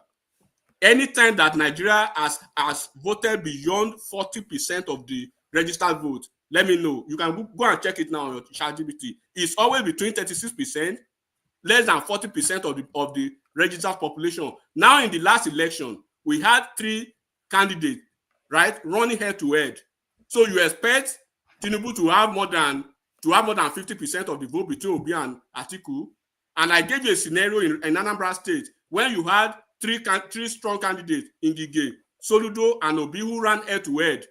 And somebody will be expecting Obi to coast on 50%. Obi won by 32% of the vote. See, you are not hearing me out. So it's the same thing that you are speaking now. Let me explain what I'm saying here. These votes come from specific areas and they tend to go to specific parties. Like Southeast, if Peter Obi wasn't there, was going to go to PDP. We know that already historically. That's what's happened. So if Peter Obi wasn't there, PDP would have gotten 80-90% of the votes that Peter Obi got. That would have been enough to give them the election. So that denied them that election. So now, if this group decide to come together and people have now seen the handwork of Tinubu, he's no longer that Jagaban from Lagos anymore. They've not seen what he's put Nigeria when to. When you are talking people, because let me put this straight so that you continue. When you are talking people, you are talking Nigerians, because people say Nigerians. Do not forget PDP. They do not have Togolese supporting them. When you say Nigerians, people who are supporting APC and Tinubu, they are still Nigerians and they have their numbers. So don't say Nigerians because people say Nigerians or people. There are people in every political party. Even Showore has his own people. They are not Togolese. They are not Beninoa. So when you are talking about that, when we say again, in the south, in the north, forget the south now. In the north, who are those spearheading the coalition? The northern people coming. There's no way you have an article. First of all, let me just clear it to you. There is no way you have an article in the midst of a coalition, and you are not walking around article as that coalition presumptive candidate. It is dead on arrival. Article will walk out and go and pick a ticket somewhere else. Let me quickly say something. I think what a lot of people did not understand, what they say the North is revolting against Tinubu. No, that's not true. It's the Fulani North that is revolting against Tinubu. They are not happy because Tinubu called them to size for the first time. This is the first time. This is the first time since 1999 that you don't have a Fulani as number 1, number 2, number 3 in government. Yeah, so the first time. They wanted to take Akpabio out at all cost because they that was why they fought so hard. Even if that was true, even if what you are saying was true, it still implies electoral consequences. This was the reason why they fought so hard to give a first-time senator to make him a Senate president. Did not. They tried to make a first-time senator a Senate president from They fought so hard within APC. There, even though they know that Tinubu wanted Akpabio. They fought so hard. So the Fulanis are the ones fighting. Look, the first time in history since 1999 where you don't Because number it's one, number two, that number they're three. monopolistic, hegemonic, and that power grab thing, and it's trying to cut them to size. And that's why you see the even the number four man is not even a fully blooded Fulani person. God bless you. I met that guy from Kaduna. Yeah, it's not even a fully blooded Fulani person. So they are not, the Fulanis are not happy because they are used to being either number one man or number one or number three man or number they've always been there. So this time around, equally, the people that Tinubu has in his government, they are not the type of Fulani that they can control from outside to do internal damage. So the people that Tinubu has in his cabinet, like all this new Ribadu, they are not the people that can sabotage from inside. That's why you see this El-Rufai is mad, because he knew El-Rufai would do a damage from within. And they know even that Ganduje, you know, Ganduje's daughter is married to a son. I mean, his son is married to his daughter is married to Ajimobi. Is it the other way around? So even when you look at the power equation in the north, the problem with Kwakwaso is that it's a little bit limited. It's in one state. No, when you look at the power equation in the north now, to Nigeria, go with this. The power equation in the north has been divided for the first time. They do not expect that a president from the south will come, will not kowtow to them, will not be scared of them, will not fear them, right? And then he will come to divide the north politically, because the middle belt, they are trying to say, we have our own voice too now. And the minority north, the majority, the Fulani, who are probably the minority, but they control the political atmosphere in the north. For the first time, they are looking at the possibility of a presidential slot to the north, going to the minority north in 2031. They don't want to have that. They don't want to think about that. And 2 years after government, they're already scheming. They will look for any willing mumu from the south to use as their tool. If Obi is that mumu now in the south, they will use him. That doesn't mean they are going anywhere. As long as they remove Tinubu from office, they cannot remove him. That's what we are saying. Hold on. Look at it from this other point of view. I am very confident. The Southeast has not produced a president in this democratic dispensation, and from that point of view, you can see that their own passion is stronger. You know how people supported Obama. No, say that again. What you just said, I want you to repeat the enthusiasm and passion for a Southeastern candidate is stronger right now, and they are not going to. It's always been strong. It was strong in 2023. Do not forget. Let me just say this quickly. Okay. If Tinubu's economy remains like this as it is today, and it's walking into an election, I don't see him coming out of that election. It might change. There's a lot of chance for him to change the economy in 2 years. It might change, and I can see that he's making moves, populist moves, like buying Nigeria and all those things. If he actually starts doing it and buying Nigeria-made cars, or not, there are things he could do. To Nigeria, let's say tonight. The election like this. Let's say tonight. Like, let him have all the state governors and local government. Let's say tonight, right? Let me say tonight. This is what will happen in 2027, right? I know you have your own belief, right? And you are very entitled to that. Tinubu is going to be re-elected easily. First of all, Tinubu is going to be re-elected in 2027. The coalition or no coalition, two things are involved in the coalition that you are not seeing, and you don't think about that. First of all, El-Rufai being one of the arrowheads of the coalition is a trouble, right? It's a trouble. When I mean trouble, it's a concern to some part of the north. One. Then, whenever you are hearing coalition, that you see article in the mix of that coalition, just know that every proponent of that coalition, they are working towards an article being the presumptive candidate. First of all, article is constitutionally bad to be VP.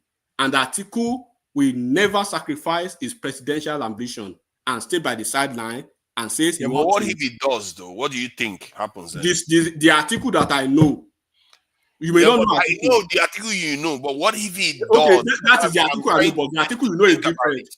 Your own understanding of article, I take it. I take your point. But my own understanding of article will not be in the mix of any coalition, and article will not be the presumptive candidate. If article is not the presumptive candidate, he will walk away again to go and pick ticket in another political party.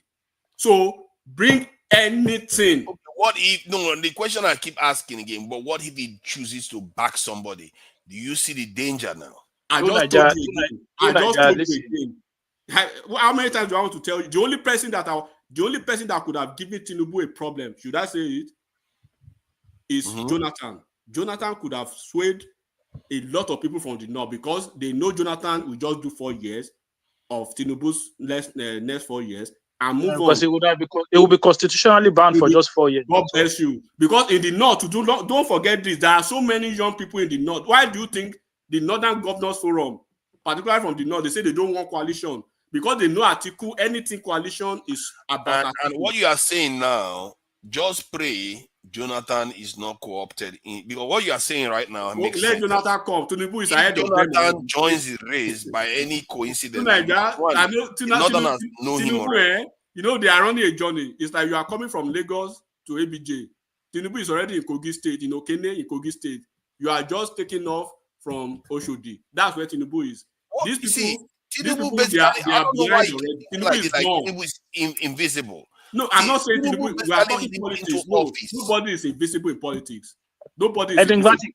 Enigmatic, hold on 1 second. Let me quickly say something. So going into 2023, right? This is why sometimes I listen to people when they come to platform to talk about policy. I'll just shake my head. Right? Going into 2023, that even primaries, we're not even talking about the main national primaries, APC primaries. People were that were not even supporting APC. We're already against Tinubu not getting APC ticket, right? And I'm like, oh, so why are you're not supporting APC? Why are you against the man not getting the ticket? They said, no, Buhari is going to do this, Buhari is going to do that, Buhari will do this, Buhari will not let him get the ticket. So he did not just get the ticket, he whipped all of them, like he whipped their latches in that primaries. My baby. So he got the ticket now. Oh no, he will never win election. Buhari will not let him win. But look at the Naira constitution. Naira this. Buhari is against Tinubu. Election reached. Tinubu was announced president. Oh no, they will never swear him. The military will not let them swear. Guys, you need to just stop all of this talk. The guy is going to win the election. Okay, he's the city president. He's not a baby politician. I've told people, this guy. Look, you might not like him.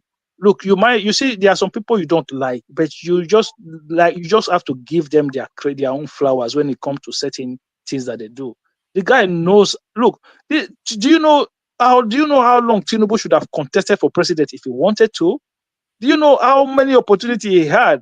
How many people do you think had that much patience to sit down on the sideline? Was even giving his own platform to other people to run People don't like him now. He barely won.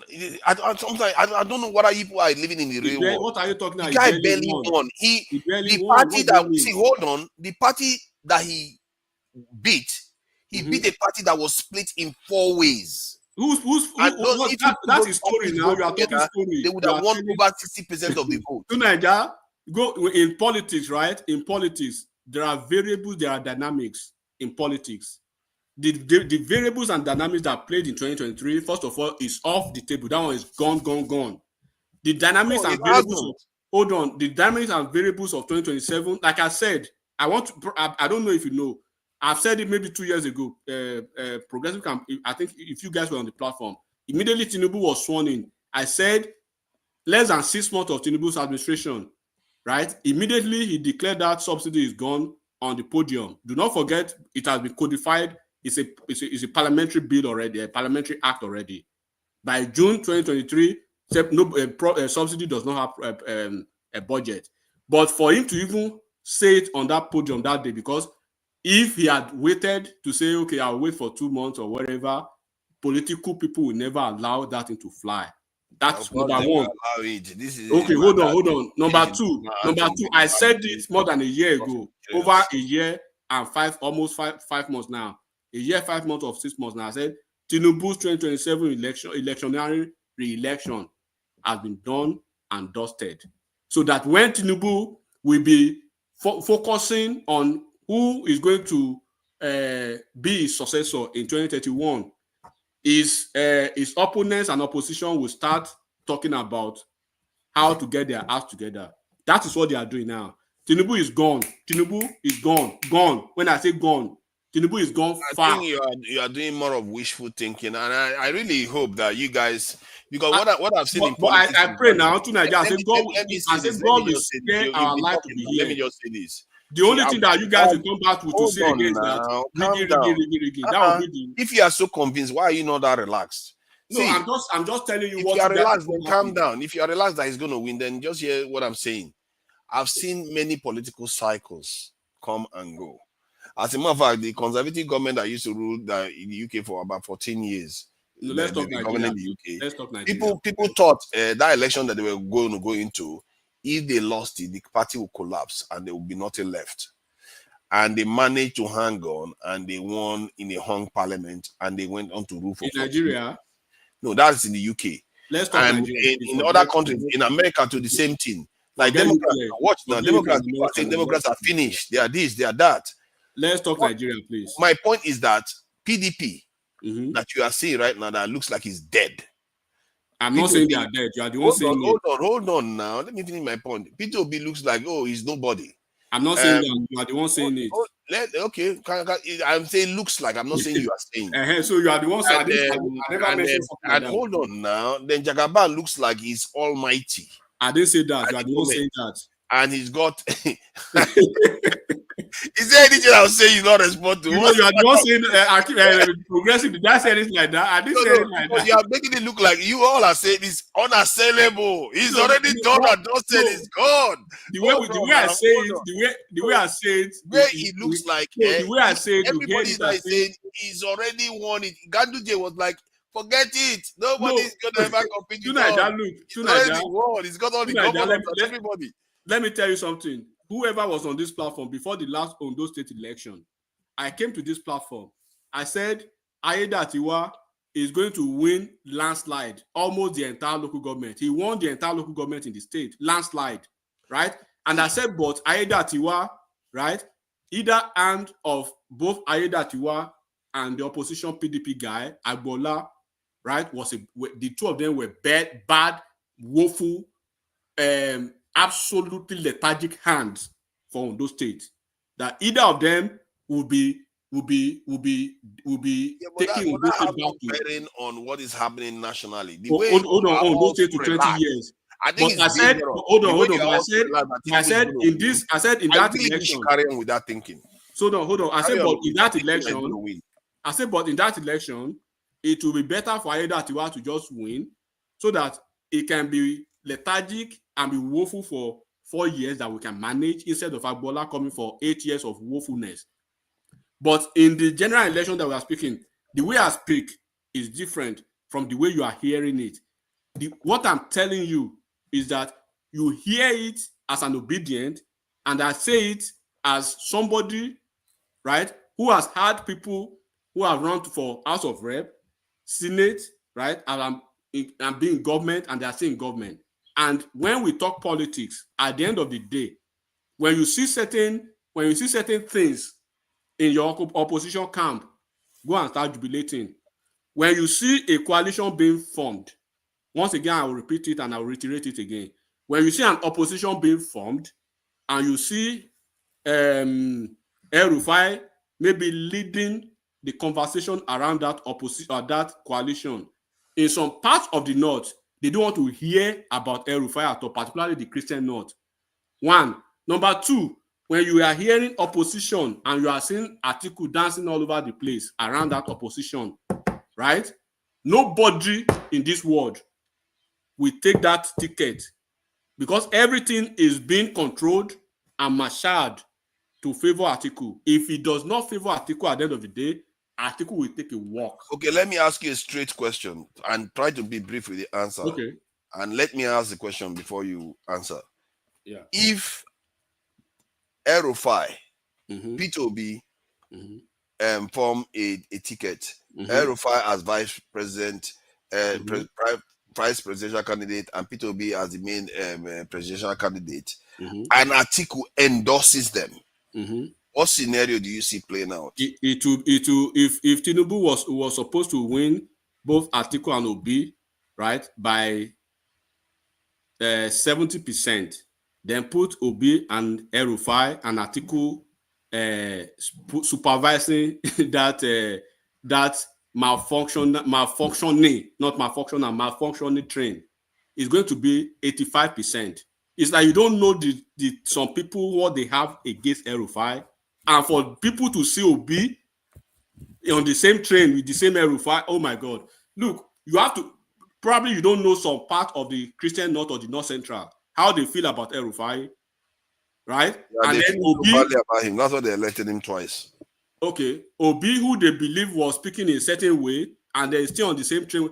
When you keep talking about being elected twice, first of all, the first term of El-Rufai came through the wave of Buhari. Every Tom, Dick, and Harry won election then, just like the wave of obedience that you had, even Keke people winning election.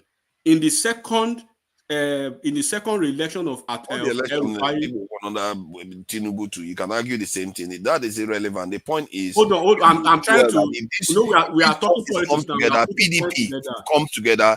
They are going to be a formidable force against this in the APC. Well, you are, like I said again, what you are saying is different from mine. What I told you again, and I will reiterate it. You said El-Rufai, they voted for him twice, and I'm trying to tell you how they voted for him twice.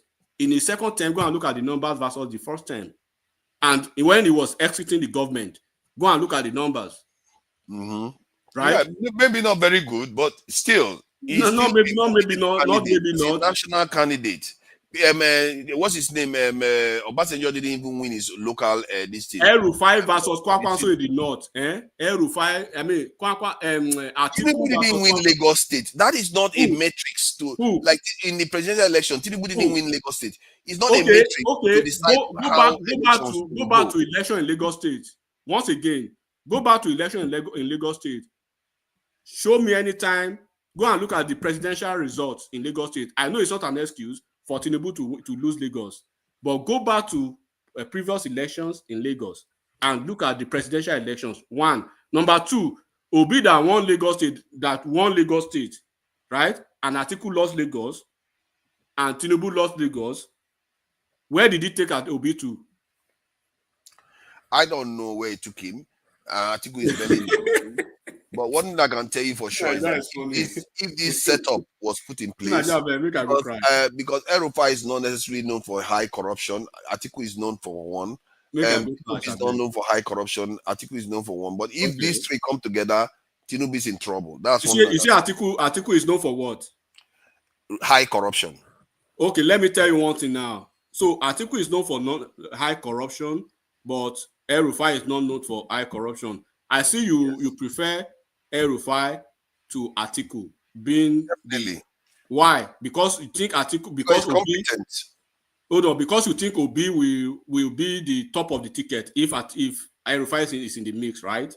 Oh, not necessarily. I think I like El-Rufai because one, he is very hawkish about security, which is very, very important for any nation. Let me tell you something. Politics is not about who you, and this is why a certain region in Nigeria is getting politics wrong. It's not about who you like or who you hate. Politics is not like that. You like El-Rufai. I know that. I'm telling you my own opinion why I prefer which I respect. Politics is, but when you are talking about corruption, right? At the end of the day, Atiku is the one offering Obi VP, not El-Rufai. So now Atiku that is offering Obi VP now that you've already christened a political a corrupt person now. will not run for Atiku as VP. Who? P2B will never run for Atiku as VP. Did he tell you that?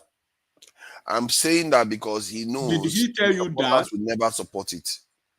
Who will not support it? P2B supporters. They will never support it. Who are the supporters? You and so his core base will not support him. Okay, let me ask you this question: did Peter Obi not promise Ojumego Ojukwu that he will never leave Abga? That did See, he not I swear? understand what you are saying, but this is politics, and we No, are talking about. was it not politics? What? Okay, was No, it? no, I'm saying that in the context that P2B has won 5 million votes, Okay, he's not going to like I'm concede saying that it again. A politician made a statement then that he will never leave Ojukwu because Ojukwu's idea then was to I don't think monetize. Atiku will run. My prediction is Atiku You will don't not think run. Atiku will run? Because if he doesn't get the PDP ticket, he's not going to run. To Nigeria, you think Atiku will not run in 2025? I am suspecting he's not All going right, to run. let's go and sleep. End of discussion. All Let's right. go and sleep. Thank Good you. night, bro. Thank you. All right, then later. Bye. To Nigeria.